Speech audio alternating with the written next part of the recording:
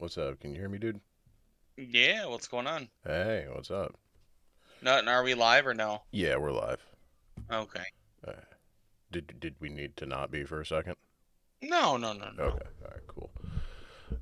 Damn, you're on it, man. I really appreciate you this weekend. You have come in clutch for sure. I appreciate it. Don't even trip. I got it. Eh, let's see what we got with. I have the Prima Vista. Do I just want to save up for the Prima Vista Pro, or do I want to start buying attachments? Because I got a. Get my ass in Power Watch Simulator.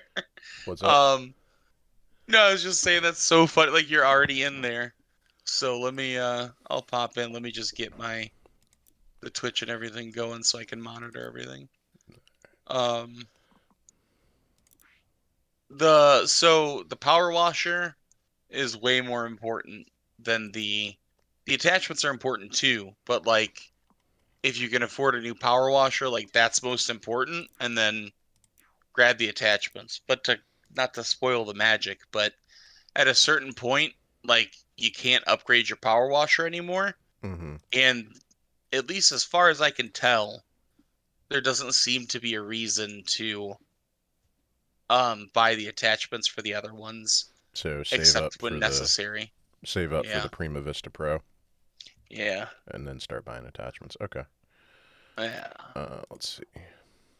I do want to do a shout out to a Twitter account, Crazy Ass Moments in New Metal History. Yes, excellent Um, account.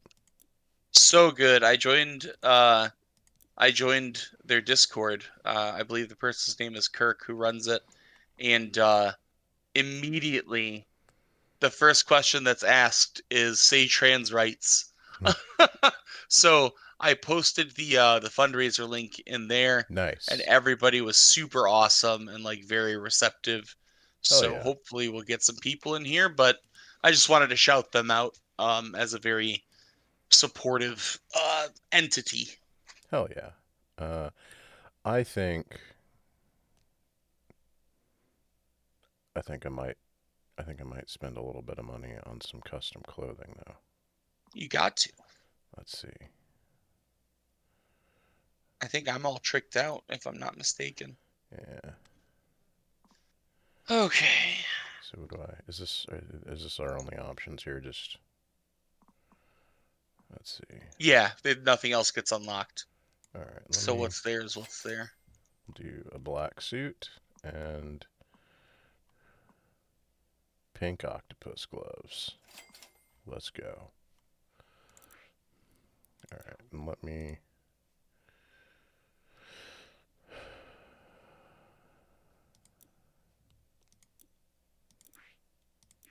Career mode. So we got to do one of these two. Let's do this. And then I'll bring in. And John Duncan, I think, is going to be here in like an hour. So that will be cool.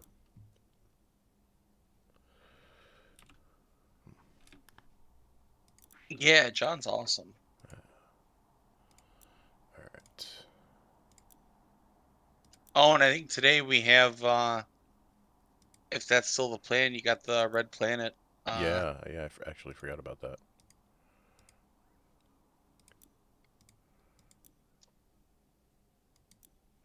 Huh, it's only letting me invite friends from Steam now for some reason. oh, because you have friends only. Yeah, it won't let me change it. Well, you got to turn off co-op, Okay, alright, cool, cool. There we go. but I need just a second. I'm reposting the thing. Gotcha, cool. Um, Just let me know and I'm gonna start working on. Absolutely.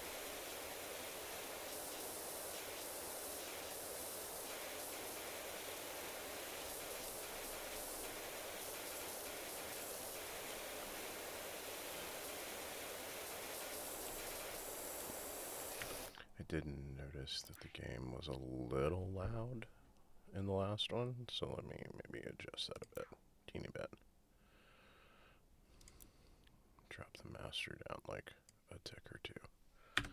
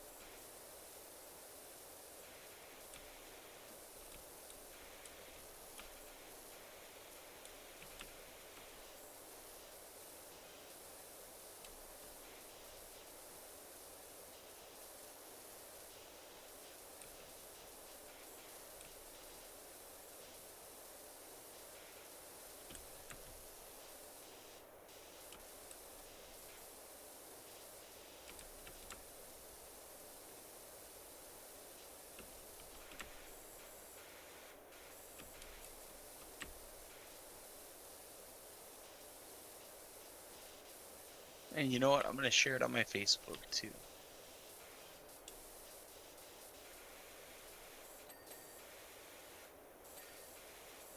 And I'll share it on Bread and Roses even. What's that? It's you remember Something Awful? Yeah.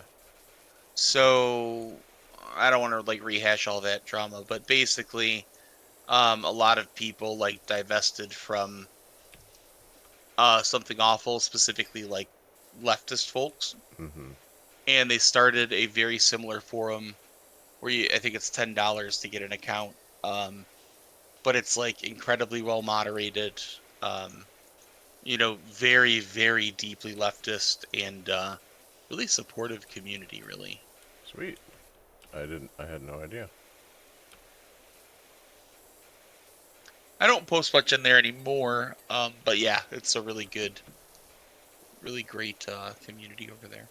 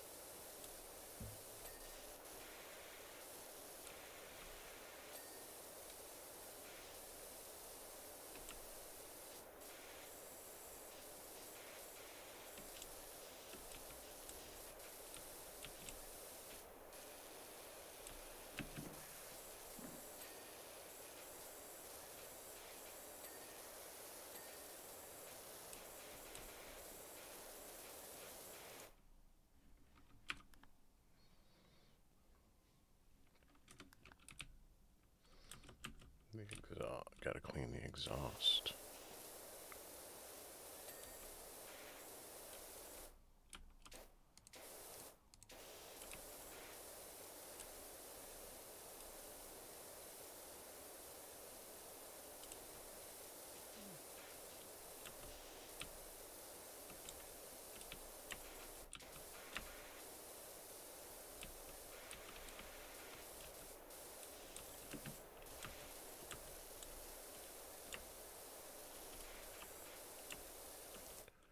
I don't I don't know what it's talking about. The exhaust is completely clean. And then what's the? Oh, I should probably put it.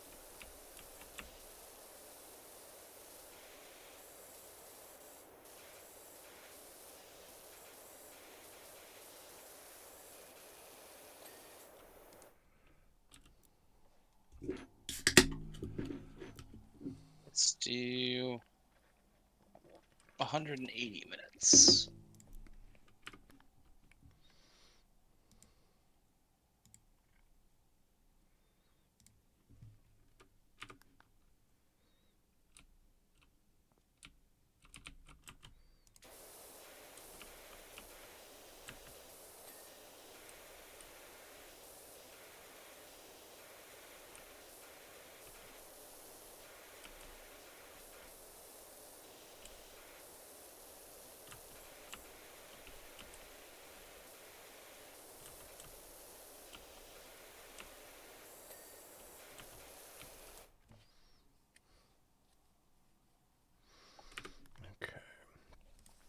Defender.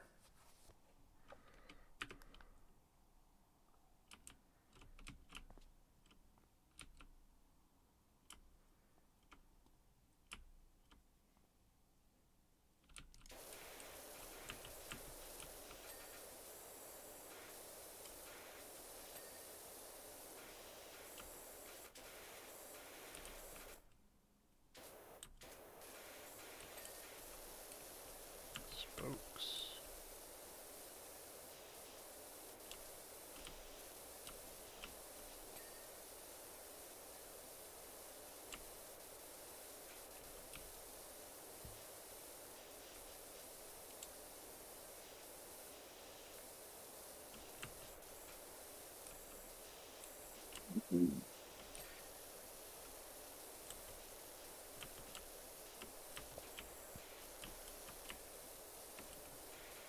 All right, I got the thing pinned. I posted it on a number of different communities. I retweeted it on Twitter. Um, and I'm posting it on Facebook now, so we should be good to go here in a second. Dope. Thank you so much. I really appreciate that. Thank you for organizing it. Like, Yeah. you keep like shirking it off, but honestly, like you said, chasing cats the other day, like that, it's work in and of itself, you know. Honestly, like, it's really not that hard if you're completely okay with being really annoying. Like, Right. like if you just are like, you know what, I don't really give a shit if anybody's annoyed with me. I'm just gonna spam DM everybody I know, and like probably like 30% of them are gonna show up if I'm lucky, and that's what happened. And you just got to be okay with being an obnoxious little dude for a good cause. Once you get past that emotional hurdle, it's just typing. It's like Right. an hour of work. Dope. Adam's coming on too. Hell yeah. Um, let's see. What do I want to do? Let's go back to career mode. We got to do the boot. Are you in a position where you can do the? Oh, you know what? If you wanna pop in the boot, and I'll just type the code, and then I'll be in there in like 2 minutes. Okay. I'm just getting this finishing up this post. Okay. Let me get you the. Here's the code. Okay. 1300941. Got it. Dope. I'll be in there in a second. All right. Big boot. Dirty boot. Oh, there's scaffolding. Oh, I always forget I have like a Facebook page. We love this. There's the gnome. We love Yeah. a. We love a scaffold though.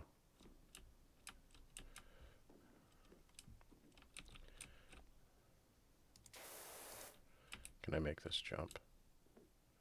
Oh, fuck, I fucked it up. I fucking fucked it. What happened?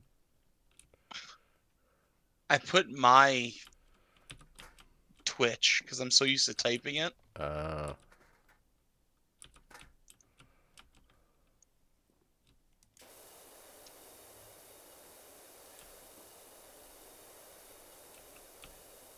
I'm gonna do this like a real professional power washer.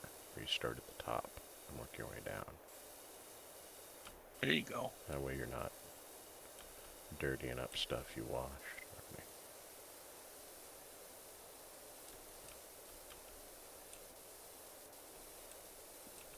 I was thinking, honestly, like,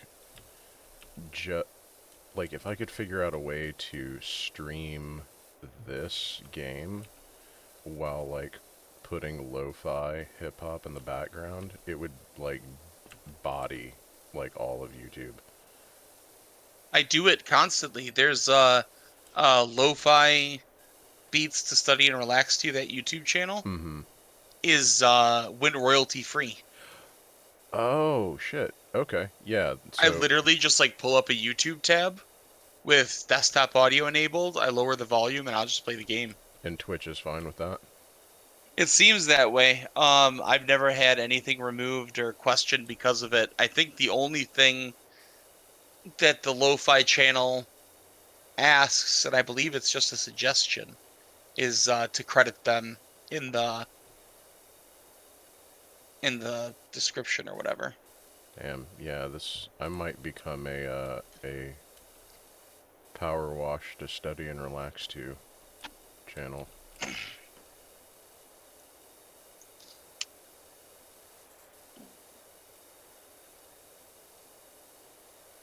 Okay, there's that.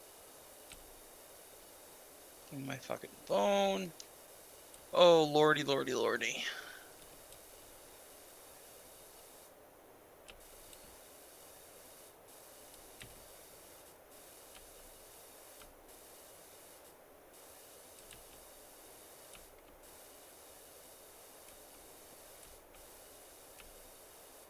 Okay, that gets it in a lot more places, and I'm hoping on Twitter that as people pop in, they will share.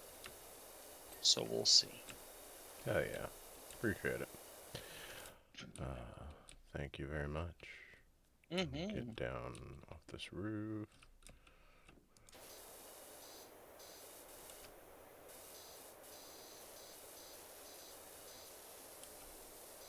Mo Black just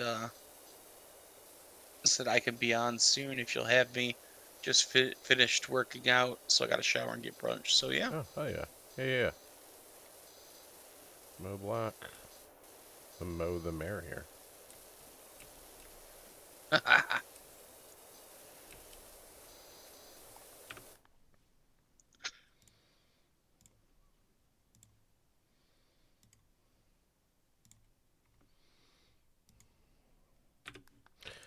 right, and why can't? Oh, the ladder's in the way.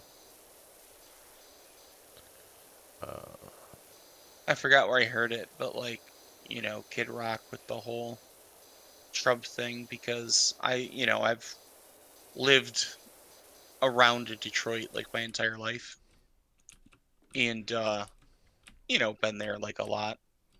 Um but like people always, and I think it's like this for any major city, like anywhere anyone lives, but like people, I don't think a lot of people understand like the major cities and suburbs like according to location. And so they always call him like, the Detroit Cowboy. Um and like he grew up in a mansion literally an hour away from Detroit. Like a suburb of a suburb in a much whiter suburb of those suburbs an hour away from Detroit. Um and I forgot where I heard it, but it's the only way I can think of Kid Rock anymore. And it's no shame to addicts or anything, or anyone like going through addiction. But somebody once said Kid Rock looks like the guy, like Kid Rock looks like a guy that knows exactly how much Sudafed you can get for a catalytic converter. And I have it like it's lived rent free in my head Yeah, forever. uh, and it's a shame because he absolutely doesn't. Yeah, like he's for sure not that dude. He No, has made a career out of making people think he is, though.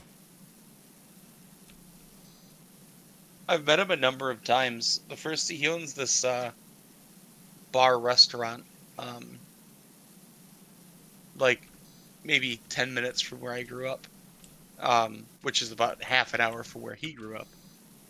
And he owns this like bar restaurant thing, or co-owned it. Um,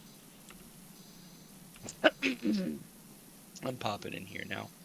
Um, and I was sitting at the bar, like while we were waiting to be seated, and my buddy you know, was talking on the phone or whatever, and they played that Werewolves in London, Sweet Home Alabama abomination that he recorded. Mm-hmm. And I was talking to like some random person, I think the bartender at the bar, and I was just like giggling about the song. And this guy sitting next to me was like, "Oh, you don't like that song?" And I was like, "No, the dude's a dipshit. He rhymes things with things. Like this whole thing wasn't hard, and somehow he still fucked it up." And he like looks at me kind of funny, and he goes, "You know who I am, right?" And I was like, "What?" And he just got up and walked away. And then the bartender goes, "Dude, that's Kid Rock." And I was like, "No way!"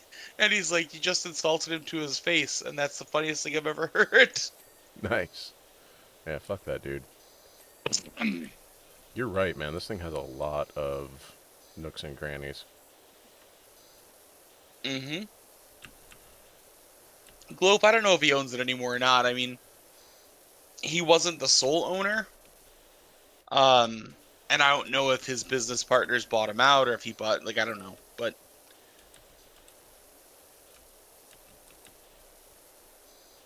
oh, hell yeah. The Prima Vista 3000.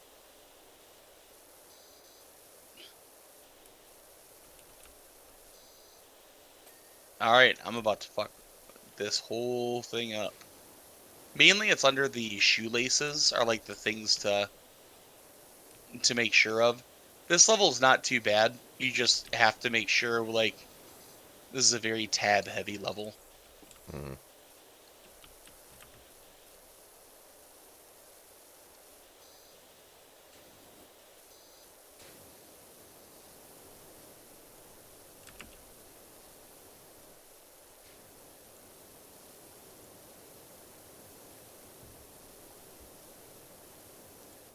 Soul Bunny says they'll be on in an hour. Cool. Cool, cool.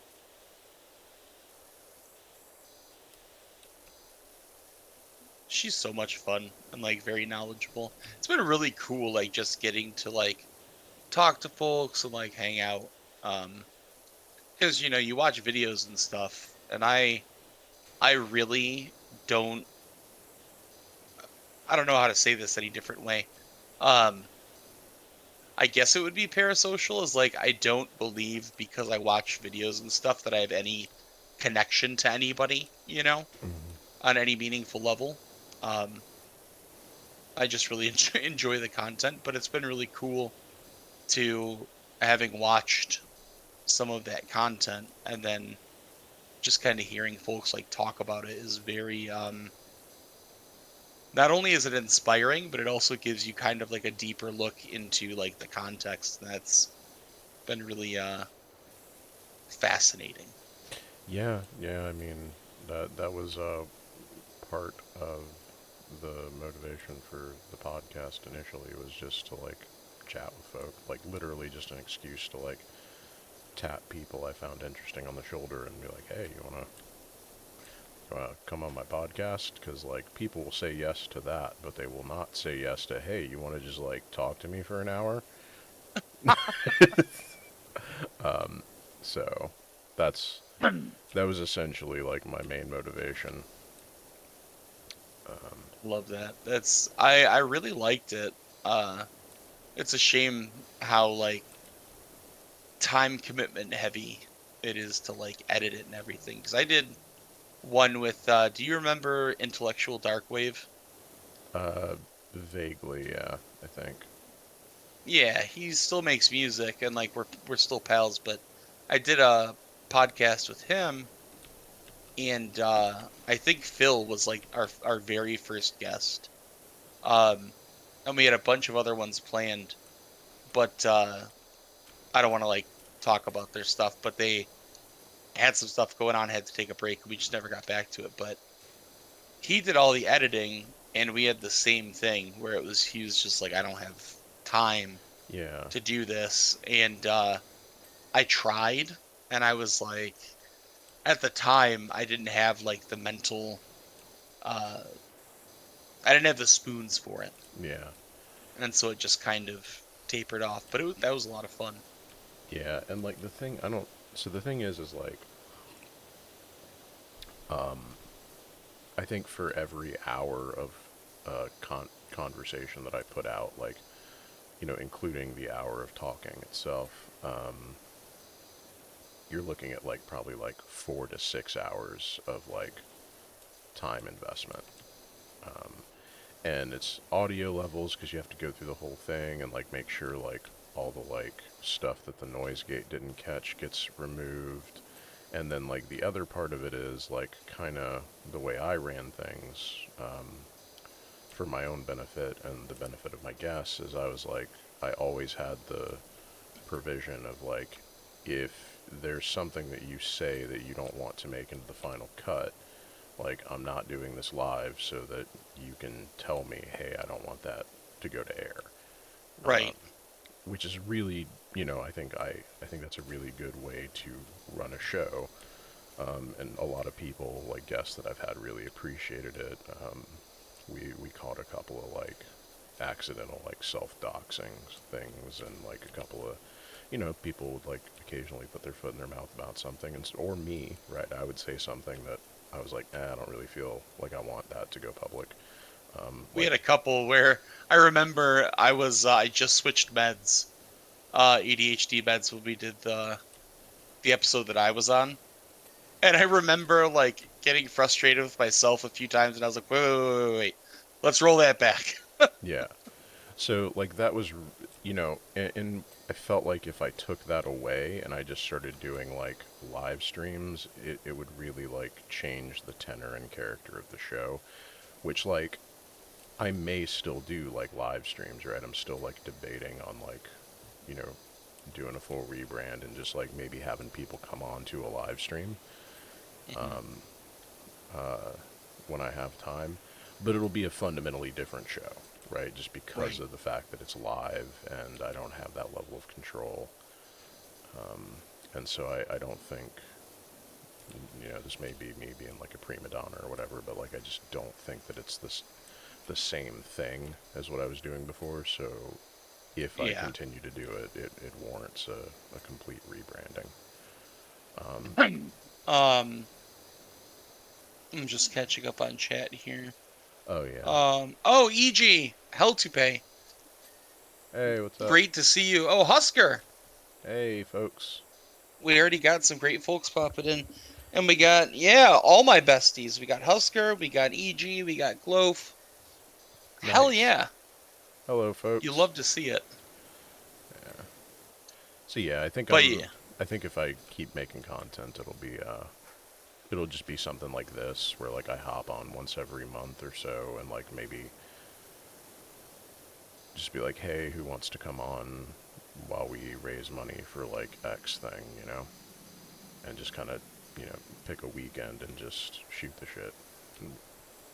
hell yeah. Yeah, if you're not in it, like, the thing about streaming is like, and like I'm in a weird position myself, but like if you're not in it for the money, and you have like stability and stuff in some manner, it is like just a fun thing in and of itself.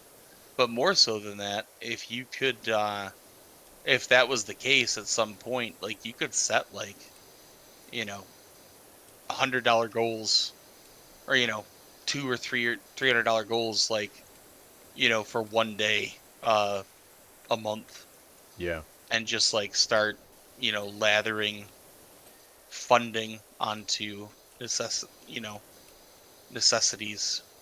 Yeah. necessary charities. Yeah, just have like a running, like, hey, we're gonna pick this thing, and we'll just,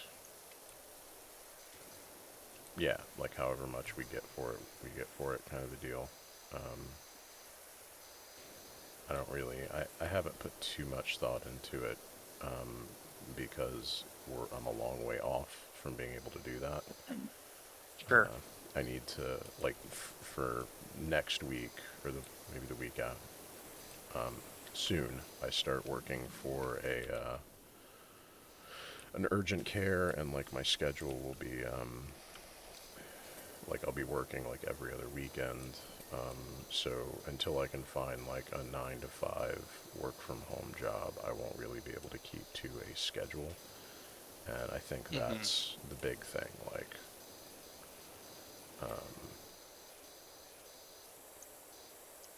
is keeping to a schedule. like, hey, every, Saturday we're going to be playing some chill game. Yeah. Come on through. Or every, like, Wednesday or whatever. Like, I think the schedule with streaming is really important. Is what, from observation anyway, just from what I've seen with other folks. Yeah, I really got to get on that. I with PT, it's really hard. Yeah. Because like at the end of the day, it's just like a work schedule, but especially when it comes to like ADHD, I have like that lost time thing Mm-hmm. where I'm like, all right, if I got something, my PT is like 6 to 7, 2 days a week, and it's like it's not even that big of a deal. But when you think about it, if I wake up at 8:30 and I get my daily chores done or whatever, and I eat breakfast, and I sit down, catch up on everything, do a little bit of work. It's 1 p.m. and then to stream, it's like at Adam, what's up? Hello. Oh, hear me? Yeah. Check it. Excellent. Yeah, let me turn you up just a teeny bit. Okay, cool. What's going on? Hello. Sorry about that yesterday. What? Oh no. No, you're good. I was not like what was you said that they were like way stronger than you thought. Yeah. Uh, And they and they get and us I all had to eventually. and I had to my daughter, 16-year-old daughter, was running lights for her high school musical last night, and I just needed to lie down just so I could just get Yeah. prepared for that, because that was watching. Yeah, okay, it was a trip. I mean, quite literally watching. They did Mean Girls, Oh.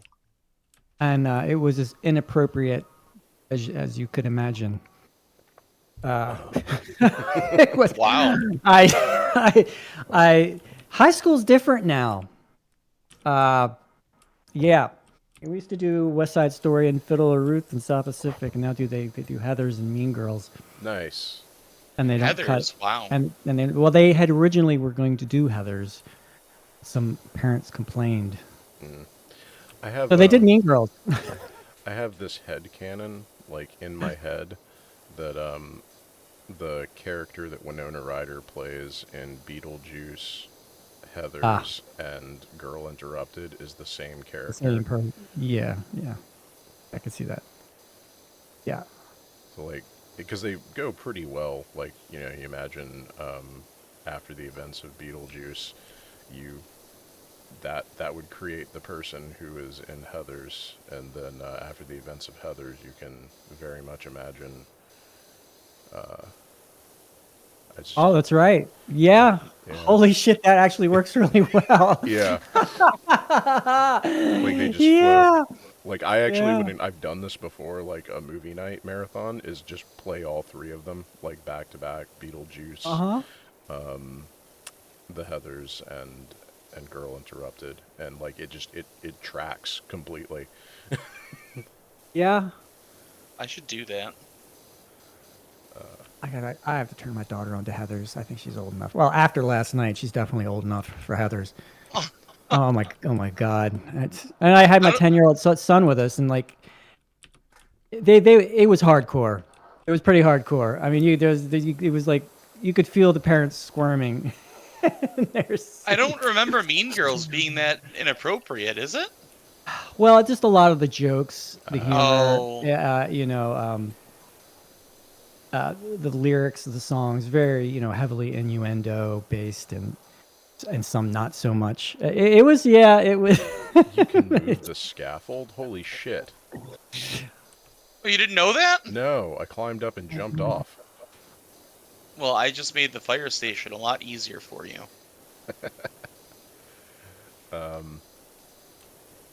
I remember watching Heathers for the first time, and this might be a hot take, like, please cancel me, but I love I love the first Charlie's Angels movie from the 90s. Huh? I'm just in love with it. Like, it's incredibly sapphic and very like I don't know. Christian Slater in that film is so creepy. As corny as that movie is. And I had seen that movie a million times. I saw it in theaters, but when it came out, but I remember seeing Christian Slater in Heathers, and it's just like a whole different level, you know, of Uh-huh. just odd, creepy. Um, Just the I don't know most. how to say this any other way, but like he doesn't sell it, but like that's what makes it creepy, if Yeah, that makes any sense at all. just the most like horrifically like chill homicidal Jack Nicholson impression that's ever been. Yeah. Exactly. Now, would Pump Up the Volume be a prequel to Heathers? I don't think I've ever seen it actually. I Because don't think I have either. he basically plays the same character. He's like a high school student on a microphone. Uh, Huh. I haven't seen it since it came out. However long, I don't want to think how long that was ago. But oh, that's where I am. Um, We should do a movie night. Like, Mark, make your Discord server, Yeah, and we'll just get like a bunch of folks. We'll all like mute, just like watch movies and talk about it afterwards. maybe. Let's see. Boot walls, banister, walls, windows, window frames.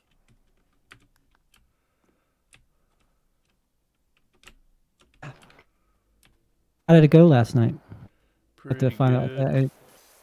We're up to like 700 something, which everybody in chat, if you can, share the stream. We're raising money for Trans Lifeline. If you share the stream regardless, and if you can, throw a donate in the donate link. Every little bit helps. We're reading out donations on the hour, every hour, so, because I am incompetent when it comes to setting up stream stuff. But yeah, donate to a good cause. We're going to be here till 8 Eastern time. What are you looking for, Adnan? What do you mean? Oh, just like I was wondering what. I'm trying to find the pieces that aren't clean.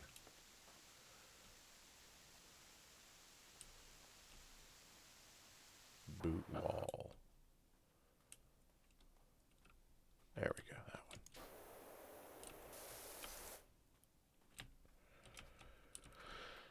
Oh boy. Okay, just checking. Husker, what? Tom Green is in what one? What movie? I Just in haven't general. thought. Yeah, I haven't thought of that name in forever.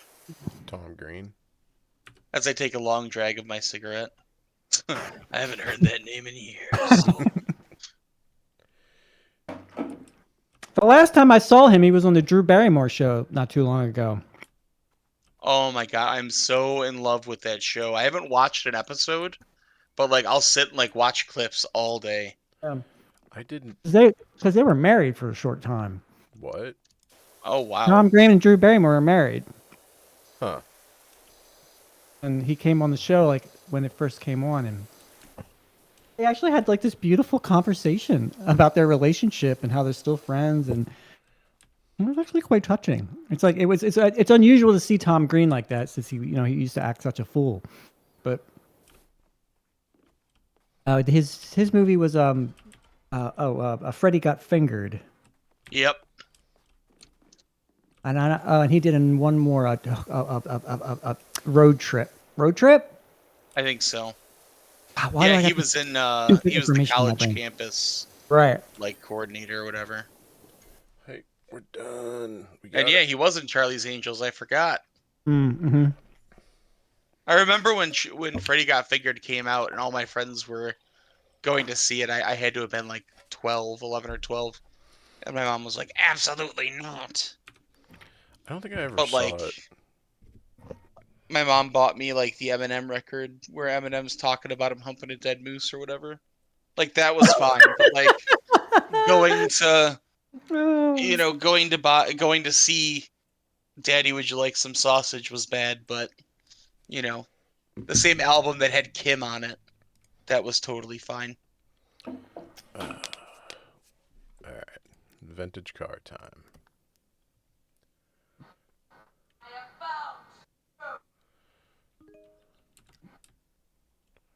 Wash me.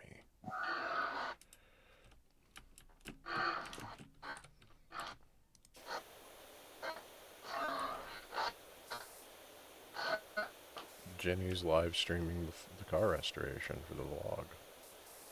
Same. Uh-huh. Boy. Alright. We got Okay. 7 hours to go. We're gonna do this. My introvert batteries are on like in shambles. But Well, we're gonna power through.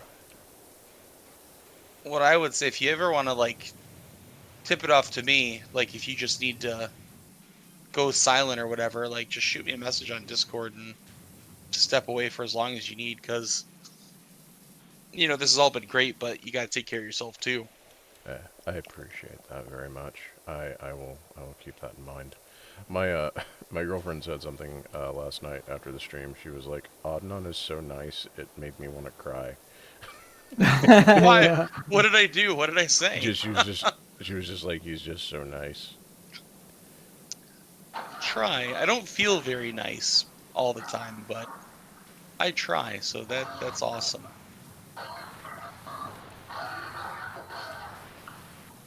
Get my ass handed to me here. What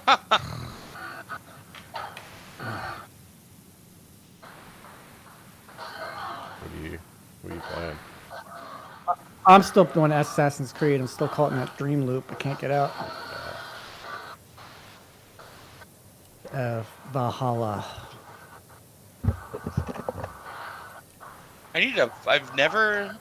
We were talking about this the other day, Adam, but Yeah. I played like Assassin's Creed 2, a lot of it, and I really liked it, but then I just kind of fell off of it, but I never picked it back up, and Adam's getting me to wanna give it another shot. Adam, do you have headphones that you can use? I am using headphones. Oh, you can hear the. Let me just turn it down. Hold on. Okay. Hold on. Hold on. I can turn it down. Appreciate you. That's not a problem. I was. Okay. Thank you. I appreciate that. Yeah, no worries. It doesn't need to be on anyway. They're in the thick of it, Mark. Yeah, I mean, like, don't lose your game over it or anything. Like, you don't have to do it right now. No. That's fine. It's like the thing is, I have it projected onto the wall. Oh, nice. I don't know how to turn that. Just. Yeah, no, like, just whenever you get, like, a break in action, you don't have to do it, like, it's not like an immediate need. Glow says it sounds like you were fighting as a xenomorph based That's on exactly the sound. Yeah. Yeah, I apologize. Okay. I know it's not a xenomorph, but do you want to know a funny story? Is when I was a kid, so I was terrified of aliens as a kid. Not the movie, but in general, like the concept. Conceptually, yeah. Yeah.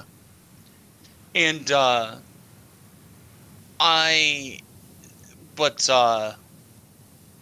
there was this movie, the movie Troll 2? Mm-hmm. My mom loved watching the Sci-Fi Network. That was like her shit, right? The Sci-Fi Network and Lifetime, so try to square that circle, I don't know, but That's a soup right there. two very conflicting ingredients. But I walked in one time, I had to have been That's why. 6 or 7 years old, and I walked in, and it was the moment in the movie where the kid's looking for his mom, and he walks down this, he walks past the staircase, and he's like, "Mom, mom," and like a baseball rolls down the stairs, and he picks it up, and written in blood, it says, "Your mom is," and then he like looks at the dining room table, and his mom is like being eaten alive by these trolls, and he just like ah, and that's like the end of the movie. Um, and I've rewatched it since and understand how ridiculous it is. Um, but like at that time, I had nightmares about that for like a decade Mm. until I found out the name of the movie and watched it and saw that it was a bad movie. But yeah, and Unsolved Mysteries as well. Like that song still will like trigger something deep inside of me to just be like fearful. Yeah. Like Like Robert investigation, Stack was a discovery. yeah. Like the Robert Stack is like really a comforting guy to listen to, but like yeah. maybe I should become like a not horrible or exploitative true crime podcast. Like is That would be I cool. don't know how to do that though. I was just gonna say I don't know like how that would work out. I imagine the best way to do it, if you were gonna do it in earnest, would be to reach out to the victims or the families to ask them, like case by case, what you were gonna cover and see if they were wanting to talk to you about it. Because I imagine for many of the crimes, like with the Dahmer documentary and the woman who like reasonably lost it in court. Yeah. And they did that whole scene. I watched this little documentary about like true crime victims, and they have like support groups and stuff because the news and the media and stuff just like eats this shit up and never like consults them. So I would imagine that a large number of them that do want to talk about it, that would be like the way to sort of Yeah, do it ethically and restore some agency to the people affected. But that I don't know. that would be the way to do it ethically and like responsibly. It would also just be absolutely gutting and like not fun.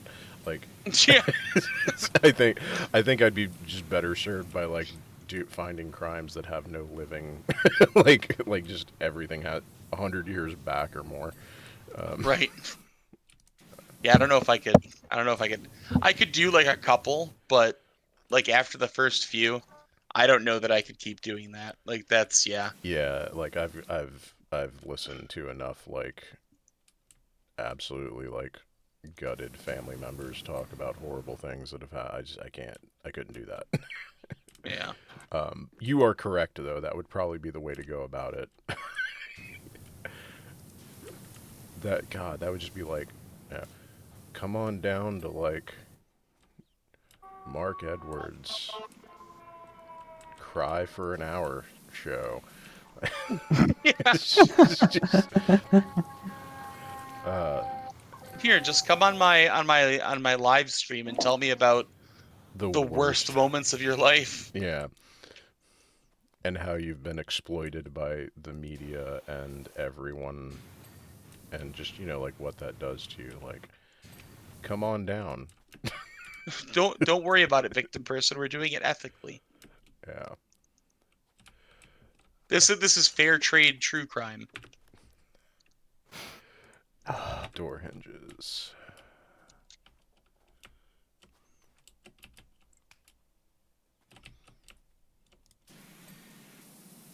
Is this story based? Yes.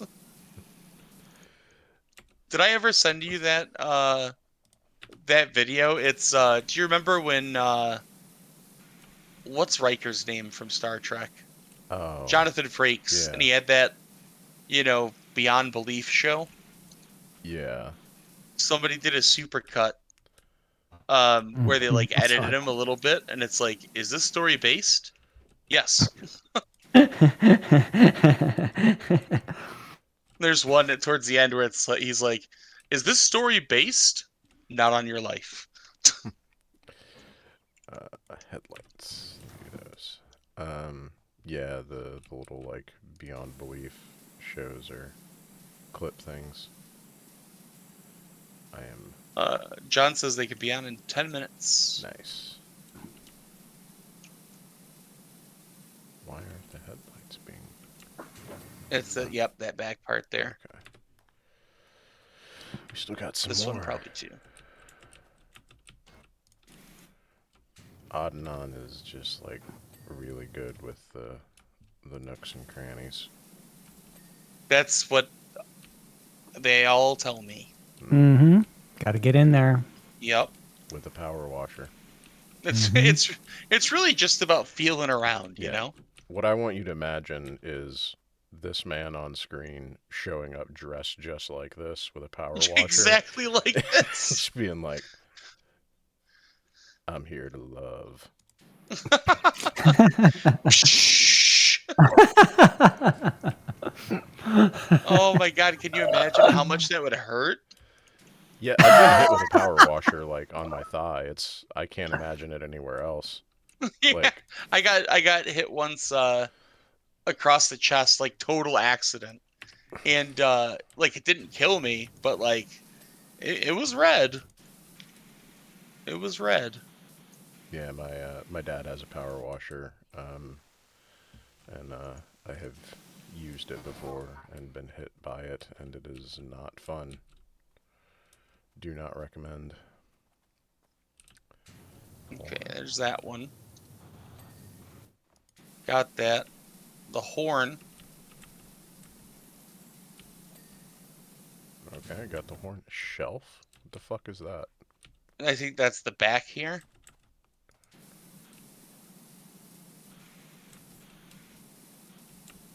I don't Oh, want to do this anymore. I got it.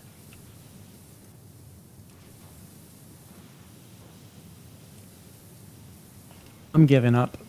I'm going back. Adam, no! Yeah, I can't do it. I respect it. You tried. For weeks. Sometimes those quit moments, like, they suck, but gotta walk away. Just not having any fun, just grinding away at this. That's how it be. You gotta just walk away sometimes. I guess I can just go walking through Scotland right now. See if anybody needs a side quest. Alright. What do we want to do? As one does. Fire station or forest cottage? The fire station is very soothing and fun. Cottage is fine. Okay. I mean, there's nothing wrong with the cottage, but the fire station is one of my go-tos, but Alright, I'll do either one. We'll do the... It also gives you more stars. Yeah. So... I knew a dude who I used to work with who actually did like he was a paramedic, a very, very bad paramedic, who should not have been a paramedic. He's now a training officer, so you know that's How that goes. yeah. But he got in big trouble because he was power washing the driveway at the fire station where he was based out of, and he drew like a dick and balls on the driveway with the power washer, and it like stayed there even after it was cleaned because he did it with like, I think he did it with like soap or something, and it just like, there was a permanently faded dick and balls on the power washer until they like deep cleaned it. That's hilarious. So I was telling my partner, I think I posted it in chat, but I was telling my partner about the dick weaved hammock, and they were like, "Oh, so a penile textile?"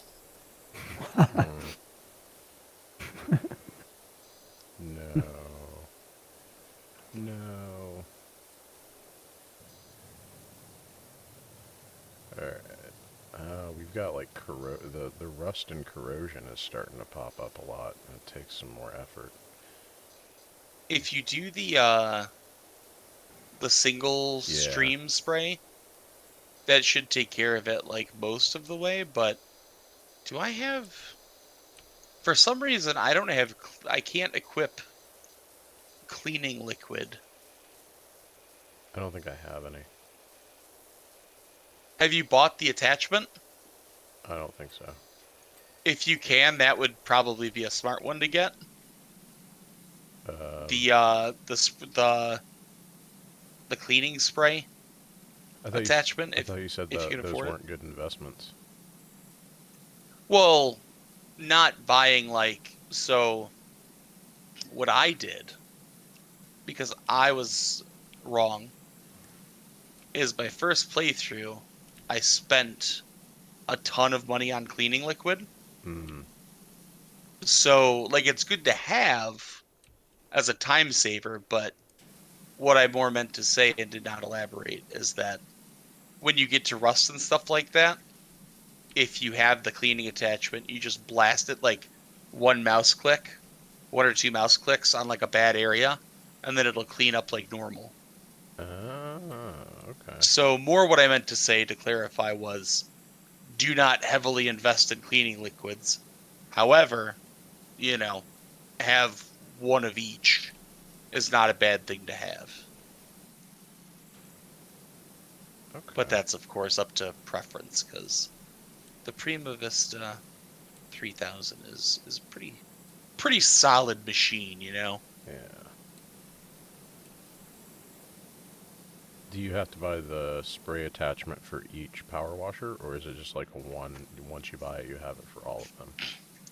I believe it's for each one, but there's only one more power washer after this, so I'm not in any dire need for it, but Yeah, I think I might just wait and get the main, like the it's not a final, bad idea. the final one, and then buy attachments for that one. I don't think that's a bad idea. We got plenty of time to power wash. I didn't expect to be playing it this much this weekend. Same. When But you know what?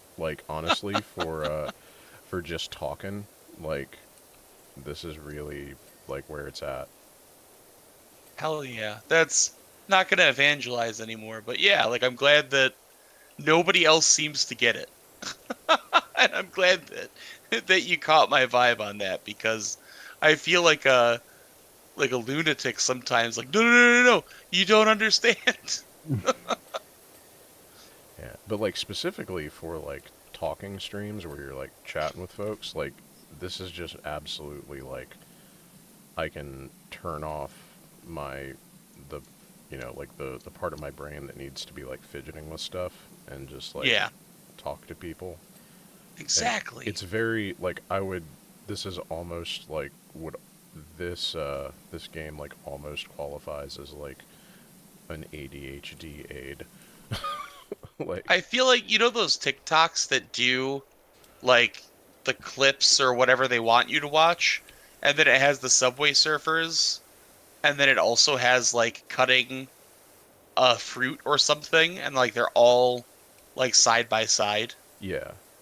This feels like that, especially for a stream where I mean we've gotten into some heavy shit, and so it's somebody can tune in and they're not obligated to watch what's on the screen, but if they want to just vibe, it kind of gives that, I feel like. Yeah. I am slightly off put by the fire station because I have spent a lot of my actual life cleaning up after firefighters fuck ups. Oh no. So this is we got John. Let me bring John in. John, what's up?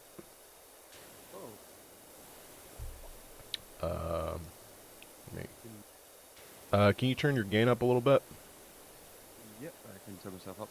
Is that better? Probably about twice that. Is that better? That's perfect. Thank you. John, what up? No, I'm slightly hungover. Nice. How are we all doing here? Doing Hello. good. Right there with you. Power washing. Yeah, Tell feeling tired. tell folks who you are and where you come from, and then we'll do Adam and Adnan again because I forgot this time as well. Sorry. It's okay. Yeah, I'm John. Run a YouTube channel called John the Duncan. I guess I'm from Scotland but live in London right now. Sweet. And Adam, if you want to tell folks where they can find you and who you are. I'm Adam Fellows. My channel is the Anarchy Funhouse. And I'm on all the socials that you can find me. Sweet. Adnan, tell the people what they need to know. I'm Adnan. I write a horror comedy comic called Horserer with one of my best friends. It's about a horse sorcerer fighting over a VHS copy of Top Gun. And I'm on Twitter and Twitch and everything, just ODDNON. You can find me basically anywhere. Excellent. What's going on over there in London town, John? How you doing? Oh, I mean, I'm just barely coping with the heat, basically. The heat wave hitting the UK, reaching the temperatures that above which I cannot function as a human being, which is, for me, roughly about 25 degrees Celsius. Um, we've had Queen's Guards collapsing, or King's Guards, whatever the fuck they're called now, collapsing in the heat, playing the trombone, which is a wonderful, wonderful symbol of imperial decline. I love that video. Cracked me up. Like Yeah. that was really funny. That was great, wasn't it? Oh my god, this roof is so fucking gross. Oh, they got a fire tower, or like a burn tower. Okay. Yeah. I have been inside one of these, and it's awful. Like, I don't even know what it's for. so it's like for training, a bunch of different like technical rescue stuff, and I see. so like the idea is that this is a building that you can like do controlled burns in, and you can practice like movement through a burning building, and fire, like putting out fires, and then once you get to the top, you can, let me see if they actually have this in here. Oh, this is so gross.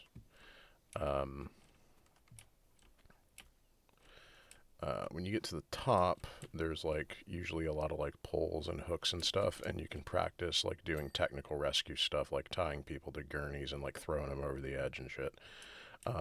But usually what they're used for is to haze firefighter recruits and make them put on weight vests and run up and down these stairs all day. Mo is in the green room. Sweet. Bring Mo I on. was gonna say, John, it's record. Is it record breaking right now? No, not right now. Okay. Last year it got up to 40 degrees in London, which is, genuinely, I think everyone would agree, fucking horrendous. Yeah. I managed to escape up to Aberdeen during that period for a wedding, which was lucky because I might actually not exist at this point if that had happened. Mo is now in the chat. Mo, can you tell folks who you are and where you're from and what's going on with you? Yeah, sure. First of all, I think my mic's working, right? I see green circle, so everything's going okay. Yep, everything's So good. awesome. Yeah, so yeah, I'm Mo Black. I guess I'm a leftist based in the US. I started mainly doing blog posts, sort of like kind of long form, like breakdowns, analysis of like different anime, from like a sort of liberatory perspective. And since then, I kind of branched to do more stuff. I guess like still in that space, but it's been a little bit. I think the last major thing I did was last October. I did a piece I'm pretty proud of on Chainsaw Man that you can find if you look up Mo Black and Chainsaw Man. Oh, sweet. My Yeah, girlfriend's huge into Chainsaw Man. I'll direct it's her really to that. good. It's really good. Yeah, it was basically just about like trying to understand, because I think the author Fujimoto Tatsuki, like has authoritarianism on the mind, at least in part one. I have no idea what he's doing in part two. Um, so I wanted to speak to that and write about that. And yeah, anyway, I'm just happy to be here We're happy to have you. and talk to all of you. Oh yeah. Yeah. Yeah, we were just discussing John almost dying from heat. Oh my gosh. I mean, not really. Just that the temperatures are not suitable for someone of my disposition. I'm like I a see. I'm like a Victorian waif child. Um, Just, you're like the kid in the secret garden. I wonder if You have an AC, John? Do you have an AC? Your no, air count? Yeah. absolutely not. Yeah. My flat is very good for in the winter. It retains all the heat, so we barely have to put the heating on. But in the summer, it just means that it turns into this oven, Oof. which is not ideal. The closest place that has AC is a cafe, which is just round the corner, which is basically how I survived last year. I imagine it will be the same as this continues. Yeah, I didn't even really think about that until a couple of years ago when, people were really complaining about the heat waves in places that traditionally do not have them. That most people, well, maybe not most, but there's a lot of places where you just don't have AC because Yeah, you don't most need it. places. Yeah. Which like I'm from like the American South and like it Yeah. like the summer here, like you walk outside and it's like being in a tropical fishbowl. Like Yeah. Well, see, like I'm out in Michigan, and like well, the lake effect makes it like pretty wild, but for the most part, like it's fairly chill like out here, but like we still have AC. Like that's a pretty standard amenity. So yeah, it. I don't know, just going off what Mark said, like understanding that like it's just a lot of places just don't have it like as a standard, you know. yeah, I was in London. I was in London like 2 years before the pandemic, and like that one of the weirdest feelings was like being in the tube. And since I've been in New York for 30 years, it's like whenever the subway doors open, you just get that blast of cold air. Mm, Like being on the tube and having the doors open and it just be like warm, stale air. absolutely roasting. Yeah. It was. Yeah. Absolutely will not be going near the tubes if like any day that it gets vaguely warm. The Elizabeth line has air conditioning. That one's safe. The rest of them can go fuck themselves. But I wonder also if it has something to do, because obviously most buildings in the United States are kind of newer than I think anything in Europe, because I mean reasons that are not unfamiliar to any of you. So I wonder if it's just like, because like in the U.S., anytime they build a building's like 20 years old, like okay, you can just like put air conditioning in. But if you Yeah. want to revamp a building that's been here for like 200, 300 years or something, with AC, that's a little bit of like a different story. I mean, I live in a building that's like 2 years old and it's no AC. And there's still no AC. Okay, Yeah. yeah, I guess in this specific case, it doesn't come up. Yeah. Well, it wasn't needed for so long. I mean, you didn't need AC. That's Yeah, I think these new temperatures are really stretching our sort of civic building. Yeah. It's okay though. Everything's fine. Everything is fine. Everything's fine. I mean, We're not- it's not like on Wednesday, my whole city was clouded in this eerie orange glow from fires from 2,000 miles away or anything. You know, we couldn't leave the house. that's fine. It's Yeah, this is fine. Fine, be all right. Don't worry. It's about just it. it's just Go spicy jogging. air. What are you worried about? Yeah. Go do some yoga in front of like some burning tires. Well, we know it's we know it's going to be fine because the British Labour Party have just dropped their pledge to do any sort of investment into green stuff. I'd love to see Because it. that seems like it'd the be too perfect time to expensive. do Yeah. that, to be honest. Soul Bunny, how you doing? Hey, Hey. Hey. I'm doing good. Glad 3 days in a row. Sweet. Or 3 mornings in a row for me. Yeah, you just want to we're talking about climate change. If you want to just real quick tell folks who weren't here the last day or two, like who you are, where you're from. Yeah. I would say I'm a new video SES. I occupy in the cornbread tube space.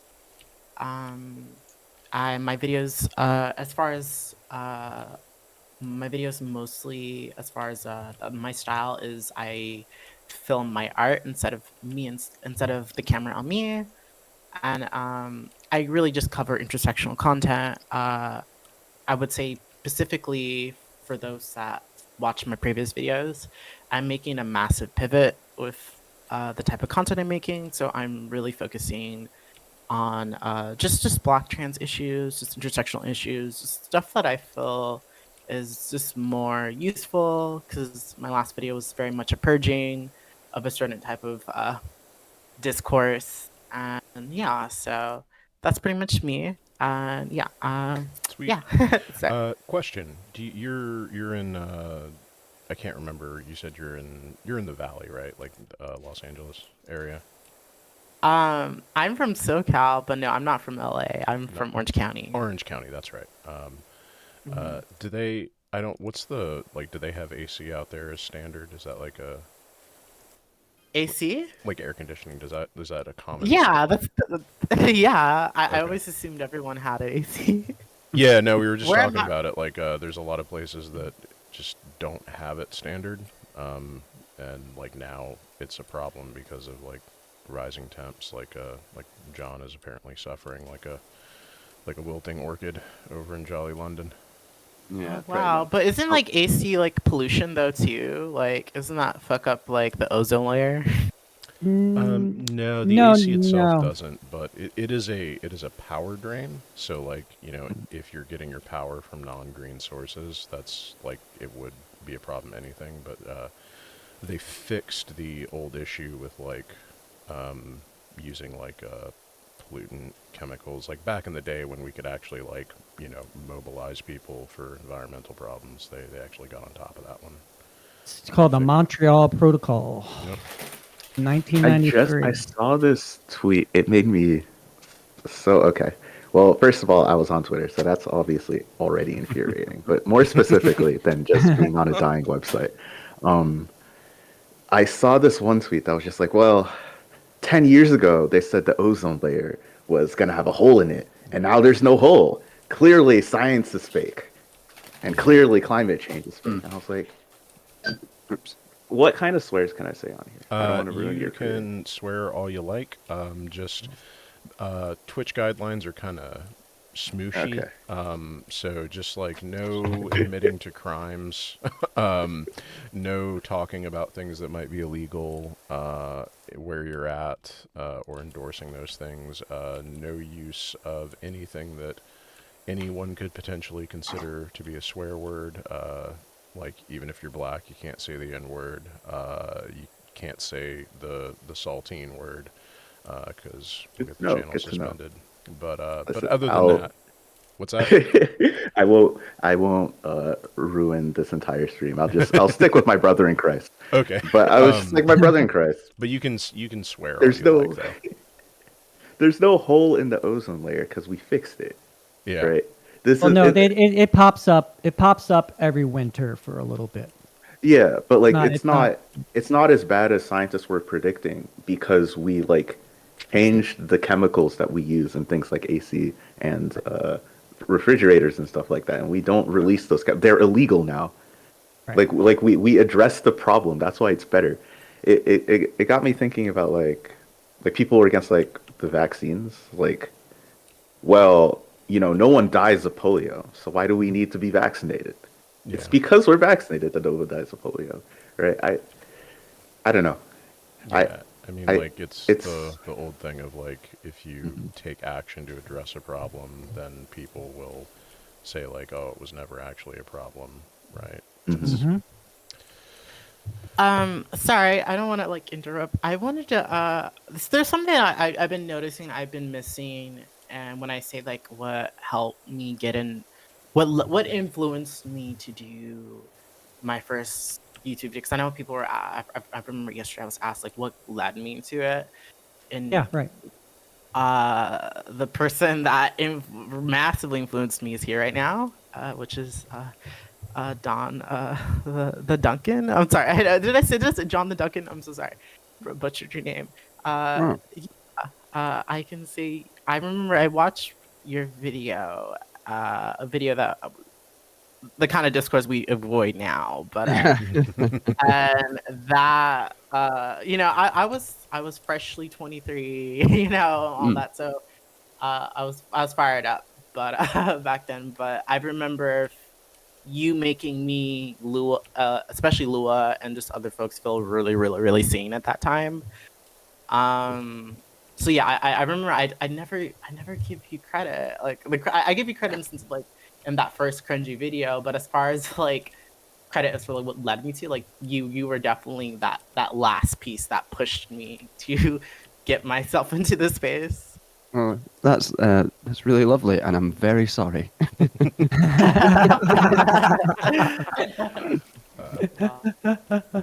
John has That John is has launched lovely. ships.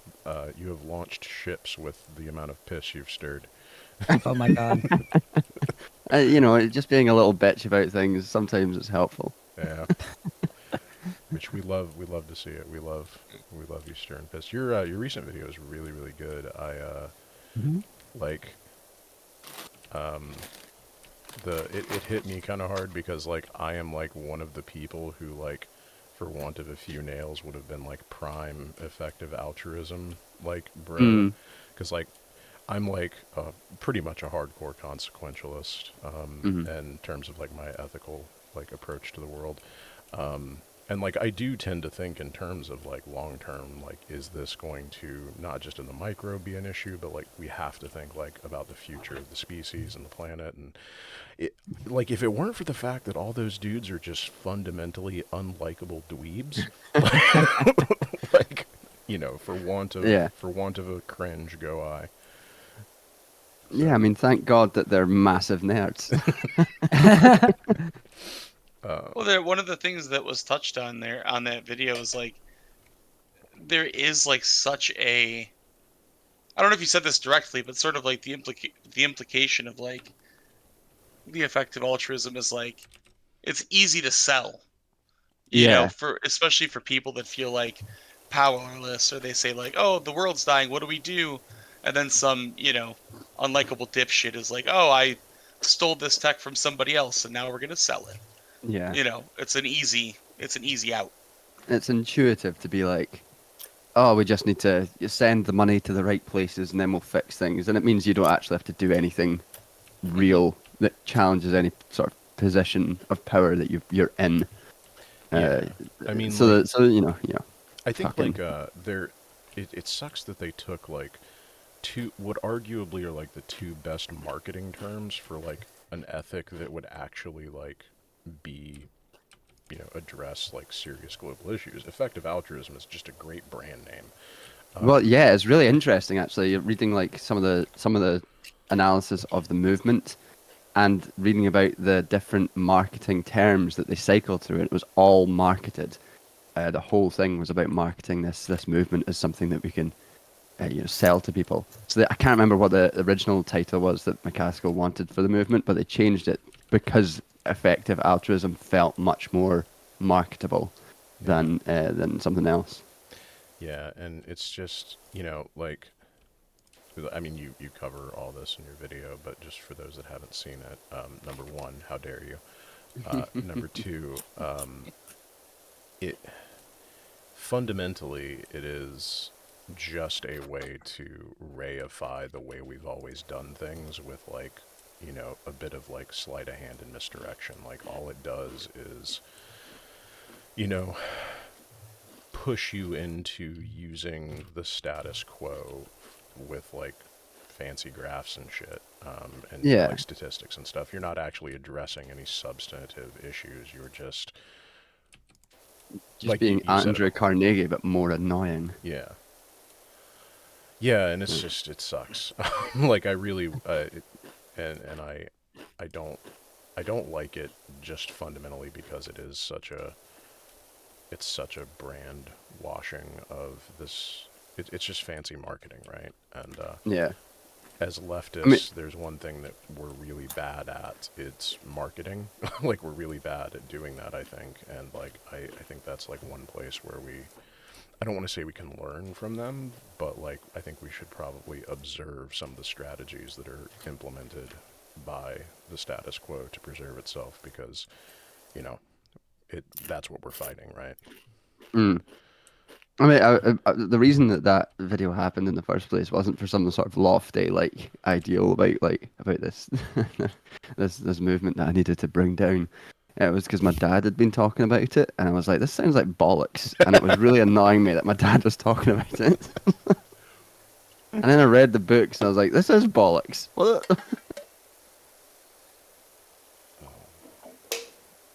And you know, it like when you and you explain this very well, is like when you first encounter it, it sounds fairly reasonable, right? Like, oh well, you know, if I'm gonna donate my money, I do want it to go to the place where it's gonna be like, you know, the most effective, and like I don't want to send my money to something that's, you know, not gonna like, but just the fact that that's how we're, you know, building the room or the paradigm where conversations about how to make the world better is being had in terms of where and how to send your money that you then have to acquire by the mechanisms that are destroying the world is yeah, fuck those people.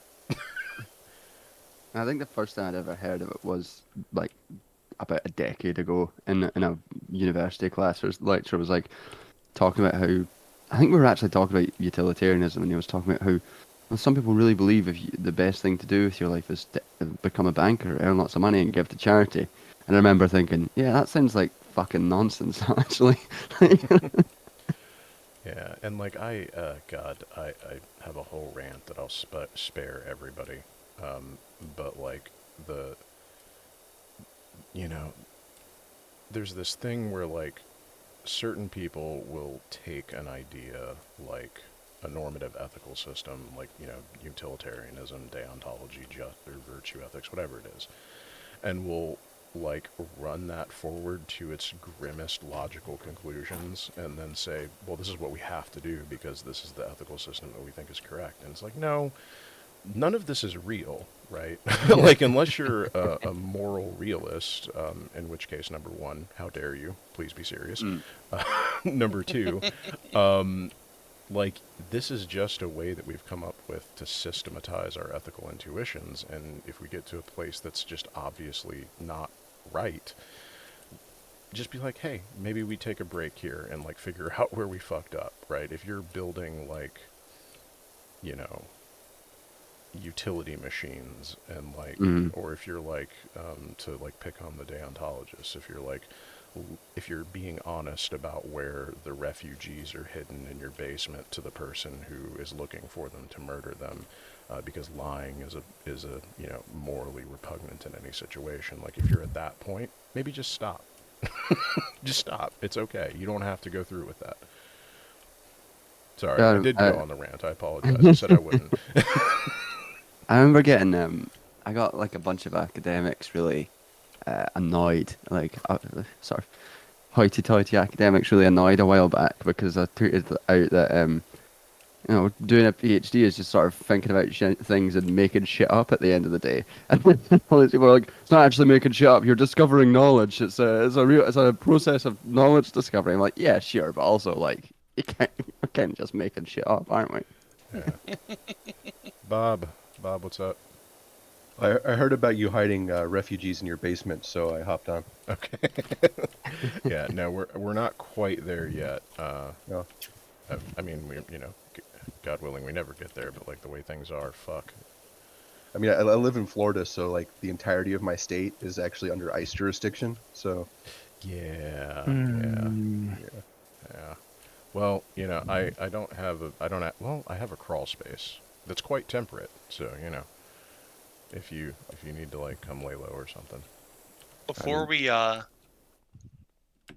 get, because this is a wonderful conversation, I just want to make sure we get check the dodos and stuff. Yeah, good call. Thank Just you. real quick. You are absolutely correct. Let's check. Oh shit, I gotta log in.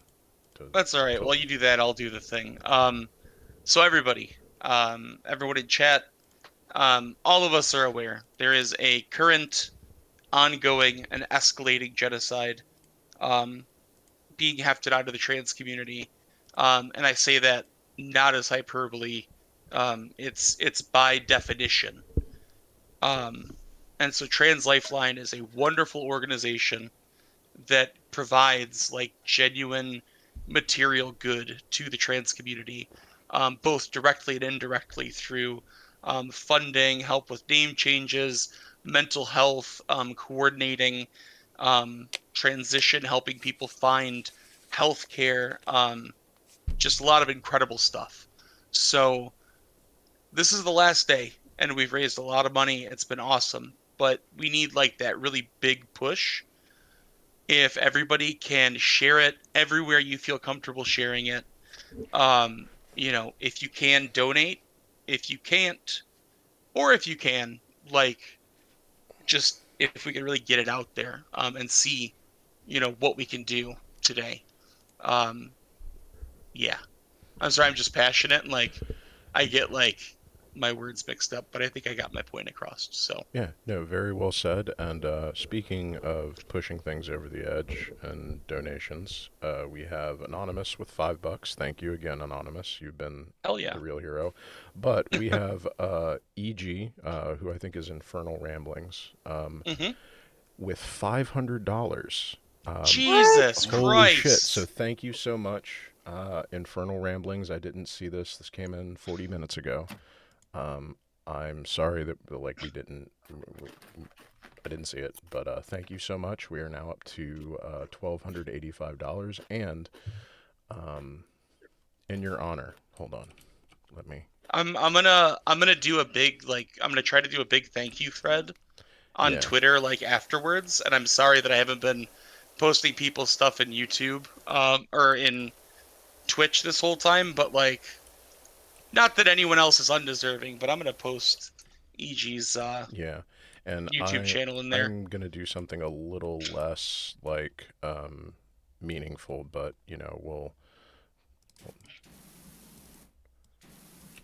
we're just gonna not. This will be the last spot we clean on this map.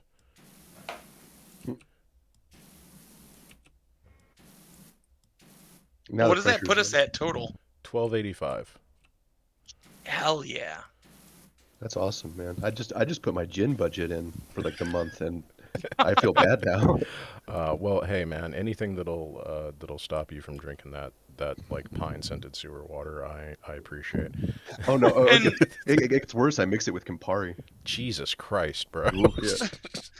I don't want to, it's not about like donation shaming or anything, but like literally every penny helps. So Yeah.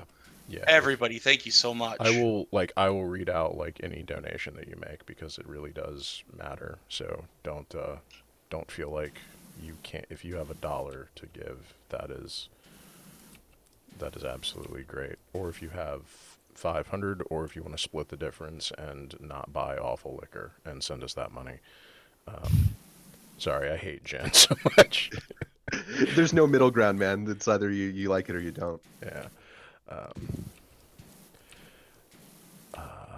I did drink. I drank gin once, like consistently, and it was or like for a night, and so like my best friend, when we lived together, his parents got him like 30 little airplane bottles of gin, and we tried to drink it, and it was just fucking awful because it's gin.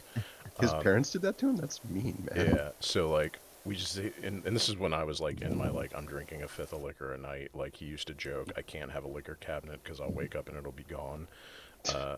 But we got real drunk one night, and we ran out of liquor, and we were like, just started drinking the gin, and like at one point, dude like was like leaning over the kitchen counter, and he like grabbed me by the shoulder, and he's like, Mark, man, I need your help, bro. I need you.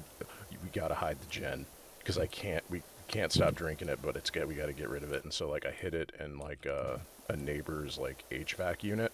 Oh no. Like I just like stumbled outside in my boxers and like opened up somebody's HVAC panel and just shoved the like last like 6 or 7 tiny little bottles in there. I have no idea what happened with that. But That's the kind of neighbor I used to be. I feel less bad about myself now, man. Like you've restored my faith in humanity by raising money for trans people, and you've disabused me of the notion that I have a drinking problem. So that's amazing. Yeah. I still feel bad though, because years ago, one of my best friends was going to warrant officer school to be a helicopter pilot, and we had a party for him, and I drank too much gin. And there's a tradition in the military where you pin the rank on somebody's chest, and then their friends get to punch it on as like a little tap. Mm-hmm. And I was a Golden Gloves boxer, and my best friend grabbed my other friend in like a full Nelson. He's like, "Punch the rank on," and I meant to pull the punch, and I didn't, and I sent them both over a table. So Oh no. yeah, well, he was okay. Oh. Well, as long as he was fine.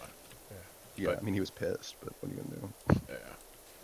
Did you like punch somebody over a table? Jesus. Well, I hit Adam, and then Adam was being held by Rocco, and they both went over the table. You know, those are the names of the people I would expect to be involved in that story. Yeah, basically. I was really disappointed in Rocco though, because my former co-host, because he had never seen Rocky until I met him, and I'm like, bro, you're an Italian dude named Rocco, and you've never seen Rocky? Are you serious? Well, yeah, thanks so much, Infernal Ramblings. We will leave this up until we, need the money for more power washer parts. So, yeah. I gotta buy this game. This is like very satisfying. You do. It is amazing. I haven't, let me hop back over. I can only see like 3 or 4 things at once. So, who we got? Oh shit, we got like so many people in the Discord. I didn't realize we were up to like 6. Hey everybody, how we doing? He said in bad host. Like I say, I'm just surviving. Yeah, I'm pretty sure we're all just vibing. I Is live in vibing the same as surviving, or is there a different connotation? I live in Florida, and they want to host the Jacksonville Jaguars games in my town, so I'm doing great I see.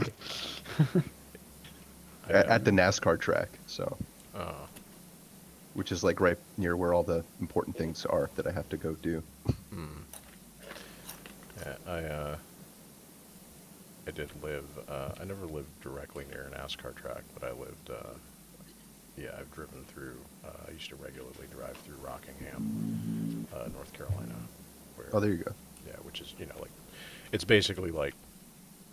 Well, I used to say Myrtle Beach was Rockingham with the ocean, but like I guess you could phrase it the other way and just be like it's like Myrtle Beach with a racetrack. This is back before they cleaned up Myrtle Beach. It's like They cleaned up Myrtle Beach. they did. Like I think within the last like 10 years, like it's like now. I mean, it's still Myrtle Beach. Like That's where I was going. Yeah. Yeah. I mean, it's but now it's like this thin veneer of like family-friendly fun. But it's. I don't actually like. I've been to Myrtle Beach a couple of times, and I don't remember any of it except for the one time where on the way back. No, that's a different story. I was gonna say. Never mind. I was gonna say that I do remember one time on the way back, my friend stole a brown bear carcass, but that was when he was coming back from the mountains. It's a different story. That's still sounds like a Florida story, to be honest with you. Yeah. Yeah, I mean, there's no- to be like, oh yeah, no, sorry, that's a different story. It leaves open a lot of questions. I gotta say. Well, so like this, he like was coming back from working as a ski.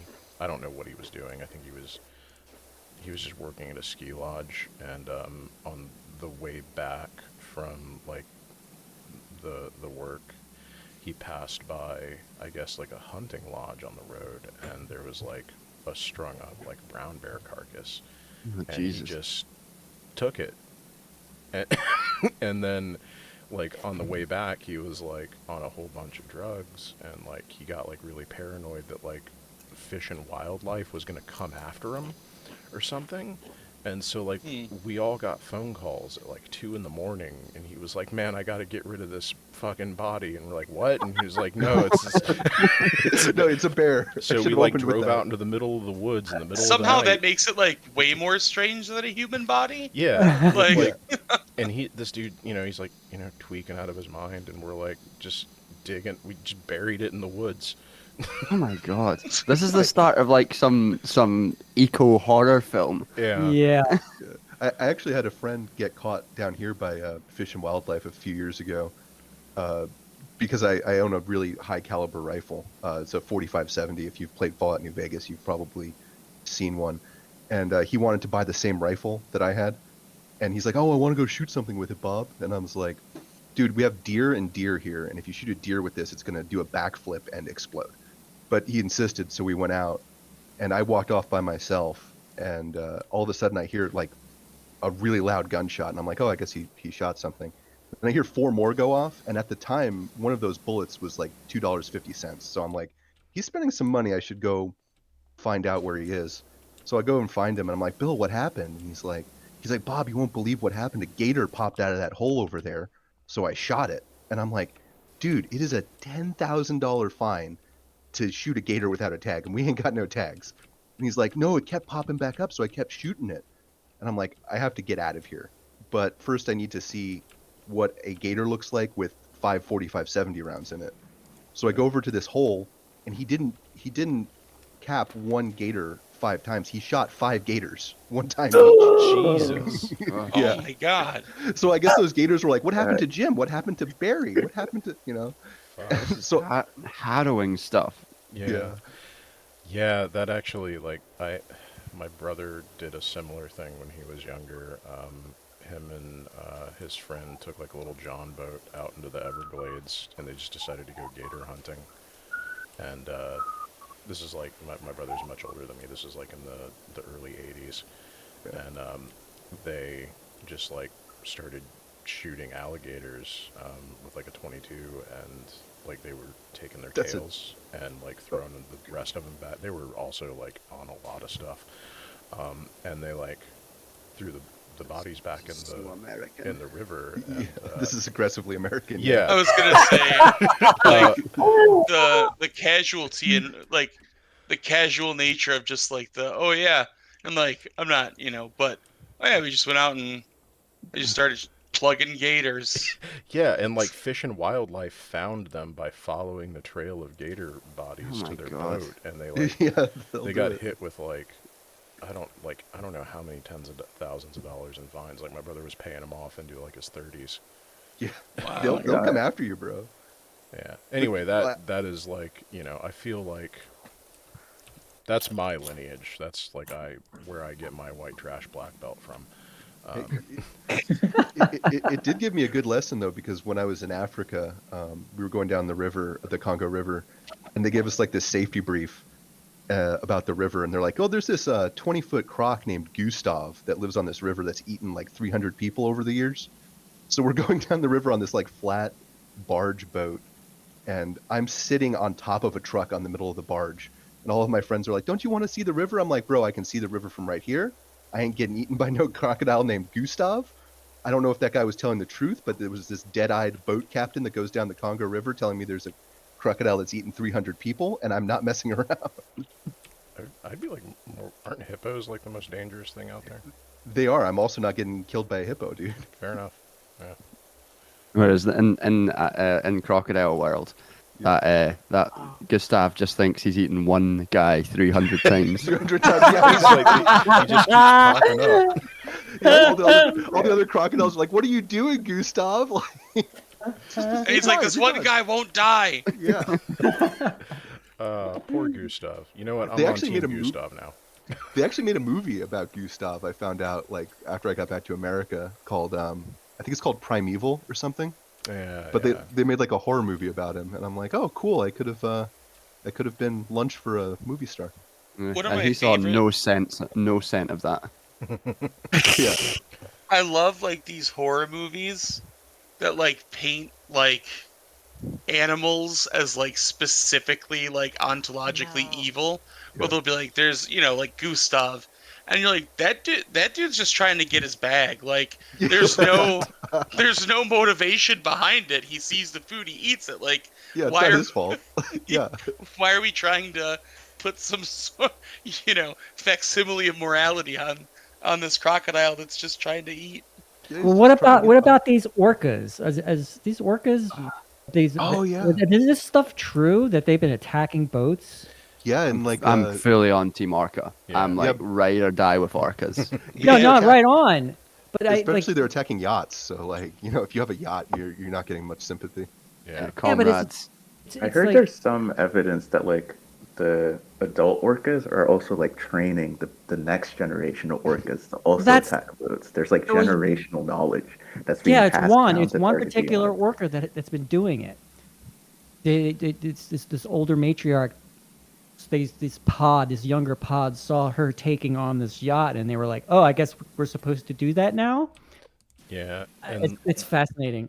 like there's some debate about like are they doing it specifically, like are we in fact in World War Orca, or because like this particular pod, as I understand it, they have like a long cultural history of like doing weird shit for fun. Like they used to like hunt like I want to say seal pups and like bounce them around on their nose, and other gruesome shit.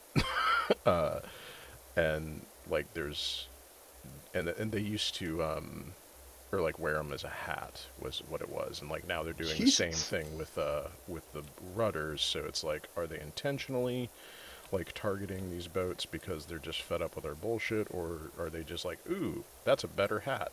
Like, and like either way, critical support for the orcas. Uncritical support. Uncritical. Uncritical Yeah, support. no, I'm down with the Can we- orcas, man. Well, Can we I only help say them? critical support because I do have some concern about what would happen if if they're the people that they're targeting decide to fight back, which is like the wealthiest people on the planet decide to go, let's Oh, do go an orca genocide. What I will say is, I'm not breaking Twitch guidelines here, and I'm not saying that it should happen or that I want it to happen, but I do think there would be some humor in some of the folks being worn as hats by orcas. Like, I'm not advocating for it, but I am saying that should that happen, absent of my influence, that would be very funny. It's called dramatic irony, people. There's Not actually a serious. horror. It's a literary device. There is actually also a horror movie about that happening. The dude who played the second dude who played Dumbledore in the Harry Potter movies is like a fisherman, and he catches an orca, and then the orca's mate goes like John Wick over the course of this like really bad 70s movie and gets revenge. So I think it's actually called Orca. It is called Orca. Yeah, Yeah. it was a TV movie. I used to watch it all. Yeah, yeah. Was that a TV movie? It was a TV movie. Yeah. It wasn't. It was Richard Harris. Richard Harris, that was his name. Yeah. I got so much stupid shit in my brain. Yeah. We all do. Yeah. Yeah. That was a terrifying movie. That scared the shit out of me. I watched that movie the day before I went to SeaWorld for the first time. I was like 6. You know what? That is you want to come correct when you go to Yeah. SeaWorld. You need to like, that's the thing to do. They should show that at SeaWorld. Yes. Yeah. Oh, that would be awesome. Actually, I would definitely go to SeaWorld again for that. If they show it at SeaWorld, it like implies that they're keeping orcas in cages for protection of the human race because yeah, we know what they're capable of. You're right. That's true. Yeah, they should not show. I mean, they should probably just not have orcas at SeaWorld. I mean, They should there probably just should not have be SeaWorld. yeah, there should be a movie about orcas doing some like clandestine attacks on SeaWorld, oh my god! and I'd watch the shit out of that. I see that movie, and then like all the dolphins that the CIA fed acid to in the 70s show up out of nowhere in the climax, and Yep. just start like MK Orca. You guys are writing the best Free Willy sequel ever. I saw, and this is just Apparently, the North Atlantic is going through an intense heating. And Yeah. I read some scientists that that might be affecting them as well. Yeah. It's fuck them boats. I can't find the graph, but it was like the graph is it's unnerving because the North Yeah. Atlantic is a few degrees hotter just in the last 3 to 4 months than it's ever been. That's nuts. You also just wrote the next Greenpeace press release. Fuck them boats. Them boats. I had a question for John the Duckin. I had two questions. For one, how did you get into content? Like, what made you grab your camera? Like, what made you grab your camera and upload a video on YouTube? And I'll get to the next one after you answer that. I think that'd be interesting. Yeah, it's not that exciting. I was sort of did it in conjunction with starting doing PhD stuff, and I'd been out of writing or research for a couple of years, just working. And I was like, I need some practice. This seems like it could be fun, and I thought it'd be like good practice for teaching as well. So I was just like, yeah, fuck it, this will be all right. And that's basically it. It was just like, a bit of fun and a bit of practice for teaching. And then as it sort of gone on, I was like, I need money to live, so we should try this slightly harder. And that's basically it. Okay. And then my second question would be, what are some future content that you want to get to that you just currently don't have time at the moment? Given, yeah. Stuff I've got like going on, ideas that I've got going forward, are I've got a notes document. I mean, the one that I'm going to get to next is I'm going to do one, just like a fun one about Shrek 2 being a queer masterpiece, because it is. Okay. And I will be watching Shrek 2 tonight and starting the notes for that. And the other stuff I've got one on related to the EA stuff on technology, and the ways that people talk about technology is often very it's either just a neutral thing that is that can be used in different ways, or it's like totally evil and we need to go back to return to previous. And I think both are flawed views, and they try and do something about technology being a product of the social relations and like from which it emerges. And the EA folks are totally completely ignorant of all that stuff, and that's why they're just talking about researching, AI, stopping AI from becoming a big evil god or whatever it is they're talking about, because they have no real theory of technology.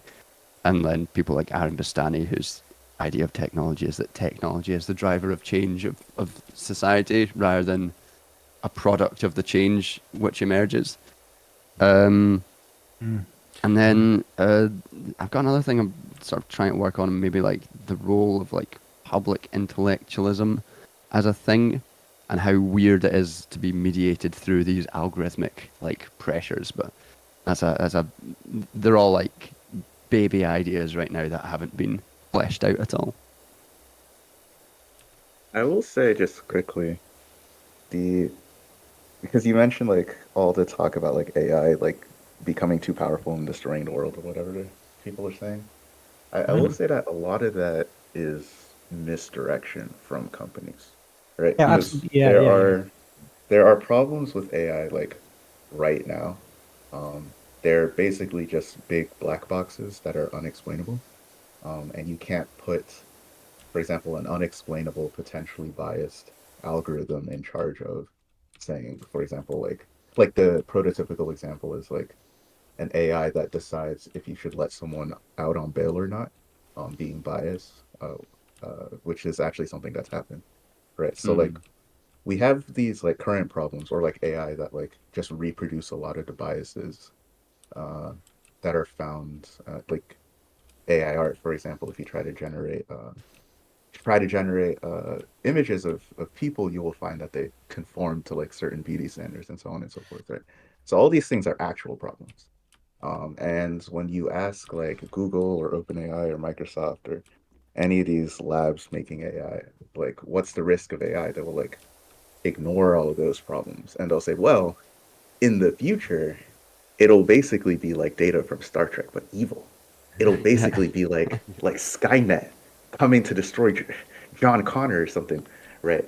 And people they want to feel hip and techy and connected, and so and it's super. I don't know. I think people want to live in like the Star Trek Terminator universe. I feel like there's a lot of they want to pretend that like all these like AI systems are those things. Yeah. And so we spend all our time talking about that, and not the actual problems that AI is causing currently. Right. Because Yeah, it's a, exactly. because it's a grift though. I mean Oh it's the yeah. same thing with crypto, the same thing with the metaverse. Oh yeah. It's like this is just the next thing the tech bros are just pumping up because they have to be pumping something up, right? They need the VC money. But it's this is we've been through this game before. It's like they say we have this tech, this is what the tech can do, but the gulf between those two things is like the Grand Canyon. And it's just not there yet, but they're just looking for money to make it, right? Well, Well, there is a lot that could theoretically currently be automated. Like, if you want to have like an existential crisis, anybody with an office job, I would encourage you to buy an API for ChatGPT-4 and get the agent, which is two AIs talking to each other to arrive at a solution, and plug your job description into it and see what it does. And the but that's not like enough to destroy the economy or anything. Like that's just going to automate away some percentage of work. The real problem with AI in our current situation, as I see it, is that the people who control our economy buy into the bullshit at a high degree. And so we're going to have people who are in charge of like making huge decisions about how work and labor and material assets get distributed and allocated, making decisions about AI, drinking the Kool-Aid, and the effects of that are not going to become noticeable for quite some time. Like, it's going to take a while for us to realize what works and what doesn't, and by the time we do, it could very well be way too late. So, like, the risk isn't so much the tech, it's that the people who will implement the tech, like y'all have said, don't understand it, but their misunderstanding will result in, like, economic carnage. Even the development and the creativity of it, because capitalism will inevitably just reproduce profitable products like forever, endlessly. So like even the creativity that goes into developing something like AI is going to be like predicated on what can sell to those people who have the money to actually back those things. So you'll see the development of AI kind of being hamstrung by those people who want to believe that it'll be like Data from Star Trek or Skynet or whatever. Even if it's not like the material reality, but the money and the resources will go into what's profitable for the developers. Yeah. Mhm. Yeah, and like I actually know somebody who he's a digital marketing dude, and he's like, we've just had companies come to us and offer our company, like, they're like, hey, we know AI is going to be a big deal, we don't understand it, we don't know what it is, here's a blank check, you tell us what we need to do with AI in our business. And that's like happening everywhere in the economy right now. Yeah. Which is fucking terrifying. So somebody down here tried to have one replace an architect on a housing development, and it was a hilarious disaster. Yeah. I have been using it to write LinkedIn posts for me while I job search. It's really good at replicating that like upbeat corporate bullshit speak. I do the same thing. So I have like a Yeah, anything spreadsheet that doesn't of like require just a bunch of anything that like doesn't canned require like LinkedIn posts that creativity. just like every Monday or Wednesday I'll like copy it and post it into LinkedIn and edit it for, like, because it doesn't do a perfect job. But I figure like that's an ethical use for it, is like, bullshit capitalism in, bullshit capitalism out. McKinsey uses ChatGPT to update their stuff. Yeah. Everything's awful. It's interesting with the Chat GPT stuff. There's constant like fear from lots of academic people about like the use of it as for student essays and for cheating. Yeah. And it always strikes me as completely misplaced because who like if students are cheating in like essays and exams, then there's something deeper, a deeper problem, both like pedagogically and how you teach and examine. And you've probably got some bad shit going on in your class or in the wider like world where a student doesn't want to actually engage with the education that's being like produced and just needs to get out something out, and they're all just talking about, oh, we need to stop these cheating students, as if it's like teacher versus student shit, instead of being like, hey, why do students feel that they have to cheat, or why would they use this thing? And they never question it, and every time it comes up every few months, I get really annoyed about it. All these like professors talking about students not respecting the sacred university institution, and you're like, man, the university institution fucking sucks. Yeah. It does. And I mean, the other thing would be like maybe you should write like engaging essay prompts that can't easily be parsed by, what is essentially just spicy autocomplete. Like maybe your assignment giving skills suck. Yeah, and like people have been cheating for decades, for centuries, in various ways. This isn't anything new. It's just a new way for academics to feel like they have, a stick to beat students with. Yeah. Yeah, I had a weird one happen to me actually, because I was taking an international relations course. We were talking about the Geneva Convention, and the teacher asked us to find something in the Geneva Convention. And I happened to know it off the top of my head. And this guy's like, Chat GPT. Hold on one second. Hey, I'm on a call. Sorry, I had a house guest. The Chat GPT said something different from what I said, and he yelled at me to stop lying. But I was actually right, and then like he got like really angry at me.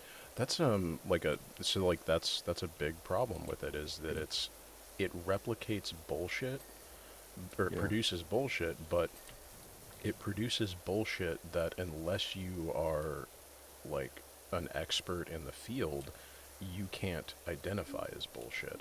I read like an article by, it was written by somebody who worked in like I want to say like a microbiology lab or something. Like everybody that was in this office had a PhD in the subject material that they were actively working on, and somebody had Chat GPT-4 write a like paper about the subject that they were all working on, and they were all like, we can tell that this is bullshit, but like we can't explain why.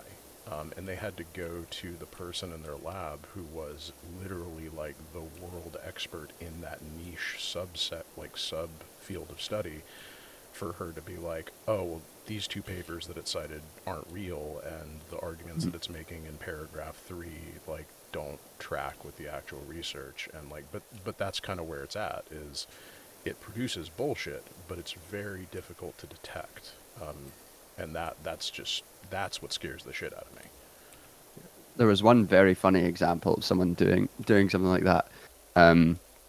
Basically, a Zionist person using Snapchat's AI function to ask whether Israel was an apartheid state, and like Snapchat used a definition from Google or something to say apartheid is the situation of South Africa, whereas Israel is blah blah blah.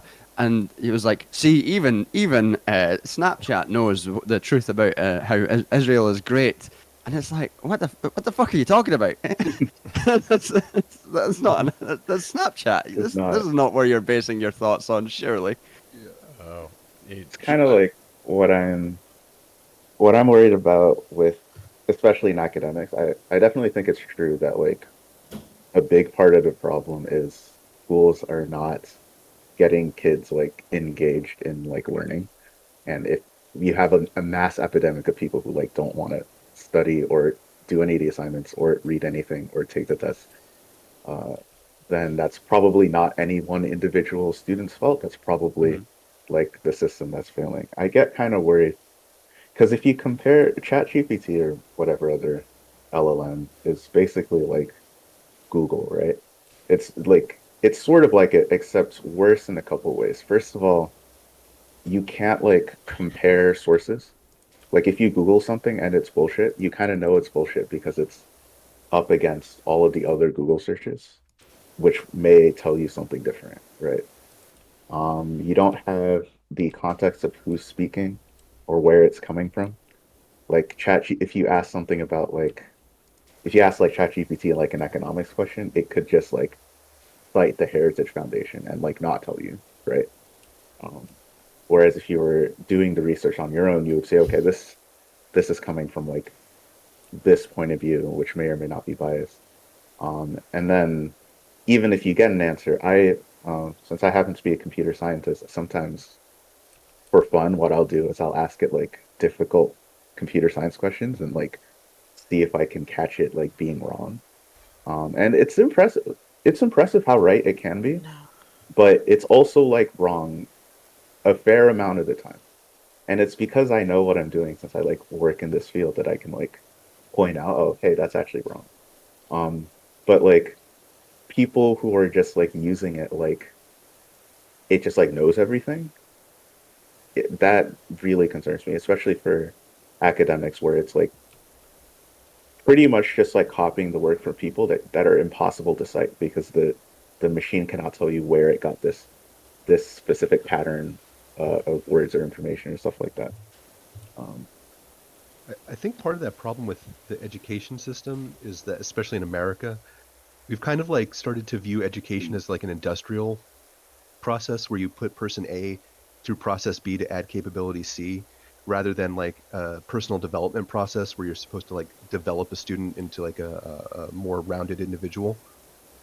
So like that assembly line process kind of, I think, kills the drive to really want to do the reading and take the tests like you were saying. I think that's like a serious problem in our culture. I would even wager to say that like some like Socrates or something was like, Yeah. how dare these students cheat reading a book? Well, a Like scroll for there's Socrates, you know. yeah, right. And Socrates thought that like writing was cheating because you're Yeah. supposed to memorize yeah, things. The it's just like a original, bunch like, of old people yeah. I mean, either Socrates was putting like, all their faith into something or I'd batter refusing to Socrates. understand why or Yeah, I how would it too. works. the original old man yelling at cloud. Yeah, like there's a reason the jurors in Athens voted the way they did for Socrates. Yeah, like without condoning, I get it. Like more people voted for the sentence than to actually convict him. So Yeah, like no, for real, that's by like a significant margin. So like non-zero number of people were like, I don't think he was guilty, but Jesus, this guy. yeah. Like was it after he? Yeah, after he gave his speech, that was the he like he's like I don't care what you do to me. He's like you should. It's been a while since I read the apology, but yeah, like you're absolutely right. Like a bunch of people like Yeah. flipped and were like, yeah, kill this dude. He's an asshole. They're like, I do not want to run into this guy in the forum next week. Jesus. You know. And I'm just saying Diogenes was okay, you know. Yeah. My favorite like story about Diogenes. Yeah. I don't know how true it is. I haven't like done a bunch of deep research into it or anything. Well, we don't But really know how apparently- true any of it is.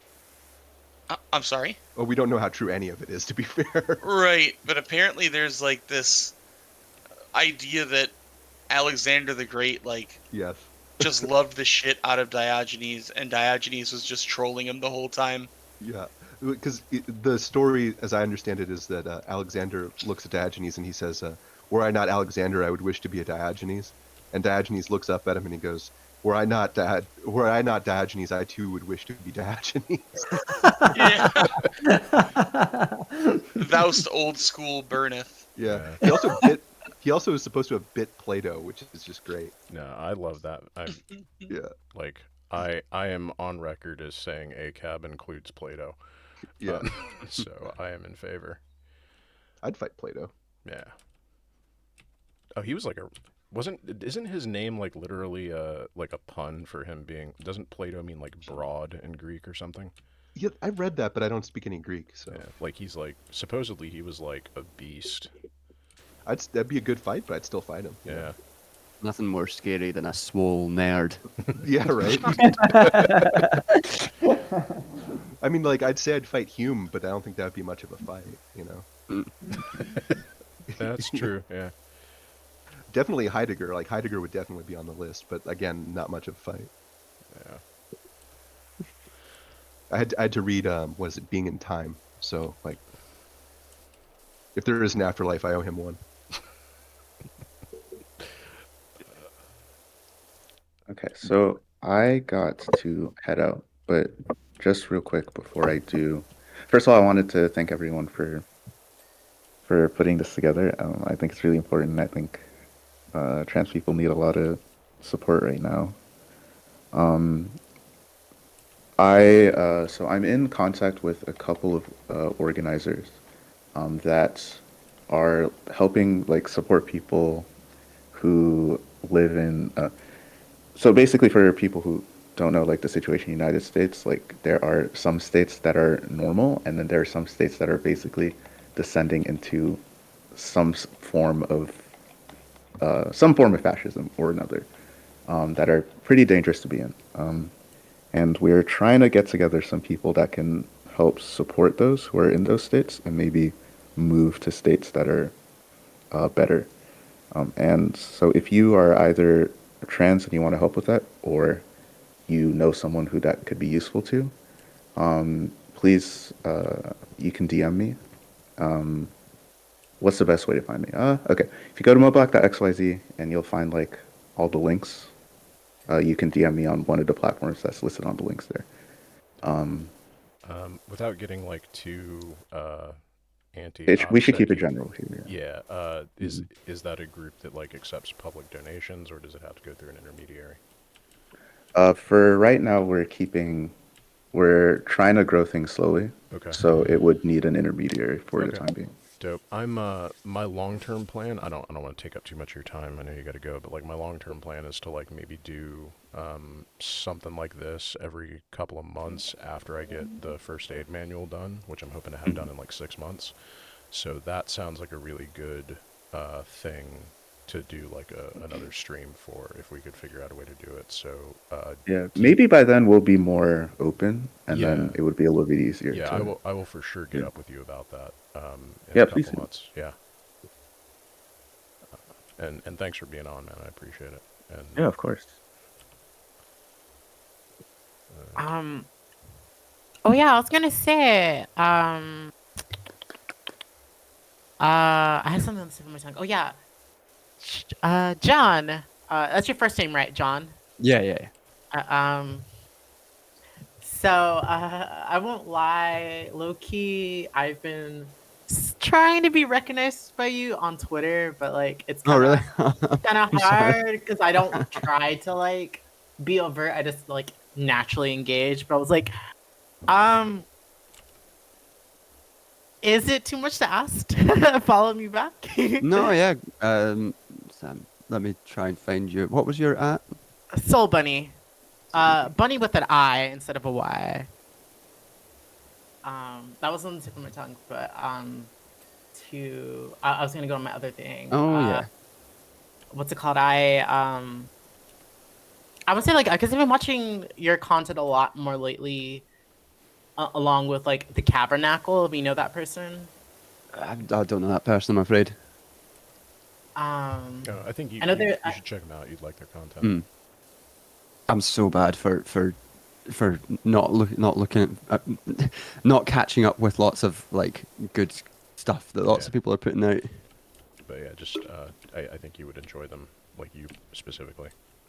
Just as a heads up. Sorry, I didn't mean to step on you, Soul Bunny. Go ahead. No, you're good. And one thing I'm like hoping, like I'm not sure if you already have been interviewed by FD Signifar, but I would hope he does interview you sometime. We've had a chat once about not on stream, but about I think he was putting together a video on Obama and neoliberalism, and we had a wee chat about that, which was fun. Yeah, I love FD. He's such a sweetheart. No, yeah, I can say the reason why I've gotten any potential to like outside of like me editing my own video, me doing my own video, is that I have made a video that's called Transphobia and Transmisogynoir that like it blew up thanks to like FD and like everyone in Cornbread Tube that like hella boosted it and kind of like officially pulled me in to that space. And yeah, I can say like them and everyone else had really like helped me like, get out of, I would say like because I officially turned 25 3 weeks ago. So they helped me get out of like my early 20s brain of wanting to like even entertain a certain crowd. And now like I would say like my current video right now is I'm doing like this deep dive on because I'm not sure if you heard about the iDubbbz apology and like the reaction he got from certain folks. No, I didn't hear about that. Do you know who iDubbbz is? A very vague idea. I'm sorry. I'm so like so not abridged a lot of like discourse and stuff that's happening. Do you heard of Content Cop? Nope. I'm sorry. Real quick, I'm gonna bring Think Piece in and then shout out some donos. Think Piece, can you say something so I can adjust your audio? Hola. What's up? Just kind of tell folks who you are and where you're from, and I'll adjust you on the fly. All right. My name is Think Piece Straub. You can find me anywhere. We're on like YouTube, TikTok, Twitter, everywhere. I make music on the Forklift. I'm from Atlanta, Georgia, and yeah.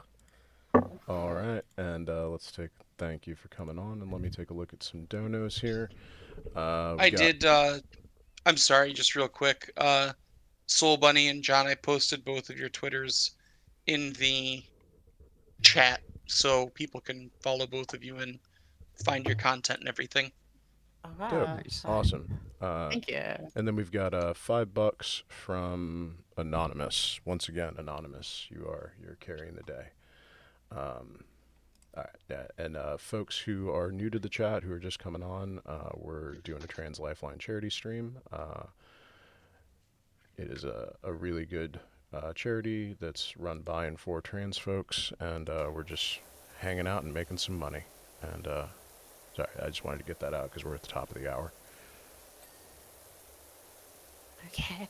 Also, hey, Pink Piece. I know we share spaces, but I don't think I've formally like met you yet. Oh yeah. How are you doing? I'm doing good.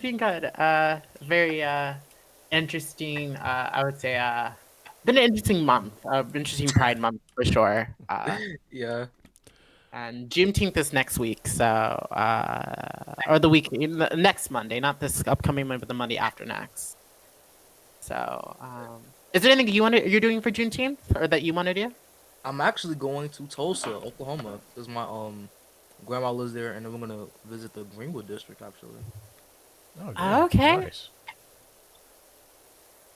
That's a good trip. No, I sadly I'm in a PWI. For those that don't know what that is, it's predominantly white institution. So, I'm in my college town, so all my family are back at home in SoCal. So I'm just kind of just like hanging with my few Black friends here. But my plan is to have a streamed on Juneteenth to kind of have the discourse, like a discussion about like the need for like white allies to like constantly show up for us and not to like like shut down like the performative allyship or just like the liberalization of like allyship or like like the kind of ways that they assume is helpful but isn't really. It's just kind of just like I guess like virtue signaling. So I kind of want to like dive into that on like stream on YouTube. So that's all I got going on. But that sounds nice that you're having a good time with family. Yeah. That sounds dope. Think Piece, what are you? I don't think we got a chance. Like you came in like last night when I was just like fucking wrecked from like. I didn't get a chance to ask you what you're currently working on. Actually, like the video was done. this is the funniest part. I'm just waiting like to get reviewed. It's called Taylor Swift and White Feminism. It's Nice. like 40 minutes. So that it'll drop as soon as YouTube starts bullshitting.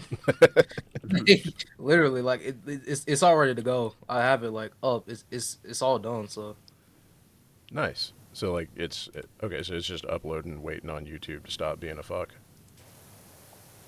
yeah, pretty much. Shit. Okay. I will. Are they like? No, sorry. You go. Sorry, I don't want to I'll interrupt. check it out like tomorrow or after the stream or something. Like you pretty much always are dropping gold. So For sure. Are they like demonetizing your content or something? Yeah, they hit it with the yellow sign. All my video, like ever since I got monetized, I get like auto flagged. My video every single one of my videos gets like auto flagged. I have to do this Oh. every time. Like I have to do manual reviews every time. Like the longest wait was a full week, which was ridiculous. Jesus. That was actually Oh my like- god. and it's, No, no, it's that's- funny because I like uploaded 2 versions of that video. It's actually my Whiplash video I made, and like I was gonna say like fuck it and just like release the second version, even though it was like limited. And the day, like literally the morning, I was going to release it. That shit like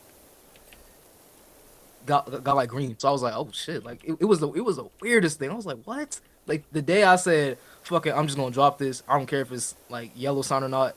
Is the day that like that shit went green, which is just hilarious to me. Wow. No, that's insane. Cause like I like literally like when I got monetized in my last video, all my content that had like some strong language, I didn't beep out anything. You know, there was a part where like even my transphobia and transmisogynoir video, there was like a literal like clips of like a black trans woman being jumped by a mob of people, Yeah. and that video is fully monetized, and like I had every expectation in that video being completely demonetized. So like, that sucks because like I haven't really had those troubles yet as like a new creator. So, but I think I'm lucky because like I trick it because I'm not intentionally tricking it, but because my video essays is like footage of me speaking over my art opposed to like the camera on me. I feel like the AI assumes it's like just an art commentary video, Yeah. and they don't really like. They just kind of like, oh, I guess it's well edited or whatnot. Okay, you're good. So yeah, I haven't had that trouble with that. I'm sorry, dude. That sucks. Cause I've seen some of your content and I really like it. So it sucks that you're dealing with that as a really amazing video essayist and Cornbread Tube. Yeah, thank you. Like it's like the censoring it don't even work because I've done videos where like I don't even use I do this thing where like I will not curse in like the first 5 to 10 minutes at all, like at all, and then like the rest of the video, yeah, I'm cursing, but like it's like it still gets flagged. It's literally nothing I can do at this point except just wait on main reviews. It said it's gonna take like 20 videos until like they like a rating system to where I can like bypass this. I'm at like 7. I'm at 7 videos since I've been monetized. So I gotta wait till like 7, 20, and I don't know how many long videos. I gotta wait that long to fucking to bypass this shit for real, which is very. What is the irritating, process yeah. like I go for editing? Like, do you just? Because I've never had to deal with this, so I'm always curious when folks are talking about dealing with like getting demonetized and having to like fix it. Like, do they tell you what the issue is, or do you have to just like guess, or like how do you go about that? So like, in my experience, no, because like, okay, the only time that like I like sent a memory review and it like didn't go through was my Reagan video. That's the only one that like, and that was the one that I actually got monetized off of. That video was the reason I got monetized, and like, no, they literally do not tell you. They just say it's just not suitable for all advertisers. Huh. That's all they say. And then you just gotta figure it out. And it's like yeah, they like tell you the copyright stuff, but when it comes to like the ads, nah, they just it's like taxes. They won't tell you how much you owe. They won't tell you. They won't tell you that shit. So what do you do? Like, just like upload it to like a private account and like, or like upload chunks of it or something at a time? Like, Yeah, you can do that. In my experience, I just do like I just upload it like a bunch of times and see, and whichever one goes through is the one I'm gonna post. okay. Yeah, that sounds really tedious, man. I'm sorry you're having to deal with that. Yeah, it really is annoying. That sounds fucking awful. It is Jesus. unnecessary as fuck. It's like a company; they have no financial incentive to tell creators what's wrong with their video. You know? Yeah. Yeah, it's very dumb. I don't Like, I don't understand why they don't tell you. That's like the thing that like They don't know, man. yeah like and the thing is like the the videos that like that's how I know I get like auto flagged because I have videos out about Hot Tropica and Diary of a Wimpy Kid and those got flagged. I'm like, okay, yeah, that's how I knew I was auto flagged. Like, bro, I'm not even talking about like politics here. This ain't even like, come on now. They yeah, just don't like it. like I noticed a weird thing that happened because I never really like, I just wasn't trying to make money off my YouTube channel, so I never really cared if it got like demonetized. But like one of the ones that I had get demonetized was the interview I did with Hillary Agro about like drug prohibition and like just psychedelics and stuff like that. And that got demonetized like instantly the first time I put it out, and then when I took all my videos down and like re-uploaded them as audio only, I didn't change anything about the video like at all, other than I just took our faces off of it, and it didn't get demonetized. So like I don't know what the fuck's going on there, but like, like it was maybe it's like what Soul Bunny was saying, where like if it detects like some video component it doesn't search as hard, but like that's been my only weird experience with it, and it was pretty weird. Yeah, I really, I mean, yeah, because like I know I just have to win like the main review because every time it's like they recognize like, wait, there's really nothing wrong with this video. Like I'm not like I know what the like line is for real. I'm not gonna overstep. I'll be censoring stuff like heavy. I'm not gonna go to like certain lengths to where it's like, okay, of course this video will be demonetized. Like you watch, all my videos, like there's no reason why this should be like even got hit with a yellow sign for real. Yeah. Yeah, I hate it for y'all. Like I don't it's like I don't think people realize how rough of a way to make money being on YouTube is. Like It's it's not, yeah. it's not easy, and like unless you're like big, like you're not raking in a whole lot either. Yeah. So I'm not burnt out. What are you talking about? yeah, support. So if you enjoy somebody's YouTube and you are able to, please support their Patreon, because that is probably how they're paying their bills. Because YouTube sure as shit probably isn't. It's wild that that's a whole industry Yeah. to support people who make free content that's supposed to be monetized anyway. Yeah. It's very funny. I had someone comment on a video the other day saying, "Oh, it's really funny seeing another creator in like the Patreon credits because it really just reminds you that it's just the same folk passing around the same $10 to each other over and over again."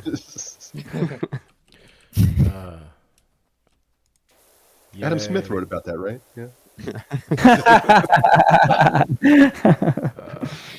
The weirdest thing with demonetization I had was my video on Pride was like I expected it. It was demonetized immediately because it's talking about gay shit and Palestine. So I was like, yeah, this is going to be demonetized. But then like 2 weeks later, it just got the green thing just appeared. And I was like, what? That was unexpected. Because like I'm not pulling punches here. This is like full uncompromising like talk about like Israeli colonization and also lots of gay shit. And you're like, yeah, fine. We'll give it to you this time. It's Kafka-esque. Yeah. It's bizarre, yeah. It's actually Literal Ham also said the same thing in the chat, that it's a Kafka system. Oh wow, yeah. My assumption is they won't tell you what's wrong because they're hoping people overcorrect or ideally self-censor to maximally be ad friendly. That might, like, I wonder if it's that nefarious. Because like I wouldn't put it past them to be that nefarious and like cynical, but I wonder if it's also like what Bob said is they just don't even know themselves, like, because I assume unless an advertiser makes like a specific pointed request and they have to be like pretty big to be able to do that in the first place, that the way ads are put in on videos is also handled algorithmically, and kind of like in a black box. That's my assumption anyway. I don't know, but I can't imagine that individual people are managing that huge system. Yeah. Being Check super. the Oh, sorry. real quick. Bellamy says, "Mark, you're a bit quiet, and John is a bit loud." Okay, we can fix Which that. I think you can manage both of those through the Discord. Yeah, I got it. Bumped up John a little bit, and let me bump. Or no, wait. Let me down John a little bit. Well, be nice. Okay, John, can you say something? Yep. Is that any better? Well, we'll see. That should be good. That should be good. Why Hey, you Bothered shadow? Boy, and everyone, you- carry on. Why are you shadow banning John, Mark? Because I can't believe I'm being silenced by the. Yeah, I'm calling the New York woke Times right now. Twitch. I am actually, like, this has been a long con. I am at my real alt account is at neoliberalism, and that's me. I've been running that, and the whole time has just been to get you onto a stream live where I can geolocate you and like use your bones for a 5/1. Like You did that whole. You did that whole VOG.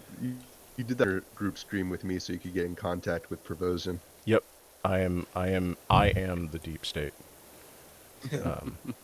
and you have all just like fallen right into it. Oh, well. I thought you were a woke moralist. That's the suit I wear to to bring down the lefty YouTube establishment. That's the sheep's clothing. Yep. No, you're here to take down the video SCS industrial complex, is what I guess supposedly what we are. Yep. He works for J. Edgar Hoover's brain in a jar that's under the FBI headquarters. If you talk to some people, though, they literally think that like the YouTube essayist community is some like shadowy organization. Yeah. I always enjoy that because there's like sometimes people will accuse like folk of being, oh, you're just coordinating this in a group chat, and like the obvious, like it's most of the time it's bollocks, but then sometimes you're like, yeah, we did talk about this in a group chat. No, guys, he's wrong. It's true. We are a cult. Yeah. We are a cult organization. How is this, Bellamy? Does it sound better now? No, I really do find that funny because it's like, I know, like even just like how right now, like how I've been admiring like John's content, but like he didn't know of me, but they assume that we all know each other, that we're all in like the same discords. Exactly. Yeah. That's just like not the case. Like we're still discovering each other. We're still like Well, you even all if we are were now. in the same Discord, I would not. That would still mean I would have no idea who anyone was because I fucking hate Discord and I never use it. I'm in like 30 I could be in every Discords, Discord. and I don't even know what they are. Like, I know all y'all, but that's because I'm an annoying motherfucker. And I, as Adnan discussed at the top of this, like, organizing a charity stream is actually pretty easy once you've embraced just being as obnoxious as a human being can possibly be. The rest of it's just typing. Like I'm just gonna like, as long as you're okay with just being like, hey, you. Bring your ass, please. And thank you, Bother Boy, for the $75. Thank you so much. thank you. Oh, yeah, yeah. thank you, Bother Boy. Oh, I love Bother Boy. Bother Boy. He's so amazing. So yeah, I mean that is my like low key. Like I didn't think it was gonna come out like this early.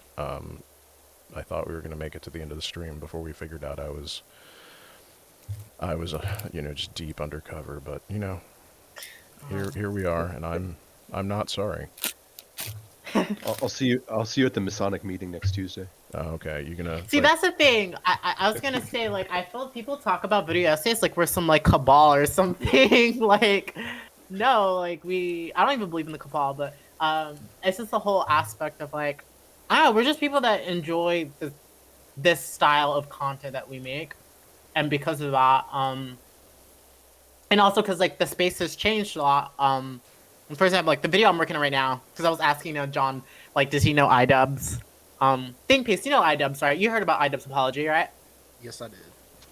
Okay, so I'll give you the lore, John. So long story short, iDubbbz was one of the biggest people, one of the biggest, richest, like one of the top performing YouTubers, especially back then, and still are. Like 2014, 2015, 2016, but he did a series called Content Cop. He was so bigoted. He would say the N word with the F slur joined together constantly. That was And like the catchphrase, yeah. Oh Mhm. Jesus! Yeah, I actually don't know Yeah. who this dude is either. Like, I mean, Yeah, other than like, I've never heard this guy. Sorry. Yeah, sorry, I didn't mean to interrupt. I also don't. I'm learning as well. No, it's good. And he made a lot of content harassing people. He made the space more unsafe, and then also people, because iDubbbz was doing it, people were like, "Oh, well, iDubbbz is co-signing this behavior. I guess I can do this," which influenced a lot of anti-SJWs or the anti-SJW community to like rise up. Was because like, oh, one of the biggest YouTubers doing this. This is just edgy content when they're just being racist, casual racism. Anyways, multi-million dollars later, mansion, 7-8 years later, he finally comes with an apology, and Way too pretty late. much, by the way. Way too late. yeah, way too late. Like 2020. You should have made that about like 2018. He's like, it's like $50 million later. He comes with an apology. But yeah, I would say he's like a equivalent to like Leafy is here. But yeah, at least back then. But he was apologizing like specifically to like the Black community and just the queer community and just multiple folks in Tana Moja, because one of his most viral content cops, I think that got like 30 million views, was him going out of his way not only to harass Tana online, but he went in person, paid for VIP, and when he took a photo with her, he said, "Say N-word," and that went mega viral, and she got harassed tremendously. And I think at the time she was a minor, and I'm not trying to like, she's either a minor or she was like 19, but like I'm not trying to really give her too much of a pass. But yeah, because like basically he did that because he found like an old tweet of her saying, or a video of her saying the N-word casually when she was like 13 or whatnot. But at the same point, he didn't care about the N-word because he was like, why are you guys putting this word on this high pedestal because of history, but all these other words we can say. But anyways, so yeah, he apologized for all that. And then a bunch of these like centrists and just other like bigots were like mad that iDubbbz apologized. So like saying like, you have nothing to apologize for, when this apology was like for Black people, for marginalized people, etc. And mind, he made content about like Francesca Ramsey, who made MTV Decoded, that all anti-GWs went after. I believe he made a video about Anita Sarkeesian. I know he did some Gamergate videos. He's done a lot of bigoted stuff. So anyways, one of the biggest creators out here, Moist Critical, aka Charlie, basically His video was like, pissed me off. Yeah, he was very much, you have nothing to apologize for. You could just change your content and that be it. Or just like, it was just a lot of things he said that was bigoted. It's like clear that Charlie is like, I'm sorry, I've been wanting to say this for a few days. Just, it's so clear when you watch that Moist Critical video that like, I don't know if he's never talked to a Black person before, but like that entire thing just like reeks of like, you have no fucking clue, Is dude's I'm name sorry, really that's it. Moist Critical?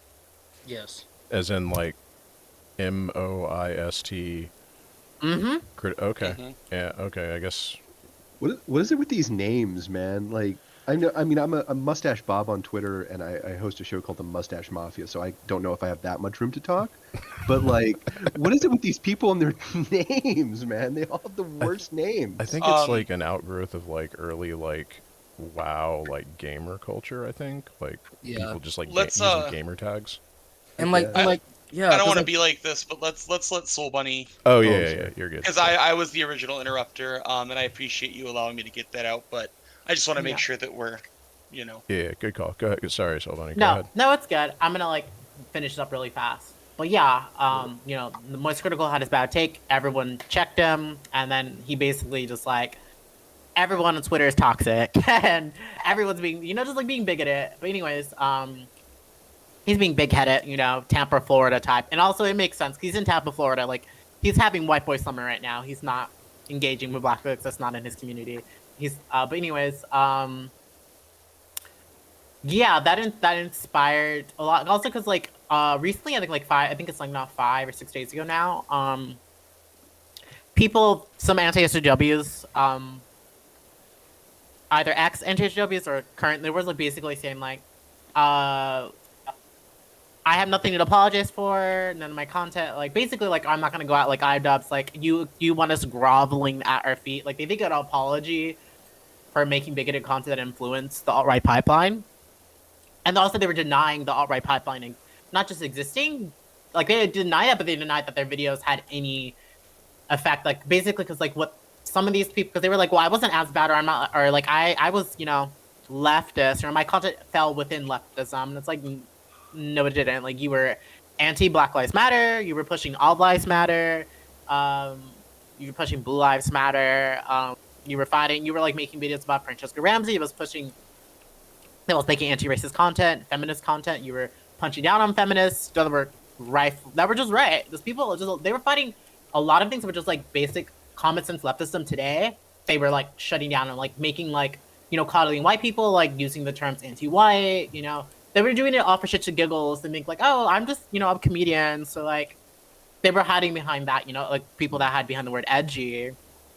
So, long story short, one of the biggest targets was Francesca Ramsey for MTV Decoded, and Anita Sarkeesian. I know Milo Stewart was like a minor, just a young trans person that came out. They were calling them transgender. Riley Dennis. It was just a long list of people they went after. But anyways, Francesca Ramsey saw my quote tweet of Chris Reagan, which was one of the biggest ones. But like he was more like, he wasn't as overt. He did a lot of, he did like do a lot of the content. He did a lot of the bigotry, but like because he was able to hide behind, that he wasn't as like overtly, because he was just stupid. I think he was just dumb. I think he was just dumb pushing things and just not, because what they would do, they would not research anything. They would just like say they have criticisms, but then they would never like, because they were attacking things like intersectional feminism, which is like, if you know what intersectionality is, then like there's nothing to argue about. But they're like, oh, what is this dumb thing? And so that's kind of just their type of content they did, and they like milked and made thousands of dollars. Especially that's back then when like it was profitable to make that. Like they're kind of the reason, like they're partly why, you know, there was the adpocalypse, because of all the foolishness they did, and that's why a lot of political content became something that wasn't being able to be easily monetized like it used to before. But anyways, yeah, I quote tweeted his tweet him saying like he has no responsibility. Like how did I watch all this racist, bigoted content and I not be racist? Like, you know, grandstanding and all. I called it out for like, you know, your content did help like anti-SJWs, and your content helped mainstream the right wing pipeline. You know, the rhetoric, you know, the dog whistles, etc. Francesca Ramsey saw my tweet. She quote tweeted it, and likely she followed me back. Was super sweet. And then she had like basically like it kind of opened up some old wounds, and she kind of like opened up tremendously about it. And then just like really laid out in like her receipts she's had for like many years, for 5, 6, 7 years. And then Shoe on Head came in those threads. Chris Reagan and other bigots all were still punching down on her again, and just being bigoted and just completely denying their impact. So I'm making a video about this. So I'm connecting the iDubbbz apology to the era, but also like shutting down Moist Critical's talking points. So because he did make a second video, but like it was still him like doubling down, but only said, well, I guess if some children would indoctrinate it, I guess that's wrong. But I'm like, my point in my video is like, this wasn't just children. These were people these were like university students voting to get Milo Yiannopoulos to come to their school to go push bigotry. The people at Charlottesville were not just a bunch of high schoolers. Art by Pipeline was not just a bunch of high schoolers. Like, let's not get this twisted. Especially as someone that was me at the time, like I was 18. Nah. Not a lot of going down. Real quick, I just want to say we're up to 1,400. So wow. For everybody that is in chat, if you're able to donate, please do so. It's incredibly helpful, and we're raising money for a good cause. If you're not able to donate, or even if you are, share this to all of your socials. Thank you, everybody that donated. Our last donator was Adnan. Okay, Adnan, thank you for your birthday money on your birthday. He donated $40 that pushed us up to 1,400. So we are moving, folks. Let's get those donos coming in for Trans Lifeline. Read my message. I see. Sorry, I didn't see the whole thing. Birthday money, baby. Transphobia is a fuck. Love them all. 2023 4 million pride bricks. It's the meme. It didn't go over like I thought it did, but god damn it. I took a shot. You took your shot, and you know what your shot did is it pushed us up to 1,400. So now that I've done that, I need everybody else to share this every place you possibly can. And every dollar counts. So yeah, if you donate a single dollar, I will still read your dono out loud. If you donate $1,000, I will write your name in filth on the screen, because I care that much about you. So everything counts. I didn't read your. Did I not? I'm sorry, Bothered Boy. Oh shit, my bad. Howdy, friends. Keep up the good work. It says Bothered Boy with a 75. Thank you so much, Bothered Boy. I'm sorry I didn't mean to skip over reading your comment. Bothered Boy kicks ass. Yeah. Bothered Boy, I think this is like your second dono too. Like you've come in pretty clutch. Thanks, man. I really appreciate it. All right. I didn't want to sorry, I'm trying to keep up with the donos. I didn't want to step on the convo, but no, you're good. I was almost wrapping it up. So yeah. Anyways, yeah. Long story short, the video I'm making is connecting the dots of the iDubbbz Moist Critical thing, which is only like the tiny part to like the anti-HW era, and then I do like a deep dive on that. I did 3 interviews of people that saw the era go down. So this is a really researched video. There's a lot of things I had to comb through. There's a lot of editing out slurs and whatnot. So yeah, I just wanted to shut them the gaslighting, and this is the last video I'm ever doing that's anything that's like this intensive that I might be harassed for, because I'm harassed from my last video, and the last thing I want is the remnants of the anti-HW, like the quartering and all these other existing bigots find my video, and I guess if they do, but like yeah, I just want to just like affirm the people that were harassed, like Francesca Ramsey, Anita Sarkeesian, and yeah, and I'm really lucky that Francesca said that personally that she would boost the video when it comes out, she would share it, and she's glad that I'm speaking about it. And I don't know, just like it's just something that I feel with the recent like iDubbbz apology, I feel there isn't like a real reckoning with what was done, because an apology is the bare minimum, like to make amends, especially with like for black people, like you need to be in community with us to know that we accept your apology. But he's not. He just put out his apology video and that's it, and that's on. He's gonna go back about his white life and make his millions, and that's it. So I don't know, like it'd be cool if like it eventually reached him or whatnot, or just people in that space. But yeah, that's pretty much what I've been doing in the last week or so. And yeah, so the video should come out next Sunday, and I'm really stoked to just like really just get like I can like shut down the narrative and really like it's like a kind of like a history lesson, like a documentary style in a way almost. But yeah, that's kind of what the situation is. John, sorry that was like long-winded. No, it sounds like it sounds like a valuable piece of like internet anthropology. Sort of the different strains and periods of these people's existence that's like risen and collapsed, and the sort of horrendous narratives that they contribute to. Yeah, I was thinking about that not too long ago, where I was like, the worst, not the worst thing to come out of the 2000s, but like definitely a negative is that there is going to be some, probably dozens, if not hundreds, of future graduate students who are going to have to understand and learn deep lore of like the Something Awful forums and 4chan and like 8chan to actually make sense of like certain very significant political events. And that is fucking ridiculous that reality has come to that. And I have notes for the creator. I know some people who do research into like far right mobilizations and conspiracy stuff who have to like. I feel I couldn't do what they do because they just have to spend days like going through these sort of internet forums and like the obscure, both like the more obscure far right ones and then like the mainstream comedy ones as well, Yeah. and just like sift through these people's fucking dog shit sense of humor to like get data for the research. It sounds awful. Yeah.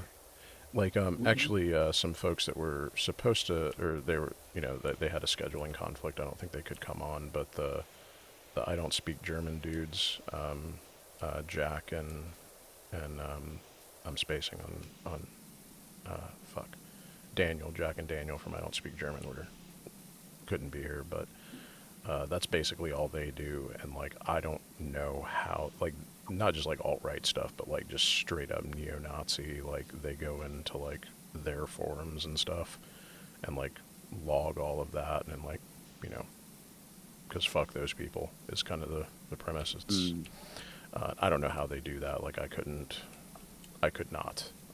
Like more power to them for having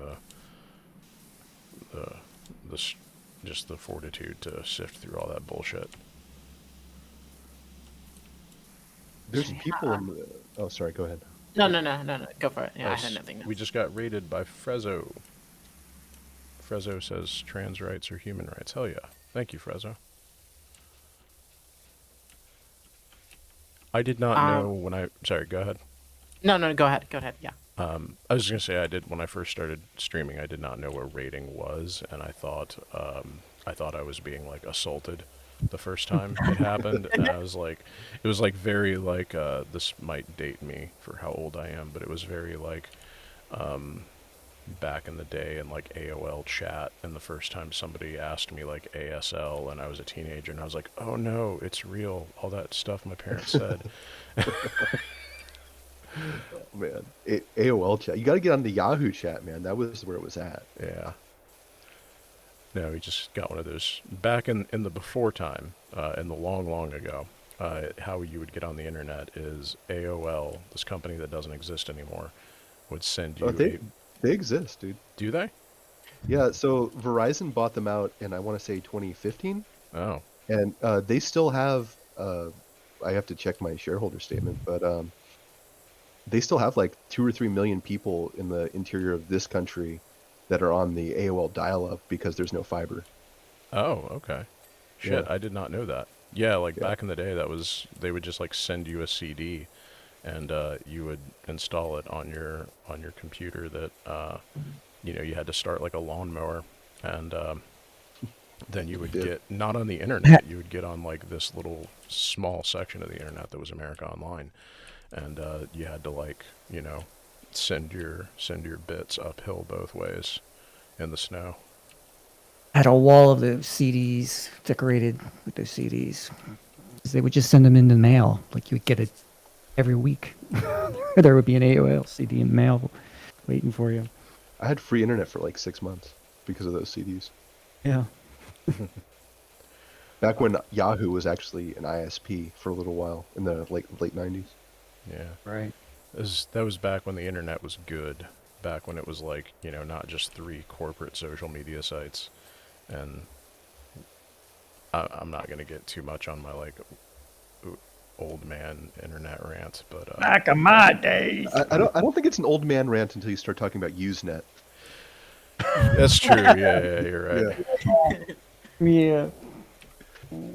Mark Yeah, goes to sleep listening to the dial-up theme. Just like the only way he can sleep. I had a really bad old man moment like this last week when some kid didn't know what the start button was on Windows because it hasn't said start in like almost half a decade. No. So he calls it the Windows button. I'm like, you mean the start button? He's like, what do you mean start? Like, it's the start button. Oh, It's no. always on. Yeah, I had that like Private Ryan moment where you see Matt Damon just age like 50 years. Well, it's like the save icon, right? Like nobody knows what a Yeah. floppy disk is anymore, or like a 3.5. Yeah, it's what was going to destroy the world in every Saturday morning cartoon in like the late 90s. There was like a floppy disk that had like the Doom virus on it or whatever. Yeah. Yeah, and you can only put like one picture on it, but yet it has a doomsday virus. Yeah, well, that's what the Doomsday virus was. It was just like right. One picture. Yeah. one picture. I was listening to an old school tech dude talk about like how viruses were propagated back in the day. Yeah. On like just because it used to be just floppies, right? There was no internet, and what would happen is it would just like hide like a malicious file in a floppy, like the boot sector of a floppy, and it would then copy itself to your or to the boot sector of your machine, and then it would just know to just always look if there was a floppy in the drive, and if there was a floppy in there and it didn't contain a copy of your disk, it would write itself to that disk, and that's how it would spread. And so you would know that you had a virus on your computer if you were not reading or writing to the A drive and you heard it spinning. You would know you would have to, you're like, fuck, we have to like go through every machine in the entire company now, because like who knows where like that chain started or stopped. Back when virus writers had like a craft back in the day, not like these kids these days. Yeah. I'm gonna go outside and touch some grass. All right. I've been like zoning out here. Great. It was great. It was a pleasure meeting everybody. Yeah. Nice to have you on. Well, Appreciate good you. luck. Yeah. And, Thanks for coming on. Real quick before you bounce, tell everybody where they can find you. Oh, Adam Fellows at the Anarchy Funhouse. That's my YouTube channel. Come on by. It's a good time. It is. It's depressing. excellent. It's not- Excellent stuff. Not depressing at all. All right, guys. Have a good day. Bye. Yeah. Later. Thanks Bye, for coming Adam. on. Bye. Bye. I just got back. All right, and we got Frezzo coming on. Frezzo. Yeah. Hello. Can Hey. you tell folks who you are and where you're from, and I'll adjust your audio while you're doing that. Yeah, I just had to mute the stream. I didn't think that far ahead, so I just got everything echoed out. I was kind of like, "What's going on? Oh, what's going on?" Anyway, hi, I'm Fresso. I use she here pronouns preferably, but they them or he him also are fine. And I am a Scandinavian anarchist. I live in southern Sweden, but I'm from Denmark, so I just generally use Scandinavian as kind of like close enough. My Discord voice getting picked up properly. Yeah, you should It- be good to go. All right. If there's a problem, chat'll let us know. Right. So yeah, I stream on Twitch every now and again, and I moderate for a bunch of streamers, like Odnan Yep. being one of them. And also Kira is another who might, I have heard rumors about, be appearing later tonight.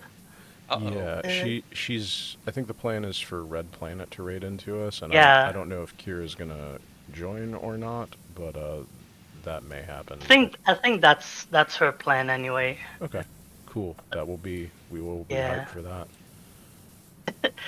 So yeah, and I don't know. I do a bunch of different things, and I'm just vibing, trying to get by and not get pulled under by the system.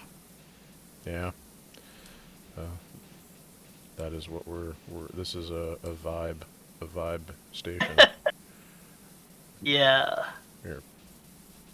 Yeah, I've been lurking a bit over the last couple of days, and I've sent a couple of other raids this way, so I was like, I was gonna say. Well, thank you for that. You're welcome.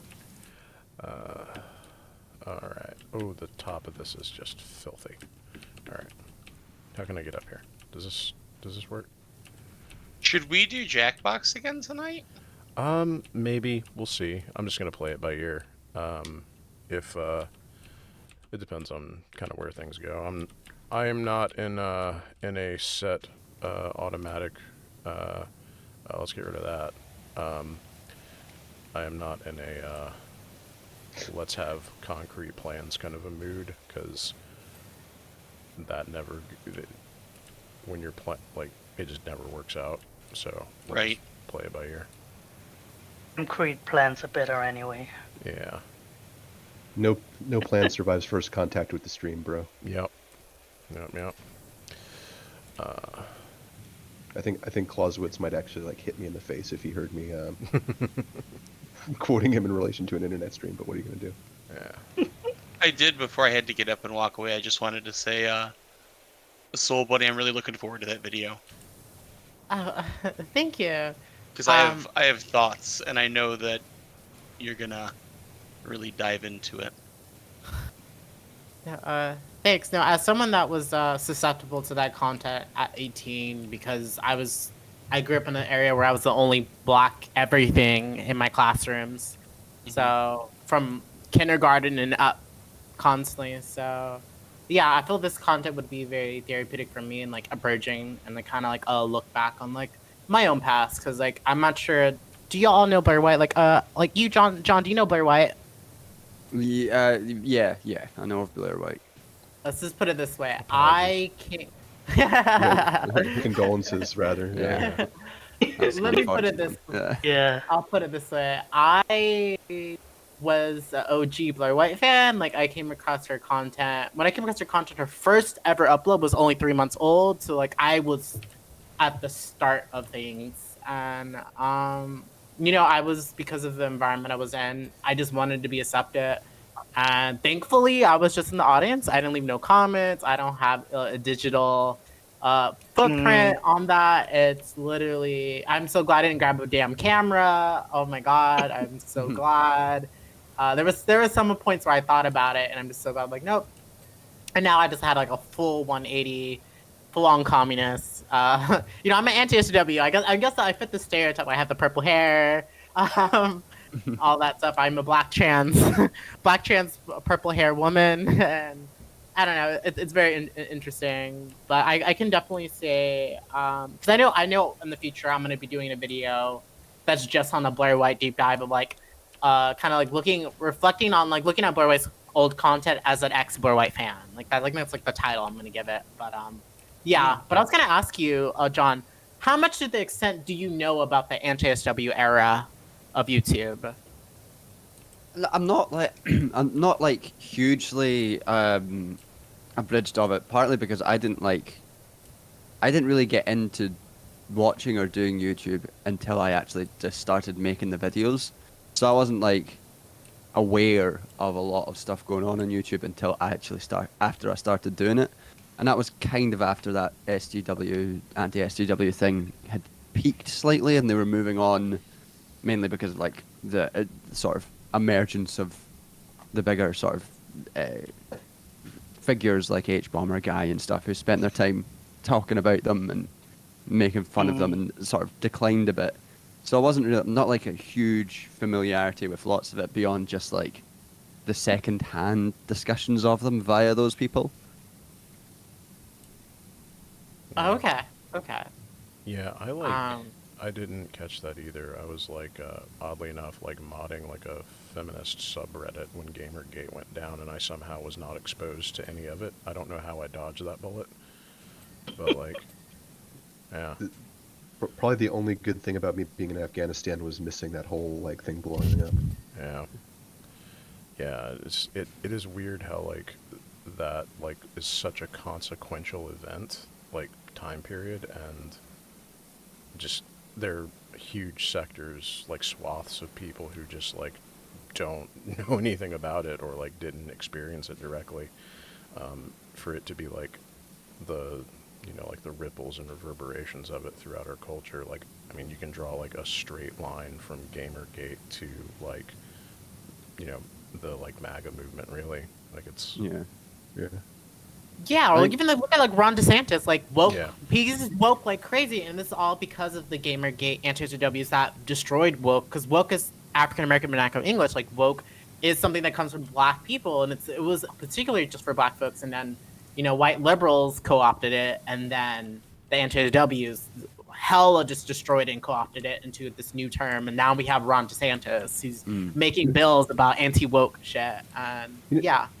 I'm sorry. Living through that in Florida, it's actually going to force me to leave the state to get into a graduate program that I want to get into, because they legally can't teach some of the courses that I'm going to need to actually get into the programs that I want to now.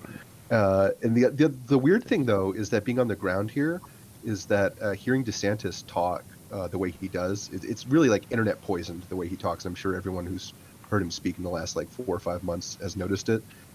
Even like the diehard Republicans that I'm seeing on the ground here don't speak that way necessarily, and I think he's going to lose to Trump because I think he's just completely internet poisoned, and the people who are going to vote in the primary are just going to vote for Trump anyway because they were going to in the first place. Yeah, like he's basically like talking to like Nick Fuentes' audience at this point. Yeah, that dude has like, and he has no natural charisma like whatsoever from like a political perspective. Like, and I know people who aren't in Florida probably didn't pay attention to our gubernatorial debates, but Charlie Crist, his last opponent, is the most hated man in Florida politics. He was a former Republican governor, and he wasn't liked then, and then he became a Democrat, and he's not liked by anybody. And he lit DeSantis up in those debates. And if you're losing a debate to Charlie Crist, like, you are not ready for prime time. So it's a little bit hopeful that DeSantis almost certainly won't win that nomination, much less the general election. So just a little happy thought for everybody. Yeah. From Florida for once. From your mouth to whomever's ears. Yeah, I mean, it doesn't help that like I'm kind of on the ground here. We did voter registration during the last election cycle. We registered 264 voters in my district, and our Democratic Party apparatus here really sucks. So that's another reason DeSantis won so handily. Actually, funnily enough, I have 2 people in the local party that both think I'm a plant. I have a DSA bro who thinks I'm a Russian, or not a Russian. He thinks I'm a CIA plant or an FBI plant. I can't ever tell which. And I have a Hillary Sardikar who thinks I'm a Russian plant. And it's so frustrating, but it's also kind of funny.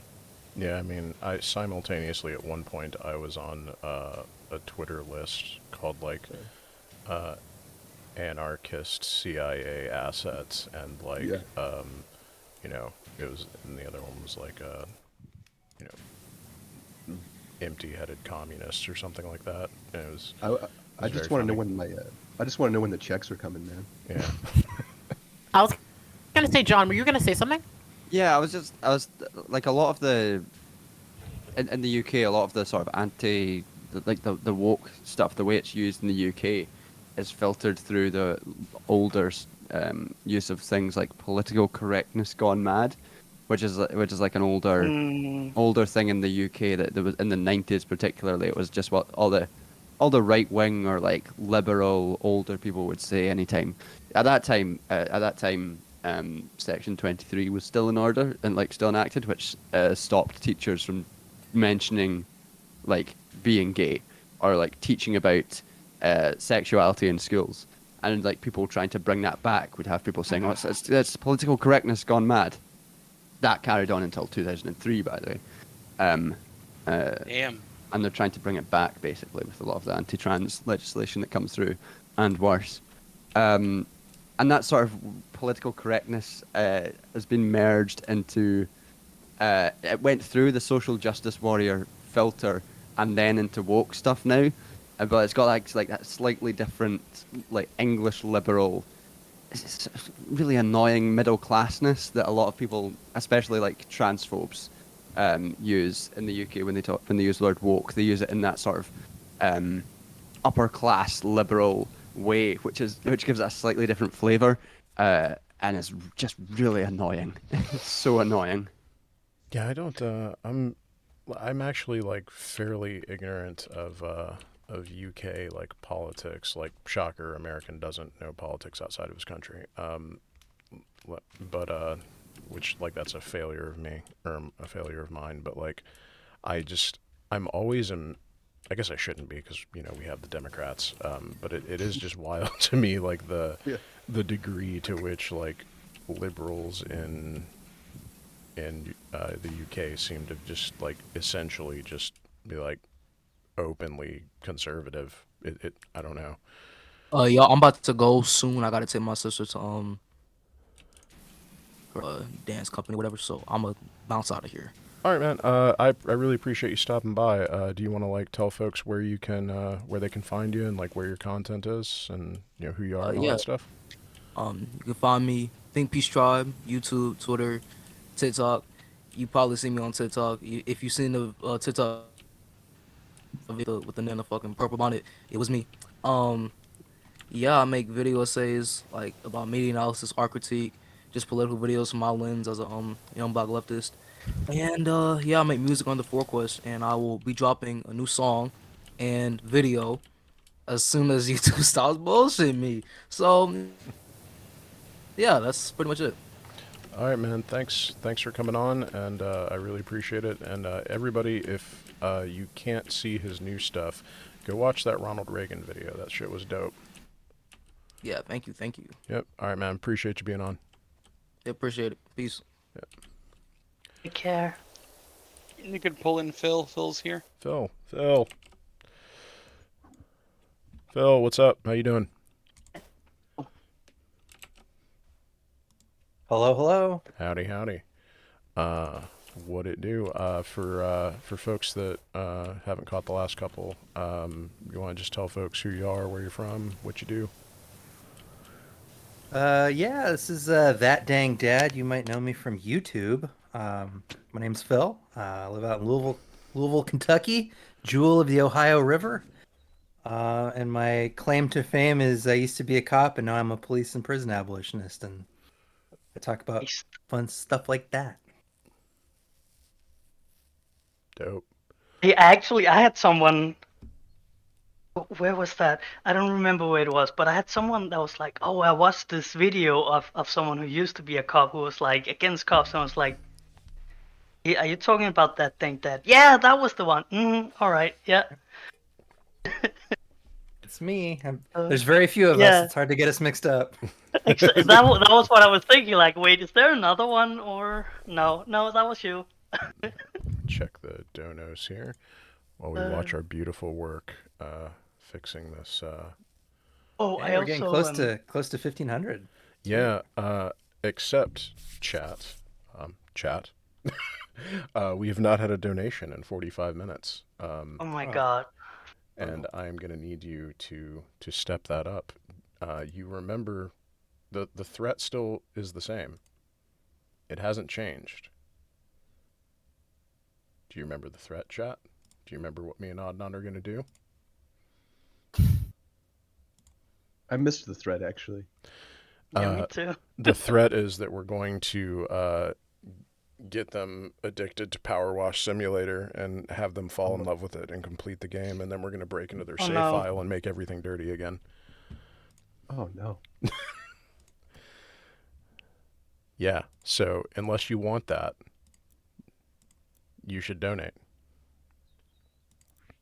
I like how this game is significantly more productive than the fact that my homeowners association forces me to power wash my driveway every so often.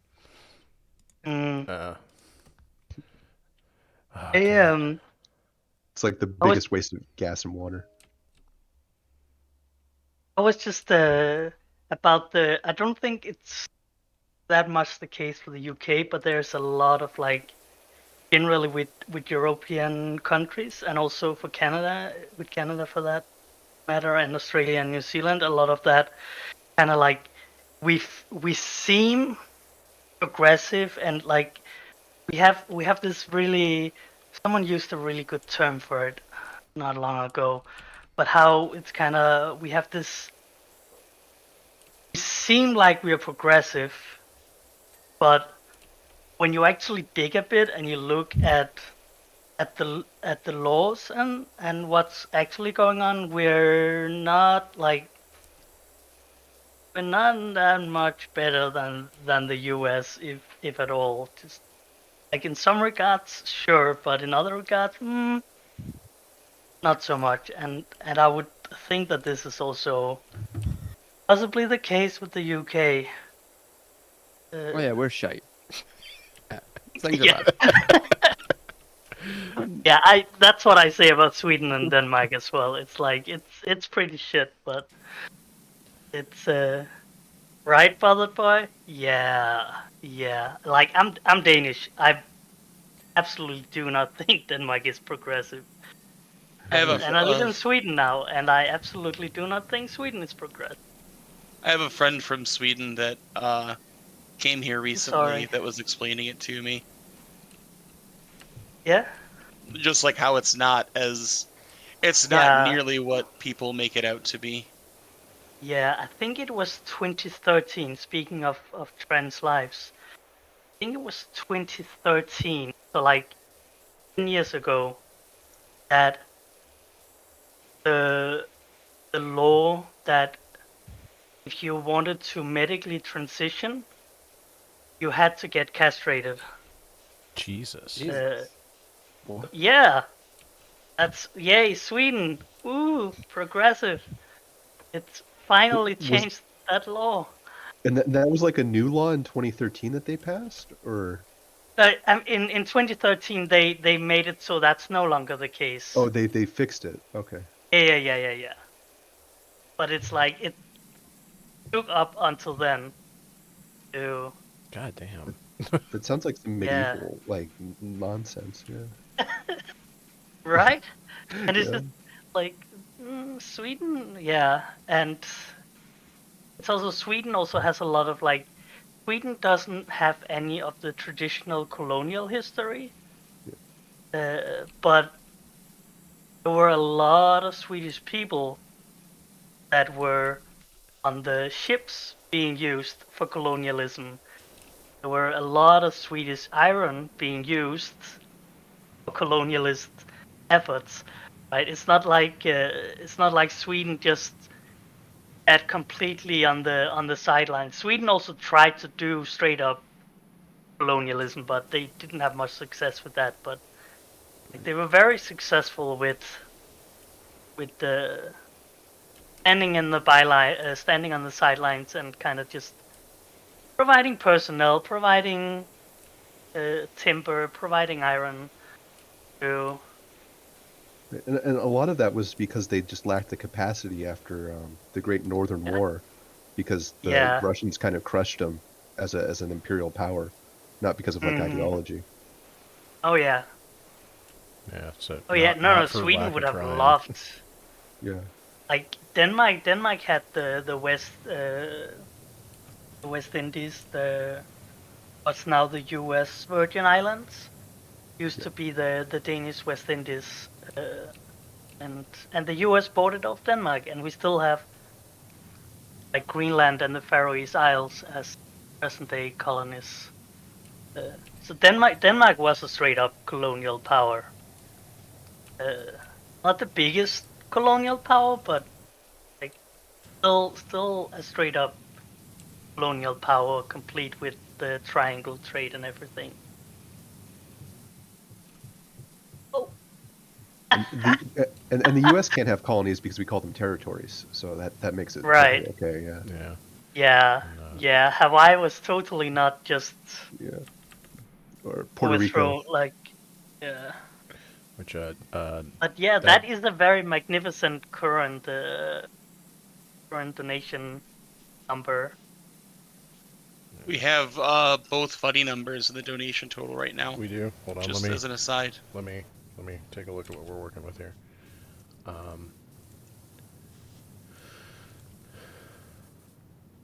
We have. I'm still seeing 1,400. Oh no, 420.69. Yeah. Okay. Hell yeah, everybody. We got 420.69. Nice.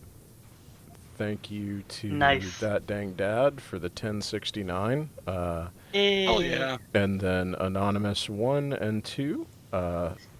Thank you for the 5 each. Anonymous number 2 says, I, Mark Redacted, will finally watch Into the Spider-Verse with my lovely partner. This is an op. All right. I'm not reading the rest of that. I see what you're doing. The Illuminati Space Masons are raiding your stream, dude. Yeah. No, it's just my girlfriend.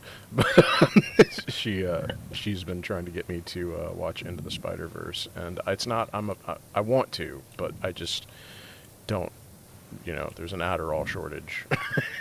And I haven't seen a Marvel movie. Oh gosh, can't remember the last one I saw was. I think the Infinity War one I got to sit through, but I hear Spider-Verse is really good. So yeah, it's apparently very, very good. And like, the most recent one is supposedly very, very good. So I like, it's not for lack of like, I am fully willing to watch the movies. They sound really good. It's just, you know, doing so would require I actually watch them, which is like getting me to sit down and watch something is like getting, you know, it's like pulling teeth. And that is a personal failure. Like, it's just... it's not a personal failure. Don't be ableist against yourself. Yeah. I've been trying to read Blood Meridian, and I got like 100 pages into it, and I haven't been able to pick it up since. And that's a book. Oh, that's a lot of pages. Good job. Yeah. Whenever you finish that, man, I'm trying to start a book club, so I'd love to have you on to talk about it. Yeah, for sure. I'm at the point where they're the dude that he got into a fight with in the like first chapter, where him and that guy are like trying to break out of the prison in Mexico. Like, that's where I'm at. Yeah. Blood Meridian's wild. That's a that's a bananas book. Yeah, I really like Cormac McCarthy. Like, he's one of my favorite writers. So. Blood Meridian, I read that back to back with a book called Life and Fate, which is probably like the best novel written about World War II. You should definitely read it. But those are two books that you have to read in the summer in like a public park, and you can like put them down and look at the happy forest creatures and pet a squirrel or something. Like every like 20 or 30 pages. Like Blood Meridian didn't make me like weep, but Life and Fate, I actually like cried like 5 times reading that book. Damn. Yeah. Yeah. Blood Meridian is like... I'm sorry, go ahead. Oh, no, it had to be smuggled out of the Soviet Union, so it's like a depressing novel that was too depressing for the Soviet Union. Damn. What is it called? I'll add it to the list. Life and Fate. Life and Fate. I'm always looking for the next sad boy fuel, so I will add that. The great thing about reading Russian novels is that you can like defend yourself against a bear with them because they're thick. Yeah. Did I ever tell you, or like the pain that I went through reading Anna Karenina? Oh, I can see that. So that's a thick boy. So like it's really thick. I had to read it 1.5 times because you know how like in the back of the book there's like a glossary, like every character has like 6 different names and they're all Yes. in Russian. Yeah. I got halfway through that book before I realized that the the guy that owned the farm that was trying to court the young woman and Yes. like the other dude that was trying to court her were not the same person. So like I did not understand the plot of that book at all.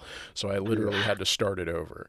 I know War and Peace is supposed to be really good. I'm never, like, on principle, I will never read anything by Tolstoy again. Watch the movie. I've been meaning to try and read One Piece, but I've also like not sure when, if ever, it's actually gonna happen. So like, Ugly American giving advice to Eastern European people about like reading Eastern European books, but like everyone talks about War and Peace, but you should really be reading the Brothers Karamazov, which I'm Yeah, hopefully that book mispronouncing. whips. Yeah, that's like one of the greatest novels ever written. Oh. So Yeah, skip I need to read that too. skip War and Peace. I have a kind of soft spot for like Christian anarchist and like religious. Like I'm not religious. I'm not Christian. I'm not religious myself. I just find it really fascinating. Yeah. And like Tolstoy being probably the most famous Christian anarchist makes me kind of interested. Wanna. I didn't think realize. yeah. Was Tolstoy an anarchist? I didn't realize that. Yeah. Yeah, there was like a big dispute at the end of his life because he wanted to disinherit his entire family and leave all this money to like the poor. Nice. Good for him. I mean, I guess I should have picked up on, the way Anakara Nina ends is like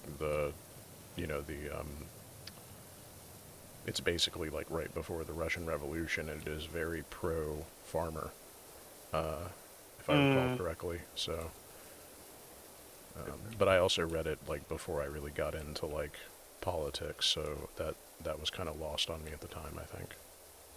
My Russian literature connection is I have a Dostoevsky quote from Notes from the Underground tattooed on my chest.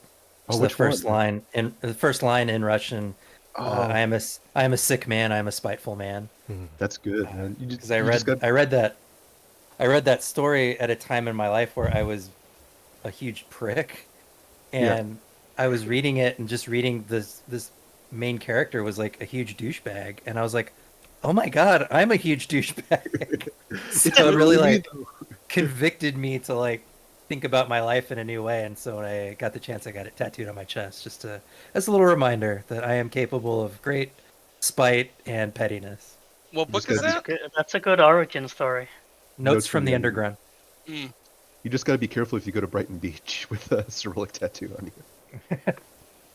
I tried to get it. I got it in like a super archaic Russian font because I was 99% sure that I got it correct. When you get something in another language that's not your native language, you kind of be careful. Especially in another script where you can't actually like cross-reference the letters as easily. Exactly. So I got it like super. Like I found an old like a picture someone had taken of like a really old archaic version of it. So at least it looks decorative. So if the Russian's all fucked up, it at least looks like a decoration. So as long as you don't have any stars or the Kremlin. No nautical symbols or anything.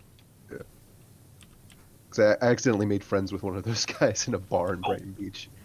Because I was reading The Gambler, which is one of his books, I think, and this guy started striking up a conversation with me, and then I noticed he had the stars on his wrists, and I'm like, okay, I'm in the wrong bar. Yeah. Was that like Russian mafia stuff? Yeah, it's like, yeah. But Brighton Beach is really fun. Go to the National Restaurant. Great supper club. Nice. Yeah. Hot tip. Yeah.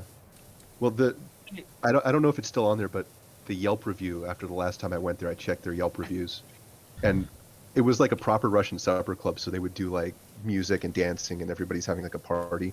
And this lady who left a Yelp review did not know what kind of restaurant she was going to. So she's like, the food was really good, but they wouldn't stop singing and dancing and taking vodka shots. And I'm like, oh, lady. She almost got John Wicked. Yeah, she really did. Like, if you actually like that movie and you're in New York, Delmonico's is actually the assassin bar from the first movie, Ah, sick. and it's the exterior of the hotel, which I didn't realize until after the movie had come out, and I was eating lunch there, and I'm like, oh wow, this is the John Wick place. Can I pay in like Krugerrands? Like, do I need an adult? I will never forgive that film for bringing back center axis relock.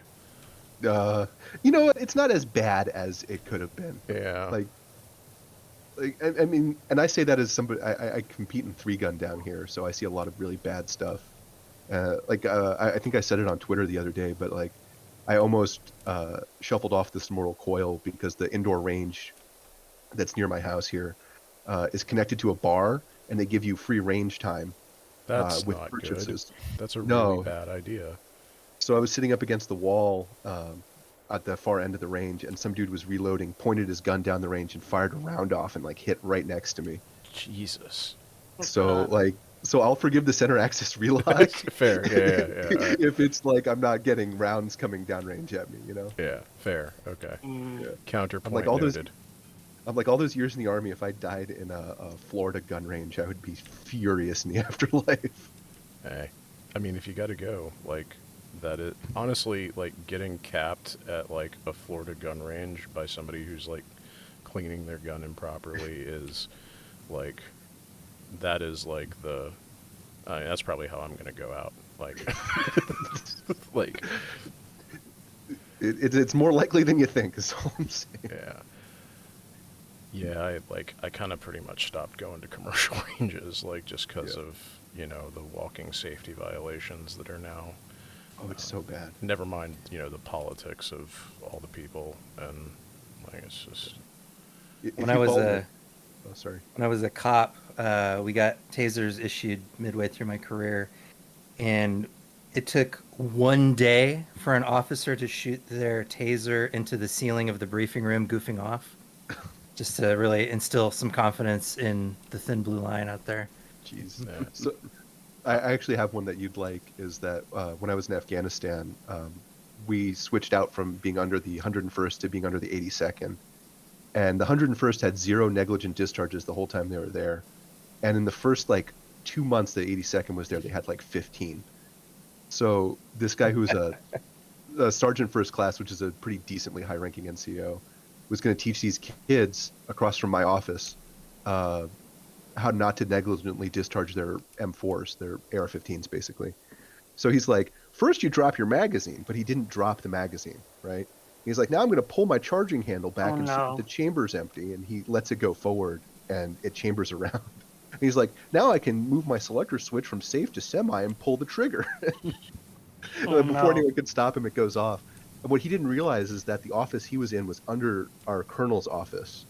And the colonel was meeting with an Afghan army officer. Oh no. So a bullet comes through this guy's floor. The colonel comes running down trying to put his armor on and trying to pull his 9mm out of his holster. And the Afghan officers, this chubby Afghan officer, is running down the stairs after him, like terrified, like, we're being invaded. And they all just see this dude holding a smoking AR-15. Well, good for him for demonstrating confidence, you know? Yeah. Sorry. Yeah. God, I've gotten, I know we talked about this pretty extensively, but just like it's always been bad, but like the tactical space is just a fucking wasteland right now with. It's so bad. If you guys follow my Twitter, you'll see me post like at least once a week about something that's like awful from that space. And it's basically just like to be fair, like it's hard to get mad at like Nazis who are using guns incorrectly, because hopefully that'll resolve itself. But Jesus. Yeah. You know what it's like? It's like Rex Kwon Do versus like an actual like fighting gym. Bow to your sensei. Yeah. So like you get a lot of people who think that they're going to like a real like tactical training place, and then they come out, then they just learned from some guy who watched Die Hard too many times in the 80s. Yeah, like that reminds me of I did go to like one of those like McDojo places when I was younger. Oh and, no. It was like a Kempo class, and that's a big red flag. Yeah, it should have been. And like the guy that ran it like bragged, like it was a point of pride for him that he learned Kempo via videotape. Oh no. Oh. And I was like, no. all right, well, like I don't really have a lot going on right now. And it's like $20 a month, like whatever, it's fun. I'm basically just renting the heavy bag. And then like I stopped giving them my money because like their big grift was like self-defense training for like young women going off to college. And then I got drunk with one of the guys that like was a partner at the place, and he like went on some like big like misogynistic rant about like how no woman could ever possibly beat a man in a fight. And I was like, so you're just taking their money then? Like, what do you think you're doing? And he just Oh my god. So fuck that dude. I did and taught Krav Maga for 8 years, and I've seen plenty of women beat the shit out of guys that got cocky. So yeah, there's a lot of women that could take me in a fight. I'll be dead honest. We actually had a guy come into one of the gyms that I was working out in, who he had gone to a ninja dojo before he came to us, and this was like a Golden Gloves Academy that he came into, like. And the first time he sparred, he did a somersault, and he came up and he like blew on his palm, and he was acting like he won. And he said, "I just blew my ninja dust at you. I killed you." What? Yeah. Like, did he? Yeah, like an actual somersault. It was impressive that he could do it in gloves. Like I was impressed. I did know a guy who claimed to have trained under like a ninja master. He was also a magician, which was just a really fun combo. There's a ninja star. And then he just disappeared one day. Yeah, he was a much more competent magician than he was a fighter. Now he's making Now You See Me 3. Yeah.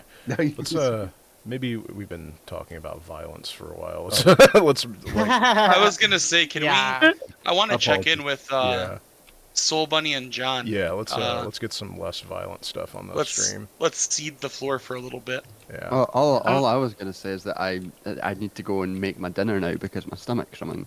I'm not violent talk. I'm just a hungry boy. So I probably need to go. No, I was about to say something very similar. Yeah. So Soul Bunny. I'm sorry, just real quick. So John, you're heading out. Yeah, I'll head out now. I just wanted to cede the floor real quick to Soul Bunny because I know you had some questions. I wanted to make sure you had a chance to ask them if that's okay, John. I didn't know if you had any more Soul Bunny, but I want to make sure you had the chance to do that. No, I pretty much asked her all my, and also like, John has he follows me now, so like, he okay, chat cool. Whenever, yeah. So, cool. All right. I'll let you go eat, John. Enjoy your. John, it was awesome talking to you, and thanks for being on. Yeah. Yeah, thanks for having me. Sorry I wasn't more vibrant, struggling through the day. And everyone in chat should immediately go and donate anything that they can.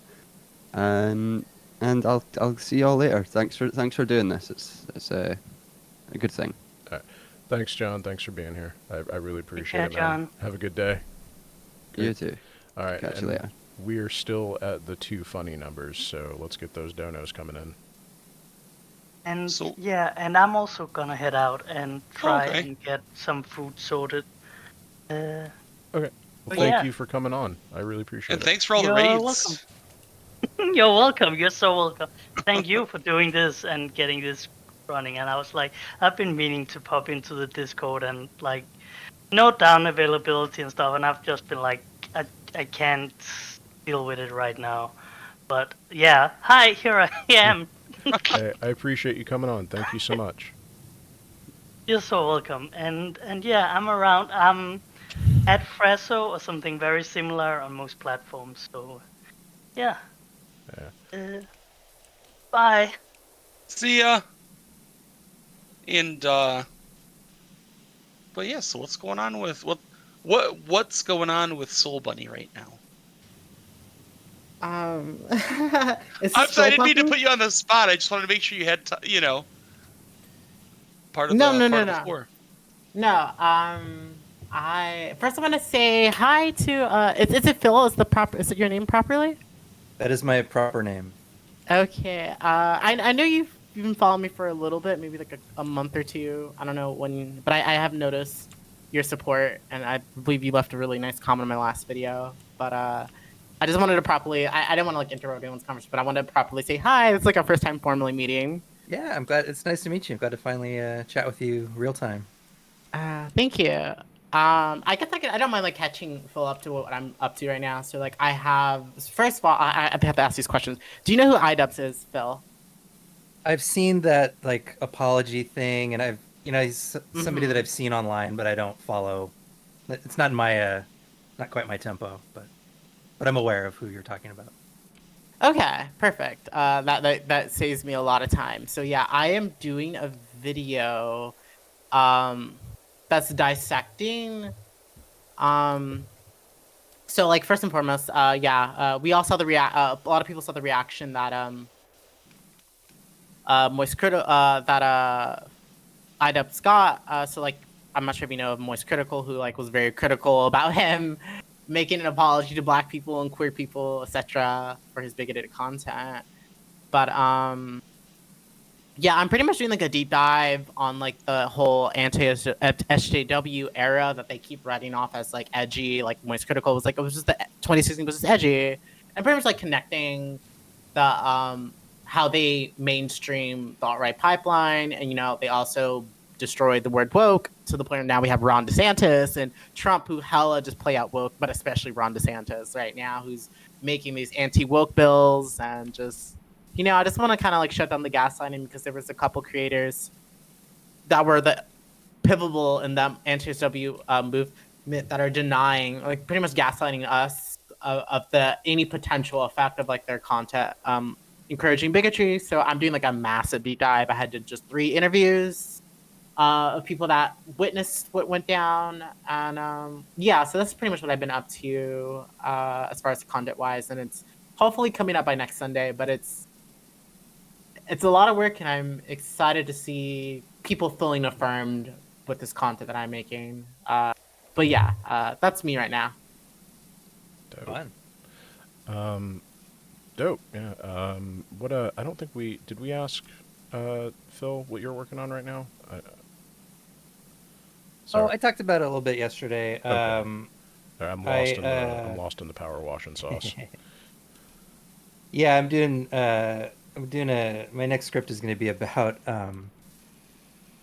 where me and my dad disagree politically. That's right. Just because he is somebody who is kind of a right-wing Republican, but not in a not like a MAGA. He's the kind of stealth kind, like, you know what I mean, like the more, I hate to use this term, quote unquote, the more normal kind of person who has bad politics but is otherwise a nice person. And so like I'm fascinated by people who fly under the radar because they are individually kind and generous and compassionate, but their politics are horrifically violent. And like, how does that happen? How do you vote for pure violence against outgroups, but then in your personal life show nothing but love and compassion towards them? That kind of disconnect is something that I'm really interested in. And so that's something I'm exploring, using my dad as kind of a jumping off point. So neat. Yeah. So what do y'all want to talk about? That's not like blood sport. I had a weird dynamic with my dad like that, because he's a hippie, but he has like right-wing MAGA type politics. Oh, is he like one of the like WANanon folks? I don't know if he's that bad. I haven't talked to him I haven't broached it too much with him, but yeah, kinda. Aw. Yeah, that sucks.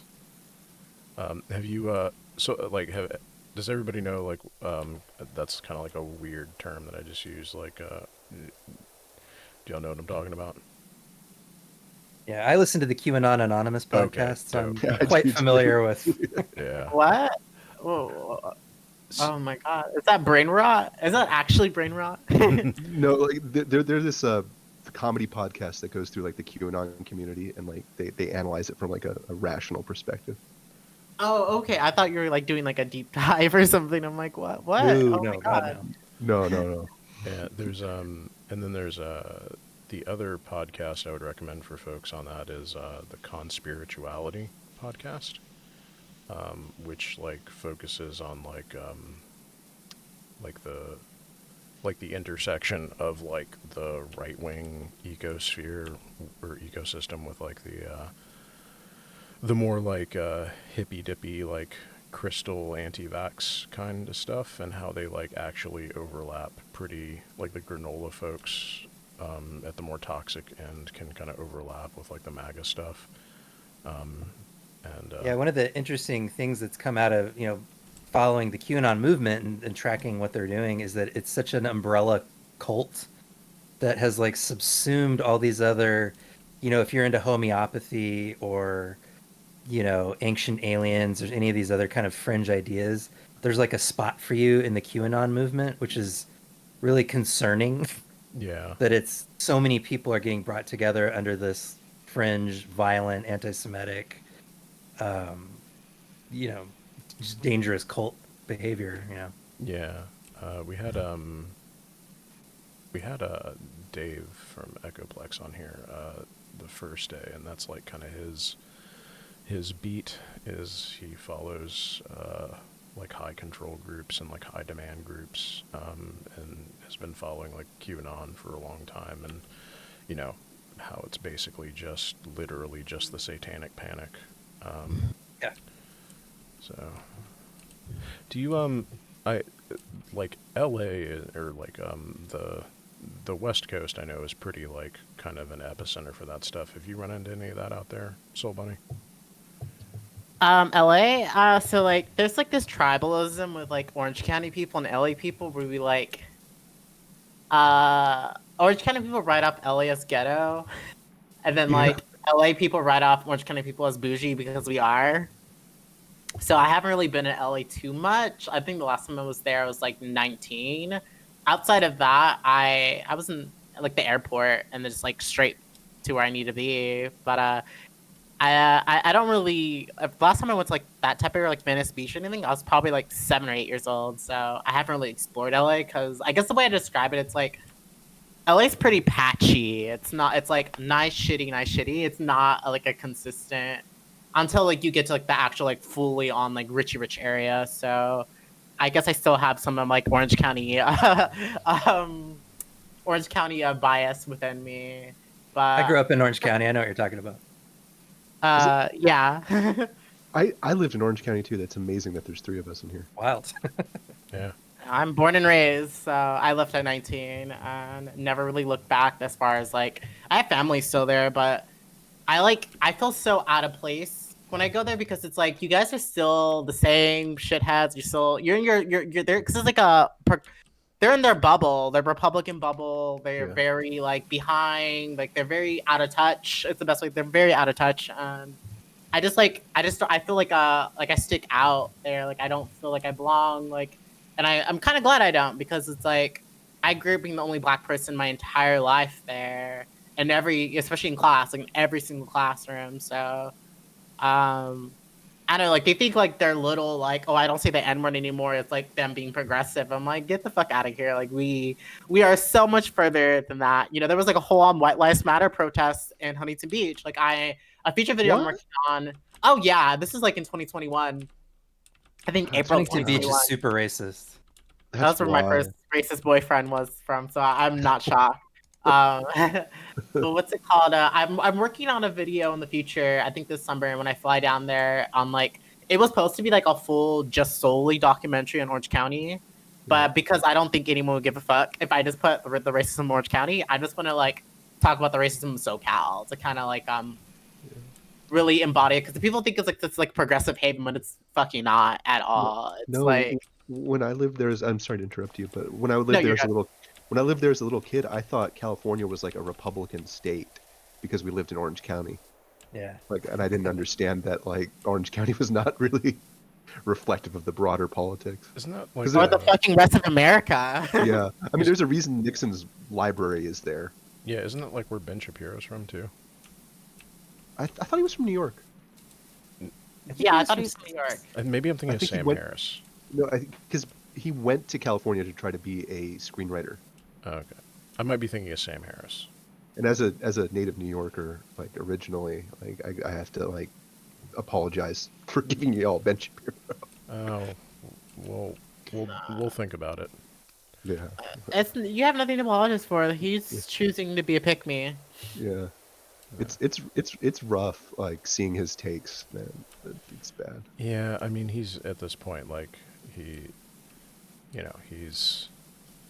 I would just argue, like, I mean, he's been bad for a long time, but at this point, he's just basically like an out-and-out fascist, like. Yeah. Or he certainly employs enough of them that I feel comfortable calling him that.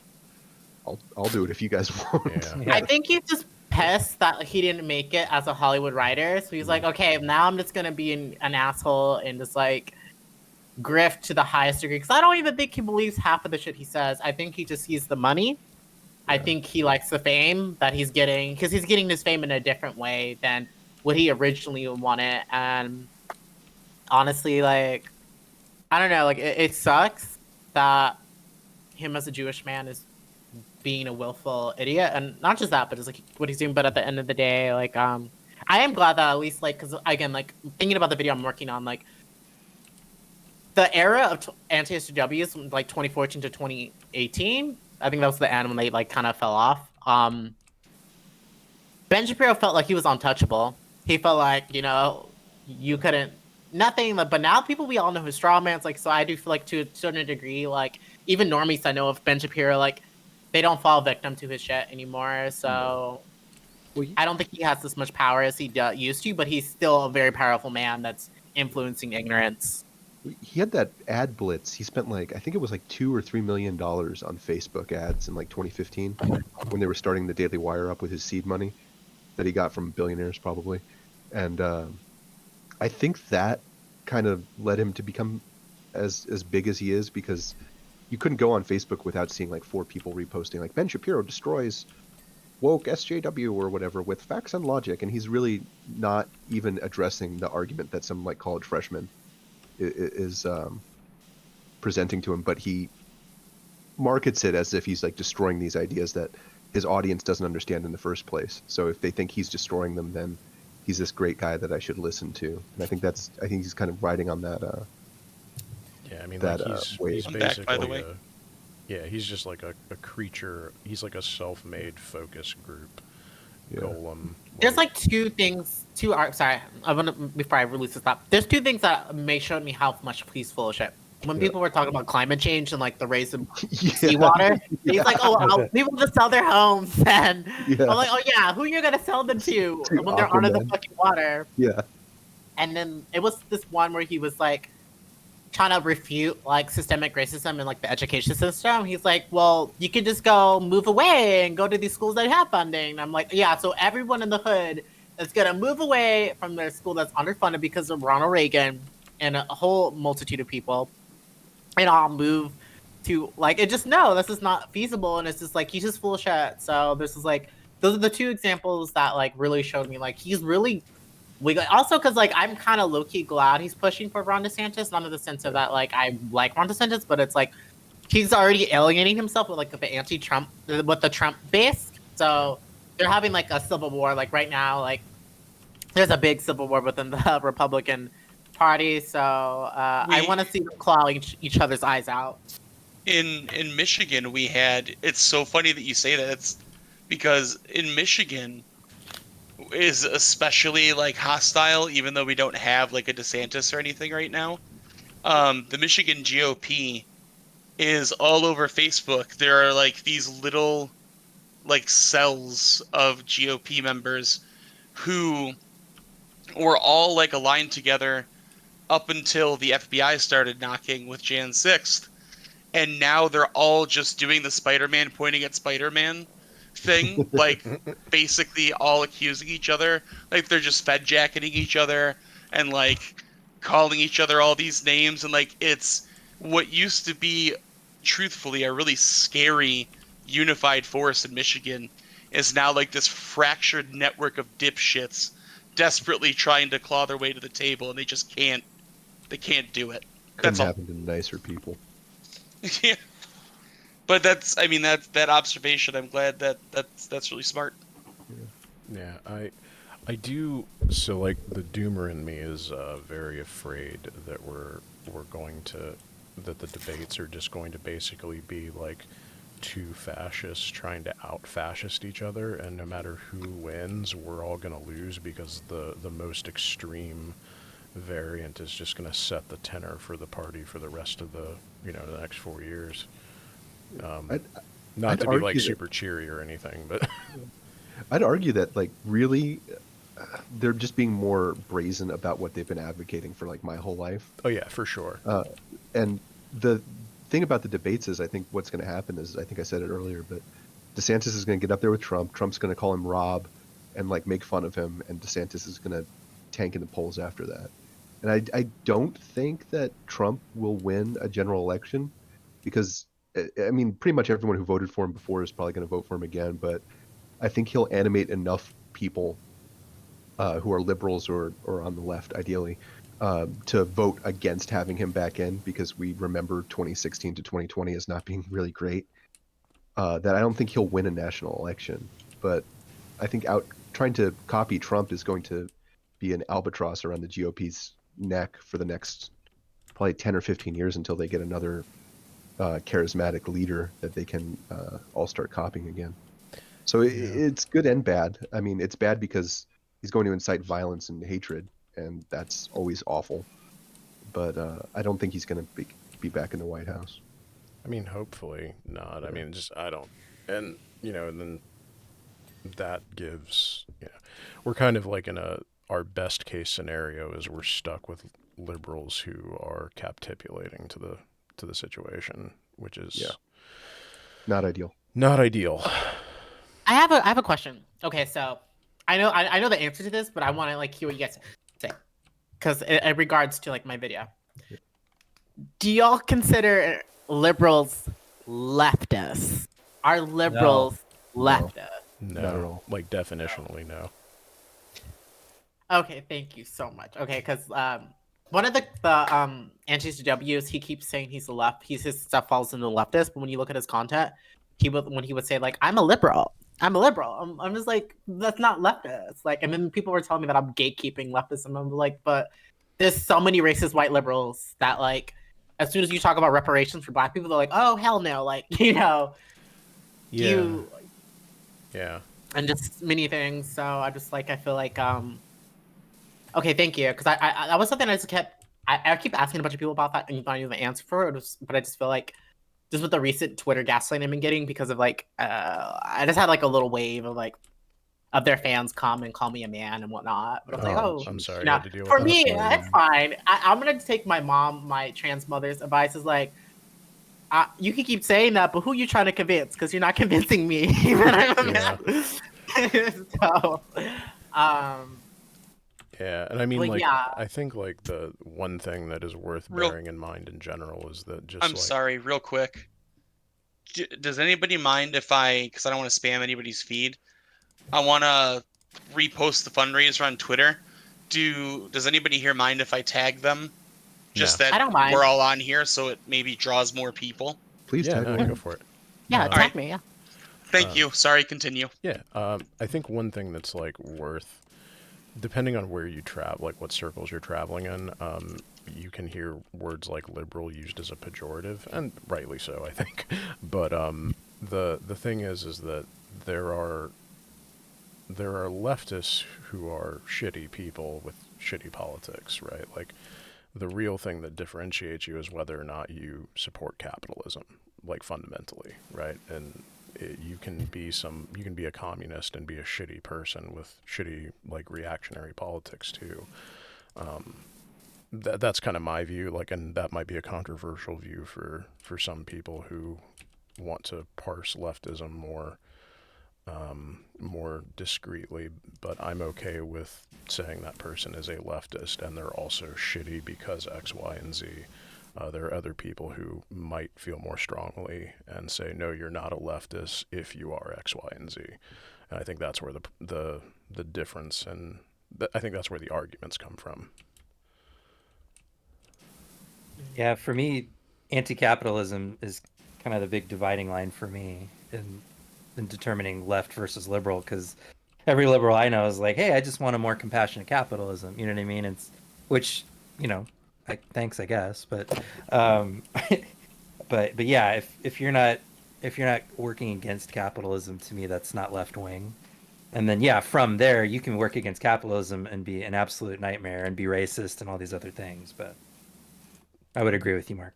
Yeah, and I'm not telling you, Soul Bunny, anything you don't already know. You and John and everybody else have made like a bunch of videos about how shitty leftists can be. So yeah, I think. That's what. Sorry, go ahead. No. Keep going. Yeah. That was it. I was just like, I mean, y'all have made like a bunch of videos about how like just shitty leftists can be if they don't onboard other stuff as well. So yeah, that's all I had to say about that.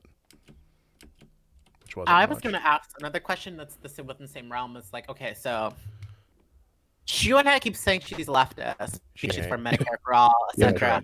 Do y'all believe? Not even a little bit. Okay. So that's everyone's answer. Shoehead is officially not a leftist. Are we gatekeepers now? Oh, because we don't. We are gatekeepers, and I don't apologize. Yeah. I mean, I'll mend that gate. Shu is. Yeah. You want me on that wall? If you don't do the work, you can't do it. Like, period. It's not about gatekeeping. It's just them's the fucking breaks. Sorry. You get it. What? The Mean Girls meme, like, you can't sit with us. Yeah. You can't sit with us. No. It's the same thing with that that cringy communist party that was in New York last year. Like the MAGA communists, like the ones Sox. that they had their like meeting and they had the Z flag up with like a Russian imperial flag and they're saying they're anti-imperialists, Yeah. Like, no, you're not. I mean, that is an interesting thing though, because like the whole like MAGA communism thing is like the Caleb Maupin types and all that. I didn't want to mention his name, but yeah. But like Maupin and like and that whole crew is. So real talk, is that an op? Like, I don't want to be the conspiracy nut that thinks everything's an op, but like, is that an op? Caleb Maupin? No, well, Yeah. but no, I think he's just spent gates. Well, he does work for the Russian government. Yeah, I think. I don't even think it's that deep. Yeah. I think he's just a narcissist that likes to use his power over people, and he likes to be spanked. That's all I know. What I would say for the Russian government is like I would say I think it's really hard to make that determination today because the model I always talk about is like look at what we know about MK Ultra in America, right? Like the overwhelming majority of stuff that was done under MK Ultra by the CIA was not done directly by the CIA. It was done under like shell organizations like the Human Development Fund and things like that. So if you're a smart and the tech and the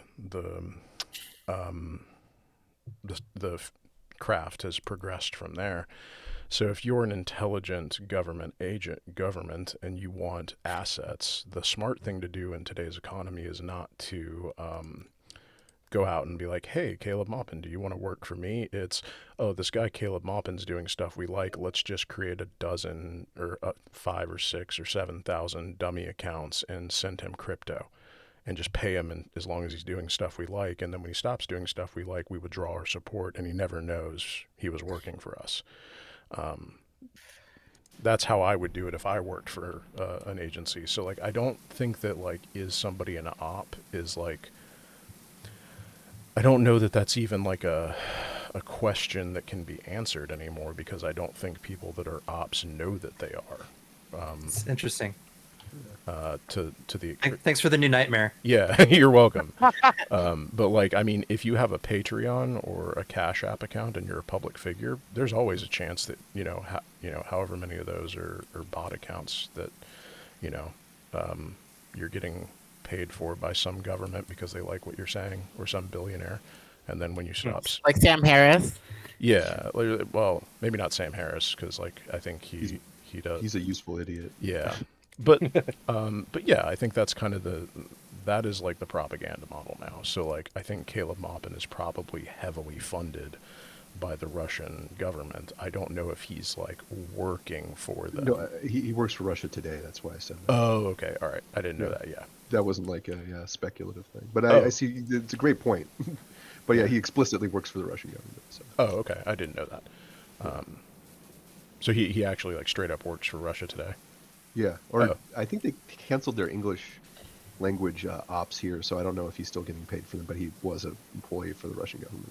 Okay. Well, disregard in regards to Maupin. Yeah. But I was like, he's the cringes of cringe. I literally had to watch like I don't know. I was just watching a YouTuber that went down the whole like testimonies of all people that he took advantage of in his organization, and I was like, oh my god, like this is cringier than I thought. And I think he's just a narcissist. yeah. And then there are people who like adhere to the rough ideology of like I can't remember the guy's name. Bob, do you know the like Dugan? Yeah, Dugan. Thank you.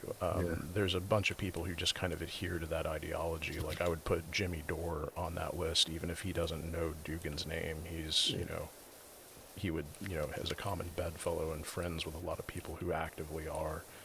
So at what point are you a part of that movement or just an affiliate of it?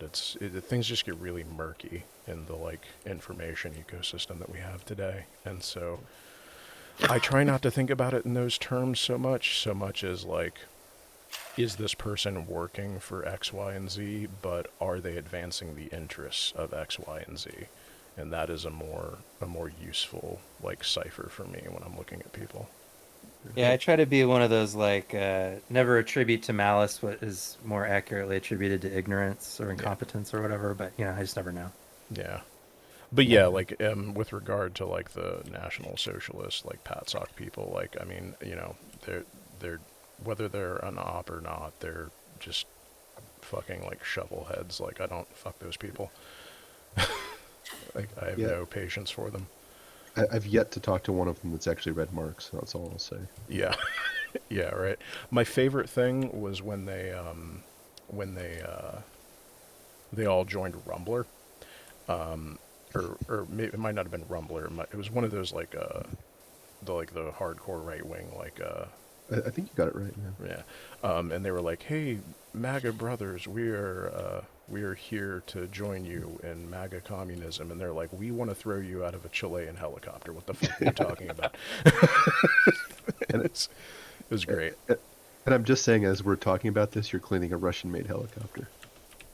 Oh my god. Is it? I think it is. I'm not sure. Oh, okay. This is a wild looking thing. Is this like a wilderness rescue bird? Like I've never seen something like this. It looks like, yeah, I guess that's what it would be. It's a firefighting thing. Looks like a sky crane. Yeah. Oh yeah, this is like where they drop it in the lake and suck up water for like wilderness fires. That is an awful job. I don't want that job. But they get paid so much for a reason. Yeah. Whoa. Except in California where they use inmates. Labor, yeah. Yeah, or just slave labor. Oh, I don't have permission to edit the soundboard. That's fine. I was gonna play the X-Files theme. I missed that show, man. Yeah, that was back when like right when conspiracy theory like it stopped being fun and like Mulder would absolutely be a QAnoner, like 100%. So does ACAB include Mulder? Yes. Oh, okay. Yeah. Well, I was expecting a pause. No, I mean like that man had Bill Cooper's autobiography like in his like lapel jacket, like like there's no way that Fox Mulder and Bill Hicks would have been like the first two people to jump on the adrenochrome thing. Bill Hicks for sure. yeah. And Bill Sam Kinison. Sam Hicks Kinison was already like problematic, but like he would absolutely be like MAGA all the way. Bill Hicks would ask where he could get some. Yeah. God. But that dude was such a fucking scumbag. Like, I mean, it's without getting into an entire discourse about like old problematic comedians. Yeah, I'll just leave it at that. He would have been a QAnon. Who, Hicks or Kinnison? Hicks. Yeah. Yeah. I'm kind of surprised they didn't. Oh, sorry. No, go ahead. I was gonna say I'm kind of almost surprised they didn't put him on Mrs. Maisel. That's Fucking. But I guess as what was his name? Lenny Bruce was about as adventurous as they were gonna get on that show. Yeah. So, well, can you elaborate on the Bill Hicks thing? Because I remember I was a big stand-up comedy guy, like as a kid, like watching Comedy Central and stuff like that. And I always remember growing up super conservative and Bill Hicks being like really edgy. What I would have considered liberal or left-wing when I was a kid, but I have not like revisited his work as a grown adult. Well, he was like, for starters, he was just like violently homophobic. Like, really? Okay. Yeah, he was absolutely like just a vicious homophobe. And like, I don't think that came up in his act as much, but like there were a couple bits. Yeah. He also had like a bunch of really like creepy bits about like going after underage girls and oh yeah, and like he did like an entire like 15-minute monologue that was basically him like I'm not gonna get into it on stream. It was bad, really gross shit. And then he's like just a dyed-in-the-wool conspiracy theorist, and you mix virulent, vicious homophobia with like pedophilia together with conspiracy theorist, and like out of that blender comes QAnon, right? That's true. Yeah. Wow. Yeah, I'm sorry, man. That's okay. Yeah, that one hurt me too. Like I am also like a recovering Bill Hicks fan, so I feel that one too. My guy's Brian Regan. As long as Brian Regan isn't problematic, I'm good. Yeah. Let me check donos. Where are we at? That seems like a good spot to like.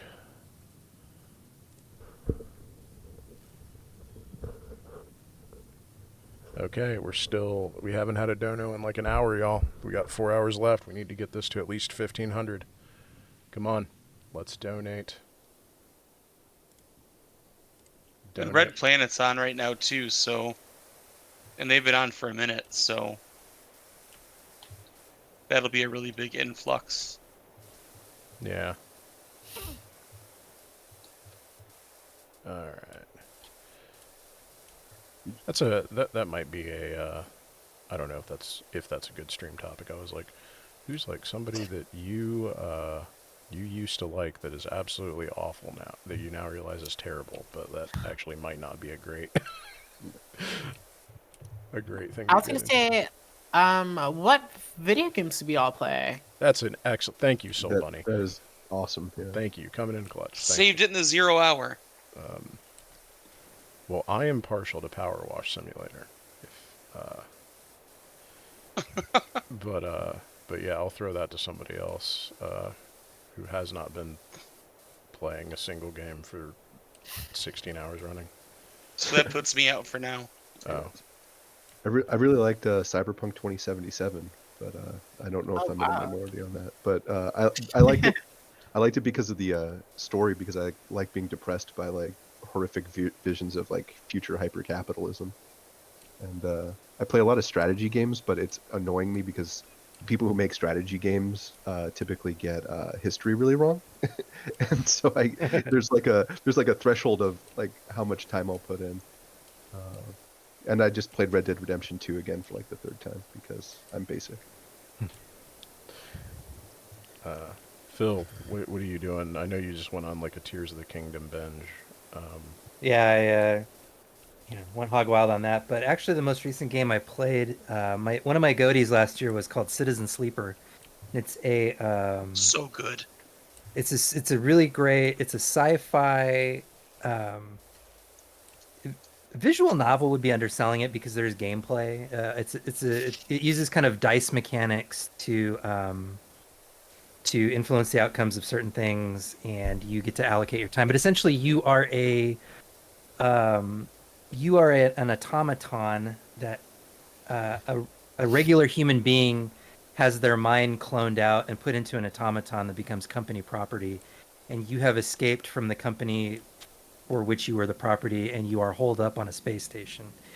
And you have a corporate disease that is meant to kill their property if it ever escapes from them. And so the gameplay is you are managing your time on the space station, doing quests for people and meeting the inhabitants and sort of deciding how you're going to allocate your time and your limited resources. And I have never played a game that so perfectly captures the poverty treadmill where you lack resources, and so you have to choose whether you're going to eat, sleep, or work.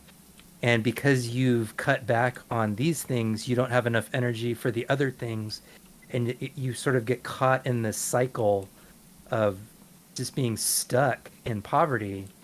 And but it's also about solidarity, and it's about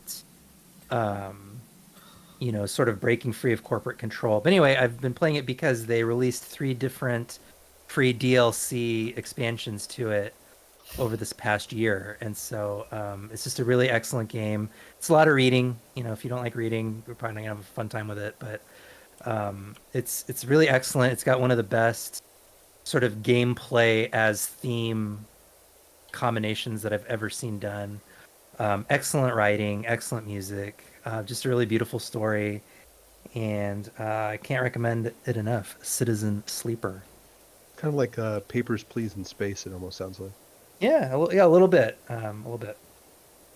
Awesome. It gets compared a lot to Disco Elysium. It's not quite okay. as branching as Disco Elysium would be, but it's in that kind of vibe. Oh, Mark, System Shock remake dropped. Actually, I'm downloading it now. Oh, sweet. I will check that out as soon as I am able to. I'm looking forward to that. Yeah. Soul Bunny, what have you been playing? I've been playing a game the whole time, actually. I've been playing. That's why I've been a little quiet. I just only chime in when I see it opening. But I've been playing Trails of Sky, second chapter. I mostly play JRPGs. So, you know what that is? I'm familiar with the series, and I played parts of the first one. But I liked it a lot. I just trailed off of it. Okay, so you only know Trails of Sky. You don't know Trails of Cold Steel, or Trails of Zero, or Trails of Azure. Right. Okay, I'm like I know that it is a series, but yeah. They're all connected. They're all within the same well, they're not. They're on the same continent, but they're different countries they take place in. It's the best way to describe them. But yeah, I mostly play JRPGs. That's this is mostly my thing. But I've been Turb outed me for playing League of Legends with him and some other people that was supposed to be on the down low for me. What's it called? Yeah, I've been wanting to play more games with I think just people with the space. Like, I wanted to be able to if I find out there's a game that we can play. Like, one example, I've been wanting to get into Final Fantasy 14, but I don't have anyone to play with or teach me how to. So that's just something on the back burner. But I'm really really into JRPGs. I think I've been beating a couple Final Fantasies recently. Star Ocean series. Love Star Ocean. I have all the Tales of games on Steam. So Tales of Berseria, Tales of Zerseria, Tales of Versperia, Tales of Arise. So those. Has anybody played Chained Echoes? I've heard that's a good JRPG. It's a good one. I haven't tried it yet. I know you just don't level up in it. It has a different system where it's anti-grinding. Oh. Do you like grinding? Yeah, but I've tried to grind less now. I guess since I've been playing JRPGs since forever. Since I was an elementary kid. This is the genre my dad was into. Now I just play games on hard mode where you kind of are forced to grind. But because I'm trying to get through, because there's a new Trails of game that's basically a lot of the Trails of games, they'll be in Japanese for 3 or 4 years before they get translated to English. And one finally been translated, and it comes out next month. But I won't get it by then. But I want to get through the series by the time the next I know the Christmas sale happens. I'll go get it, discount it. So I didn't play in normal mode. But yeah, that's just what I've been up to. I think also I love Survivor Horror. I want to get I'm having someone helping me with the PS2 emulator so I can get Resident Evil Code Veronica X. Code Veronica X was the best. I enjoyed that one a lot. Also because it was the very last one that was the tank mechanics before it went to Resident Evil 4. That's why I have fond memories of it. I think that might do be remember the only one I played. I think from what system? PS2, I think it was. Yeah. Yeah, I think that was the only Resident. Well, no, I played the first one when it came out on N64. Resident Evil 2. Okay. That was the second one. That was the second one. Yeah. Mark, you know what I need to play? What? I gotta play Silent Hills. Yeah, or SH2, the remake when it comes out. By the way, thank you, Lost Futures, for being on the stream. Tell everybody who you are and where you're from. Hello, I'm Lost Futures. I don't know what I am. I guess I'm an anime leftist video essay. I don't know what I do. I'm a history leftist video essayist. I'm a lot of things. You contain multitudes. So it's a bit tough for me to pin down what exactly I am. Where am I from? That's a great question. I'm from Canada, but not the Turb Canada. I'm in the middle of Canada. He's a bit in the west. I don't want to dox him. Yeah, we have no forest fires here. It's blue skies. The weather's getting a bit nice, so it's nice here. But just on both sides, there's the fires, and it's oh damn, they'll eventually come to us. I know it.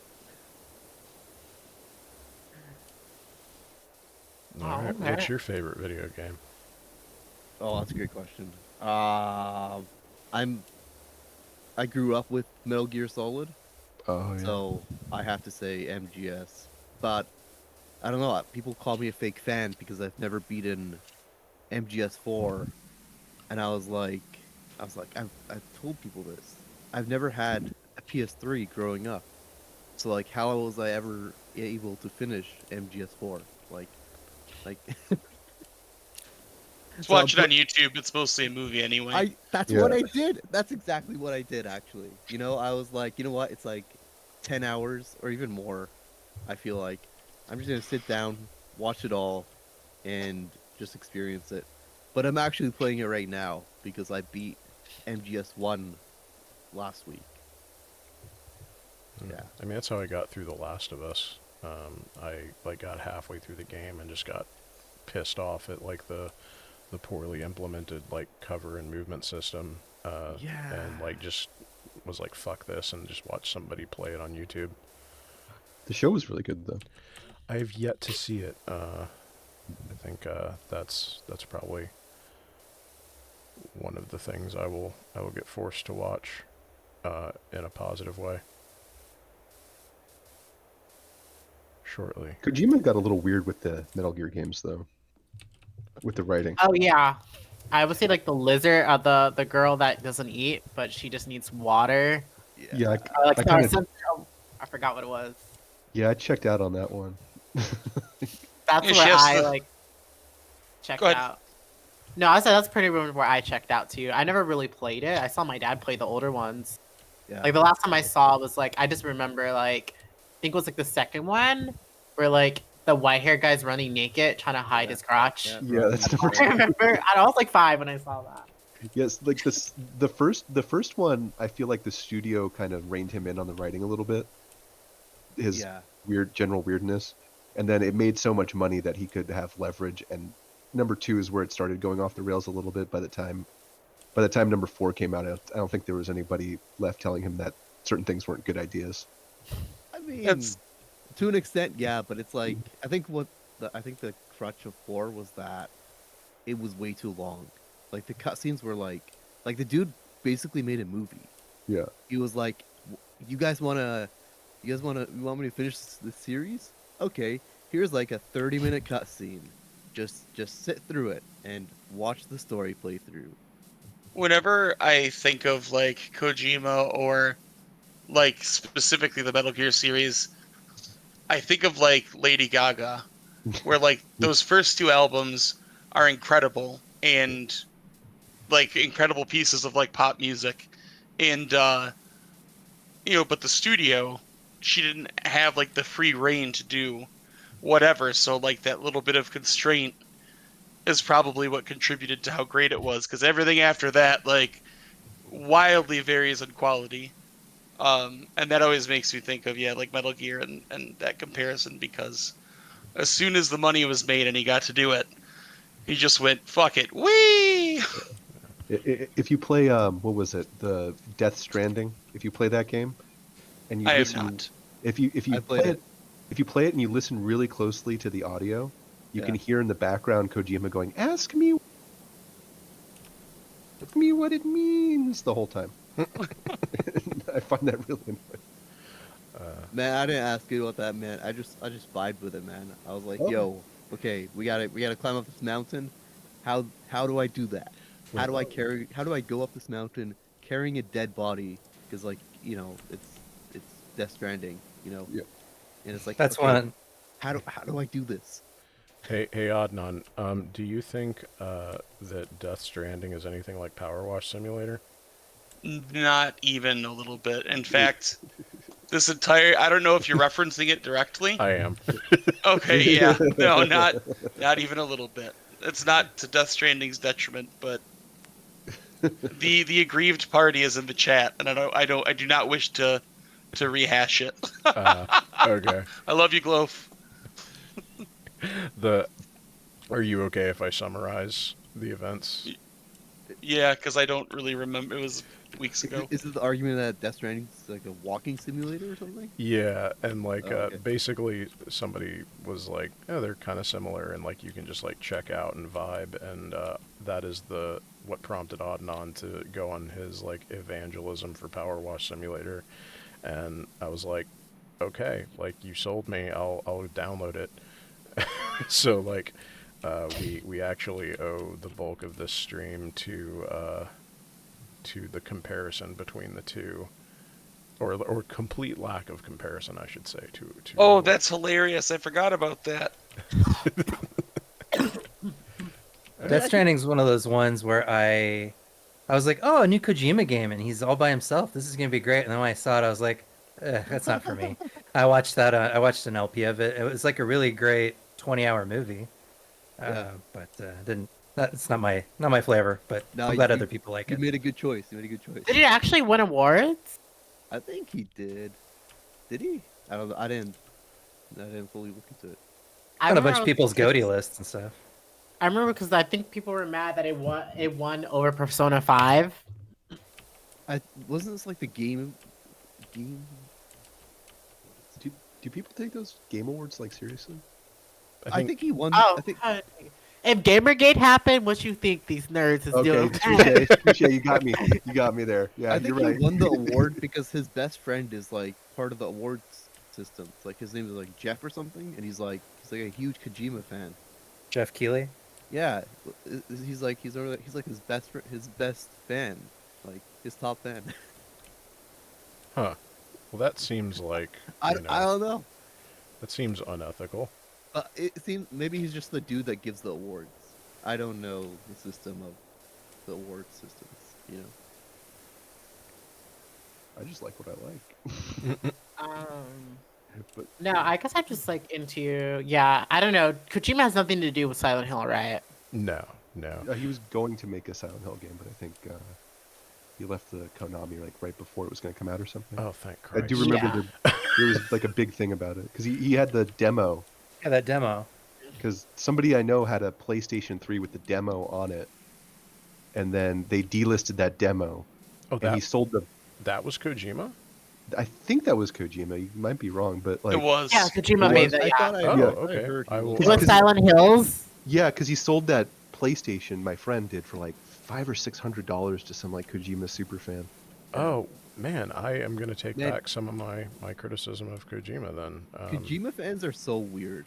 They're so like to this day they actually think the man who's obsessed with creating games put out a incomplete game, like, and they continuously blame Konami when continuously Kojima has stated that he put out MGS5 and he's finished. Like he put out a finished game. Like it was meant to end with an incomplete. It was made to make you feel the phantom pain because it's like it's missing the ending quotations. And to this day, they keep coming after Konami. They're like, how dare you put out an incomplete game? Why didn't you let Kojima finish his game? You know, and it's like, no, man, that's not how it works. You don't put out. That's Especially, funny. like, it's a weird kind of thing because MGS5 is the final game. Like, that's it. That was Kojima's last MGS game. He didn't want to do MGS4. Like he was basically forced to do 4. He like by 2 he was like zoning out. And people think to this day that the guy didn't complete 5. Like no man, that's not how Kojima works. He finished the game. Well, at least they're not Star Wars fans. Oh lord! Oh my god! I'm gonna say like there are still some of the remnants of anti-SJWs is the Star Wars community on YouTube. Yeah, like, you're for real. Like I just know that bald-headed one. Sorry, not to diss bald-headed people, but I just remember. I think he has blue eyes and he's bald. And I just know he's like so fucking racist. Constantly just like I know when like Ahsoka was casted as a black woman and like the whatever like that one Disney Plus like the bounty Mandalorian. hunter. Yeah, they were like all like attacking her. I don't know that community. Like I like Star Wars. I like Star Wars lore, but it sucks that the community is so fucking toxic. I didn't realize how bad it was until one of my friends bought me like a Mandalorian T-shirt, and I was wearing it in public, and somebody tried to strike up a conversation to that extent with me, and I'm like, dude, like, please leave me alone. I'm just I'm trying to buy groceries. Like, stop talking to me. I remember I happened to wear just a random what's it called a Star Wars short on May the 4th, and I had no idea that what May the 4th was. Oh, so it was just a happy accident. Yeah, and I remember my teacher was saying May the 4th be with you, and I was like, what? Like what are you talking about? I wasn't even made to. I just wore the shirt just because it was a shirt to wear that day, and I found out, and I was like, oh, I can't stand Star Wars. You're like, oh, but why are you wearing that? I'm like, because it's a shirt to wear. And it was someone gave it to me for Christmas, and I can't stand Star Wars. That's why you see this bleach stain because I bleached my hair with this shirt on. Like that's how much I didn't care. And he got mad at me. I'm still a little Sorry. depressed that the last movie I saw in a theater was that last Star Wars movie. I know, like, sometimes I'm just an old man about stuff, or an old they, rather. And I get, like, just grumpy about things, and I don't know why, but May the 4th just makes me, like, unreasonably angry, because it's, like, not even the thing. I don't know how to explain it any better. It just... I started this running gag this year, where, like, every day, I just picked a random number in May, and like made it one of the movie titles. So I'd be like The Seventh Strikes Back or like something like that. Oh, Lord. And it was only funny to me, but it was my way of as long taking down the system. If you crack yourself up, at least you're cracking one person up. Yeah. Oh yeah, I made everybody angry, but worth it. Yeah. At least, the most annoying one for me though is well, for me it's Warhammer because I actually play Warhammer, and like the toxic Warhammer fan. Oh my god. People are usually not actual Warhammer players, but just right-wing jerks who are using the imagery. But the other one is down here. I'd run into it a lot. Is Star Trek fans who don't get that the show is about socialism. Brutal. Yeah, they're like, I'm a conservative like Star Wars fan. Wow. That's like people that like when conservatives didn't know about Raging Against Machines, what it was about. I was like, oh, really? Yeah, like Paul Ryan was like saying how much of a fan of Rage Against the Machine he was. It's like, brother, you're not listening to them lyrics, man. So I talk about this sometimes because I used to tell people that when I was a cop, I would blast Rage Against the Machine in the cop car while I was on duty. That's And ironic. people are like, "Well, what do you want to listen to the lyrics? You don't get it." And I'm like, "No, I got it, but because I was an asshole, Yeah. I liked listening to heavy music, and I thought it was funny to play music that they would hate that I was doing that. Like it's a power move from an asshole. Like it's not that I don't understand it, is that I was a jerk, you know." Were there any cops who were playing hip hop and rap? Oh, totally. Yeah, we'd bump KRS-One, you know, whoop, whoop, it's the sound of the police. Yeah, I mean, we had tons of cops that would do that. There's this, like, when you are in a position of basically infinite power, it's a power move to engage with the art of people that don't like you because there's nothing they can do about it. You know what I mean? It's a power play. And it's gross, like it's offensive or whatever, but I mean it's not that we didn't understand, it's that we didn't care and we didn't have to because we had infinite disgusting power. Did you wear those like Hollywood cop glasses that, like, as I call them, that like Aviators. aviators? That's what they're called. Okay, I didn't know they were called. I just know them as the Hollywood cop glasses. Yeah, sometimes because it's funny, you know. We did a lot of cutting up, and I mean the big glasses were the oh man, those like wraparound kind of like wraparound Oakleys. Yeah, that was like police standard, you know, standard issue. Like, all the cops in Orange County was aviators. A lot of aviators, I've noticed. Yeah. And when I think of, I think when I see your icon on YouTube, what comes to mind is that one Cartoon Network cartoon of like that big, like buff blonde guy with the hair that sticks up with the sunglasses. Oh, Johnny Bravo. Johnny Bravo. Johnny Bravo. Yeah, I just think of Johnny Bravo when I see your icon. Oh, good. I'll take it. The worst dudes to be. Yeah. Just don't look him up on Google. What's it called? Don't look up Rule 34. Johnny Bravo. Oh God. Whoever made that up is like, if there is an afterlife, is not going to the good one, because I feel like whoever popularized that concept is like, you know, it's a self-fulfilling prophecy. Yeah. If you make Rule 34 of Johnny Bravo, you will not see heaven. No. The only person God won't forgive. Yeah. Why? Because they stain your favorite himbo. Basically. Yeah. Sexually. No, it's just because like canonically Johnny never actually like gets any. Yeah. Like it's not true to the lore. All right. Well, I didn't know you're that deep into it. Well, he's a bald guy with I blue was eyes. gonna say, I would say a lot of the Rule 30. Let me not snitch on myself. Anyway, Learning about your search history. I was a minor. Anyways, I was in high school. Okay, it wasn't mostly straight. Let me just say that it wasn't mostly straight. So, You know, they almost made a live-action movie starring The Rock, Johnny Bravo. Then this conversation would be a lot more funny if they had. Oh no, I don't. I'm torn about whether or not I want that to be real.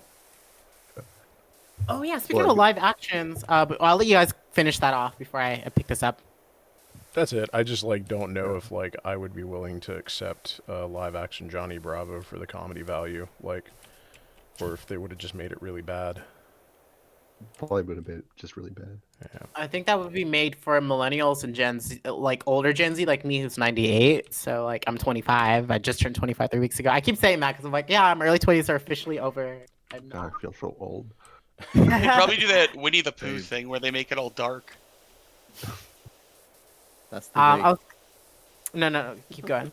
I was gonna say, have y'all heard all the discourse about The Little Mermaid and just like the review bombing, just the consistent racism and the quartering, still making videos. Like I remember like I went to my old Instagram story archives and saw like a meme I posted back in I think it was 2018 or 2019. I think it was 2019 where it was like, because there was a lot of like people that were like making the hashtag not my Ariel back then when it was first Hallie was announced to be the actress. Real quick, I just posted. I'm gonna step Yeah. away real quick and just like use the restroom and grab something. Y'all keep talking. Okay. And I remember posting this meme of like author writing in his diary, and it was like, "Dear diary, today white people are mad about mermaids." Yeah, it's so wild to me that there's these like grown people who are going on and like doing these like racist, anti-Semitic, transphobic, misogynistic, what have you, screeds about like children's movies they have like no intention of watching. It's just, and it's like an industry. It's wild. If you take, and this is just my like thought on it, Yeah. is you take these, um, you take these melanin deficient men I who grew resemble up, that remark.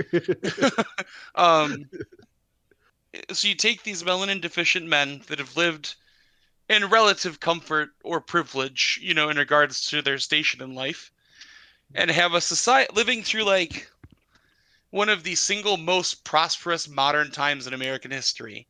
The late 80s, the 80s to the 90s.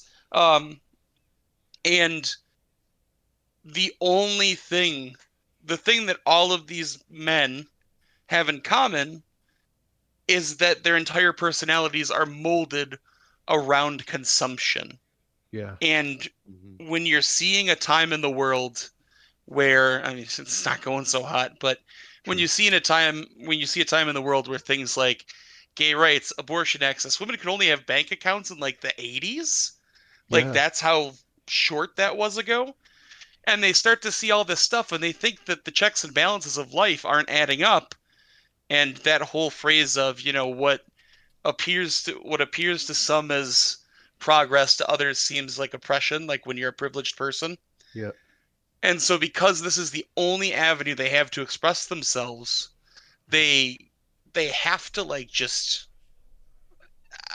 attack all of the content that they love because they feel like it's being given to others and that it can't be shared. And then you have all of the complex systems of anti-Semitism, racism, misogyny. I mean, pick a bigotry, and it's all baked right into the fabric of it from the get-go. And so that becomes I'm way oversimplifying it, but that becomes the cudgel with which they believe that they can strike back. I'm not saying they don't know that they're doing it. Yeah. I think all of them are fully aware of what's happening. Well, I think you're dead on. But I'm gonna shut up for a little bit. That's my piece. No, that was good, man. It's just wild to see it like in real time. Even if you understand the mechanics of it. What's that? How joyless must it be to love something so deeply and be forced to feel so much contempt Yeah. towards that same thing? It's joyless. Like I played a Warhammer game here like a couple months ago at a store, which I almost never do, but this store was okay. Like I walked in and it didn't smell of angry people, if you know what I mean. Yeah. So I run Custodes, which is like a little cool golden armored army, and I wound up sitting across from this dude, and he got super angry that I wasn't like taking it seriously enough. So there's a parody series of Warhammer, and they have the Custodians have a theme that they lifted from JoJo. So I take him out my phone and I started playing it, and he turned red. Like this dude turned red. And I've never seen somebody do that over like a Warhammer game before. And maybe I'm like really lucky in that regard, but like it's just amazing to me that happens, what you were describing, that somebody loves something so deeply that they get so enraged that somebody won't take it in the exact way that they do, or like take it seriously enough, in my case, I guess. There's this, it's not quite exactly what you're talking about, but I feel like it's the same impulse, this like sense of ownership over your hobby, like that you own it as a cultural concept, where I love the From Software games, your Dark Souls, your Elden Rings or whatever. Sure. And they're famously difficult games, and there's a certain, and not to open up a can of worms of discourse on game difficulty, but you talk to certain people about like, oh, it'd be nice to make, if there were difficulty settings for people that maybe can't hang with the super tight combat, because I'm 40, I have a kid now, I've reached my ceiling of game competence. I'm only getting worse now. So there's a certain, I love when there's like a dad mode for games where I can just like vibe out on it. But you talk to certain people and like, no, if they didn't earn it through the mighty combat of valor, then they don't deserve it. And it's like, whoa, whoa, whoa. Like, and you realize that there are certain people who can only enjoy something if other people aren't enjoying it. And it's like, what broke in your heart? Like what broke in your soul that for somebody to enjoy something diminishes your enjoyment of it, instead of that being a multiplier for you? Like to enjoy things together like we're doing on this call, just enjoying things together multiplies my enjoyment of things. It doesn't diminish it, but some people are so sick in the soul. It's so sad. Yeah, they're talking about playing those From Software games like they're talking about going to like Special Forces selection or something. Like, I earned my Bud school. Yeah, right. It's like the other thing I'm curious about is that how do they propose to like gatekeep a hobby? Like, are they going to stand in the doorway of like the model store and be like, no women allowed in the model store, you can't buy this? Or like, if I order my custodies on Amazon, you're a leftist, you can't order this on Amazon? Are they gonna like pop up on my screen? Like, that's such a insane, or not, excuse me, that's such a unworkable project of theirs to like gatekeep a hobby. It's not gonna happen. Well, Like, is the hobby store guy not gonna sell me a Warhammer model because Bill the Neckbeard in the corner doesn't think I'm worthy of it? Like, I would no. actually advance that like the act of attempting to gatekeep it is probably part of the dopamine for some people. Like, right, like I've never met you in person, but you've described yourself enough to me that I assume you're probably like a fairly intimidating person to look at. And like being able to, you know, tell somebody like, no, like that might be like the only area where, number one, that person probably has like a really toxic, fucked up view of masculinity in the first place, where they would even have this thought process. And then they're like, this is how I'm gonna like get myself over on this dude that I, you know, have judged to be in this hierarchical position. And you're just like, I just want to play with my custodies, man. And like you're in this like psychodrama of this dude that you don't even know you're a part of. Like, you're probably right. I didn't think of it that way. It is like being like an over 6 foot tall, 202 many pounds dude is kind of probably a position of privilege I forget about a lot. Yeah, and like I know that because like I'm in a similar spot, right? Like I look like very, like, people have routinely told me that like I have like a somewhat threatening or intimidating demeanor, and like I'm very conscious of it. And like I've noticed with people who, number one, you notice fairly quickly when somebody feels that way, and it's like, I'm not even playing the game that you're playing, bro. Like I'm past that. I don't care about any of that. But they don't know that, and like they're going to like it's just a very like you know, it's a sick aspect of like the way that patriarchy and like toxic masculinity impinges on our culture. Not to like over psychoanalyze your Warhammer thing, but that's no. I mean, like, no, you're pretty much on the same page I am with this dude. Yeah. Oh, you know it's bad though when the game store clerk apologizes as you're leaving for the dude. Oh Jesus, yeah. Yeah, like, oh yeah, you got him. Yeah, thanks. You could have warned me before I sat down at the table, brother. All right. I think part of it affects the participating in the community. I think that's a big idea of how all of it affects it, right? Like for me, I got super into Smash, right?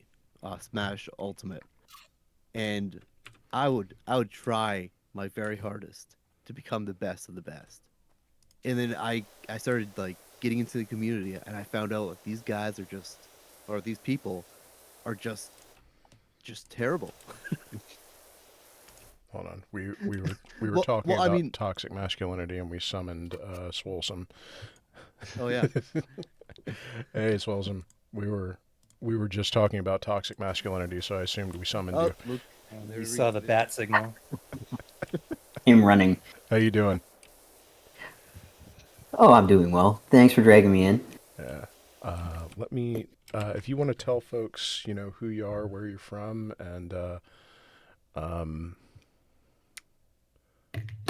yeah, tell folks who you are and where you're from, and then we'll talk. We'll do Dono's rant, and then we can get back to talking about how toxic Warhammer is. Oh, good. Oh, I have so many thoughts. Hi, everybody. So I'm Finn. My YouTube channel is Swolesome, and I talk about social issues, queer stuff, lots of talk about masculinity, so I'm going to gear up for that. Yeah, that's it. That's it.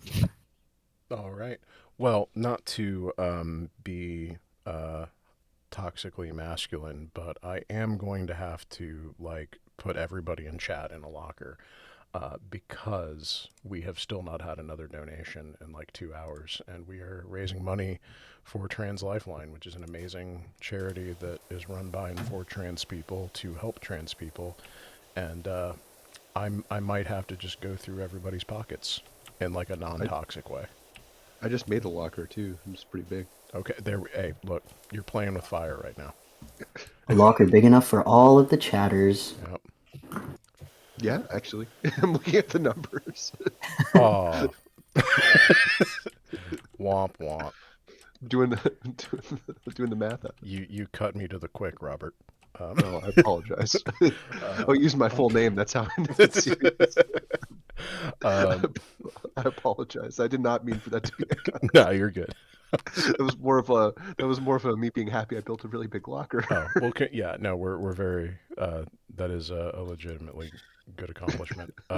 So Warhammer sucks, huh? No.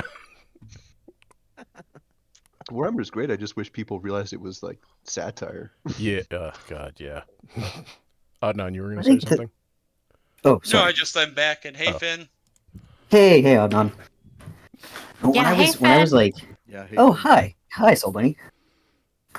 When I was listening in, like the creeper I am, to the conversation earlier, there's this weird, I think, twofold thing when it comes to like guys getting super gatekeepy and weird and defensive about like various geek culture things. Is like, one, they've tied it's their identity, right? It is who they are. So like when other people are enjoying it, it's like, no, this is my thing, you can't have it, this is who I am, this is like, I stopped bathing for this, what do you know about it, go back to watching iCarly.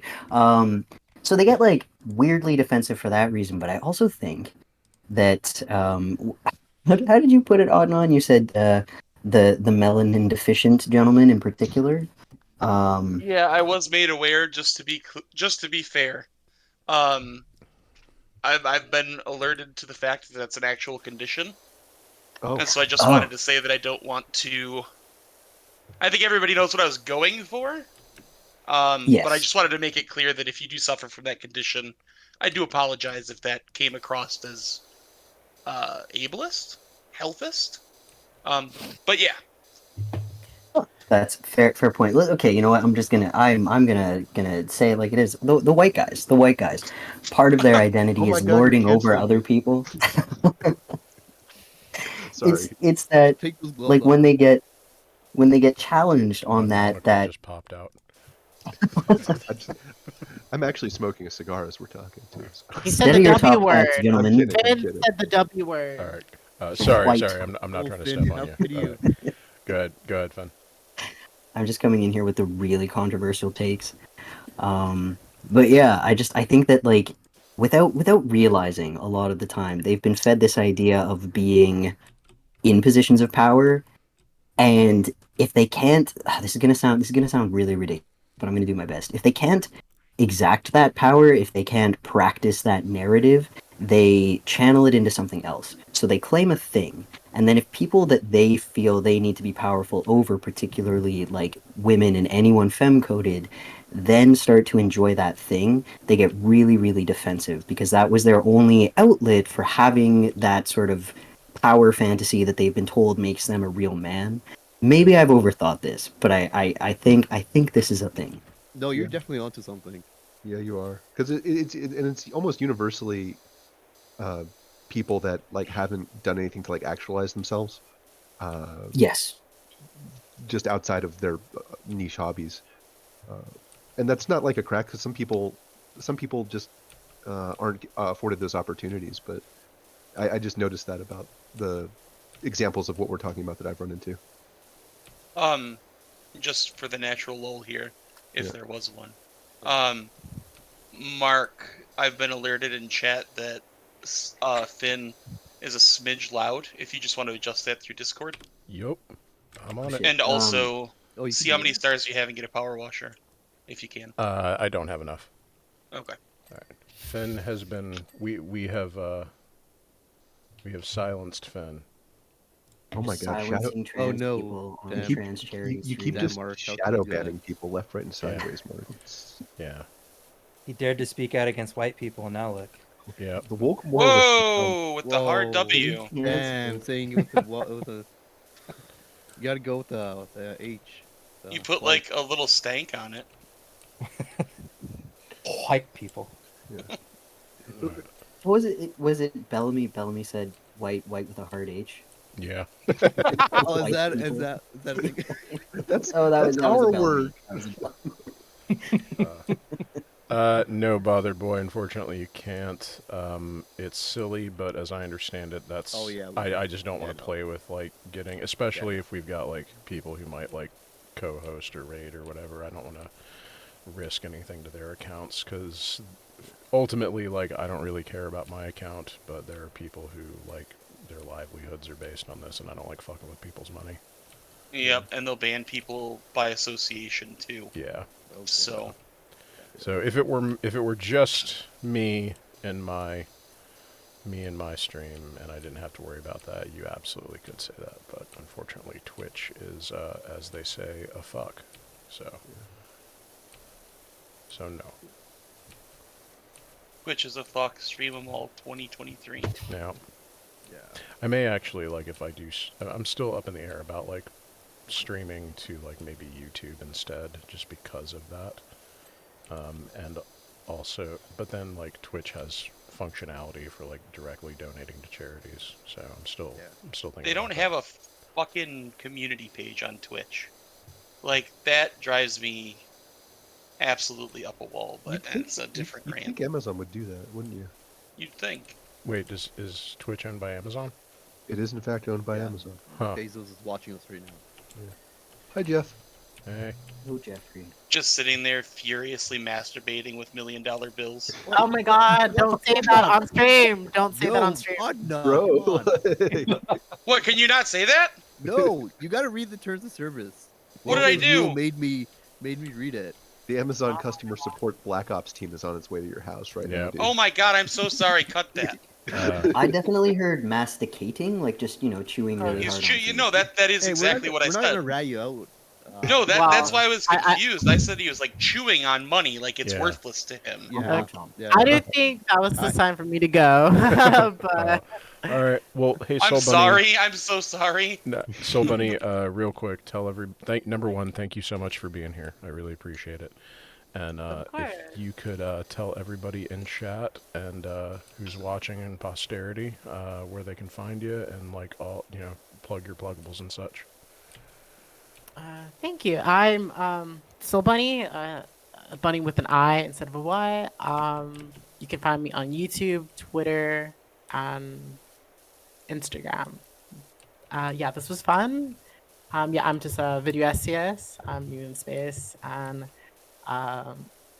yeah, there's some stuff coming out in the future. I have some new content, and I have some collaborations. And I'll just say this: there's someone to collaborate it with that hasn't came out yet. It'll take its time, but that's here right now. I won't give it away who it is though. But that Okay. said, Well, thanks.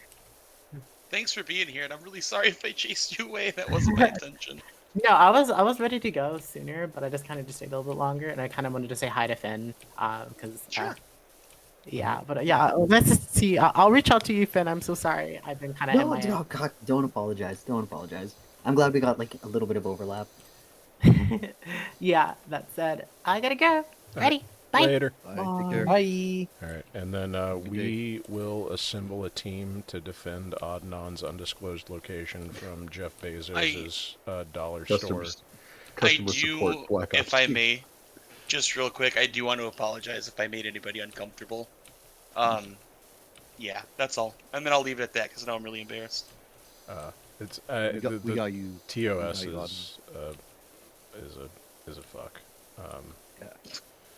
It really is. We'll leave it there. So who was the last person to come in? Was it Finn? Sorry, I'm a little It was stoned. me. Finn, what's up? What are you doing? Where are you at with your stuff and the things? How you be? Oh, I'm a good host. I'm great host. You didn't ask me that, Mark. What's it? I didn't? Oh shit. Okay. Well, I'm let's. kidding. I'm sorry. I mean, did you? No, it's okay. Finn, Did you you want to go go first. first? No, you go first. Oh no, the Canadian standoff. Here we go. I'm sorry. Please, after you. Winnipeggers are much more ruthless, though. You know, we're not that nice. That is, yeah, that is true. That is true. I've only been to Winnipeg once, but yeah, I got that vibe. Damn. I'm torn right now because I'm like, so I'm working on a video that I'm gonna try and have out by next Saturday before I drive across the country. So I'm basically gonna drop a video and then leave. That is just kind of, it's how to be a good trans ally. Oh, sweet. And I only Cool. have the initial notes on it, but I'd really like to try and get that done because I really want to get that done for Pride. I want to sort of like help people understand the difference between like being an ally and being an accomplice to trans people, what that looks like. Talk a little bit about some of the performative allyship of rainbow capitalism in particular and the problems therein, particularly given everything that just recently went down with Bud Light, and Target, and all of that good stuff. So that's what I'm working on right now, but the reason I say I'm torn is because I was like, oh, I gotta get a video out for Pride, and then I was like, no, I'm queer. I gotta not work for Pride. That's what I need to do, but I'm gonna make one. I'm gonna do it. I'm gonna do it. Dope. Yeah, that sounds really cool. Lost Features. What are you doing right now? I just finished probably my best video essay in ever. It's about carceral cultures. It's actually probably one of the darkest video essays I've made, but I'm quite proud of it. I mean, you're part of it, kind of, Mark. You gave me the yeah. Silent Hill music. Yeah. You basically gave me my soundtrack. That's awesome. Yeah, he messaged me on Discord and was like, "Hey, I'm looking for like some sad like Silent Hill music. Do you have any recommendations?" And I just like sat up and was like, "I knew this day would come." Like, it's like I've trained my whole life for this moment. I have the original soundtrack on compact disc. I actually do have the original. Yeah, I called it. I have the 1, 2, and 3 OST on CD. But do you have the Akira Yamaoka? Is that who Yeah. that is? Yeah. Rocks and Stone rated with 22 people, and you might want to check your moderation thing. Sorry to interrupt. But do you have a Robbie the Rabbit doll? Okay. Let me thank you for the raid. Let me check Nightbot. But yeah, so what do you, it's dark, like, in what way? In a sense that, it's talking about carceral culture, it's talking about prisons, it's talking about slavery, slave master brutality, but also it gets like into like it's about an anime about Vikings, but it's like super reflective. Like the guy is basically like a Viking warrior who murdered for, his childhood, and he has to like face his death. Like he has to face those who he killed. And so part of it was like, okay, he's being haunted in his nightmares by the people who he murdered. How do I take that dark tone and, add to it? Because, I don't want to get into trouble with copyright. Yeah. And so what happens with the video essay is that, the first two parts are like these really dark, like it kind of dips down, because what I'm trying to do is trying to get into like liberation theology, but with a layer of like the idea that carceral cultures colonize and imprison our minds in our society currently. Like it's not just about prison, it's not just about like prison labor, it's not just about current enslavement, like through capitalism. It's that, and a lot of it is tying it, and I quote FD because I had to, but it's the idea that black people are basically criminalized in the States And so I was like, okay, how do I take this carceral idea and tie it to all this and this anime and make it relatable and digestible and happy at the end. Yeah. So yeah, it was quite the task. I'm finished now. I wrapped the outro yesterday, and yeah, I'm just chilling now. Dope. There we go. It's done. I don't want to work anymore on it. That sounds awesome. Let me just real quick thank Rocks and Stone for the raid, and for the folks that are just now joining us. We are doing a charity stream for Trans Lifeline. We are raising money for them. It is a charity run by and for trans folks that helps with mental health and like accessibility and some gender affirming care as well. It's a really, really great cause to donate to. Our donations, while currently a very funny number, would look better if they were higher. So if you have anything to spare, please donate. The donation link is in the chat. And whether you donate or not, if you could spread the stream around on your social media and get folks in here to maybe get more eyes on it and get more donations to Trans Lifeline. That's all I got to say. Yeah, I'm actually gonna hop off here. I'm gonna give my little dog a walk and feed her dinner. All right, man. What's your dog's name again? I can't remember. Penny. Penny. I would die for Penny. Oh, me too, man. Yeah. My best buddy. Penny. I posted a picture of her in the. I posted a picture of her in the Discord yesterday, I think. Yeah, but, she is peak doggo. All right. Well, hey, I appreciate you being on, Bob. Thanks for coming by. Thanks for having me, man. I hope I wasn't disruptive. No, you're always a pleasure. Take care and give Penny scritches. Always. All right, you guys have a great night. Later, man. So I have in light of Lost Future's most recent essay that we were talking about here, I have a topic I'd like to bring before the group to discuss. I'd love to get your take on it. Oh no, it's heavy. What is no, it? No, it's no, it's good. Oh. So I want to be careful how I say this because what I'm about to say is complimentary, but I can see it coming across as being not complimentary. I have so many friends in the YouTube creator space and elsewhere that are making buck wild, interesting content that is so niche in execution and in like interest. Like I have so many friends who are talking about interesting things and talking about important big ideas using very niche things, be they animes that are maybe a little bit more obscure, video games people haven't played before. I'm thinking of somebody like somebody that I really admire, Adam, is it Adam Fellows? Yeah. Doing these puppet things that are just genius and brilliant and gonzo. I think about Maya Super Saiyan, and she's always just doing these buck wild, almost like David Lynchian fever dreams that are so cool. Like I have so many Maya friends. does cool stuff. Yeah, Maya does awesome stuff. And so the thing I'm always thinking about is there's so many people pouring all of their heart and soul into these amazing works of art, but they're so niche that the algorithm doesn't pick them up. They don't get the pull that they should get. But I know there's all these pockets of people out here who, if you could unite the niche people with the niche video, I mean, I think there's an audience for the stuff out there, and I don't see the videos getting connected to the audiences.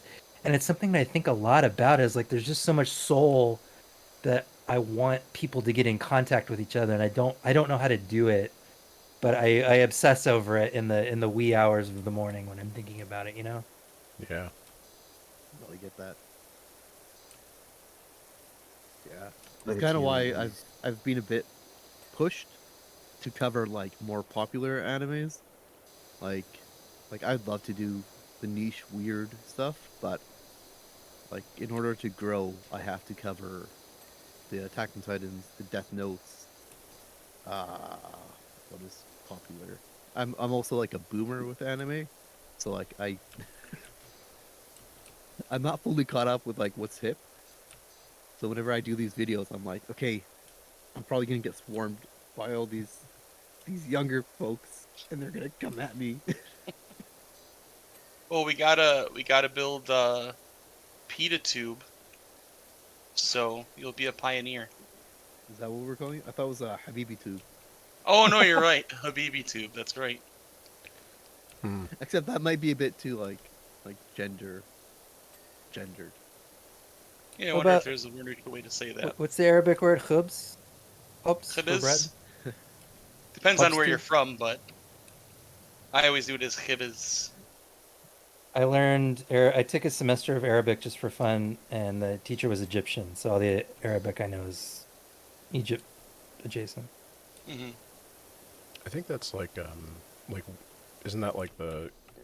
I'm gonna expose my like deep ignorance here, but like, isn't that like considered the national, like international? Like, if you're gonna learn Arabic, like most of the time you wind up learning Egyptian, the dialect. No. No. No, Okay. there's like Farsi, which means like standard. Most Okay. people who learn because it's a lot easier to learn Farsi than Egyptian or Syrian or Lebanese because because if you get the standard, then you could understand it all. If that makes sense. Yeah. Well, most of it all because there's some words in Egyptian that I don't like. I like if I hear it, I'm like, yeah, I don't know what that is. And they're like, it's masjid. I'm like, oh, that's what you're saying. But they don't say like the ma. They say like something else. Like Asjid, kinda. I'll need to like remember how they say it. Yeah, I had Oh, it's like it's meskid or something. Oh. But that's like a slight change of it. There's like a lot of words, like even with Sudanese, like Sudanese Arabic. Like if me and Turb talked, uh, it would be a bit tough to understand each other. Interesting. Yeah. I remember when we were learning it, we were learning modern standard, and then like we would do stuff in like Egyptian and Levantine, and then they would go over to like the Moroccan version, which was like totally different, like completely different. Moroccan is like way different because they mesh in French Yeah. in their language because you know how or is it French or is it Spanish maybe? I think it's French. I think Morocco was a French colony at one point. Yeah. So they mesh in French into it, and it's like, that's not an Arabic word. What are you saying? And they're like, "Oh, what do you mean? It's this. And I'm like, oh, okay. That's good to know. I don't understand a word you said. Or was colonized by the French would probably be a better way to say that. Yeah. Yeah, bothered boy is saying in chat.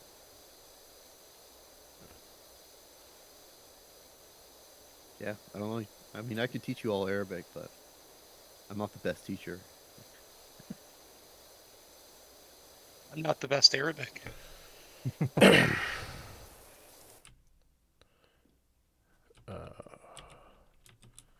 All right. So what are folks doing? What are we thinking about? Where the We never vibes got at? to talk about my favorite games, damn it. Okay. Oh. I mean, we're playing your favorite game. Yeah, this is your favorite game. We've been playing your favorite game for like 20 hours at this point. It's just like it's like real life too, you know. But I will let you. I will let you. You're basically like co-hosting the stream and like doing all my heavy work for me. Thank you once again, Adnan. But yeah, why don't you tell us about your second favorite game? Well, so like memes aside, Power Wash Simulator is like one of my favorite games, but I really play. I mean, I play everything, and Phil has a video where he interviewed me. It's more we had a conversation about a type of game that I like, which is like really strange. How would you say it, Phil? Not Cruelty Squad in particular, but if you had to put like a name descriptor to the kind of the idea of strange experiences like that. Call it cursed. I guess Yeah, cursed is. it's kind of alienating, or I don't know. Yeah, it's so hard to like. It's so hard to boil it down into like an elegant phrase, but Yeah, I just I use the word kind of guess. like gonzo, like just kind of gonzo, weirdo, off-putting, unusual. I don't know. Yeah, that's really like my genre of game. It doesn't matter where it falls like within the tighter ideas of a genre. It's more I like games and more specifically like artwork and stuff or content, I guess you could say. Um, I'm gonna put that link in there. I'm gonna go get that link right now. The video we did, Yeah, because you I posted already it, put but it. no, it censors it. Oh, Oh, what does it censor? The link. Oh, okay. Oh, it shows you how much I use Twitch. I don't oh. I thought YouTube censored your video, Phil. I was like, No. whoa, know. damn, did it get that Here's the hardcore? video. No. That's the link directly to the Cruelty Squad video. Cruelty Squad. I'm not even gonna get into it. Um, but I love games and content and art and music and stuff that just forces you to engage with it on its terms. Um, Cruelty Squad's a good example. Just very briefly, it's sort of like a '90s style first person shooter, but the controls are wrong. Like the UI is terrible, the graphics are terrible, the colors are purposefully disruptive and difficult to look at. The sound is alienating and like almost headache inducing. But underneath it, it forces you to engage with this idea of something that's like it's not made for you. It wasn't made for anyone. The only thing it does is entertains itself, and it's going to let you know that. And there's a lot more conversation to be had there, which is in the video. Um, but that's what I like in all things. All right. I hope any of that made sense. Yeah. Have you all watched the latest Jacob Geller video about games that aren't games? I've been meaning to. No, I It's haven't really seen good, that. but he references in a Radiohead, I guess, art piece. They made a virtual museum based on Kid A and Amnesiac, and Ooh. it's free on the Epic Games Store.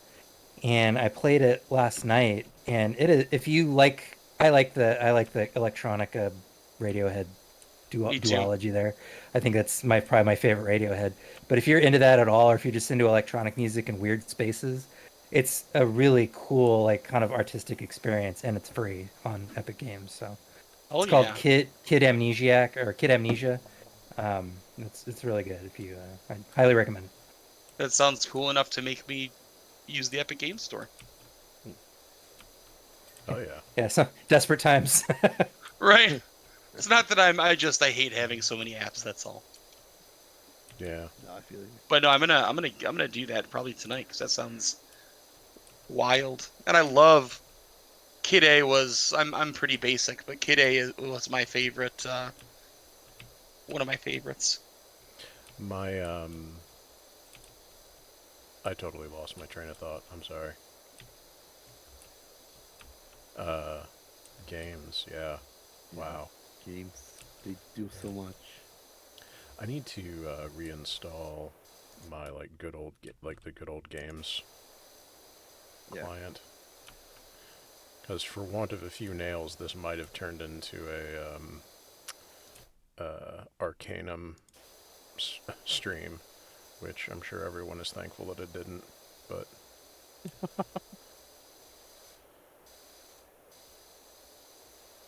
You know, when I first saw this game, I thought it was Mario Sunshine, but it was like into like a realistic Mario Sunshine.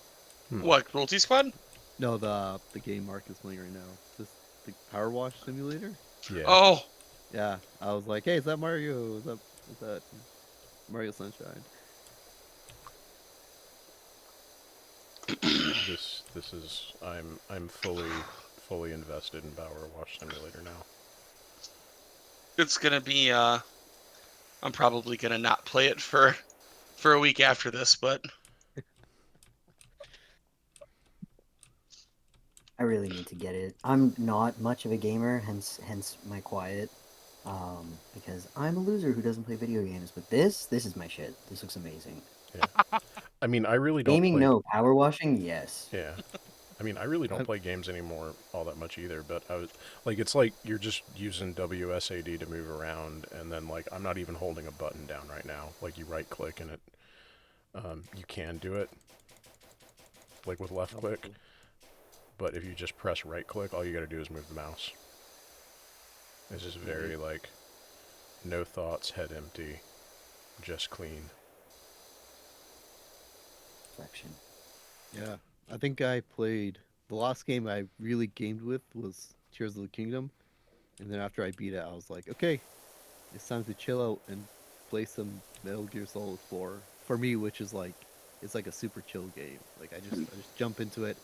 I'm in the Middle East. I'm just this old dude who's just sneaking around, fighting some weird Arabs, you know. It's As not one exact- does. It's not exactly hardcore gaming. Well, Finn, if you're not much of a gamer, what do you do? What's your what are your interests?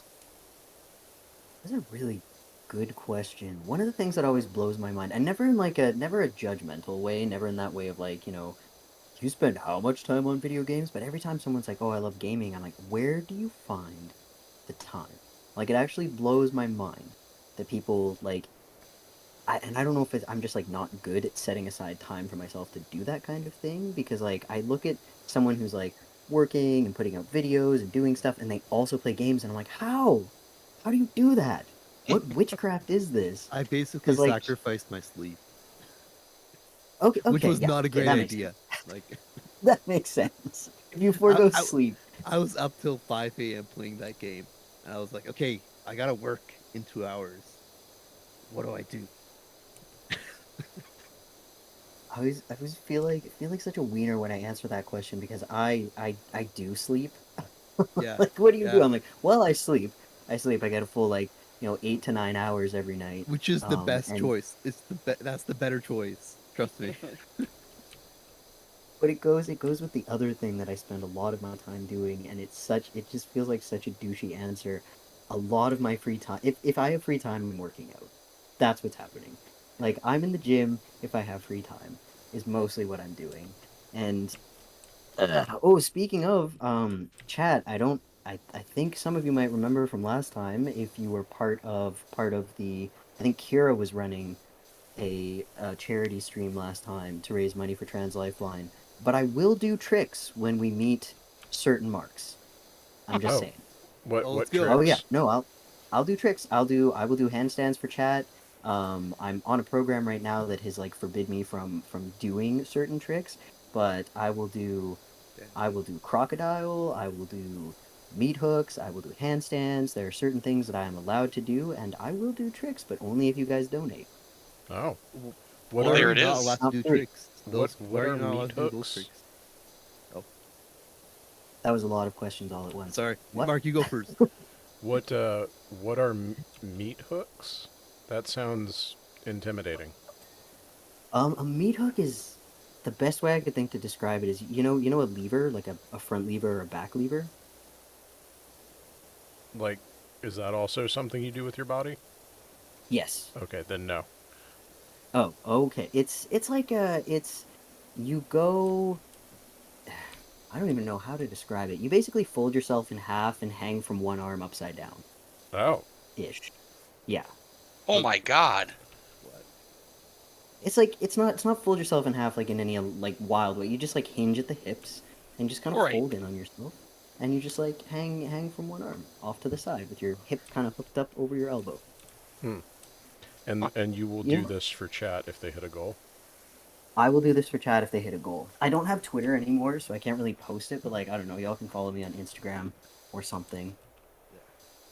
Okay. I will personally dedicate various calisthenics moves to chat. Okay. Well, let's see where we're at with the donos if we've had any. I I think can maybe do burpees for chat, but I don't have the upper body strength for a meat hook. We Okay. love burpees for chat though. somebody just donated. Yeah. Oh, wait. How do you know that? I don't know. Chat. Bother Boy said donated 49, so we have Oh, okay. All right. a double funny number. I was like, Oh wait, how yeah. did I just freak you out? Sorry. Well, I didn't hack you. So it's been like a your thing system. I was trying for very long to get the notifications for the donos to pop up on screen, and I couldn't. And I was like, "How did you know that? Like, did it start working?" Sorry, not to be like Man. super edgy, but yes, thank you, Bother Boy, for the $49. This still keeps a funny number. Yes, it does. We are now at 1469.69. That's the way. Gosh bless. Yeah, let's say if you get us to let me think of what's a really good goal for us that we can really absolutely hit. Okay, I have roughly 1,500 subscribers on YouTube, which is what I've amassed over my podcasting career. I would think it would be really cool if we could get to 1,500 in this donation, so it's like every sub gave $1 to Trans Lifeline. So, how about that as a goal? If we I get like to 1,500. That seems very reasonable. It's a nice round number. And then Finn And will that's just do warming up. Finn will do a trick, and I will not do something horrible. You get 2 treats. And I gotta How say, does he know it? I understand chat's concern that if they donate anything, it will make the funny number go away. But let me tell you, if you donated $100, it would keep the funny numbers. And That's if you really true. want to be a superstar, if you donated $5,100, it would be a triple funny number. So like you can keep the funny numbers going. Yeah. Yeah, you could push the needle and laugh. Sorry, 5,500. I'm not good at on the fly math. 5,500 would make it a triple funny. Oh god! Oh, that's right. There's no fall damage. I was like, oh. Yeah. It's like, oh no. The in high school, my math was called math, so I don't really. Any math is just oof. I don't math. You don't? The other day I did a kilograms to pounds conversion in my brain without thinking about it, and I scared myself. That's how much I don't math. I was like, wow, am I a genius now? Amazing. Also, Finn, I was gonna ask, why can't you do those certain tricks? Like, why does the program prohibit you from doing those tricks? Well, I mostly forbid myself because one, I want the goals that the program is training me for, and if I start fucking around with other stuff, I might get in the way of that because I have a tendency to overtrain. So I'm stopping myself. And two, I'm rehabbing a stupid hip injury thing. So there's certain things that I can't do right now. Is the program part of rehab? Like your Part of it. Part of healing the hip? Okay. Yes. I've kind of I've written up a hip rehab program for myself, and I'm doing it in conjunction with Simon Ada's project Calisthenics, which is training up for planche and handstand push-ups. Oh, dope. Cool. Because I want both of those things. So I have a question for you. Like, I'm big into strength training, and I'm very familiar with that world in terms of linear progression, giving way to periodization, and how you meet goals in that way. What does a gymnastics program look like in terms of progression? How do you I have no idea how that works. I'd be really interested in that. I'm gonna give a shitty answer and say it depends, and I'm sorry to have to be that guy, but really, there's kind of two schools of thought. Some people take the shark approach, where it's if you ever stop, you're dead. You train every day, nonstop, all the time, because the moment you stop, you're done. So I've heard that. I don't necessarily agree with that. As far as progression, the easiest answer when it comes to calisthenics is find the most difficult version of an exercise that you can do 10 repetitions or 30-second holds of. Once you have surpassed 10 repetitions or a 30-second hold, it's time to make it more difficult. So say, you're working on push-ups, right? You can do 10 knee push-ups. All right, now you're going to do 10 toe push-ups. Okay, now you're going to do 10 decline push-ups with your feet up on something. Okay, that's good. Now you're going to do some plunge, like pseudo plunge push-ups, where you lean way past your shoulders and you have your hands like, more towards your waist, and you're going to do push-ups from that position. All right, can you do 10 of those? Now you're going to put your toes up. You're going to do that again. You're working up towards like handstand push-ups or planche push-ups. So yeah, 10 and 30. Okay. Is the simplest answer. That's interesting. Do you when you're doing that, do you ever run into like plateauing as a problem? Because that's like a common. Oh yeah. Yeah. Like how do they work around that? Honestly, I wish I had a good answer for that because it would solve a lot of my personal woes. Um, Usually, like what I have found works is I take some deload time. Mm-hmm. When I plateau, I usually need a week off. So I take a week off and I just focus on flexibility and cardio for a while, and then I get back into it and push a little bit harder. But the other thing too is like a lot of it is once you've nailed certain pushing moves, if you plateau, you probably need to work on your pulling moves and vice versa. Hmm. Yeah, that's interesting. I mean, that's very like taking like deload time is very similar to the strength training world. It just sounds like kind of like auto-regulating periodization, which is it's. I mean, I guess it makes sense. Like it's essentially strength training just with your body, as opposed to weights.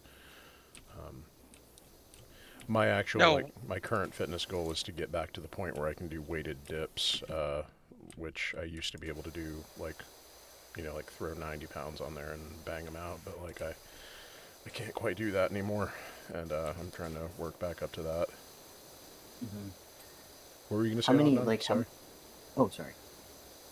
No, you both go ahead. My question, it might be a little more, not more involved, but equally as involved. So I don't want to, so go ahead. I was just gonna ask, Mark, how many can you get without the weight? Right now I can do like 10 to 13, depending on like that's like fresh though. Like I normally do dips after like a bench day, so like I'll have done like a bench and then like an incline bench for volume, and then like I can't do like any dips after that. I do push-ups off of like I got like a set of Olympic rings, and then I'll get like a little footstool, so I'm like in the level push-up position, but I can go past where I could on the floor, and I do push-ups like that. And I can do like 7 or 8 of those right now. Once I can do like 10 or so, I was gonna try to go back to doing body weight dips after benching. But just if I like walked outside right now and like got on my dip bar, like not the rings but the bars, I could probably do like 10. You could probably like if you wanted to start doing negatives with a 45-pound edition, would like start prepping you a little bit faster for it, but also like I don't your shoulders better than I do because it's mostly at that point when it comes to weighted dips, like you don't want to blow the hell out of your rotator cuff before it's ready. Yeah. Or at all, rather. That made it sound like I'm like gear up to blow out your rotator cuff. That's the ultimate goal. Yeah.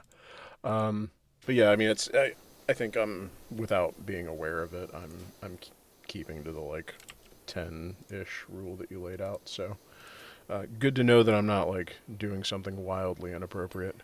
Adnan, what was your question that you wanted to talk about? Oh, I was just gonna ask. So let's pretend that there's somebody that's woefully out of shape, and they were looking to get more flexibility and sort of strengthen up from what basically amounts to nothing. Let's say this person was like unable to really do much for a while, and now that they're kind of getting up a little more, what would be like a solid path that's attainable? Hey, Not attainable, but achievable. sorry to interrupt. I gotta take off. I'm a solo parent tonight, so I gotta go. Okay. Do you have All right, time Phil, to it's Gotta like? go good handle my talking to you. kid. Yeah. It's a Bye, great, Phil. it's a great conversation. Maybe I'll be able to listen off air. But All right. thanks for having me on the stream, Mark. This was great. I really Thanks. appreciate what you're doing. I appreciate you. This Do you is have time wonderful. to plug your pluggables before you bounce, or? That dang dad, go watch my videos. They're great. But more importantly, go donate. Get us over the 1,500 mark. It's for trans kids. They need the support, and they need to know that they have a posse behind them. So that's the most do it. important thing to me. So All right. get it done. All And thanks, y'all. Be safe. Love All you. Kiss, kiss, hug, hug, all that good stuff. Appreciate you, Yeah, man. Bye. See ya. Bye. Yeah. So, So- just like general, like starting from zero, strength and mobility. Yeah, and I remember, Mark, I had talked to you about a friend that was maybe looking to do that, Yeah. and you had some hot tips, but then things kind of took a left turn for that friend, Yeah. so it kind of got put off. My answer is actually fairly quick, and then I'm curious where Finn and I might like diverge on this actually from our different backgrounds, but I would say number one, just walking, right? Like is huge. Like if you can get out and walk and just have time on your feet if you're able to, would be like there's the Couch to 5K program which you can download and just completely ignore the distance markers and just go off the time. So like run for 30, walk for 90, whatever. But instead of doing jog, walk, do walk and just hang out.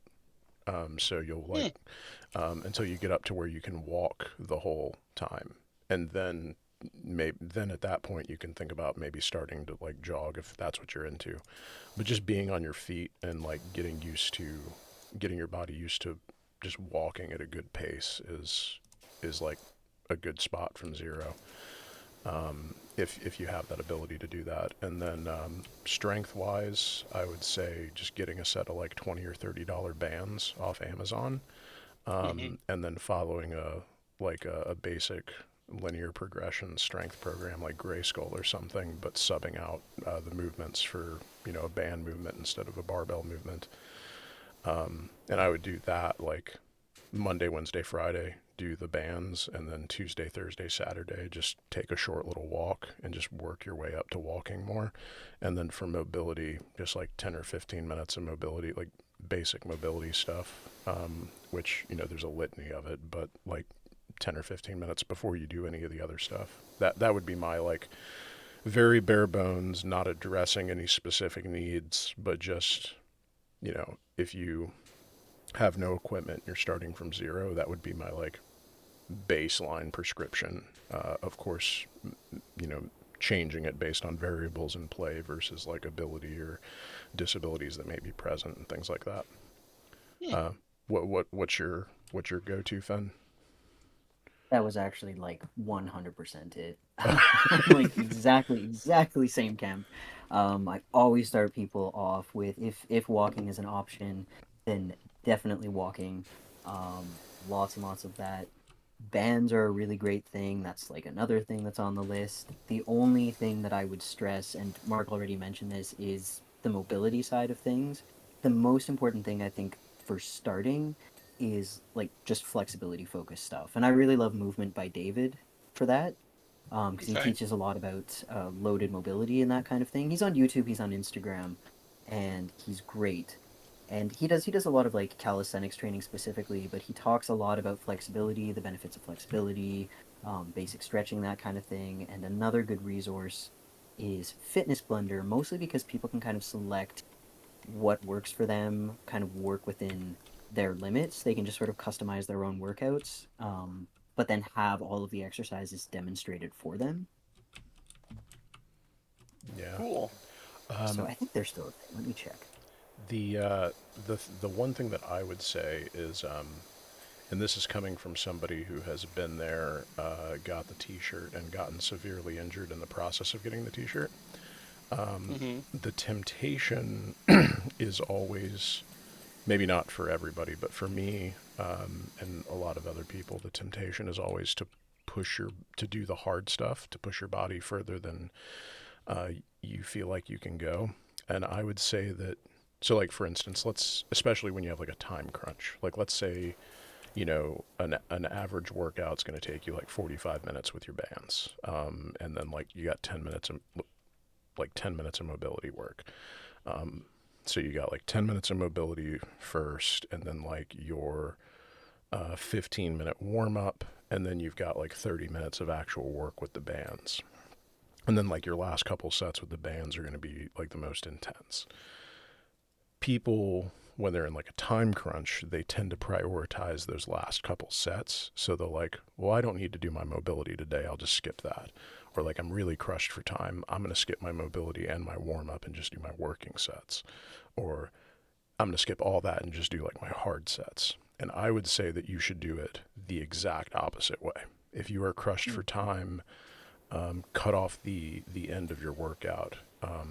And so that, you know, if you only have 10 minutes, you should be doing mobility. If you only have 20 minutes, you should do your mobility and your warm up, because you're at least moving your body. And that is over time. Like fitness is not like a thing that's measured in like days or weeks. It's measured in years. And over the course of years, the most important thing is your mobility as a foundation. And that's what's going to add up.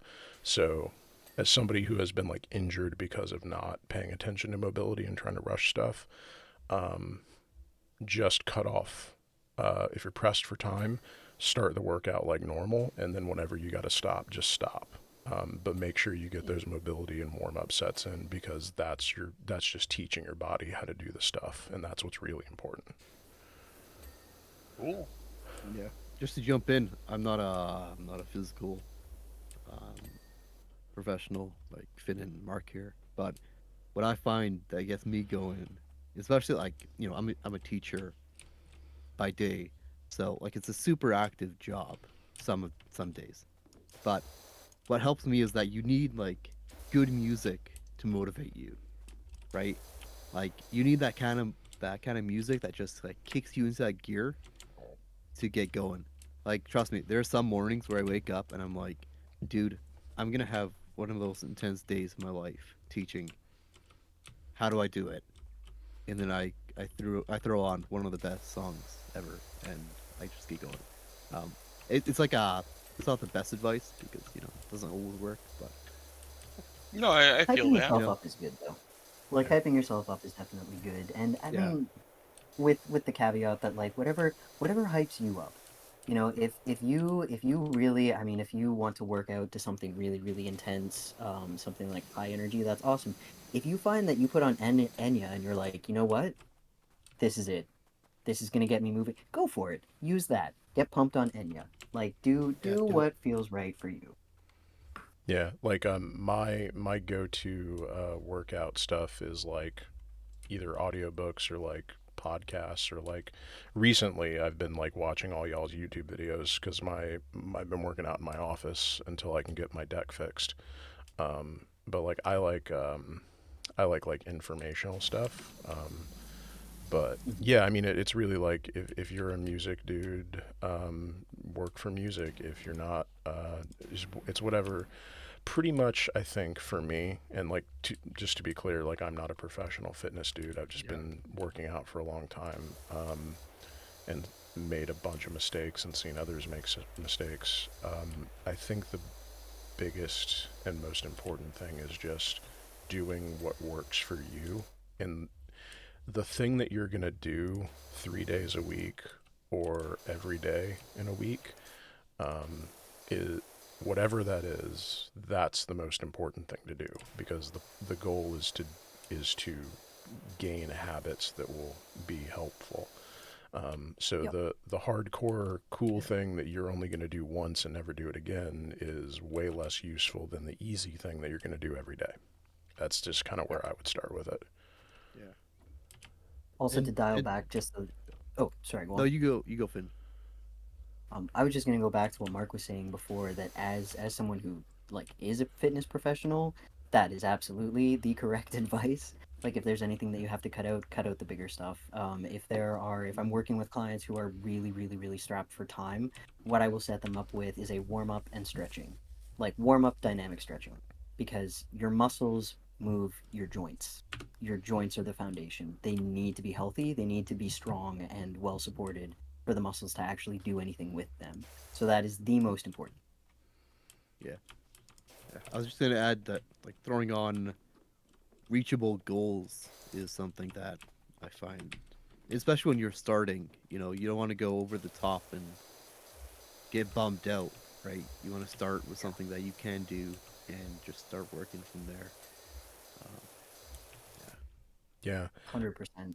Yeah, I would that's one of the reasons that I like Gray Skull as a strength training program, because it's not it's basically like splits the difference between like a beginner and an intermediate strength program, because it has periodization built into it.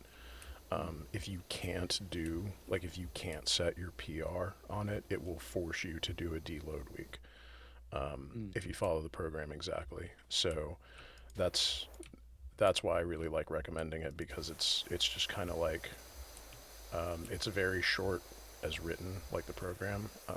It's like less than a page, and if you follow it as it's written, it'll take you for like 6 months to a year before you start like really not being able to use it. And it's just very easy. So that's kind of my go-to. Other people have their preferences, but that's the one that I like. For that reason, right just now. because it's like very, I think personally, much more, not only is it newbie friendly, but it also ekes more value out towards the end of it than you would with something like, say, 5x5 or starting strength. yeah. I like this. I really like the look of this. The game? Oh Or, no, the Grayskull. It's oh, actually it's not something that I had heard about before. yeah, it was written by a dude who was doing, I can't remember if I think he was doing starting strength, because it's like a 3-set routine. But it basically bridges the difference between starting strength and 5-3-1. Because like if you do starting strength the way it's written, at the end of it you're plateauing. Like you can start an intermediate program like 5-3-1, but like you've kind of left a lot of like newbie gains on the table. And you're not really going to be well served by like a program that takes a month to finish a cycle of. But if you follow Grayskull, it has that periodization built in. So by the time you start plateauing with everything on Grayskull, you like are well into intermediate territory, and like you just can like the next day start 5-3-1 or something. So I really like it. Not to be like all evangelical about like a lifting program. No, but when you find one that works really well and has really helped you, it's easy to get evangelical about it. And this Yeah. one looks great. Yeah, like I You got really all those like the delicious foundational movements. yeah, and my favorite bit, like the genius part of it is if you can't hit your PR, you just drop that weight for that exercise by 10%, which forces you to take like a week or two of deloading without even really thinking about it. So like you don't That's really, actually yeah, you don't need to know sorry, what a go on. deload week is, or like a periodization cycle. You just need to know what the last number you lifted was and how many times, and then just follow the instructions.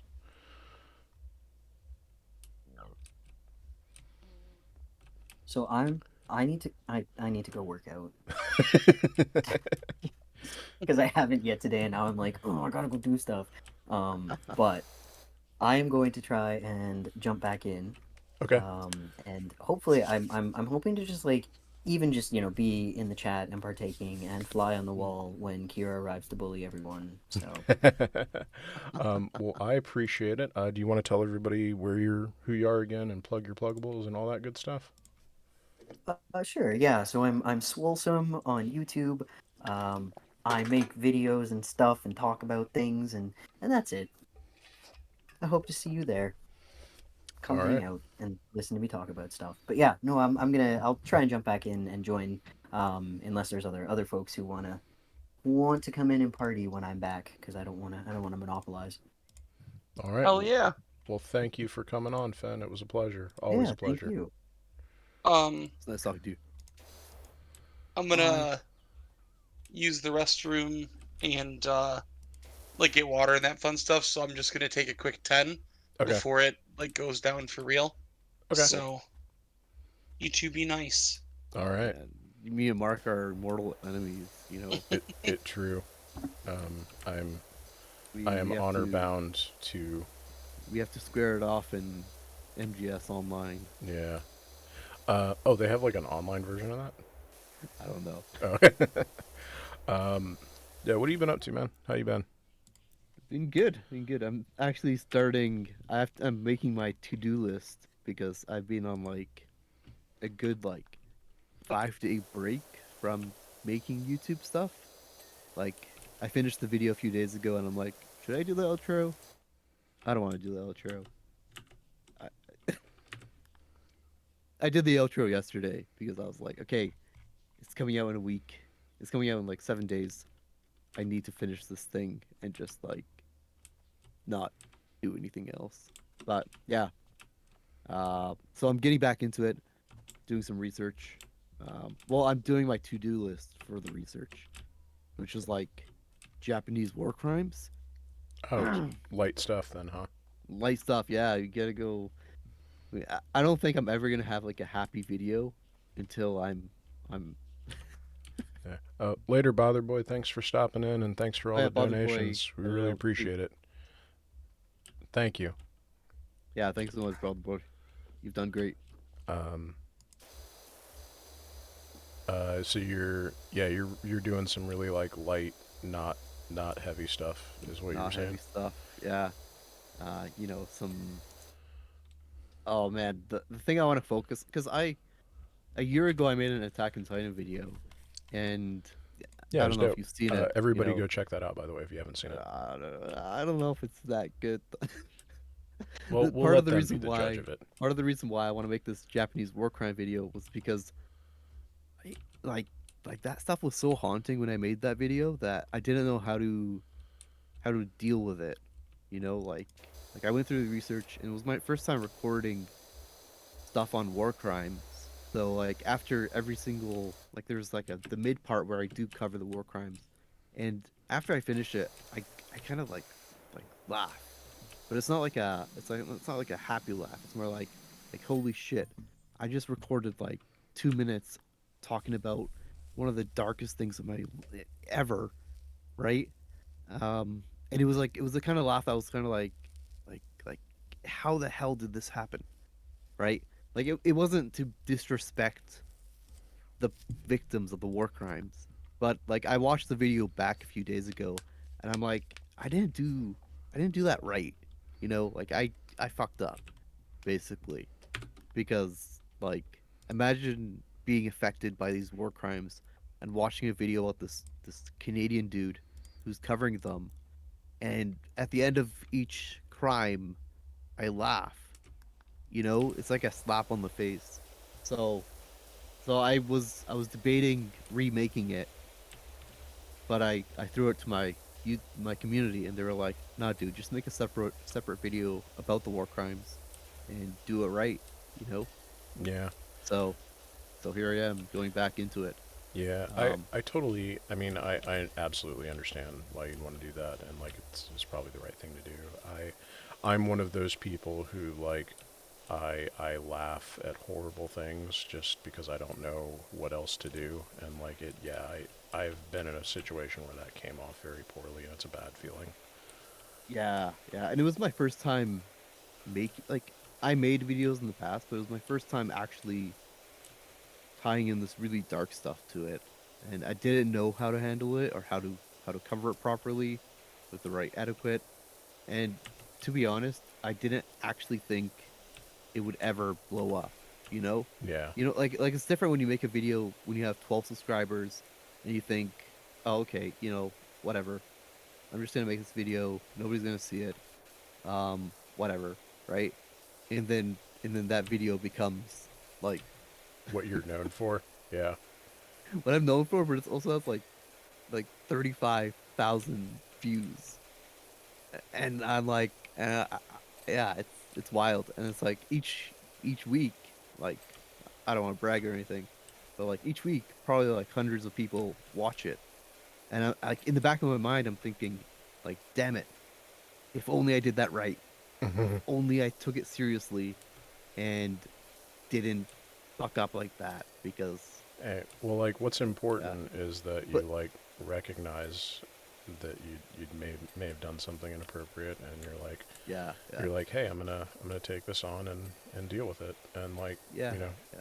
I think that's what And matters. over the months, I've been reading into the victims of the war crimes and their accounts, and how a lot of Japanese nationalists go after them.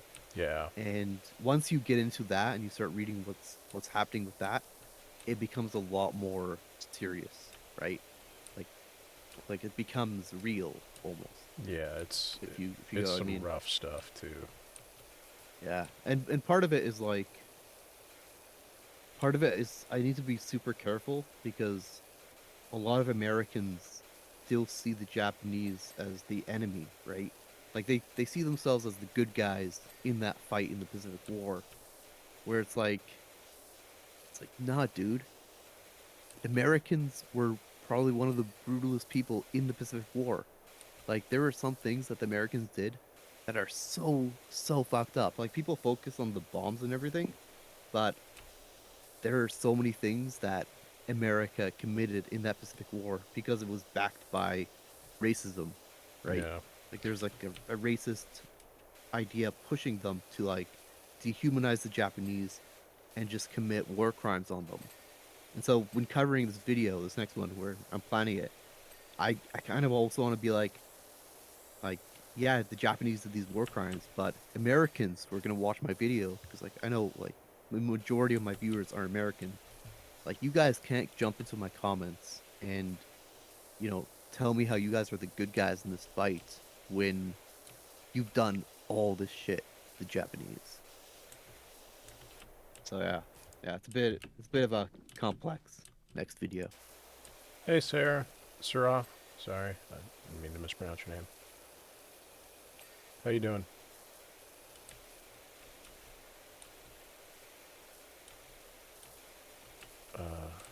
Yeah, we are raising money for Trans Lifeline. Doing the thing. Washing Yo, the we min- got I think you got a donation. Oh, how are It you went- able to tell that? Like, I looked at the number. It changed from okay. 69 to 89. Oh, okay. Are we no longer funny number? We're no longer a funny number, but Let's see. we're close to. Oh, we did. Hey, Sarah, the fat culture critic, $20. Thank you so much. Nice. Thanks so much, Sarah. I want to say she pronounces her name Sarah, in the, Oh, like the Sarah. Arabic. Oh, sorry. I am more tuned to saying Sarah for some. Yeah, I reason. mean, yeah, same. I I do it too. I'm bad about it. But thank you so much for the $20. I really appreciate it. Yeah. Let's see. This is the best part of this game for me. Is just watching the time Watching it lapse. get clean. Yeah, no, it's cool. Does it ever get frustrating when you can't find that last thing? Sarah? Okay, cool. Sarah.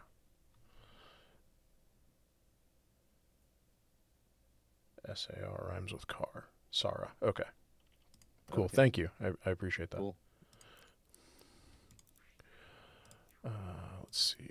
Can I get the professional? I can. Fuck yes. We just got the best power washer in the game. Damn you! It's time to go pro now. Yeah. Can you spray Adnan? Yeah, I can. It's funny too. Like watch his feet.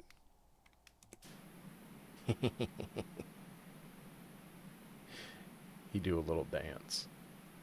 All right. Oh, we gotta wash the penny farthing. I want to know why it doesn't look like I'm wearing the clothes I paid for.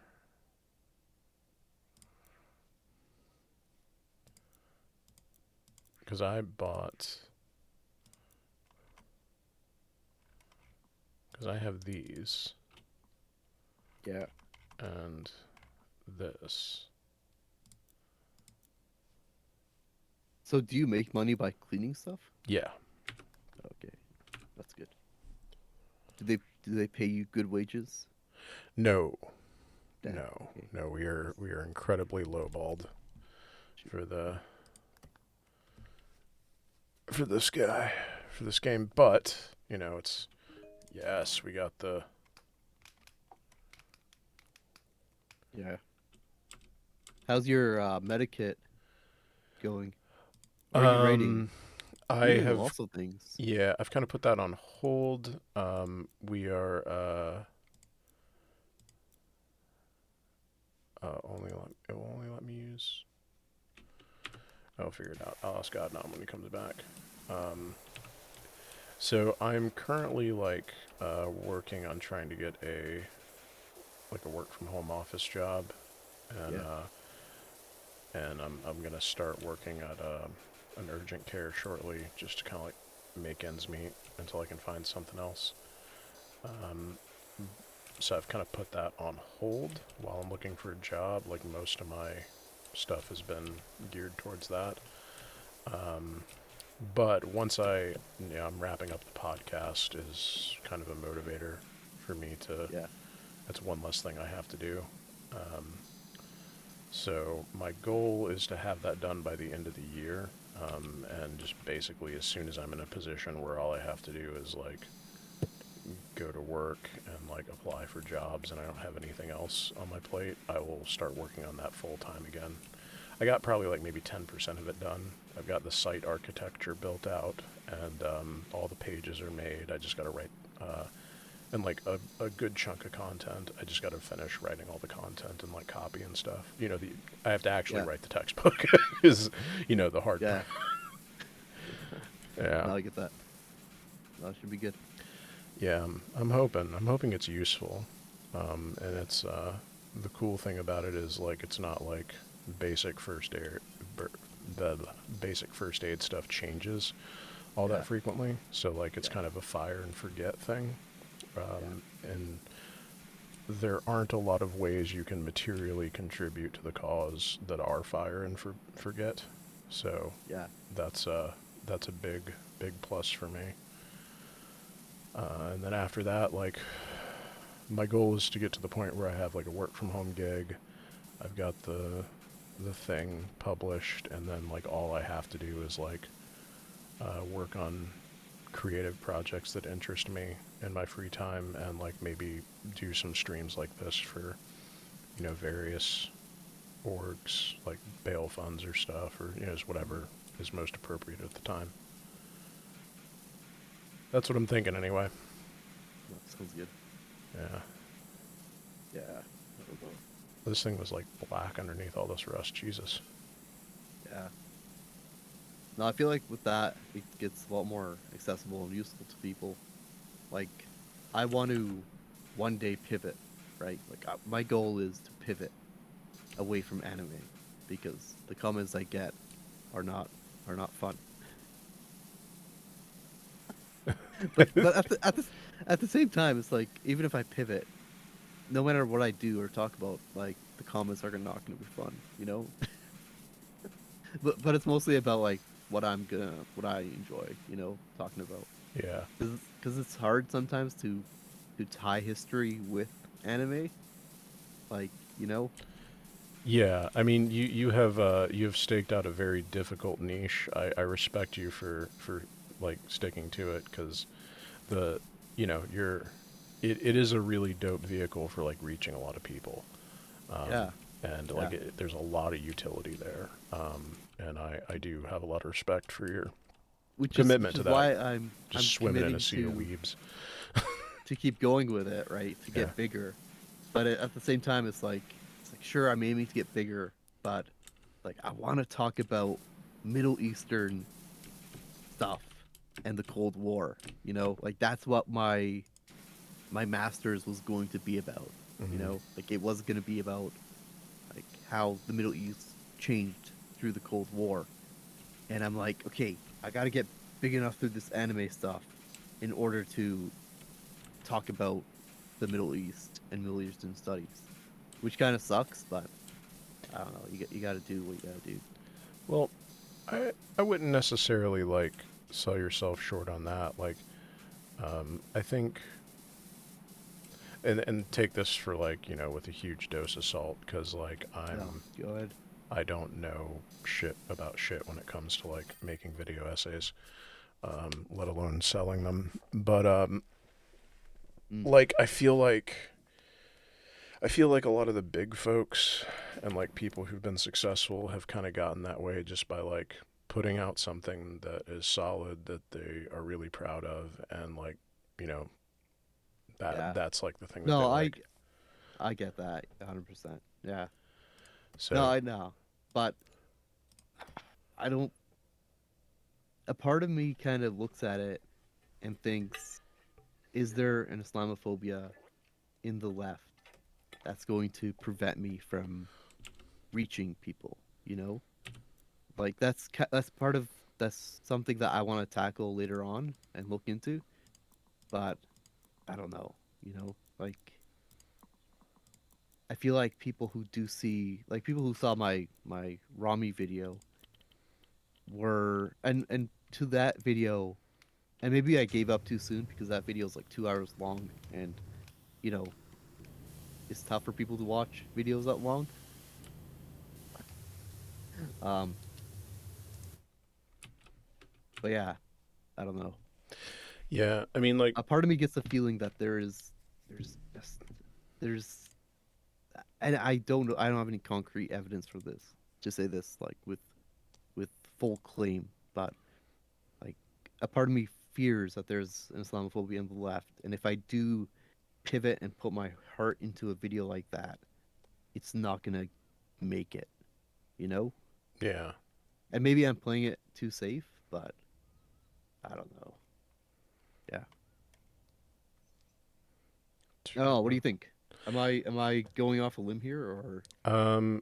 I think that you know, that is almost certainly like a, I mean, you know, if you're gonna bet on anything, bet on uh, a huge chunk of people in a majority white space being racist, right? Like you're Yeah. gonna make money every time.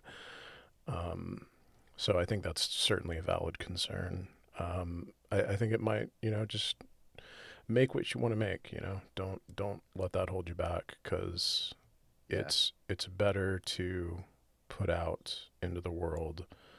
No, 100%. Yeah, Yeah, I know. like be happy with your work. You know, like do the stuff you want to do. Yeah. And Uh, and I intend to, right? Like I plan on pushing out maybe 3 more anime videos, and then I'm gonna throw something more academic and Islamically focused into the world because like I gotta mix it up and I gotta do what I like to do. Yeah. And like on the flip side, right? Like you know, just because you're not going to appeal to like the majority white audience, right? If that's a thing that happens, how many like Arab folks out there who want somebody to make content for them, like Yeah. from their perspective, are there that would fill in those gaps, right? Yeah. Like No, look at 100%. I look at like Cornbread Tube, right? Like that's a whole ecosystem of folks who are just like, you know what, fuck this. We're just gonna make stuff for us, by us, right? And like I think there's a need for that, and Yeah. No, definitely. so Yeah. No, I've started writing scripts already and focused about that. Like I have one that is that I kind of want to, like if I had planned it properly, it would come out this month. But uh, it's called "What is a Muslim?" You know, it's about Islam and queerness, right? But it's like still an initial planning and research phase. But I think there's an importance throwing in videos like that, you know, questioning the view of what exactly is a Muslim, what is its position on queerness, and kind of like tackling down those big homophobic, transphobic things that are often tied to Islam. You know. Yeah, and I mean that is an angle that like I don't know of anybody. I mean, not to say that it doesn't exist, but like I don't know of any content creators who've tackled that subject from like an intra-community perspective. So like I think that's absolutely something 100% worth doing. That Yeah. I think will find a home with a lot of people. Yeah. No, I'm gonna make it. I'm gonna rate it. I just need a bit of a break. I needed a bit of a break from making content like that because, like, I did Rami, which was 100% focused on Muslims in the West. And when you do this kind of research that is fully tied to you, it it does affect you to a degree because because I have to swift through like so much transphobia, so much homophobia, and just people that just piss me off. And it's like how much research can I take until I'm like, okay, here's another Islamic scholar that's against gay rights. What is he gonna say? Let's predict what he's gonna say. And it's always We were talking about that, weren't we? it's always negative. Were we? Did we talk about this? Yeah, about all the sheikhs and the. Oh I sent like some sheikhs to Adnan. Uh, Actually, no, Adnan was talking about this about his dad, right? Wasn't that what we were talking about? Where your Yeah. dad sent you something? Yeah. I am also gonna go take a quick break. I'll be back in just a second. We should be able to watch Adnan clean from my screen. So I'll be right back. Yeah, you're now Sheikh Adnan, Sheikh Adnan. Bismillah ar-Rahman The ar-Rahim. Arabs have taken over the stream now. I've read the TOS, so I know my shit. So Oh no, please no. I read my shit. I know my shit. I read it after, but I've Yeah. only just now gotten over it. Or I was. Yeah. Yeah, no, I think I said something in DJ Mule's stream, and he was like, here's the TOS, read it. And I was like, okay, I will. Here we go. I'm gonna read this thing so I don't ever screw up. Oh yeah, I think I remember you told me that. Yeah. Yeah, cause like there's There's so many things. There's so many things. well, and it's tough too sometimes. I don't know what was said, and obviously like don't say it, you know. Oh, yeah, I'm not gonna say it. But I said something vaguely. It was very benign. And it wasn't that anyone was upset. I didn't offend anybody, but that was my mule moment. I don't want to call it that because that makes it sound like that's the whole thing. But yeah, it's just instant like chat deleted message and and that was I had read the TOS Yeah. at that time, but I didn't know that was, and then it was explained to me by someone in chat that like Twitch will just, even if it's not like directly a rules violation, if it like even seems remotely, close to one, they just err on the side of caution. So Man. Yeah, I've been off Twitter for a good 2 days now. It feels odd, but like I think I saw something that pissed me off so much. I was like, yeah, I'm done. I'm not gonna. I actually scheduled a tweet. You know that tweet that you liked today? yeah. I scheduled it. I was like, hey, I could do that. I could just schedule the tweet and not come on. Hell yeah. That's the pro moves. Yeah, I really should. I like. Oh no, go ahead. Yeah. No, go ahead. Go ahead. I was just gonna say, I during the pandemic, that is still happening. During lockdown, I should say, is a better way to reference it. there's definitely. I joined Twitter, and immediately, found like most of them, a lot of people that we all mutually know, and like started to find a community when I was feeling really isolated and my job let me go and I was just in the house for you know Yeah. weeks. And so there's part of me that's like sentimental for Twitter. Um, but I hate it. I hate it so much. It's mean, such a vile no, I get that. cesspool of nonsense. Yeah. Bro, I'm right here. Yeah. Yeah, sorry. And What? that's, I think, was it Soul Bunny that said yesterday that it's not that the website is being broken by Elon, it's that it was always broken. He's just not repairing it. Like he's just letting it continue to be broken. I guess so. Yeah, I don't know. For me, it was like there's just so much transphobic shit on there right now that I'm just Yeah. like, okay, and it's tied for me. It's tied to Muslims here in Canada. I don't know if you guys have seen it, but yeah. Um, when I saw that, I was like, okay, I'm so angry right now. I could freaking write down a video essay, I'm gonna. but I'm not I'm just gonna like turn. I'm gonna mute myself and then just like eat for a second while I watch you. Why do you have 3 streams? because Oh, I so want now to that you've grow. unlocked the Prima Vista Pro, Uh huh. which is the Are you final gonna come the and final spray? gun, Are you gonna spray mod? Are you gonna spray Mark? I can. There we go. Oh, there we go. That's life. But before you eat, if you have enough money, buy the long arm attachment.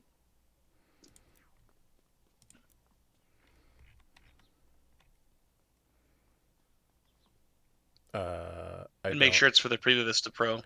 I don't. I was gonna save up and I think Mark bought like gloves or something, and that's why he can't buy it. no, I bought the Prima Vista Pro. I was gonna save up Oh. and buy the turbo nozzle, because I can get that soon. Oh, because I think you need the arm to complete this. Oh, well, Well, maybe I we can. we Maybe might I have to can come get it. back. Anyway, I'm gonna eat and just I'm gonna Wait, watch you. can't Mark jump over the fence and clean the house to get money? I'm not sure. I Well, don't we'll know. sort it out when he's done eating. I don't know how you make money, but yeah. But that was kind of I was talking about it a little bit yesterday. Oh yeah. It's like conservatives are really cozying up to Muslim communities right now Yeah. because it gives them, Muslims were so vilified and demonized, in the wake of 9/11, and even prior to that, but specifically that a lot of Muslims, wherever they fall on the political scale, just wanted like some sense of justice. Yeah. And so when you're not super familiar with the culture, hey Bellamy, Oh, Bellamy's in. um, What are you doing here? What's going on? no, just talking and Mark's eating. Yeah.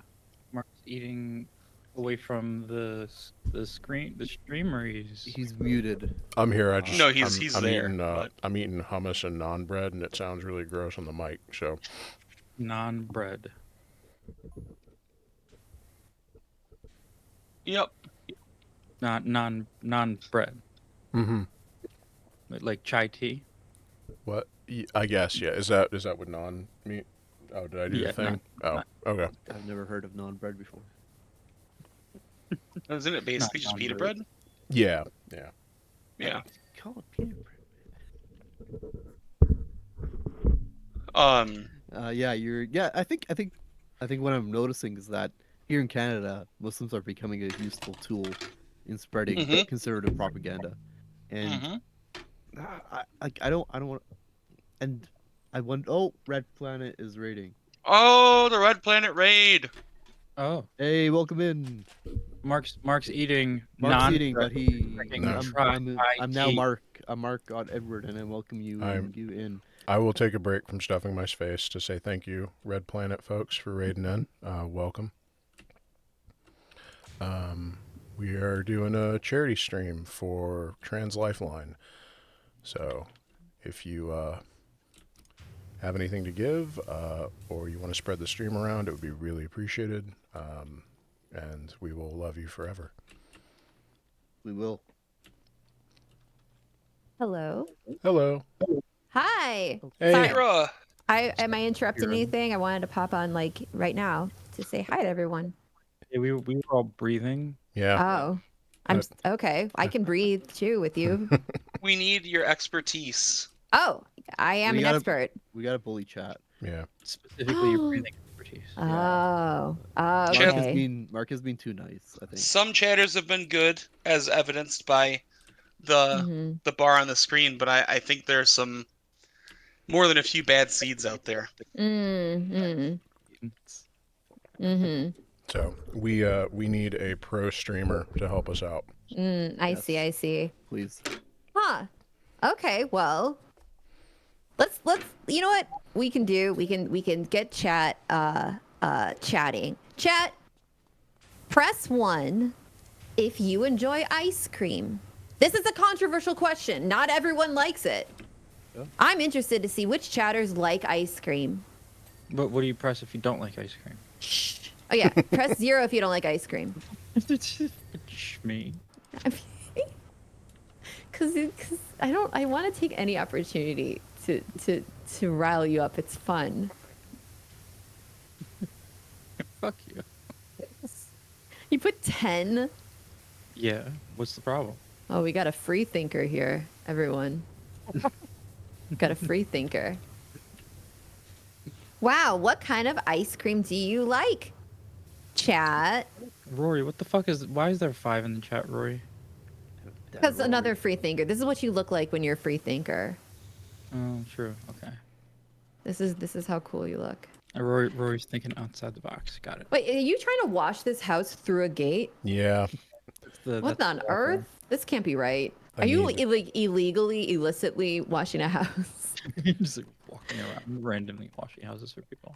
He's not allowed. He's like, but I really would like to wash it. We might have to actually come back to this because You have the extra long extension right there. No, I have to buy it and I don't have enough money. Now it said $0. Oh, is it? Where? Go back to your Go to the thing. store. Oh, Right, it's right there. Prime Vista. That's for. And get it for the old one and equip the old one. Yeah, we can do that. Good eye, Bellamy. All right.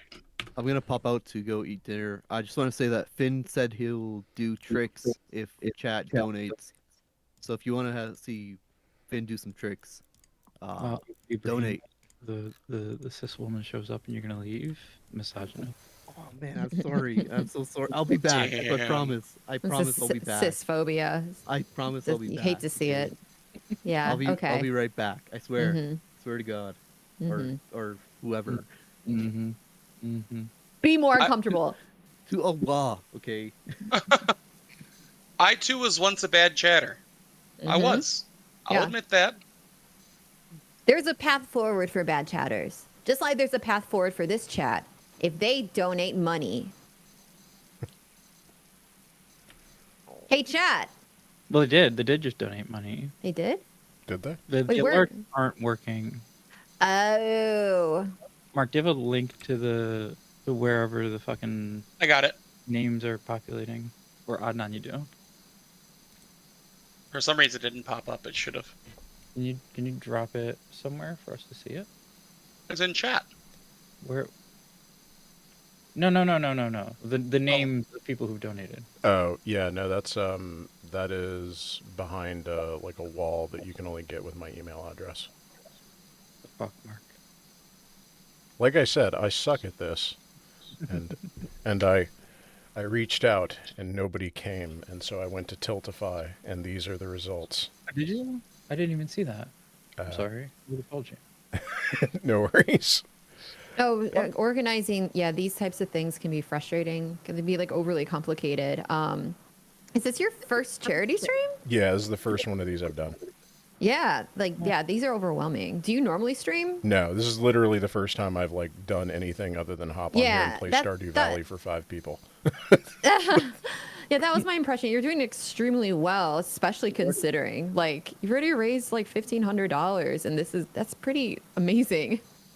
I know I know it sometimes doesn't feel that way if like, you know, H Bomber shows up and like raises like $1 million or something, but like this is like really impressive, and I think that more people should It is. should yeah. Oh yeah, Mark. Yay me. I was surprised actually. And to any chatters that donate as well, congratulations. So for the rest of you, however, you are not included in this compliment. Which thank you, Narlon Naralon, yeah. Narlon Starfire for the $20. Thank you so much. Nary is an exceptionally good chatter. Good chatter. For other chatters, they think he's too good of a chatter because he'll scab on other chatters, which I appreciate. No, there's no chatter solidarity. Hi, Finn. No, not you. You know, my chatters have unionized against me. They have a union. They have a badge and everything. I think Nair should use his status as a good chatter to shame the other chatters. Hmm. You know, like I'm a good one, and you're not. If you wanted to be. Well, I said that like in the afterlife he'll be rewarded, and the chatters that don't donate will not be rewarded in the afterlife. They're not going to have, you know, infinite DMs open with streamer, and they're not going to have, you know, streamers in heaven reading their messages immediately and stuff. Like, can you imagine? Yeah, they'll go to hell with me, and I'll just berate them and call them racist. Just call them racist. Do you want that, chat? See, I know you're listening because I had you press 1. You can't get out of it. Do you want that? Oh, she set you up, chat. That's right. I work. You'd have no idea how many levels I'm operating at right now. Oh, I don't. Like 8D chess. Yeah, exactly. Even though normal chess I am absurdly bad at. Oh, God. I'm so bad at regular chess. Yeah, me too. It's fine. Same. Really? Yeah. It's been so long since I've played. I used to be good at it. I am not good at it anymore. Huh. It's like it's a use or lose kind of thing. Mm. Is this? You know what I used to be really good at? This is not even chess, not even really into chess, but you know, magic eye books? Mm-hmm. Oh yeah. I used to like be able to, I was using those so much that I could just like look at one and immediately, I didn't have to do the whole thing where you put it close to your face and pull it away. I could just look at it and then just like, kind of like do some X-Men thing with my eyes and just be like, boom, there it is. That is impressive. I actually could never get those to work for me at all. Really? Yeah. What's the thing we're talking about here? What's that? What? What's the thing that we're talking about here? Because I have no idea what you're all talking about. Magic eye books were, I'm sure they're probably still around, but there are these books that had like photos in them, like full page photos. They were like larger books, and you like the idea is computer generated patterns. Yes, thank you. Sorry, yeah, you're saying. Oh no, just so the methodology was you would hold it really close to your face, and then as you pulled it out, the pattern would, reveal what the picture was, because it I don't know how to explain it. Your eyes would adjust in such a way. Yeah, your eyes adjust, and then it creates this 3D shape. Like there's literally it's like this really weird. I don't know the mechanism. Some weird optical illusion. Who figured this out? Which genius was like, I'm gonna how do you do that? And you know what? Can we create our own magic eye books? Like how hard would that be? Is there a way that you can just do it? I would put good money on. I'm gonna look for it right now. I would put good money on the idea that there's just a website where you can upload an image and it just goes boom and does it. Oh, 100%. There's gotta be, right? I still think Mark is illegally cleaning this house.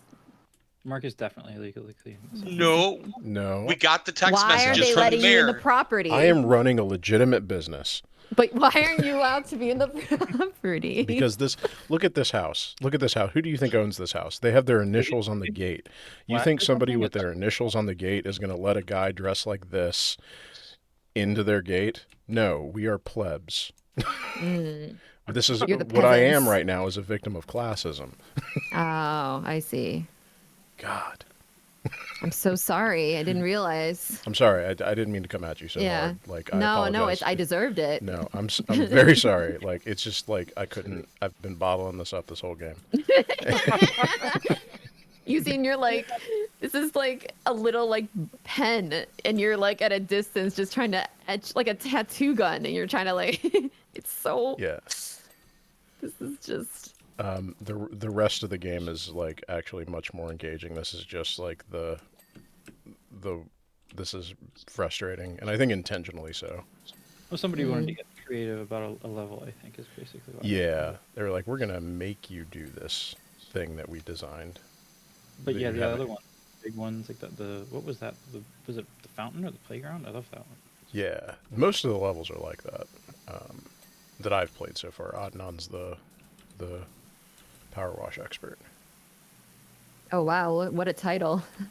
Yeah, don't say it out loud very often. Yeah, he convinced me. Like, to I'm buy already this married, game. but like that's yeah. Wow. there's- Well, I mean, there's how donut many game. hours do you have in it, Adnan? Do you know? Xbox Games Pass doesn't tell me, but I Oh. feel like the number would make me feel things. I have an obscene amount of hours in House Flipper, and that's my shame. All right. I've watched you play that, and I want to try it. Thank you, the cheat. You are a good chatter. Doesn't it feel good to be a good chatter? You should match your own donation. That would make it really a chatter. Match your own donate. For every donation I give, I will give it again. How many times do you match it then? How far does this matching go? You're always matching your donation, right? You just have Yeah, to, so you just don't. You just. that's how it works, right? Wow. Found a loophole. You know what you just did? You just did like the piece of paper and you fold it and you stab the pencil through it for wormholes, but you did that for donations. Anybody? No? Okay, that's cool. Yeah, I'm giving you a laugh. I'm giving you a laugh. Yeah, I appreciated the I'm reference. sorry, I was petting the dog. Yeah. You're petting the dog. Yeah, Dog is more interesting. You traveled through the fourth dimension. Mm-hmm. Yesterday in our community watch Sphere. Do you remember Sphere? I do. Oh yeah. Oh. Good movie. In my head, it's a good movie, so I'm not gonna watch it again, just so it can continue to be a good movie. That's I think it was a good movie. I was there for a few, but I had to dip out. Because chat. Yeah, I mean, I feel Yeah, you. well, yeah. Women are not He could tell that chat wasn't going to donate, and he just could not handle being in their presence anymore. Now, see, Bellamy has this unique way of saying something that's basically like handing me a revolver to play Russian roulette, but with a bullet in every chamber. So, like, the only way to win is not to play. Mm-hmm. You don't like black people, Adnan? Is that what the problem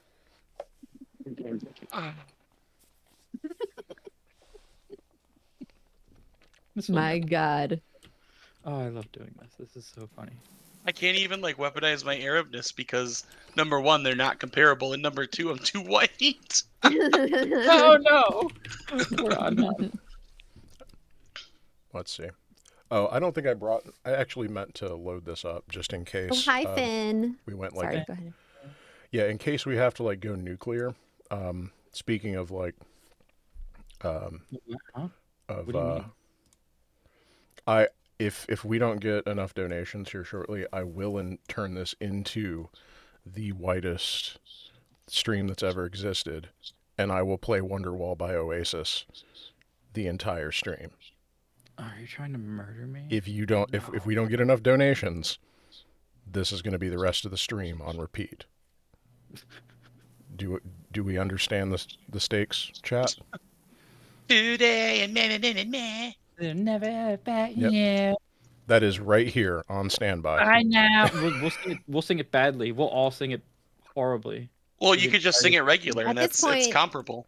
you have, at a certain point, this is going to turn into an incentive to not donate. You realize that, right? I For do all not. going to come together and sing Wonderwall.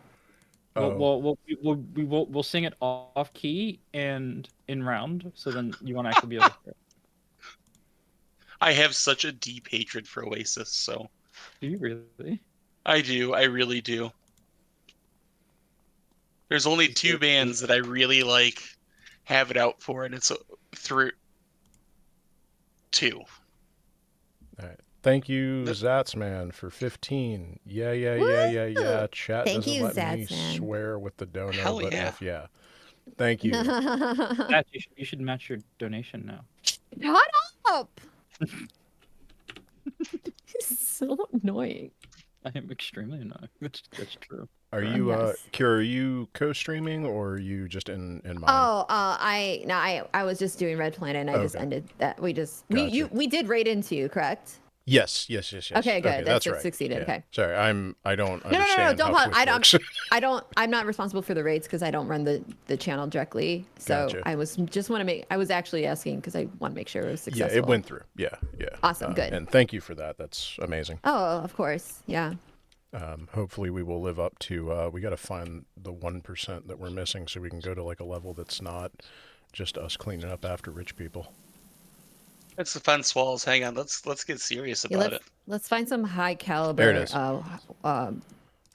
power washing. This is not matching my expectations. I finished this game in like 2 days. Yeah, I mean, I've basically been playing it for like 14 hours straight at this point. It's such a fucking ADD hack or whatever. I think I'm gonna like start like officially streaming where it's just me with my little blockhead VTuber in this game and like the lo-fi hip hops in the background, and just. I'll make you some. Nice. There you go. Oh yeah. Wait, is this a multiplayer game? Yeah, that's Yeah. Adnan right there. Oh no way! Yeah. Yeah. Look at his little feet when I squirt him. Stop squirting me. You're a bully. I am. Well, I mean, Anan is racist, so it's important that we bully. True. Oh, wait, see now I shouldn't be able to say that, but because Bellamy said it, now I'm using Bellamy's comment. Well, I'm That's always kind of, you know. Oh wait, I can do this one. I can do this one. So you don't like Arab people, huh? oh no. Oh no. And we're back. Oh Getting it no. from both barrels. Poor Kira. There's no winning.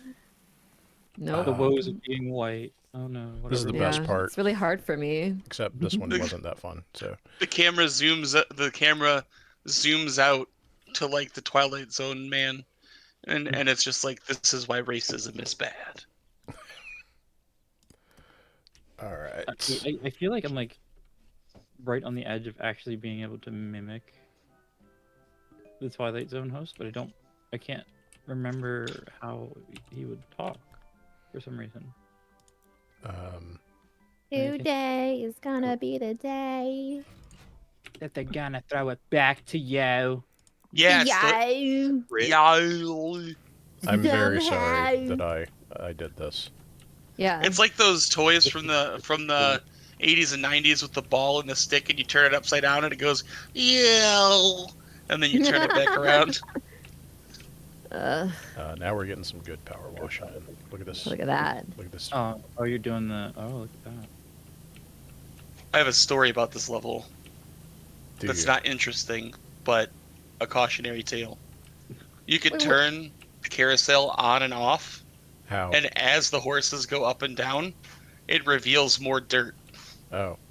So I thought I completed it, and the rods kept flashing, and I like gave up for the day. I was like, I don't know what the hell this game wants from me. Just turn it on and then just stay in one place and hold the thingy instead of walking around it. Now see, that would have been the smarter thing to do. I did go to college. Yeah, and I flunked out. And then I threw it all away to become a streamer. I mean, hey. That's what I should do. I should go to college and do that exact. Maybe that's what I'm missing. Mm-hmm. I Like went for to my half a secret, college my recipe, twice. yeah. Did you? Yeah, I did half of college twice. I have 2 associate's degrees. Oh, nice. See, that's how you should do it. Yeah, one in computer programming, the other in emergency medical science. Oh. Neither have served me very well. Today. Chat was going- donations, chat! Chat! Yeah, come on. Don't you care about me, chat? Don't you care about me? You don't care about the pretty white woman chat? What the fuck? The pretty cis white lady. Don't you appreciate me? How dare Do you know how be- hard it is to be me? Every day I have to wake up and you know, make my own coffee. Oh. How do you, or what's your method of coffee making? I have this like espresso maker, this Nespresso maker. It's like it uses pods, and I hate myself for the pods, but it's so absurdly convenient that I'm kind of stuck.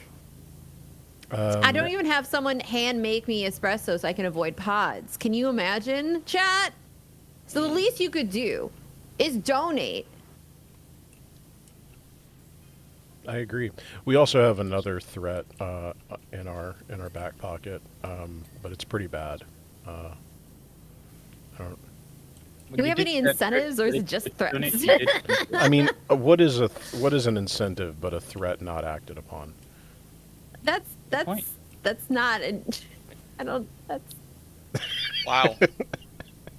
That just like took that like I literally did the surprise Pikachu face when you said that. Like something clicked in my head and I was like Yeah, no, that's I mean that's not like how you want to be like a parent or anything, but like if we're trying to get money out of chatters, I think it's appropriate. Nah, I think chat actually does like incentives far more than punishments for donations. What I found. Okay, well I will defer And to your expertise. None of this riddle me this type of incentives. Well, I will defer to your expertise. You know way better than Okay. I do. So what do you suggest? I'm trying to think of an incentive. Let's see. The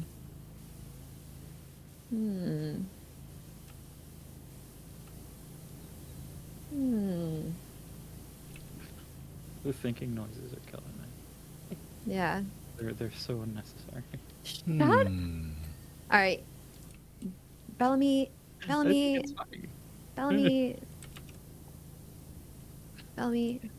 incentive, trans people will be helped. I think that's a pretty good one. Yeah. True. Spare the rod and spoil the chat. But then chat's spoiled. True. Did you even listen to yourself, Enormous? A dono did come through, Mark. I'm watching the number, and the number moved, so at least one dono came through. Sweet. We'll finish this poll, and then I'll read it. Finishing poll. Huh? Yep. Yeah. It is currently a very dirty poll. Yeah. The polls are usually pretty dirty. I do want to just shout out real quick, and I think I did. Sorry, go ahead. She's like, please, God. I did just want to shout out the new metal community over at. I know that sentence is patently ridiculous, but crazy ass moments in new metal history. When I first joined their Discord, the first thing that pops up is it says "Say Trans Rights," and when I joined that server, I knew it was going to be good. And they allowed me to post this in there. So I don't know how much turnover there is from that, but I did want to just give a shout out to that account because that was really nice. Let's see. Okay, it looks like our last dono was the Zats man. Hell yeah. Yeah, at 15. We're now Thank at you. $1,544.69. Who donos that? I'm gonna set a light goal to like if I feel like if we can get to like 2,000, I feel like is incredibly reasonable right now. 2,000 is doable. I think we can do it. 2,000 is doable in the next hour, but I'm struggling to think of incentives because all my incentives involve me being on camera. Mm. And I'm trying to think of audio incentives, so I apologize that I can't think of anything. What if we get to 1,700? One or all of us sings Wonderwall. Okay, that sounds good. Okay. Is that going to get the The stream whole clipped? thing? the whole thing from memory. Remember? I don't know. It could get the stream clipped. Oh, yeah. Well, singing it on your own, I don't think would. Playing it, I think is something is a different situation. Huh. But Okay. it doesn't get your stream shut down while you're doing it, right? It only gets you like a strike after the fact, right? Oh no, they'll straight up they'll they'll deafen the do it right stream. away. Okay, Yeah. let's play on the safe side, and I mean, it's always the right thing to do is not play Wonderwall, so let's just err on the safe Yeah. side. What you could do is you could be like, today is gonna be the day. This is legally to sing song. No, you can sing the song. You just can't play the song. Oh, okay. So yeah, I was very wrong. I was under the impression that if it sounded remotely similar for too long, that they would. No, I mean, if it's there's like bots that will monitor audio. Mm-hmm. There's bots that monitor audio, but not, as far as I know, not for purposes of DMCA. That has to be like somebody tattles to the company or the company is actively monitoring. But the bots will mute the VOD and like, so you like, it'll mute the VOD, I think, in like chunks of 30 minutes or something like that. So like if it detects anything that's like copyrighty, like in audio wise, it's gonna mute your VOD for a good amount of time. So it's less of a thing if you know, unless you want to make sure all of this is recorded so you can like upload it somewhere. Yeah, I'm the thing I recording was this, afraid of is Yeah, the thing I'm afraid of is DMCA stuff, because that stuff is like will take your channel down. Like you'll get taken down. Okay. All right. Well, we'll not do that then. Thank you for explaining that. For It's me. a mule. Yeah, no Thank you. problem. They're always changing. They always change this shit too. So Mule. it's like Yeah. it's a peanut in the chat. A real peanut. Brainiac84 came in with $50. Thank you, Brainiac. Hell Oh, that's yeah! Brian. You should Like Brainiac or Brian? Brian, it's either Brian C84. Sorry, the dyslexia was popping. Oh, no problem. Brian is a sweetheart. Brian C84 should match Brian C84 Sonic. Shut up! See, now I feel like Bellamy is just wants me to yell at them, just wants to be berated, which is like, okay, Bellamy, I didn't realize this about you, but you know.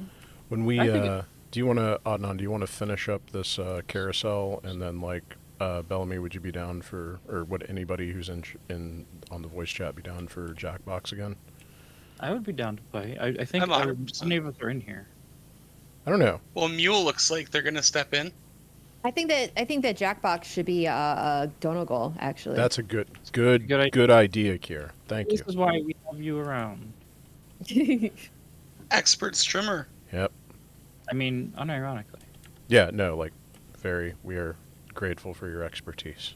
Oh, I don't know if Mule's already in, but in Discord, but he should be. That would be weird if he wasn't. That's what I would, yeah. But now I haven't thought to look, but I'll check it out. Let's see. Oh, I got it. I'm already there. Oh, that's right. You are doing that stuff. I don't need to do that. I can let other people do stuff. That's true. That was half of my incentive, or half of my thought is I was like, well, like Mark can carry it all on his own, but like I can be here, and if not, God knows it's gonna be Bellamy or Aronach, and both of them do everything. So. Yeah, Adnan has been absolutely instrumental to this actually functioning. Thank you, Adnan. Because I do remember looking at one point to see if there was something. Oh, thank you, Kira. I sent Mule an invite. Okay. Cool. Just join. If you can join Green Room, we can drag you in. If you don't. Wait, hold on. I feel like that's the last message in a string of messages, and I'm not gonna go hunting for the rest of them. Huh? I was reading. Mule said, "I am not," and I feel like that was something that was said. All right, Mule's in.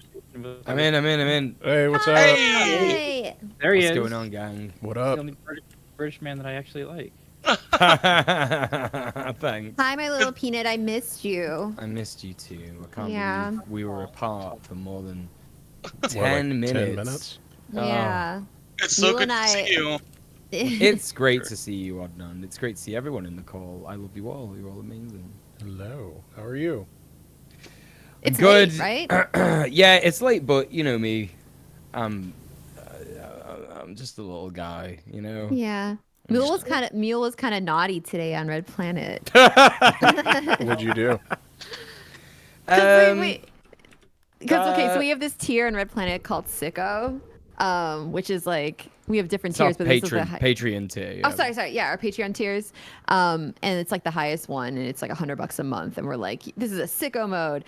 And like, so like every week we talk about sickos. I tend to like describe him as like, you're sick, you're disgusting. And we kind of keep amping it up as like being more and more kind of like, you know, more and more that. And this week Camille's just like, so if you're a piece of shit and like well we need the proper context, because I didn't just say if you're a piece of shit. I was talking like this. Oh yeah, it was and Dirty Tony. I said, if you're a real piece of fucking shit, you can. And Conrad was so fucking mad. Because Conrad's our producer, and he'll tell us things in our ears that don't make it on stream. He'll be like, "Okay, no, like we got to finish this story faster.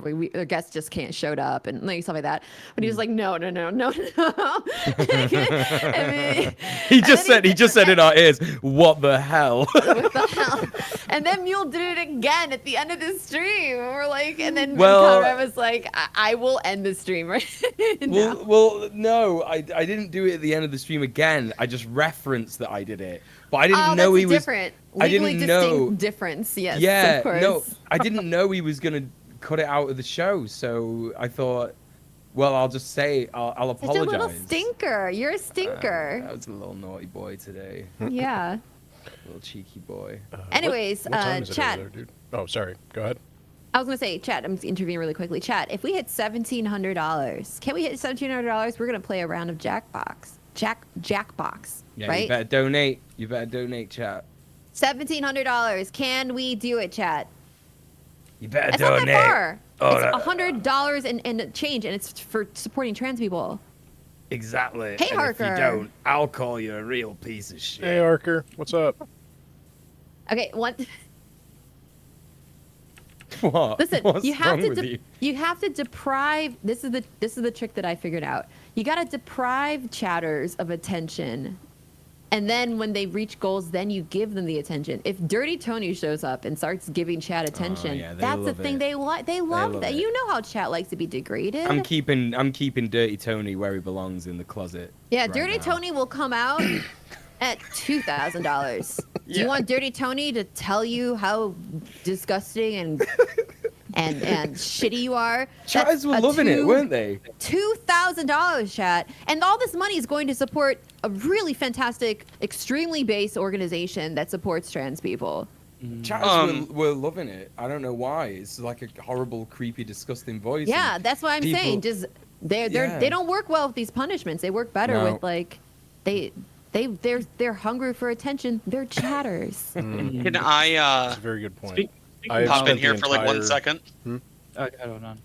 Oh, I was just gonna say, I love everyone that's here, obviously. But I did just want to say, like, on a very serious note, there is, and everyone here is aware, but there is an ongoing and escalating, at a terrifying pace, genocide happening against the trans community.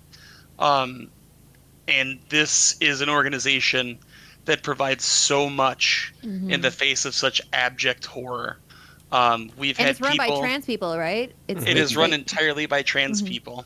And all throughout this fundraising event, we've had people come into chat, other trans folks that have come to us and talked in chat about the experiences that they've had, and they've said straight up, like, if I didn't have access to Trans Lifeline, I might not be here today. Mm-hmm. So I just wanted to like put a little serious notation on it, but Dirty Tony away. Yeah, no, I appreciate that interjection. We need to be reminded because it's yeah, we're having fun here, but like the reason we're doing this is not a trivial la-di-da reason. It's like a life, literal life and death. None of us want Literal. to have to be doing this, you know. True. Yeah. And like the fact that we have to do this, like, breaks our hearts. I think we you just know? got a dono. Did we? Oh. Did we? Yeah, I think We Husker gave $20. Ooh, Hell yeah! Oh yeah. Husker do, my Yeah, sweet Husker gave Husker. $20. Trans rights is not enough. Trans liberation and trans joy! Exclamation point. Yeah. Hard Hell agree. yeah. Husker. Hell thank you yeah. for $20. Twin should match Husker's donation. Yeah, Oh, I'm. We're doing Jackbox as an incentive. What do we have to get to? What does chat have to get to? 1700. 1700. Okay. So You like, said that. so like 85 more bucks. That's so doable. That's so doable, chat. Come on, chat. I donated my birthday money, guy. Like everybody. Yeah. Let's go. Adnan has been here helping out this whole weekend, and it's his birthday weekend. Happy And I'm not birthday, Adnan. What the hell? Thank you so much. Birthday. Thank you. I'm not saying that for kudos. It's not a pat on the back thing. It It's to means everything. underline how important this is. Yeah. Thank you. And thank you for the birthday wishes. What the fuck is that? Mhm. What? How about this? At $2,000. I'm sorry. I thought I heard a thing explode outside. Oh, you okay? I mean, I'm never okay, but I don't think I heard a thing explode outside. Are you at risk of like explosive explosions right now? Explosive, as opposed to non-explosive explosion. Yeah. No, I'm Okay. not. All right. Cool. Okay. Well, at any point, if anything happens and you need to dip, don't hesitate to. Wait, what? Is something happening? No, it might have just been a car crash, honestly. Oh, I have no okay. idea. I just, I have a thing where like if something happens outside, I have to go outside. Okay. No worries. Yeah. Where's all the dirt going? The dirt is going to the place where bad chatters go. Oh, and You'd be bad dirty chatters are bad chatters chatter. that don't donate. Yeah. I wouldn't want to be a dirty bad chatter. That's too much anything to be. Hey Adnan, how do I switch to my my decorative Here, what's sprayer? wrong? Is it decorative sprayer? Yeah, like see, mine has flowers. I'm walking up to him right now. Mine has like flowers and shit on Finn, it. what are you doing? Why aren't you The here? little tab on your power washer. What? Hit the E button. Oh, And then there's a okay. little. Dope. There's Got a it. little. Thank you. Yeah. Yep. Now I got mine. But you can't do the flowers. So help me God. No, I went with something else. Can you like make them? Can you like fuck up and like actually like lose? Is it like, oh, you power washed too hard, you broke something? Is that possible? That's a You thing you can do in laugh, real but- life. It's a thing you can do in real life. Yeah. No, it is. You just will not. Like the worst thing that can happen is you just don't find all the dirt and you just don't complete the level. So, my fucking stepdad used to make me power wash like the drive and shit. I used to fucking hate that so much. But like the first time I did it, I was like spraying it up and down, and it is in real life. It is like really, satisfactory.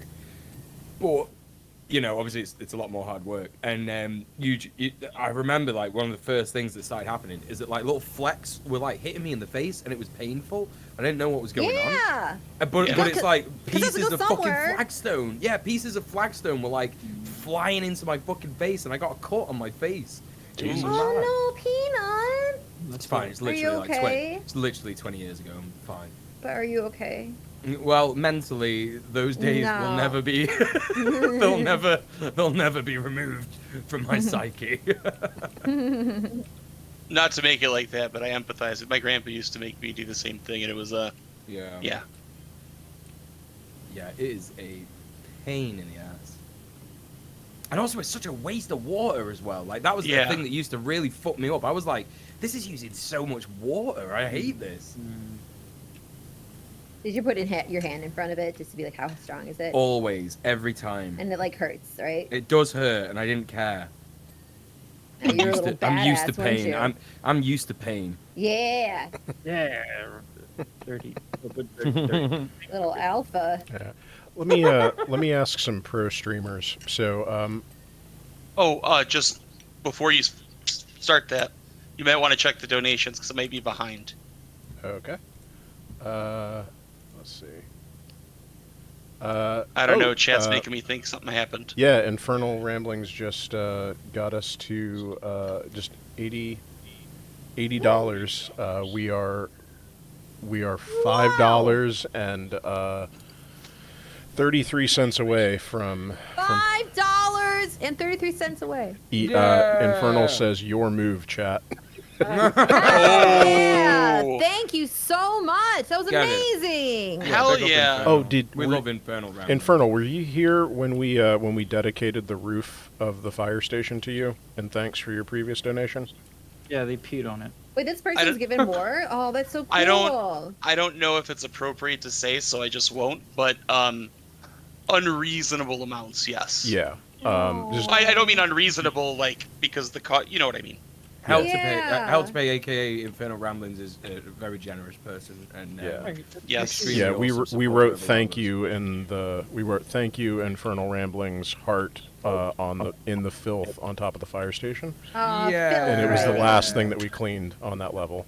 So if there's no more genuine, sign of gratitude, I can't think of it.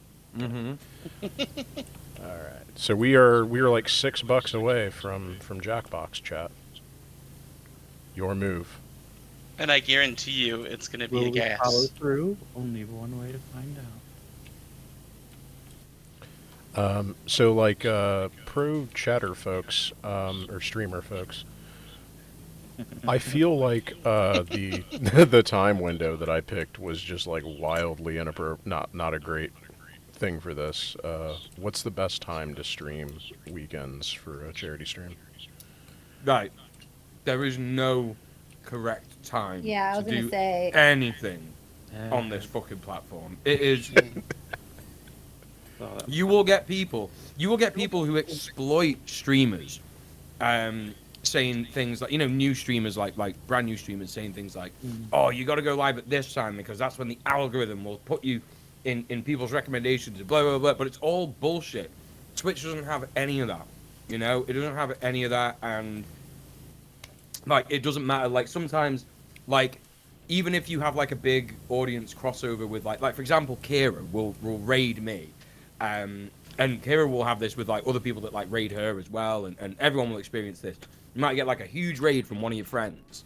But, even they won't, stick around. Do you know what I mean? Like the Red Planet audience didn't stick around with this stream, you know what I mean? And it's it's even things like that where it's you're certain that viewers are going to be yeah, they're really going to enjoy this. They'll just fuck off, and it's there is no certain way to be yeah, this is going to get a lot of views, or yeah, this is going to do this, etc., etc.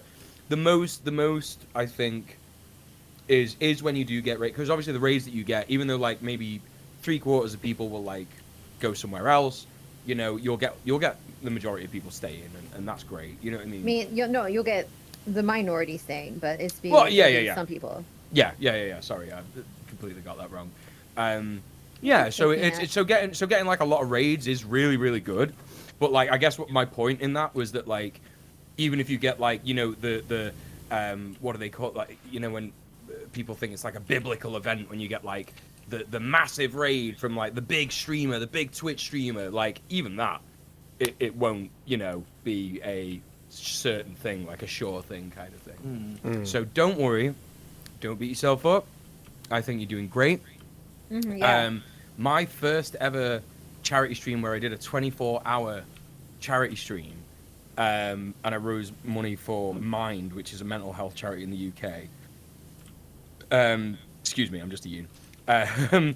I think the maximum viewers that I had over that 24-hour period was 54 or something like that. It was the max viewers, and then my average viewers was something 24 or something like that, or maybe 20. I don't know.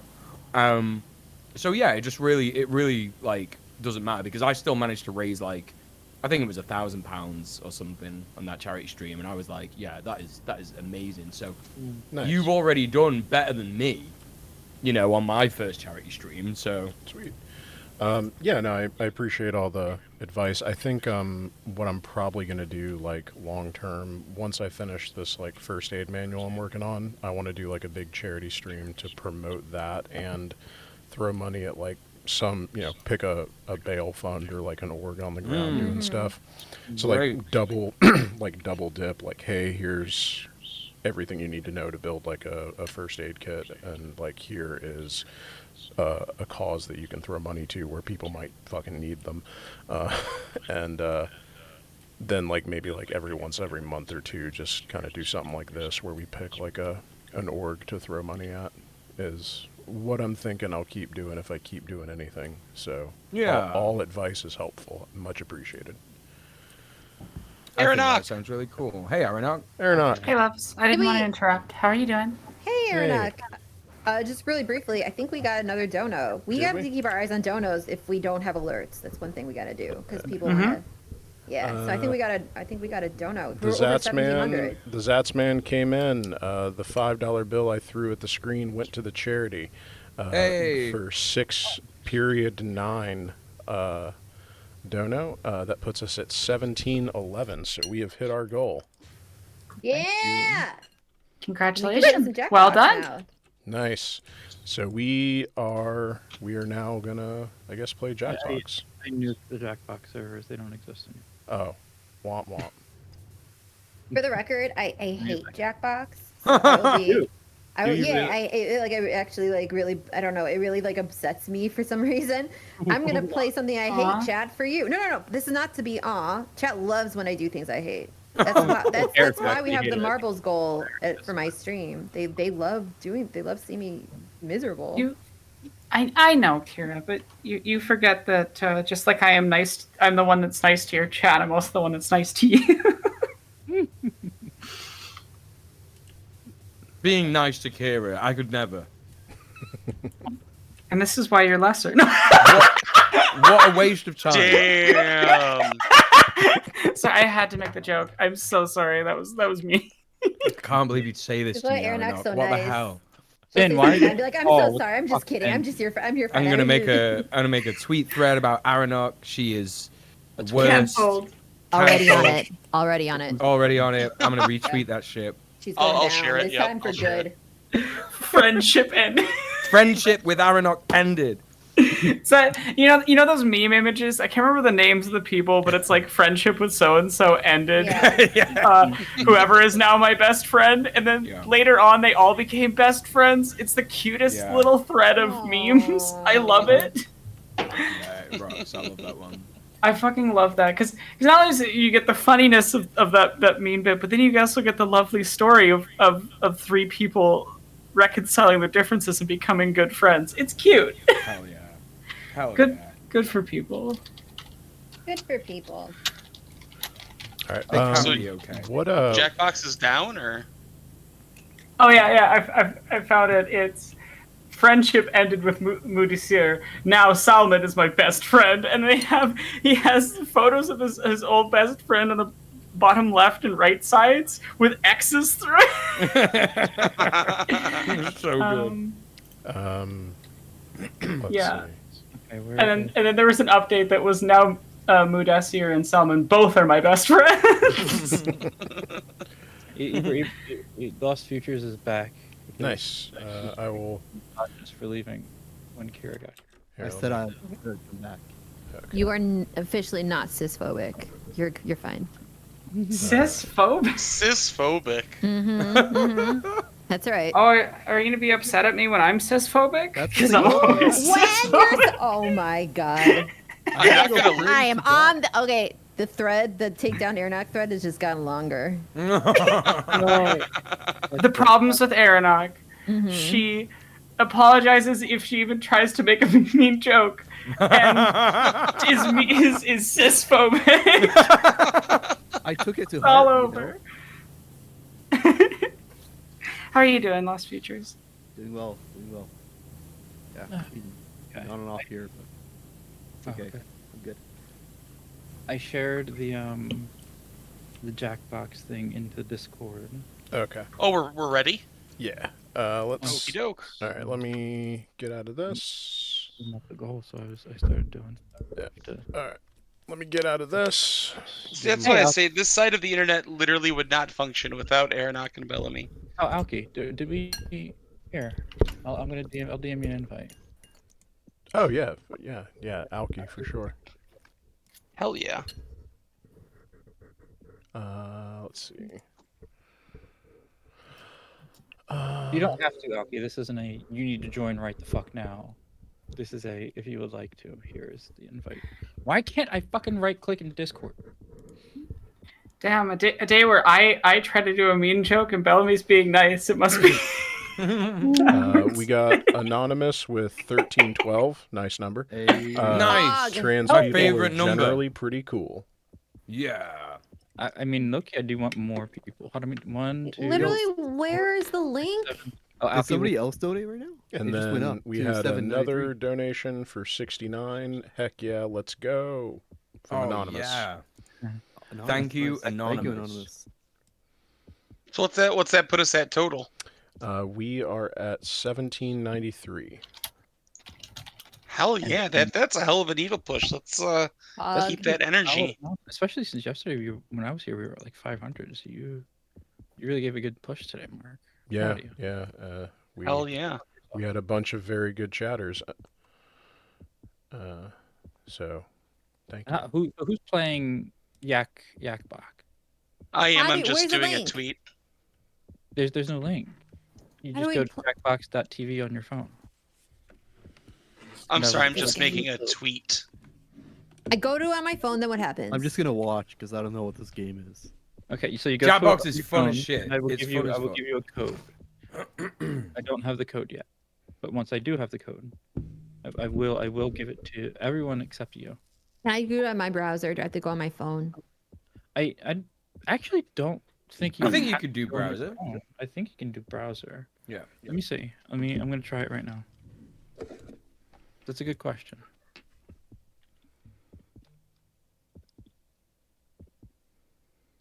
And Aronach pointed out that I was being nice, so now I'm gonna be mean. That wasn't the goal. Well, you've done it now. Look at what you've done. Aronach is over party. Browser, so you don't necessarily need to remember.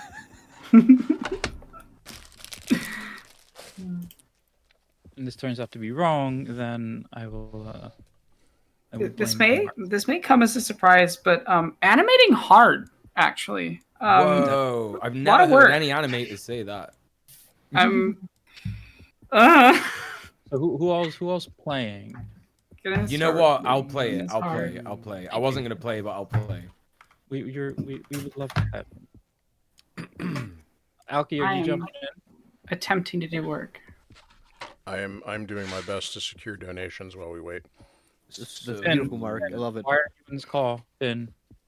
It's too late, because I already tagged you in the tweet, so like you have to at least one. Fuck! Because I don't want to be a liar. Fuck! What? How could you, Adnan? It's not very. Fuck me! I didn't expect biphobia on this stream. And cisphobia. Oh my god! Jesus, Adnan. You all just don't like Arabs. That's what it is. God damn it! Arab Shit! phobia, exactly. You got me, activated man. my trap card. What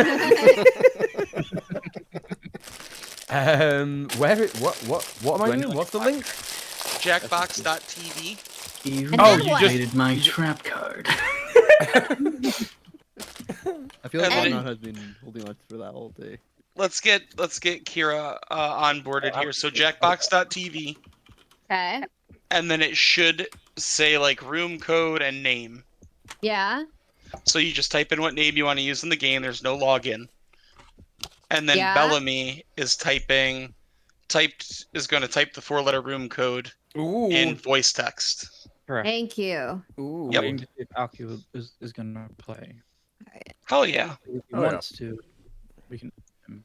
We have 1, 2, 3, 4, 5, 6 players still have room for 2 more. If people who are here would like to play. People who are here being people in the Discord hear me speaking right now.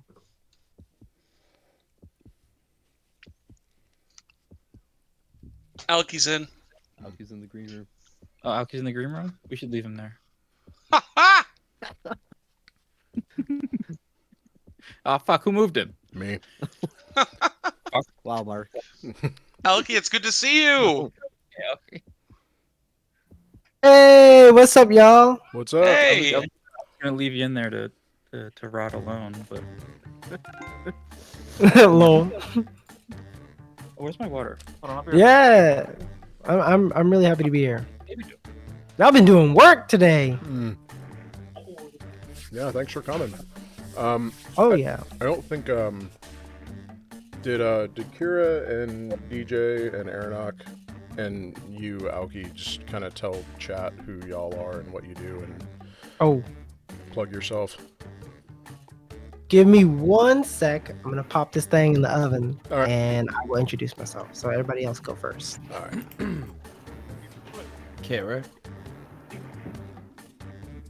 She's gone. I guess I'll tell people who I am. My name is DJ Mule. I'm a housing activist. I'm a YouTuber. I am on Red Planet with Kira. Yeah, and I also stream on Twitch, twitch.tv/DJ Mule. I do that. Well, I've not been doing that for a bit because I've been a bit sick, but I'm better now. I'm planning to get better. Get back to streaming this week. So yeah, that's who I am. And let's see, Kira, Aronok, Bellamy. I don't think Bellamy introduced themselves either. I'm an asshole. Hi, nice to meet you. Okay, thank you, Bellamy. I'll introduce Bellamy. Okay. Bellamy does a lot of work behind the scenes on a bunch of different video essays channels. Trust me, even if you don't think you've seen their work, you've seen their work. Yeah, they're what was it? Cornbread Tube's stage manager. And I'm Aronok. I am a video essayist and artist, and I do a bunch of stuff for a lot of different people. You've probably seen my work on Turb or Jesse Gender's channels. I also make my own stuff, and yeah, I kind of stage manage a bunch of different areas of video essay YouTube. I'm back. Welcome back. Nobody knew I left. I'm guessing no one was like, "Oh, No, where's we Kira?" actually We all noticed, specifically Yeah, we all tried to noticed, find sorry. you, and you weren't here. Okay. All right. Thank You you. abandoned Thank us. you. Is actually what happened. Aw, We were all really aw, happy. Thank you. You'll notice. Okay, so what's the code? Where Let me is hear it? I haven't started yet. We were doing. Bellamy! It's not my fault. Whose fault is it? It's the white dudes. You can't blame racism for everything. I didn't even say racism. It was the white dudes. No, it's No, it literally isn't. my fault. I Yeah. asked My everybody to fault. introduce themselves who just popped on in the Oh. last like 15 minutes. Oh, that's fair. That's fair. Much. Anyways, Okay. Melanie really pulling the what just methinks happened? that women doth protest too much on Kira. Damn. Oh, okay. All right. Hold on. So what are we? Are you sharing it? You're not sharing it. You're not watching it, at least in the Discord. I'm watching it. Well, I mean, it's not on the. But you don't have to put it there yet. Yeah, I'm just waiting until the game starts. Hey, what's today? What's up? Wait, why are you streaming it, Bellamy? Well, I know I streamed it to Discord so that Mark can stream the game to the screen. To, Yeah. YouTube. What is this Oh, called? because What? Mark doesn't have the game, I'm guessing. Yeah. Yeah. It's like it's a whole thing. Do you want to come over? It's a whole thing. Fine. It's just it's a whole thing. Mm-hmm. Good girl. Good girl. Hi. And I will move it over here next to the please donate. I did post everyone's links right when y'all joined. But I'm gonna try to put together a long thank you thread as well, because chat can move pretty fast. Mm. And Yeah. I'll make sure to tag everybody in that. So Does everybody know how to play this? Like where you have to go? You have to go to jackbox.tv, and the options we have are for this particular pack. I have another pack, but we have. Oh no! I clicked the button. Doggy. Uh-oh. I guess we're doing Quiplash too. Well, we have baby. You are pushy today. What is going on? All right, we're doing this. All right. So we have. All right. Okay, I'm sorry. This is gonna make you upset, but I need to move on. Harker says the thank you thread can go with the canceling thread. You just put them together. Yeah. Like, this is why we're canceling Aeronaut, and also thank you for your generosity, everyone. Why am I getting canceled? What? No, the Aeronaut bad thread everyone was joking about earlier. Joking. All right, explaining. We play Quiplash 2, which is like almost like Mad Libs, I guess. Yep. There's Trivia Murder Party, which is just trivia, but there's little quips about murdering people in there. There's Gaspionage, which is one person guesses a percentage of people that have done a thing. Oh, I and hate then those games. I hate everyone them. else that does it's an over under. There's Faking It, which we won't play because we tried playing that yesterday. It didn't go so well. Oh, is that like a Mogus?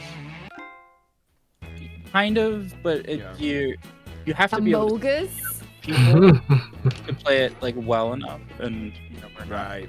Damn, what you trying to say? Did he say Amogus? I did say a Mogus. That's what it's called, a Mogus. Yeah. Okay. That's how you. Sorry. That's how you refer to it. Oh, okay. Right. Yeah. TKO, which is, I'm canceled now. See, now I'm canceled. Where I go, I draw dicks in TKO, but in TKO, Oh, me you draw too. pictures, and then you add, like Don't draw dicks on Twitch, by the way. and then you Oh. you assemble a shirt basically, and then you vote on which shirt. So you get Oh, a random picture and then a random caption that you have to make work somehow, and then everyone votes in the money. Bellamy, can you? Why are they on T-shirts? Bellamy, can you turn the in-game volume down by about 50%? You can do that on your end as well. No, I can't. The Right click the stream.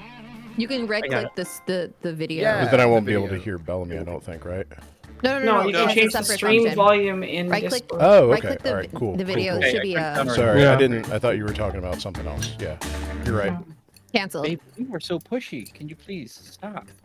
Add Mark to the thread. Go be Yeah, a dog Mark's there. canceled. Oh, Go be a dog. Yeah, there we go. We got him. fuck. Oh, Ladies and gentlemen, we got him. We're playing Quiplash I'm 2. sorry. I'm sorry, Aaron. Ladies and right. gentlemen, Said we by an got Arab too. All right, everybody. Right? I say Quiplash. I like Quiplash and So, Trivia Murder Party. We can play whatever. We play trivia. We play in over under, or we play in TKO. I'm good with any except Gaspionage. Yeah. Okay, so no Gaspionage. That's cool. People could override me on that, you know. No, because you aren't the only person that said that. You and Kira don't like it, so I'm cool just taking it off the table. I don't like games where I'm like gonna get like I feel like people are trying to figure out if I'm like the person.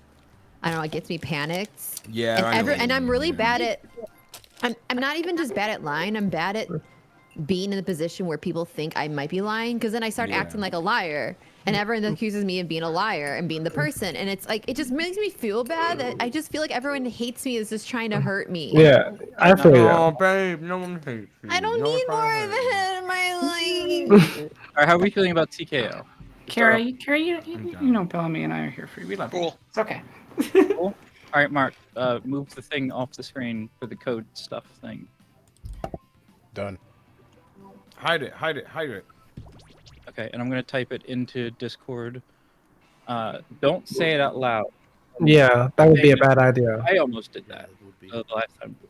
I remember in the very early days of Twitch, I used to stream Jackbox and put the code on the screen, and I would get the most racist people.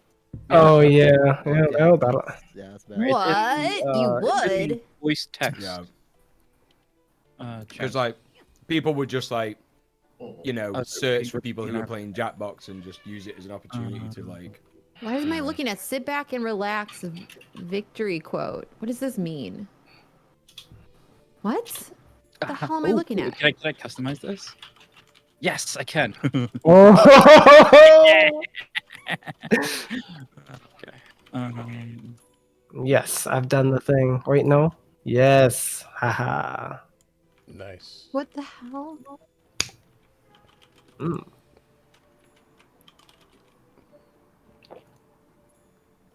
Forgot what the victory quote does, but I guess it doesn't matter.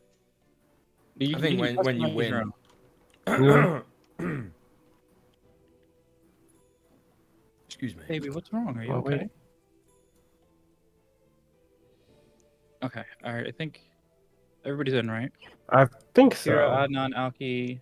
Who's Dr. Doctor? That's Is me. that Donald? That's Mhm. Dr. Jo. Yeah. I need just a sec before we start. 1, Mhm. 2, 3, 4, 6. Wait, there's a seventh who isn't in here. Wait. 1, 2, 3, 4, 5, 6, 7. Are you playing, Ibrahim? No, I'm gonna chill and watch. Okay. I have no idea what jackboxes are. Come here, babe. You can come over here and hang out, just as long as you're not like literally jumping on them. Like that's fine. It's the jumping on them part. Okay, everybody. The Mhm. third day of the stream, an hour before before our scheduled end time, I finally figured out how to get the donos live and chat next to each other on my second monitor. So we Yeah. Well done, dude. We are in business. So I guess it's time for you for chat to donate to get to us to 800. That's right. Yep. Come on, chat. I know you can do it. 8 more, 7 more. What's our I'm not good at math. incentives for getting 2,000? That's a good question. That's a very good question. Listen, I'm only going to be on for like another 40 minutes, so if you get it in the next 40 minutes, I'll do Dirty Tony for a A bit. cheeky little footbee. Bring out... Oh, Lord.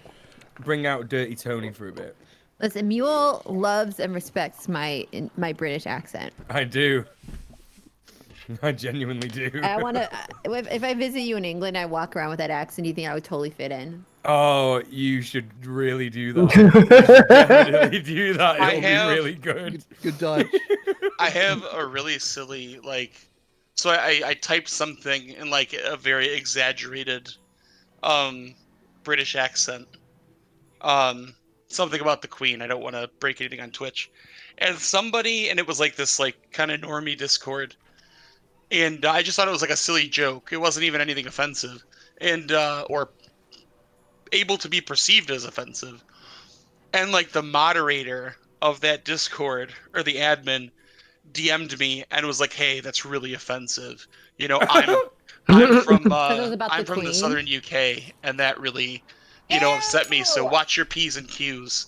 Wait, what? Okay. Yeah. Was it something about the Queen? That's awesome. It was, but it wasn't even referencing to the event or anything. It was just Fuck like that shit. Fuck that. It was like have high tea with the Queen or something like that. That guy's a fucking Tory. Fuck that guy. I just laughed. I was like, I'll just see myself out. What a fucking loser. What a fucking loser. I was the most toxic tourist when I was in England, but I was a minor, so it was okay. Nobody could beat me up. Yeah, you should be anyone who comes to England. What you've got to remember is that like England is like the place where like everything bad in the world happened. Like we did all the bad shit. We did every genocide. Like if you're gonna like come to fucking England, you should be as toxic as humanly possible. You've done every Yeah. genocide Fuck it. so far. Exactly. Yeah. Exactly. Yeah. So, but I'm never going back. Well, except for Bristol. I have to make a pilgrimage to Bristol, but that's a personal thing. Yeah, Bristol rocks. Yeah. Yeah. Drum and bass. I loved Skins as a kid. Like, yeah, no, all the good stuff. Hell is yeah, there. yeah. You would. I DJ drum. Nice. That's awesome. Yeah, I know, because I watched you actually. I was watching you on a charity stream that you did, and I loved it, man. It was great. I No DJ drum and way. bass a little bit myself. Oh, that fucking rocks. Cool. Yeah, I'll have two to. DJs here. Yeah, I can't believe it. Too many DJs. Too many DJs. Are we good to start the game? Bellamy is Yeah. took Raven out. Oh, okay. All right. I did not catch But I that. believe everybody is like ready to go. Okay. Ready to go. Let's see. Well, do you wanna finish this carousel while we wait? Because I don't know how long it's gonna take. And Oh, I already closed it. oh, okay. Well, I'll just do this on so there's something on screen while we're. Mule, What?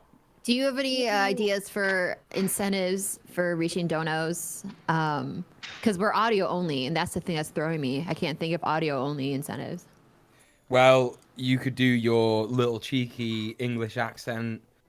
I could do a bit of Dirty Tony. I don't know. I could do my American accent if people want to hear that. Oh, there you go. We got $7 from. Yo. I'm not sure how to pronounce your name. Mahde. Maddie. $7. Thank you so much. Thank you. Pog. Everyone I in think the chat, chatters are starting to get it. I think Kira came in. Oh, Mahdi, thank you so much, Habibi. Yeah, it's Sodomy. That's amazing.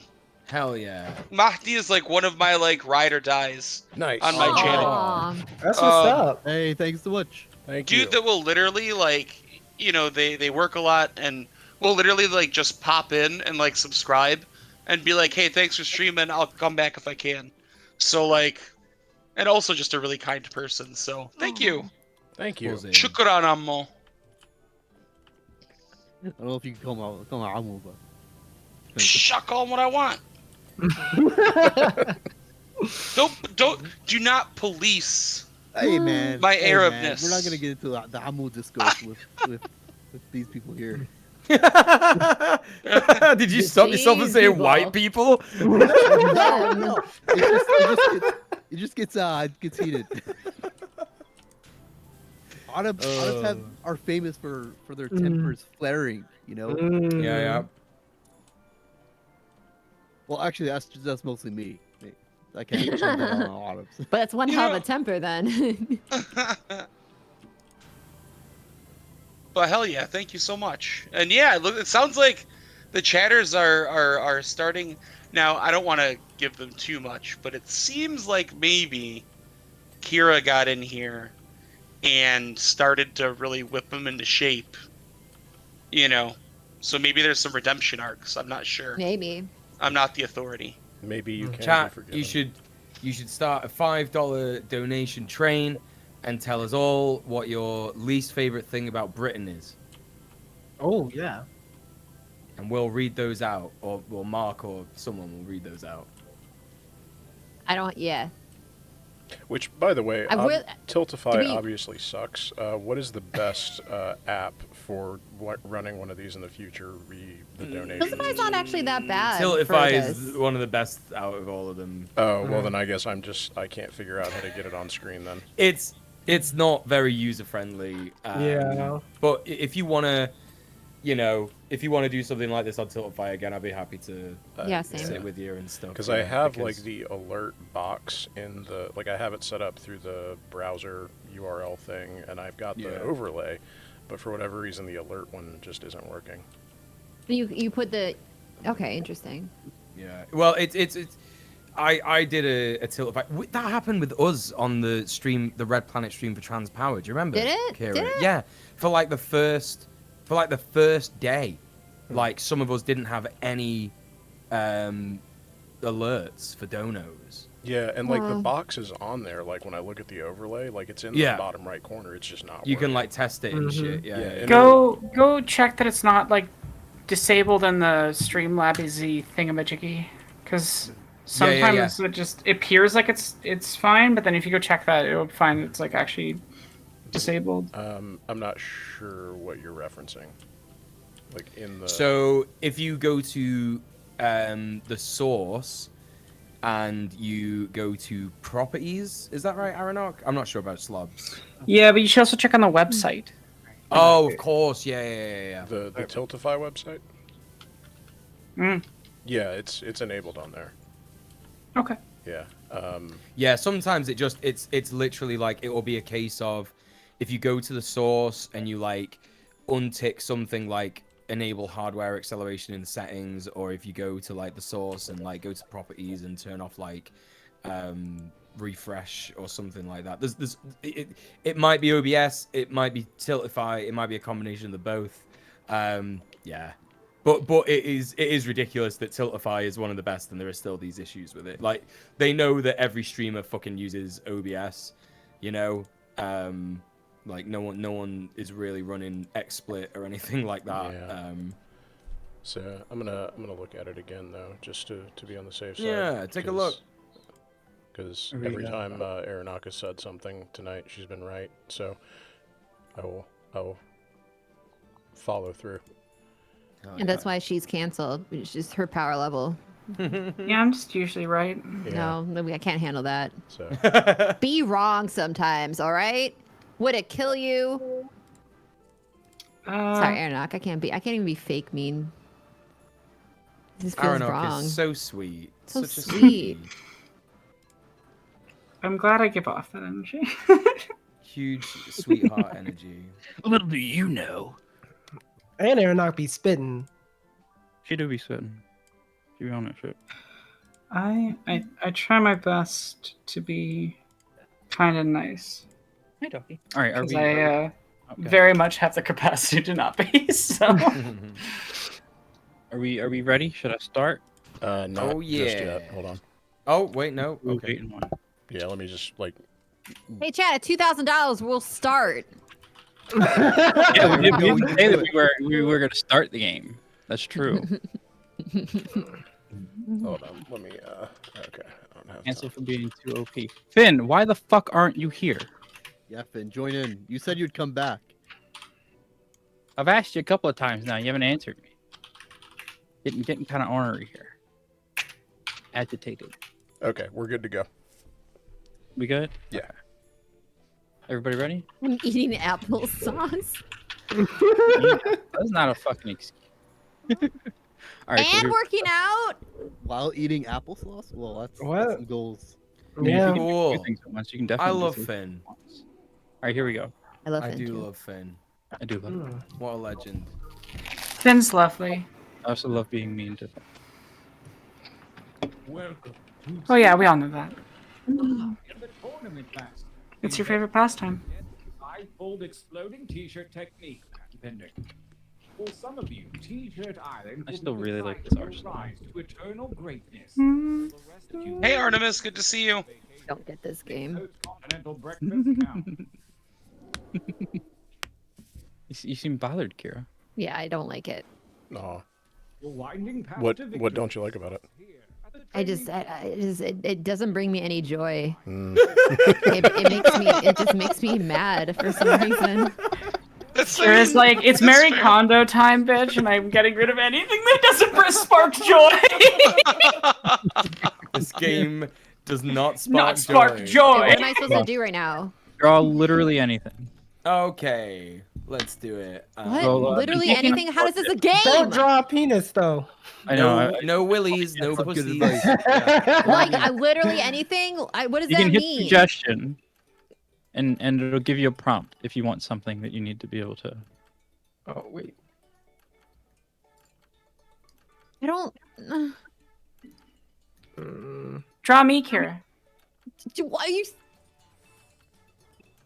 In like a cartoony style. Oh no. Wait, what's the time? Oh, how much time we got left? 48 seconds. Okay. Oh no. Panicking chat. Fuck you. So drawing penises on stream is bad. Bad, very Apparently. bad. Don't do that. That is information that willies. would have been helpful several power washes ago. Oh Yeah. oh no. Nah, I don't think that even happened. I don't think that's provable. I don't think it happened. Right. No, it just would have been helpful so that we would have known that we Oh. were doing everything right, you know? Oh no. Like by not doing that. I don't know what I'm doing right now. I can't wait to see what Kira's done. I literally can't. I don't know wait. what I'm doing. I'm literally doing nothing. I keep resetting it. Oh no. Oh fuck! I didn't finish. Does it just take what you did so far? Yeah. I think so. Drawing 2. Uh-oh. Oh wait, did I not submit? Oh, it didn't take the first one. What? It didn't take my first one because I didn't click the check mark. Oh. So what happens then? Well, then you'll just have one. They don't exist. Yeah, you just have.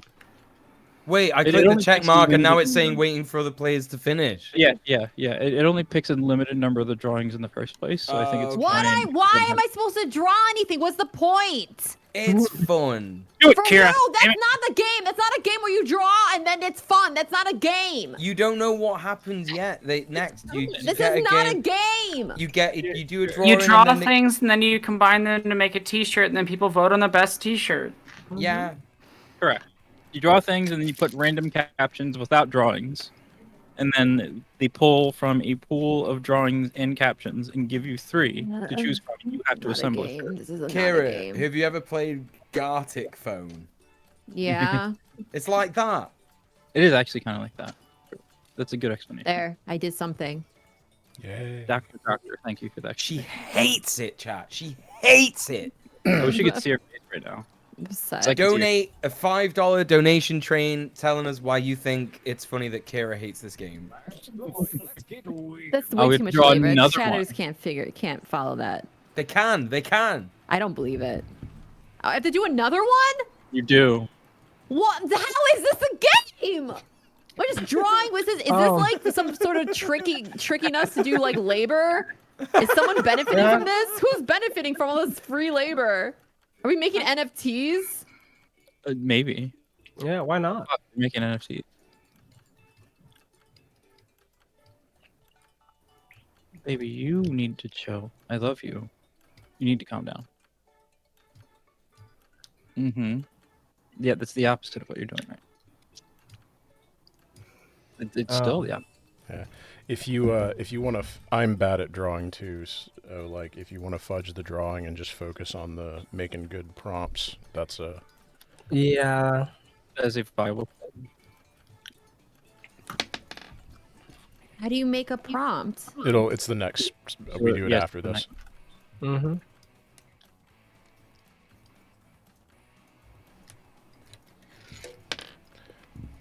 Which do you hate more, this or Mubbles? Oh my god. I actually might hate this more than Mubbles. Oh. Oh, good. So then we can put that as a dono go for chat. Okay. Yes. Hurry up and finish already. There, did another one. Oh, you can see the timer on the stream. Fuck. I wasn't even looking. Oh, damn. It should put it on your drawing, though. I will say that. It should put it Yeah, in it the should do that. That's just bad UI design. Yeah. Besides, you'll write as many slogans or phrases as you can. Literally anything. It doesn't matter what. Drawing, so just put those out of your mind. And it shows oh, never mind. Oh. You'll never actually see the pool of what's in there.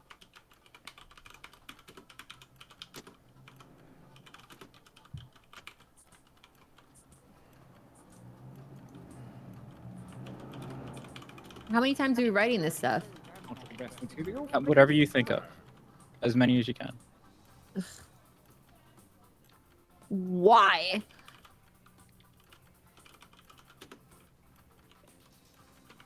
Baby, you what's going on? What's going on with the puppy dinner? What's up? Did we not hang out enough earlier? I'm sorry.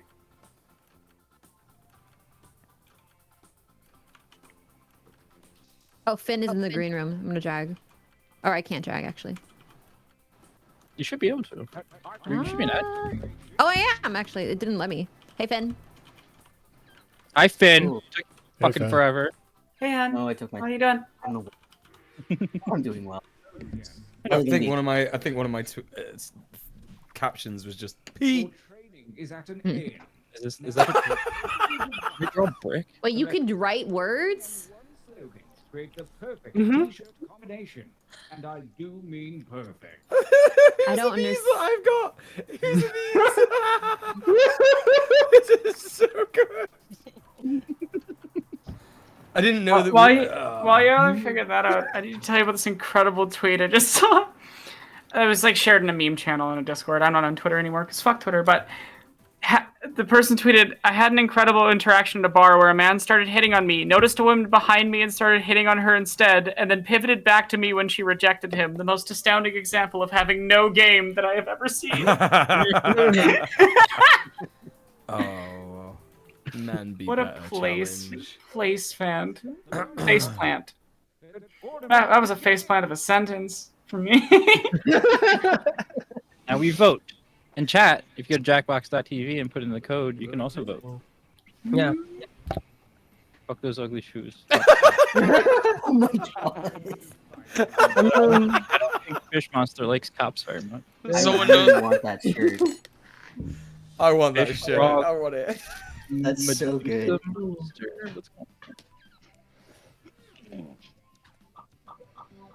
Yeah. Yeah, we all got a cop apologist amongst us. Uh-oh. Uh-oh. Fuck cops versus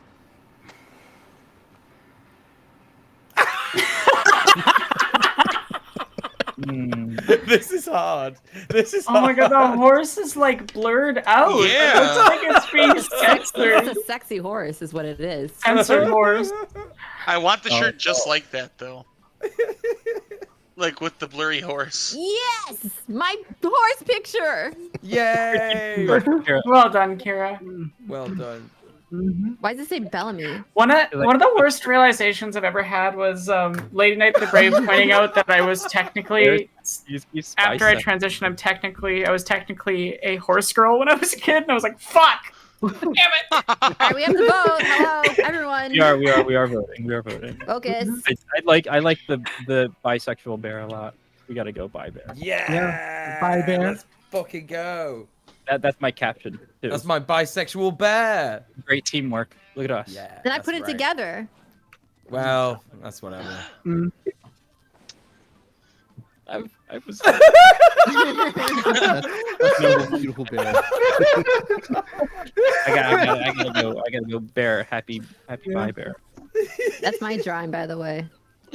The angry. Unhappy. Yeah, it was very Is that a unhappy. self rendition? Yes. That was my deserves first it. prompt, and I was like, "This is perfect. I would wear the shit out of this." Oh yeah, hell yeah. Somebody make this. Call the I'm bots the from number Twitter. one bad boy. Yo, let's go. It's me. There is angry. Capitalism exists. Bad to both. You. No. Yes. These are hard choices. They're too hard. Too hard. The string of bears is killing me.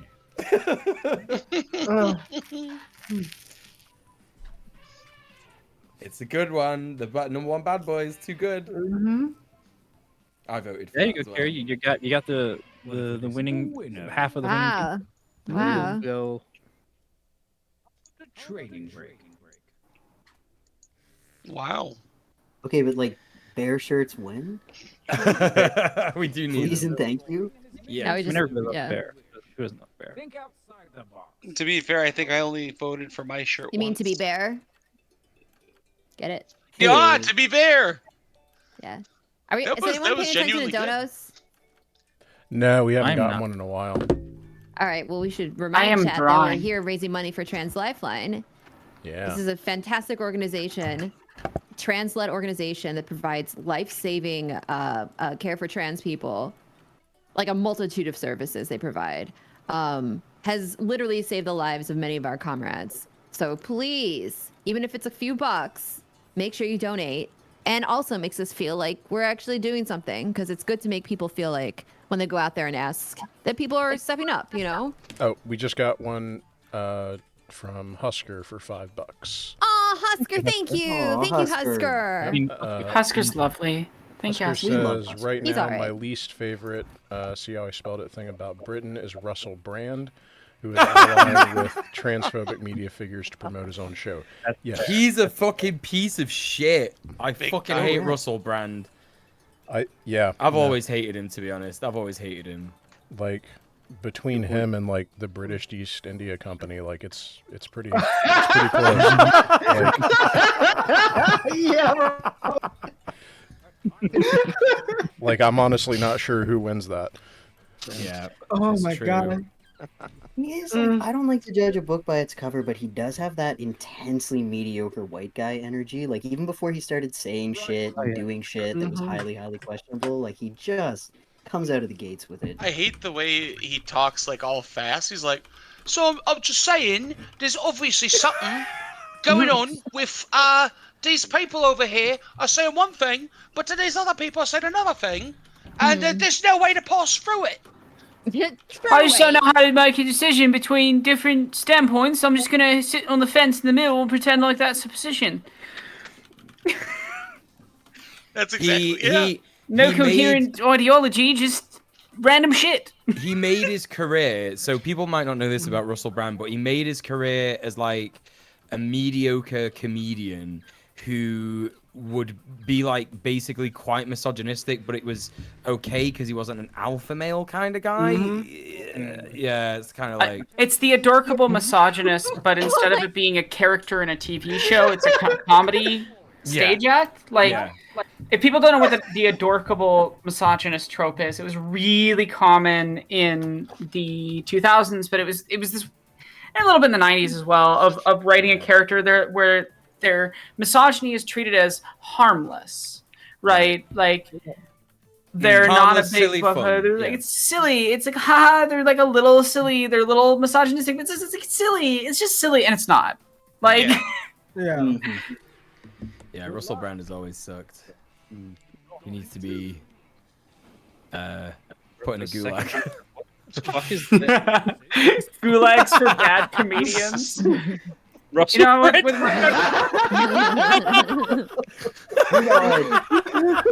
The only gulags I support, it's just for comedians. Yes. They all need to be re-educated, it's true. Holy fuck, that's Why does gay have a You're moon in gonna the put sun? me in a gulag because I let my transphobic friend make jokes on my stage? How dare you? Was that a John Mulaney impression? Yes. That was perfect. Oh, I know. I'm sad because the only times I can bring up John Mulaney impressions now is to make jokes about transphobic comedians, because I figured out how to do the the impression. It's really fun impression to do, but I don't have a lot of opportunities to use it. Yeah. Because I don't want to ever like give him a nice sentence. Chat, if you all go of to this shit, when all of TV this and shit to went the down. top right of the screen, you can also vote. But you have to donate. Audience, save the Russell Brand destruction team. Let's go. If you can vote, chat, but you have to donate. Each vote is $5. That's But right. you do get to diss England. $5 to diss England. Yeah. That's pretty good. That's pretty good. I'm with it's tough. I'm with Aronach. I think that there should be like a hell that's just for comedians, where it's just a writer's room full of comedians, and you can't get out, and there's no catering. Ooh, that was more split than I thought it would be. That's some devilish shit right there. Is anybody gonna take down Russell Brand destruction team? No, no one can take it down. That's a pretty good contender. That's a pretty good contender. I think we might all need Russell Brand Destruction Team shirts. Yeah, yeah. That's a shirt that Drizzle would fucking wear. Yeah. Also, you gotta have the Yeah, it's really mean of you all to be making fun of it's a tie. comedians. It's not like they Oh, spend wait. their time being. Oh, rude the about it. audience member! There was an audience member that voted.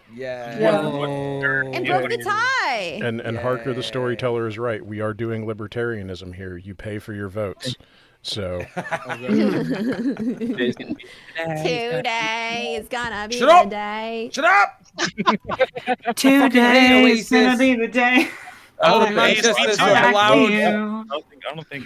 By now, you should have somehow Realize what you gotta do.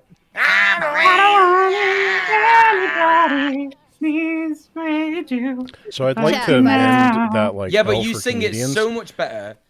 You sing it so much fucking better than that fucking prick Liam Gallagher. Yeah, because could I can ever actually it. sing well. Exactly. Exactly.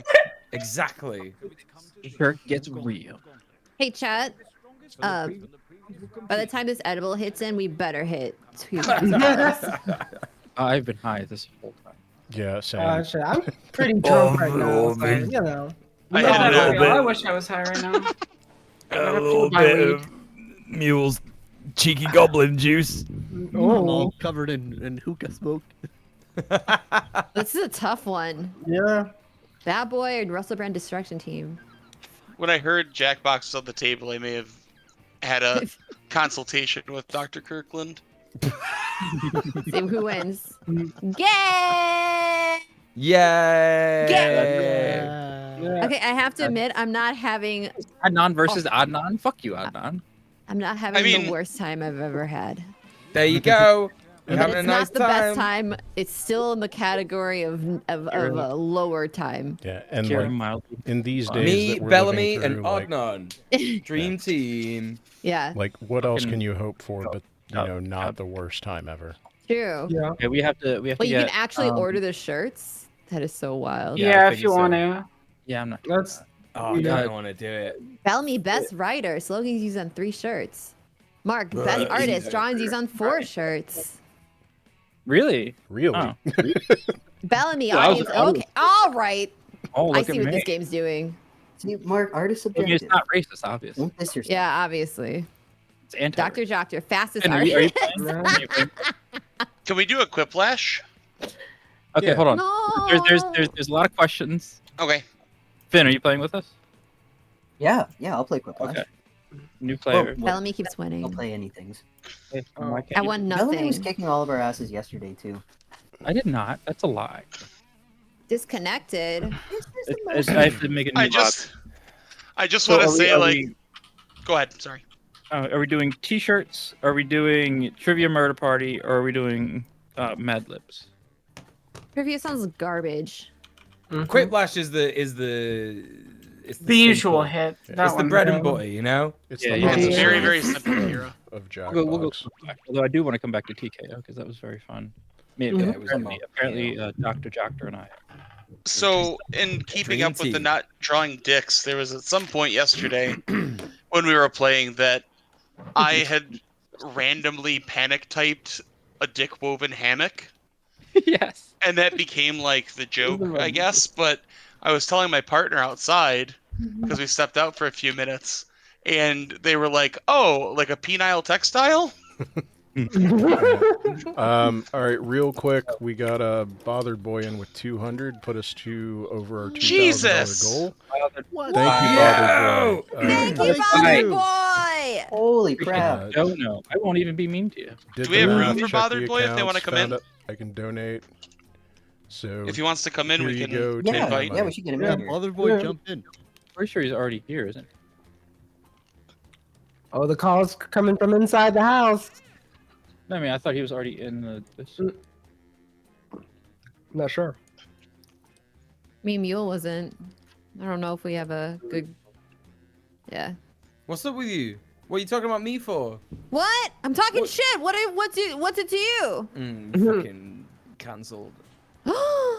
You wouldn't. just- You wouldn't. I You just hate would. the British. Bravophobia. Okay. Well, just know that you're welcome, and we love you. Yes. What a fantastic donation. Can't you all be a bit more like that? It's Bothered Boy's like Okay. Are third you? donation. Hold on. So Mark, Alki, who the fuck is lost? I'm lost. Wait, who's on first? Who's So on second? aggressive. Oh, I hate that bit so much. That's Cody. Sorry. I hate that I'm bit not so lost. much. I'm not lost. Okay. Is I think we're all in. Middle name Bullet Tooth, or is it just Dirty Tony? It's me. That's me, Dirty Tony. Dirty Bullet Tooth Tony. I don't know what that means. Oh, Thank you, Bother Boy, so much for hitting the goal. That was amazing. Yeah, thank you. Thank you so much. Yes, Everybody's here. All right. Today is gonna be. Didn't we say we're gonna sing it at 2000? No, don't fucking do that. Don't fucking do that. I I'll think we leave were it gonna there. do. I think Dirty Tony was gonna come out. Yeah. Sing it at 2000. That's what's up. That song never gets old. I heard that. Oh, fucking, this game is No, Wait, am I supposed to be what it signing up was for is I something? threatened Okay. chat with I was going to play Wonderwall by Oasis for the rest of the stream if they didn't start donating. Wait, join audience. Why am I being joined as an audience? Why are you joining his audience? Did you not join? No, because you put the code in 2 minutes ago. What are you talking about? You got to put in a Literally, it different was one 2 for minutes each game. later. You were guys on are the the ones thing. here. You were on the thing. It says. Yeah. I swore you were on. Well, it says join as an audience member. I don't know what to tell you. 5, 6, 7. 1, 2, 3, 4, 5, 6, 7. Oh, shit. Oh no, you weren't in here. Oh, Do we want look to at just that. restart real quick? Yeah, let's restart. Look at that. That's Hero good. going on That's here? not- Vaguely correct. You see what's going on here. Yeah, we were while trying to- we're getting I restarted, see. I just want to thank everybody for coming and showing up, and this is a great way to end the podcast. So I really appreciate it. Being able to burn all This my was a good lefty time. YouTuber goodwill and turn it into a good cause. So thank you so much. Mark, I'm not doing anything for you after this. You bastard. I You're can't dead. believe you've ruined my Sunday evening. Yeah. I can't believe it. So No, I'm we very happy ruined with your how this Sunday turned evening. out. I really appreciate it. Thank you so much. I was Yay. really just gonna like sit here and play Slay the Spire for a couple of hours. So Yo! much rather. Yeah, you know about Slay the Spire, Rodnan. You know about that game. I was gonna play Barony, but yeah. Oh, Baron Baron. fight! Yeah. Barry, yep, you've done it. You've done it. Are we? I think we're still missing. I did it. I Kira. managed it, Bellamy. Okay, I've got alright, someone yeah. to get Barony. Except Let's I get forgot about Kira what in. it was called for I like. like how no one ever says the code's in the Discord. I just have to be staring at it the entire time, just waiting for It's it to on the pop up. stream on Discord. There It's on are the 1, stream. 2, 3, 4, 5, 6 other people that were. It's literally on the What do you- stream. Okay. Yeah, I didn't. Oh my god. It pops up for like 2 minutes and then y'all start apparently after a 2-minute window. I hate this game.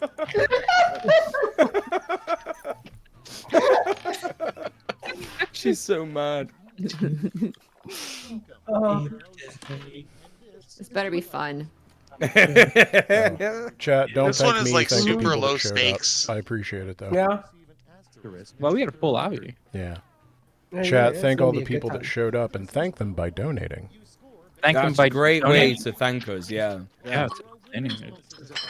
Although I Night do is not over require yet. you donate and then Right. match your donation. That will be a thank you for me. Our original start time is 6 minutes, or end time is 6 minutes from now. I don't know what's gonna happen, but I'm just saying you can make a big impact in now 5 minutes.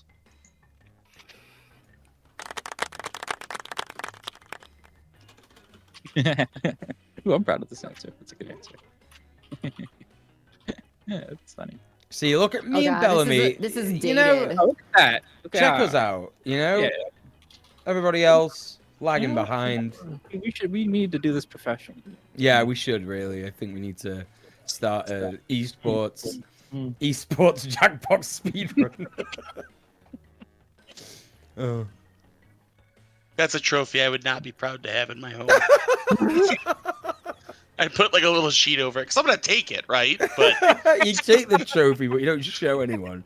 I mean, I am going to take it. I'm not gonna I'll hide it from everybody and admire it secretly on my own. That's right. You're thinking too hard about the answers, the last two. Yeah. I'm actually rethinking my answers right now. I can't remember what my answers were. That's why I love having ADHD. yeah! Everything's wee. That's right. You're like trying to drive, and your brain's like woo wee. This is why I don't have a car anymore. Yeah, memory stuff is not fun. Yeah. Mine's from a very different thing, but yeah. Okay. All right. Actually, I might have ADHD as well. But Here's what everyone learns Wait, that pick your I'm- favorite on your device now? I don't have it. What is going on with your thing? On your link on your screen where you've been doing stuff. It's not letting me do it. sometimes it glitches Oh, out. it's because it's yours. It's because it's yours. You I can't can't vote vote your for my own. own? No. You were trying to Yeah. cheat. For your own.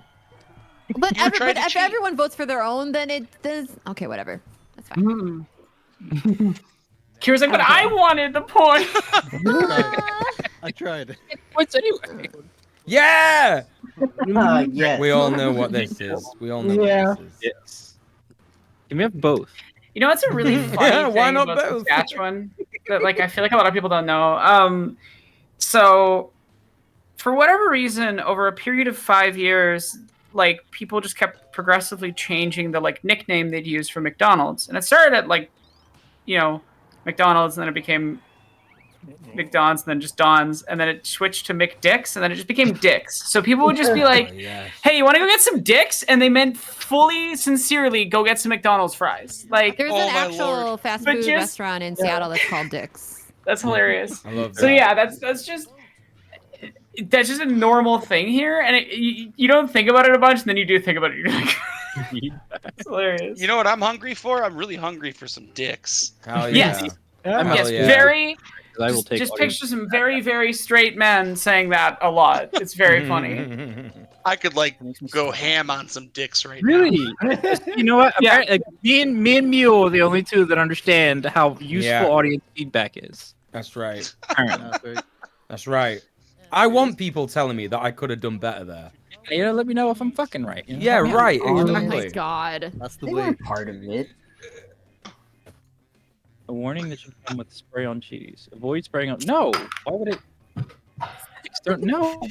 Wait, I clicked the Melanie, wrong why do button. you, I why do take you it not back want now. to avoid that?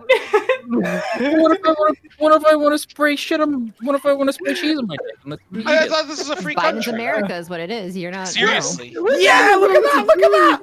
Jesus. Oh shit. I'm sorry, I Alki. should have voted Oh, because sorry, listen, spray cheese should be internal. You're supposed to eat it. That's internal. So like, why would I do that? You're not actually supposed to spray it directly on you. If Ibrahim had a What? What is this? I don't get it. Well, The the hell am fuck I is not looking lost? at? Not lost is lost for you, Chiz. Yeah. No, I, no, have no. Like, I do not Yeah, it's understand me. this I don't prompt at understand. all.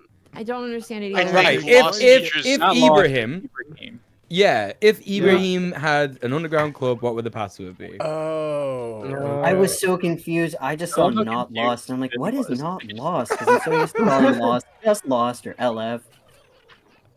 Yeah. I was like, is erasure. this like a It's me really like erasing you. elaborate lost joke? Like, Yeah, I was like, that's exactly where I went. Oh no. I was like, is this like the lost Oh, fan no. club? It's Sorry weird. for I don't think you want me to say. Oh, I don't know which to choose. Oh my god, this is old too. This is Jackbox 3. This So is good. from, like, I years ago. can't say it. Proceeds to say it. This is from like 6 years ago. 5-6 years ago. Like it's from a while ago. Because this is Mark, I Quiplash just want to 2, say not that I 3. respect it. yeah, I was like, I just don't want to answer this question. Next, what movie title best describes the state of your butt right No, I think this is just the Oh, left's hell desire yeah. to cancel. You know, what Kanye was saying it was totally reasonable. I swear. Oh, Aaron, Now oh, we're I'm at it. You know, the goddamn chaos degenerate. dragon of Done with femininity fun. is ending the world. God, this is a great prompt. This is I love good. this This is a so good one. much. You know what, Adnan? That's a good answer. Yeah, let's go, dude. That's a good answer. These are both good answers. They were both very than it good. looked. But I'm a top, so I had to pick deep impact. Yeah, same. Yeah. It was a hard choice. The state of your butt is deep impact though. That's not a top. Oh, you don't know shit. I think it was a hard answer. No, because to be they're honest. doing the deep impact. That's not the state of their I butt. mean, like, do we mean like the butt that you personally have on your No, body, it's or the the state butt of of the my other butt person that because you I'm love? the bottom. I don't know. All right. I don't know. I don't know. My God.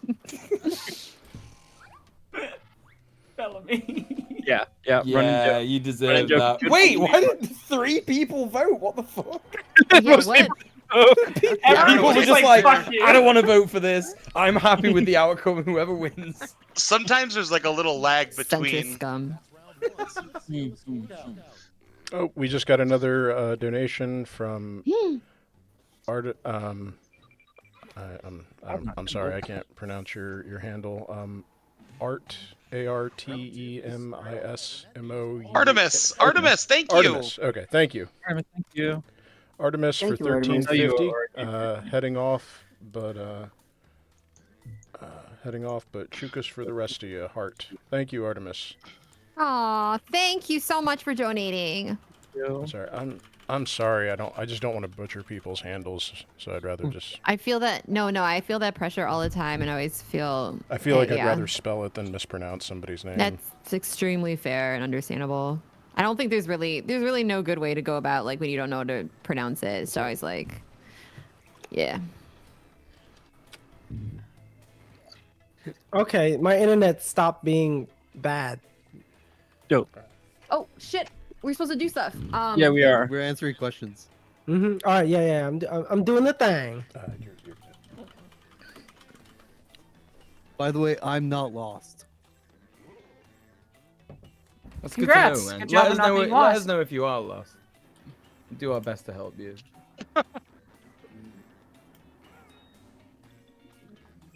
I'm beginning to regret one of my answers.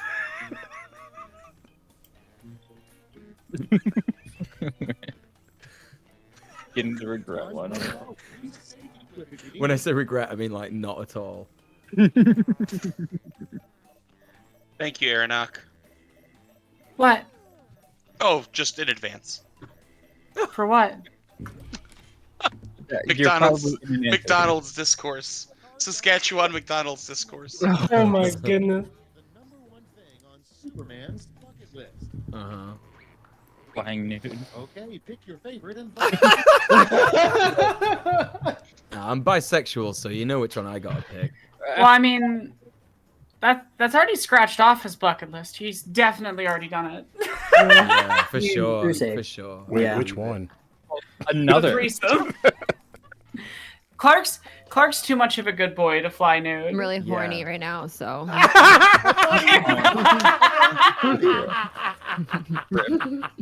I love you, Kira. Clark Oh my gets God. consent before he shows people his nethers. That's right. Yeah, Clark's a good little, old town boy. So I really feel like there's a missed opportunity that we've never gotten a version of Clark Kent with a slight Southern accent. Like, Oh, true. he should have a slight Southern accent. Like Ted Lasso Clark Kent. Yes, that's exactly what it should be. Like, I just want like. You know what? I knew that was you, Kira. I knew that was you. Now, Lex Luthor, listen. I respect it. You don't need to be doing something like this. I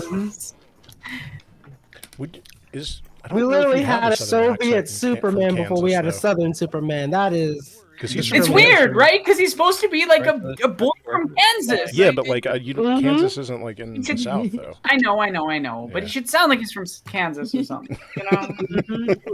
Answer.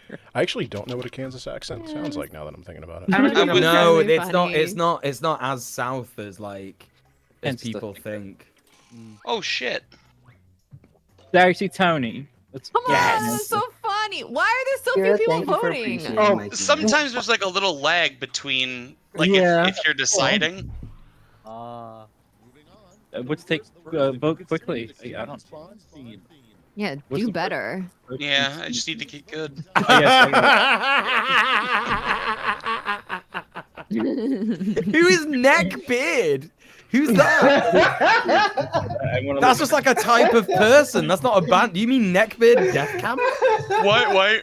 Oh, based by the way. But why did somebody put a slur as one of the answers? Yeah, I have no idea what's going on with my stuff. It's all good though.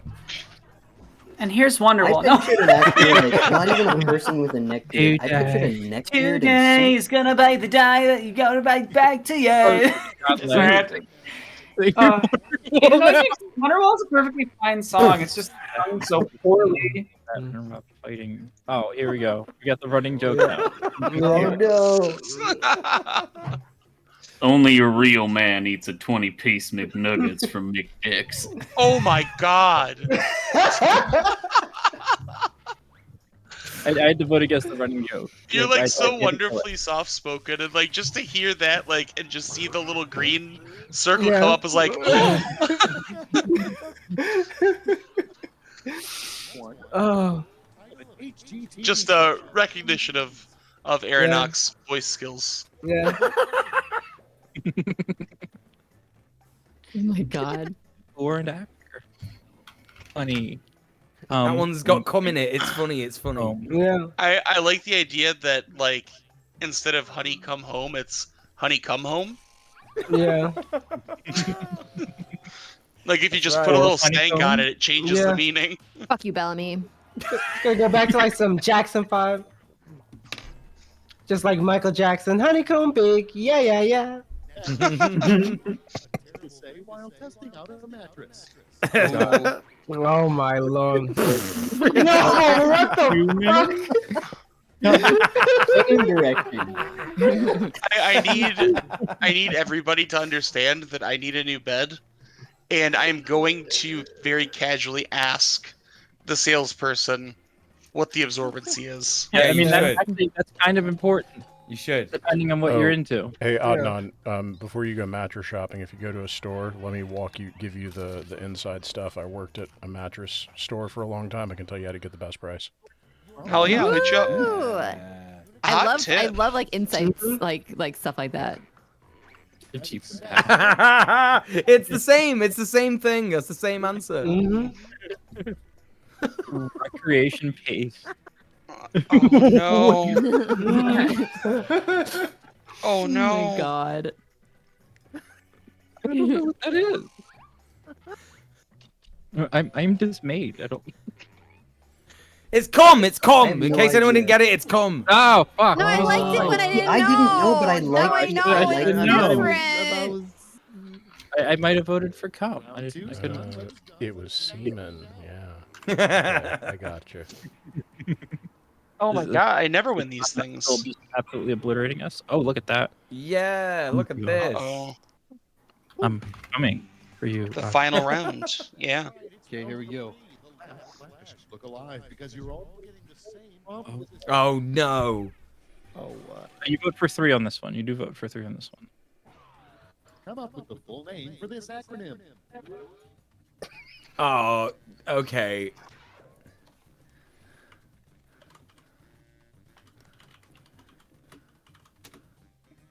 Hmm.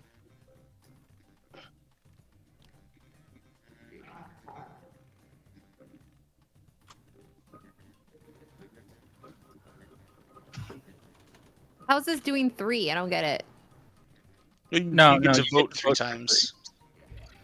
Oh. Oh, it's I didn't even know there Sidekick. was a What's number. up? Hi, person. I don't know who you are, but hi. Sidekick rules. Yeah, so I think you vote in order. You vote first one is your gold choice, second one is your silver choice, and then the third vote is your Oh, bronze. it's complicated. It's very complicated. You Yeah. know, stuff. My head.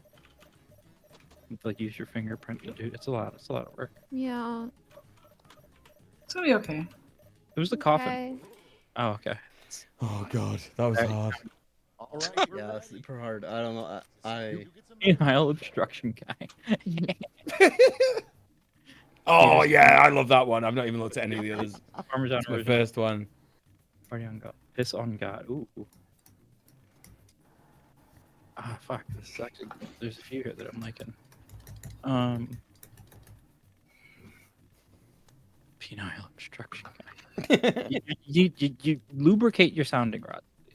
See, I clicked those in the opposite order. Like, I clicked my favorite Oh, one. I at the just end. realized what you said, Aronach. Fuck. Yeah. What? I just realized what you said. What did I say? Oh no, you didn't say it. Sorry, someone else said it. Sorry. Someone said sounding rod. I didn't hear what you said. Sorry. And finally, go. You better, Mule. Let's sell off those medals. I'm kidding. I don't mean that. I love you, Peanut. Oh, damn. I should do You know, better. sometimes I just partake in a little bit of grass, and Oh damn. you know, I don't think it quite has as powerful an effect as the all beef diet, but you know, it's really helped me calm down after my cider benders. And take it maybe. Here, Look at Adnan. Look at Adnan. Yo, What the fuck? Yo. Damn. Holy First shit, live. dude. Hey, we I just think my got first one. everybody. Hey, we just got an anonymous donation for $1,000. Yeah! Look at that! Oh my god! Thank you, Hell Anonymous. yeah! Thank you so much. Oh, holy shit! Thank you so much for contributing. Thank you, Anonymous. Yeah, thank you. Anonymous. Oh Anonymous. my god! I can never be that selfless. I'd be like, no, this is me. My Oh name. my Say it God. again. Yes. Hell Whoever yeah. you are, thank you so much. That money's gonna go to help to a charity that helps people. They do amazing work. Amazing. Thank you so much. Yeah. Thank you. Thank you very much. Yeah. Anonymous, If you are a want to make fucking like gem. a burner social I'm like- media account, Here, and then I can do the little spiel because I've done a lot of translation streams. So I can do make it a burner pretty social good. media account and then DM me an address. I will go there and I will slap the first person I see. Okay, that's not true. Bellamy's not going to do that. I want to He's give. not going to do that. But Can we Trans give Aaron the Lifeline floor is for a moment? Trans Lifeline is a charity stream. Sorry, Trans Lifeline is a charity organization which is trans-led and run and is organized around actually helping trans people with the things that we need. On top of obviously it being a helpline which assists people who are in mental distress and things like that. An extra important tool for trans people to have, as most helplines for mental health and things do not help trans people. And can actively make situations worse. It's an important thing to exist, but they also do things like directly assist trans people who can't afford gender affirming care with financial support, things like that. So the money that you're giving is going directly to assisting trans people, and whether it's that important communal resources or just literally directly funding people. So yeah, it's a very helpful charity and you should donate. Yep. Y'all Thank got you. like my pain water going. Those are tears, by the way. Like Oh, that. okay. This whole thing has just made me so unreasonably happy. Thank you, Oh. everyone. Yeah. Thank you, everybody. Oh. Chatters, good chatters that donated, and everybody Well, for showing up. So I do love the I do love the bit, but I do want to say just for brevity is every single person that, because we don't all have the ability, Mm-hmm.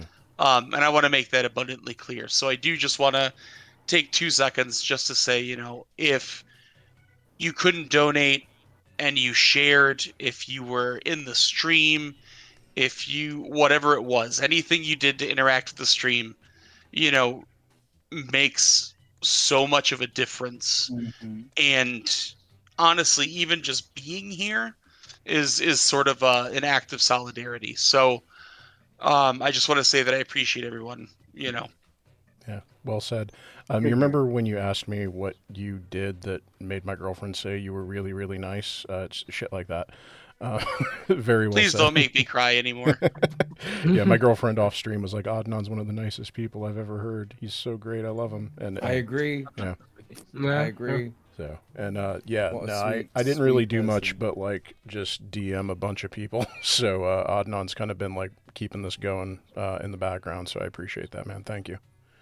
I am unable to accept thanks, but thank you for saying that.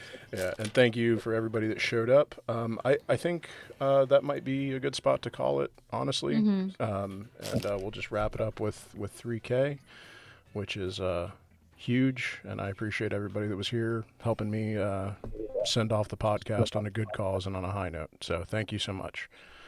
Do y'all yeah. want to tell everybody who you are and where you're from and where they can find you? And we'll end on folks plugging their pluggables. Sure. I'll start. My name is Kira Chats. You can find me at twitch.tv/Kira Chats. So on this very website, if you type Kira Chats in, you'll find me. And you can follow. And I stream every day. I stream full time. I also do a show called Red Planet. We just had a show today. It's once a week. Every Sunday I do with Mule on the call too, and with Sophie from Mars and Conquest of Dread, Tim. And so it's every Sunday, and we bring on guests that are doing amazing shit, and we talk to them about the amazing shit, and it's all efforts to make the world a better place, to try to like help be there for our comrades and take care of each other as we try to, you know, create a better world in the rotting carcass of capitalism. So that's twitch.tv/redplanetlive. But all my links are my link tree, linktra.ee/carachats. It's like she's a professional. Yeah. All right, who would like to go next? Alki should go. Oh shit. Okay. Hi, I'm Elky. I am a Black YouTuber, anarchist, and labor organizer, and I make videos about labor history, which will be coming back soon. Also make videos kind of about general strikes and sort of looking at the general strike trend and looking at what it really takes to organize a general strike. So, I think that's how we met. Yeah. Yeah. Yep. All those years ago. Right. So yeah, if you just search Alki on YouTube, you can find my videos, and yeah, there will be some new content soon. And if you want some spicy labor tweets, you can find me at Alki Historiker on Twitter. Yeah. And Blue Sky, but I don't use that shit. I'm very much looking forward to watching your video on the Cornish pasty. Oh yeah. Yeah, and Alki's videos on like labor history are just really, really good. Highly recommended. Everybody's They're stuff in really, here is highly thorough. recommended, but I think Alki, you're like one of the few people I haven't like ever spoken to directly, and I just wanted to let you know I'm Yeah. a big fan. Oh, thanks. I'm so happy to be speaking with you right now as well. Yeah, thank we you. gotta speak more as well. Yeah, for sure. We'll see you on the next one. Why don't we go alphabetically? So let's go to Aronok. Okay. Hey, I'm Aronok. I am a trans artist. I work on a billion different channels and things. But you can find my work, my primary work on my channel, ARANOCK. But you can also find my work on Jesse Gender and Turb's channels. Jesse and I have a massive video on the politics of Star Wars that's coming out in July, hopefully. Depends how fast I can animate. Yeah. Sorry, I'm sleepy and I can't figure out what else to say. I normally have more to say, but I'll just pass it to Bellamy. All right, I guess I'll do my own explanation this time. My name's Bellamy. You can find me on YouTube at Bellamy J. It's Bellamy Jay. The vast majority of things that I do, you will never hear about, and I'm not going to explain them to you. But my fingerprints are all over the videos that you've seen. Tell your favorites to cite me. That's a joke. We talk already. Yeah, I'm a writer, but that's long into the future, so you're not going to see anything about my fiction for a long time. But there are videos that I am filming currently, so there's things to come from me. Real quick, Bellamy, do you have links on your YouTube page? Oh yeah, they're all there. I do. Okay. Yeah, everything should be on my YouTube page. Oh, and also I don't keep any of my Patreon money. That always gets distributed. That's none of that's mine. It's Mr. Mule's turn. Mule. Sorry, I was muted. Yeah, I am a housing activist, and I also make video essays.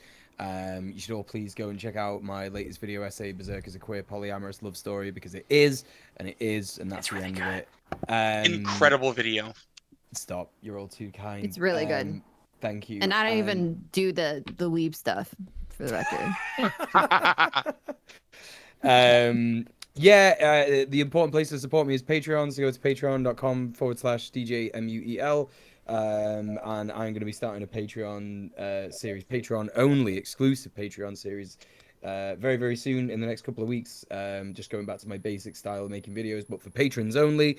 And I'm going to be talking about movies. I'm going to be doing a monthly movie review because I watch an ungodly amount of movies every month. I'm a movie nerd. And I'm going to be talking about this month, for example, I watched Please Baby Please, which is a really cool queer sort of esoteric, interesting art movie.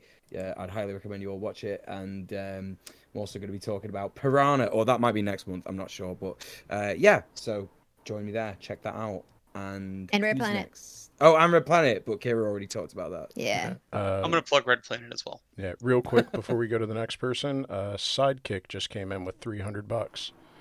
Whoa! Oh yeah. Sidekick. Holy Big up. shit! Thank you so much, Sidekick. Thank That you. rocks. That's extremely generous. Hell yeah. Sidekick is always so freaking generous. Thank you for helping our trans Seriously. comrades. Yeah. Thank you. Thank you for that. Thank you very much. I'm learning all of the frequent good chatters by their donations, and it's a great way to learn. Yep. Who's next? You. It's You. Lost. I guess Yeah. I am. Oh, Lost. Yeah, Yep. yeah. Hey, I'm Lost Futures. I'm a Arab Muslim anime video essayist. That's the best way to explain it. I've been. If you search me up on YouTube, you'll find my most popular video called something about Attack on Titans. Watch my new stuff; it's way better. I have a video coming up on the 17th. It's about the carceral state, and yeah, it's gonna be fun, dark, and I'm excited to just let it out in the world. And yeah, off to Finn. Cool. I am excited to watch that one. So hi everyone, I'm Finn. My channel name on YouTube is Swolesome. I talk about various things, particularly queer stuff and masculinity, more often about framing masculinity as something positive instead of whatever patriarchy has taught us to believe that it is. I am a personal trainer who's committed to decolonizing fitness, part-time acrobat, and full-time dog dad. And that's me. Dog dad is an exhausting job. Mark? Well, no, you go ahead first. I'll plug your Okay. stuff. I'll try to keep it short. I'm Adnan. You can find me basically everywhere under ODDNON. I am a Syrian content creator.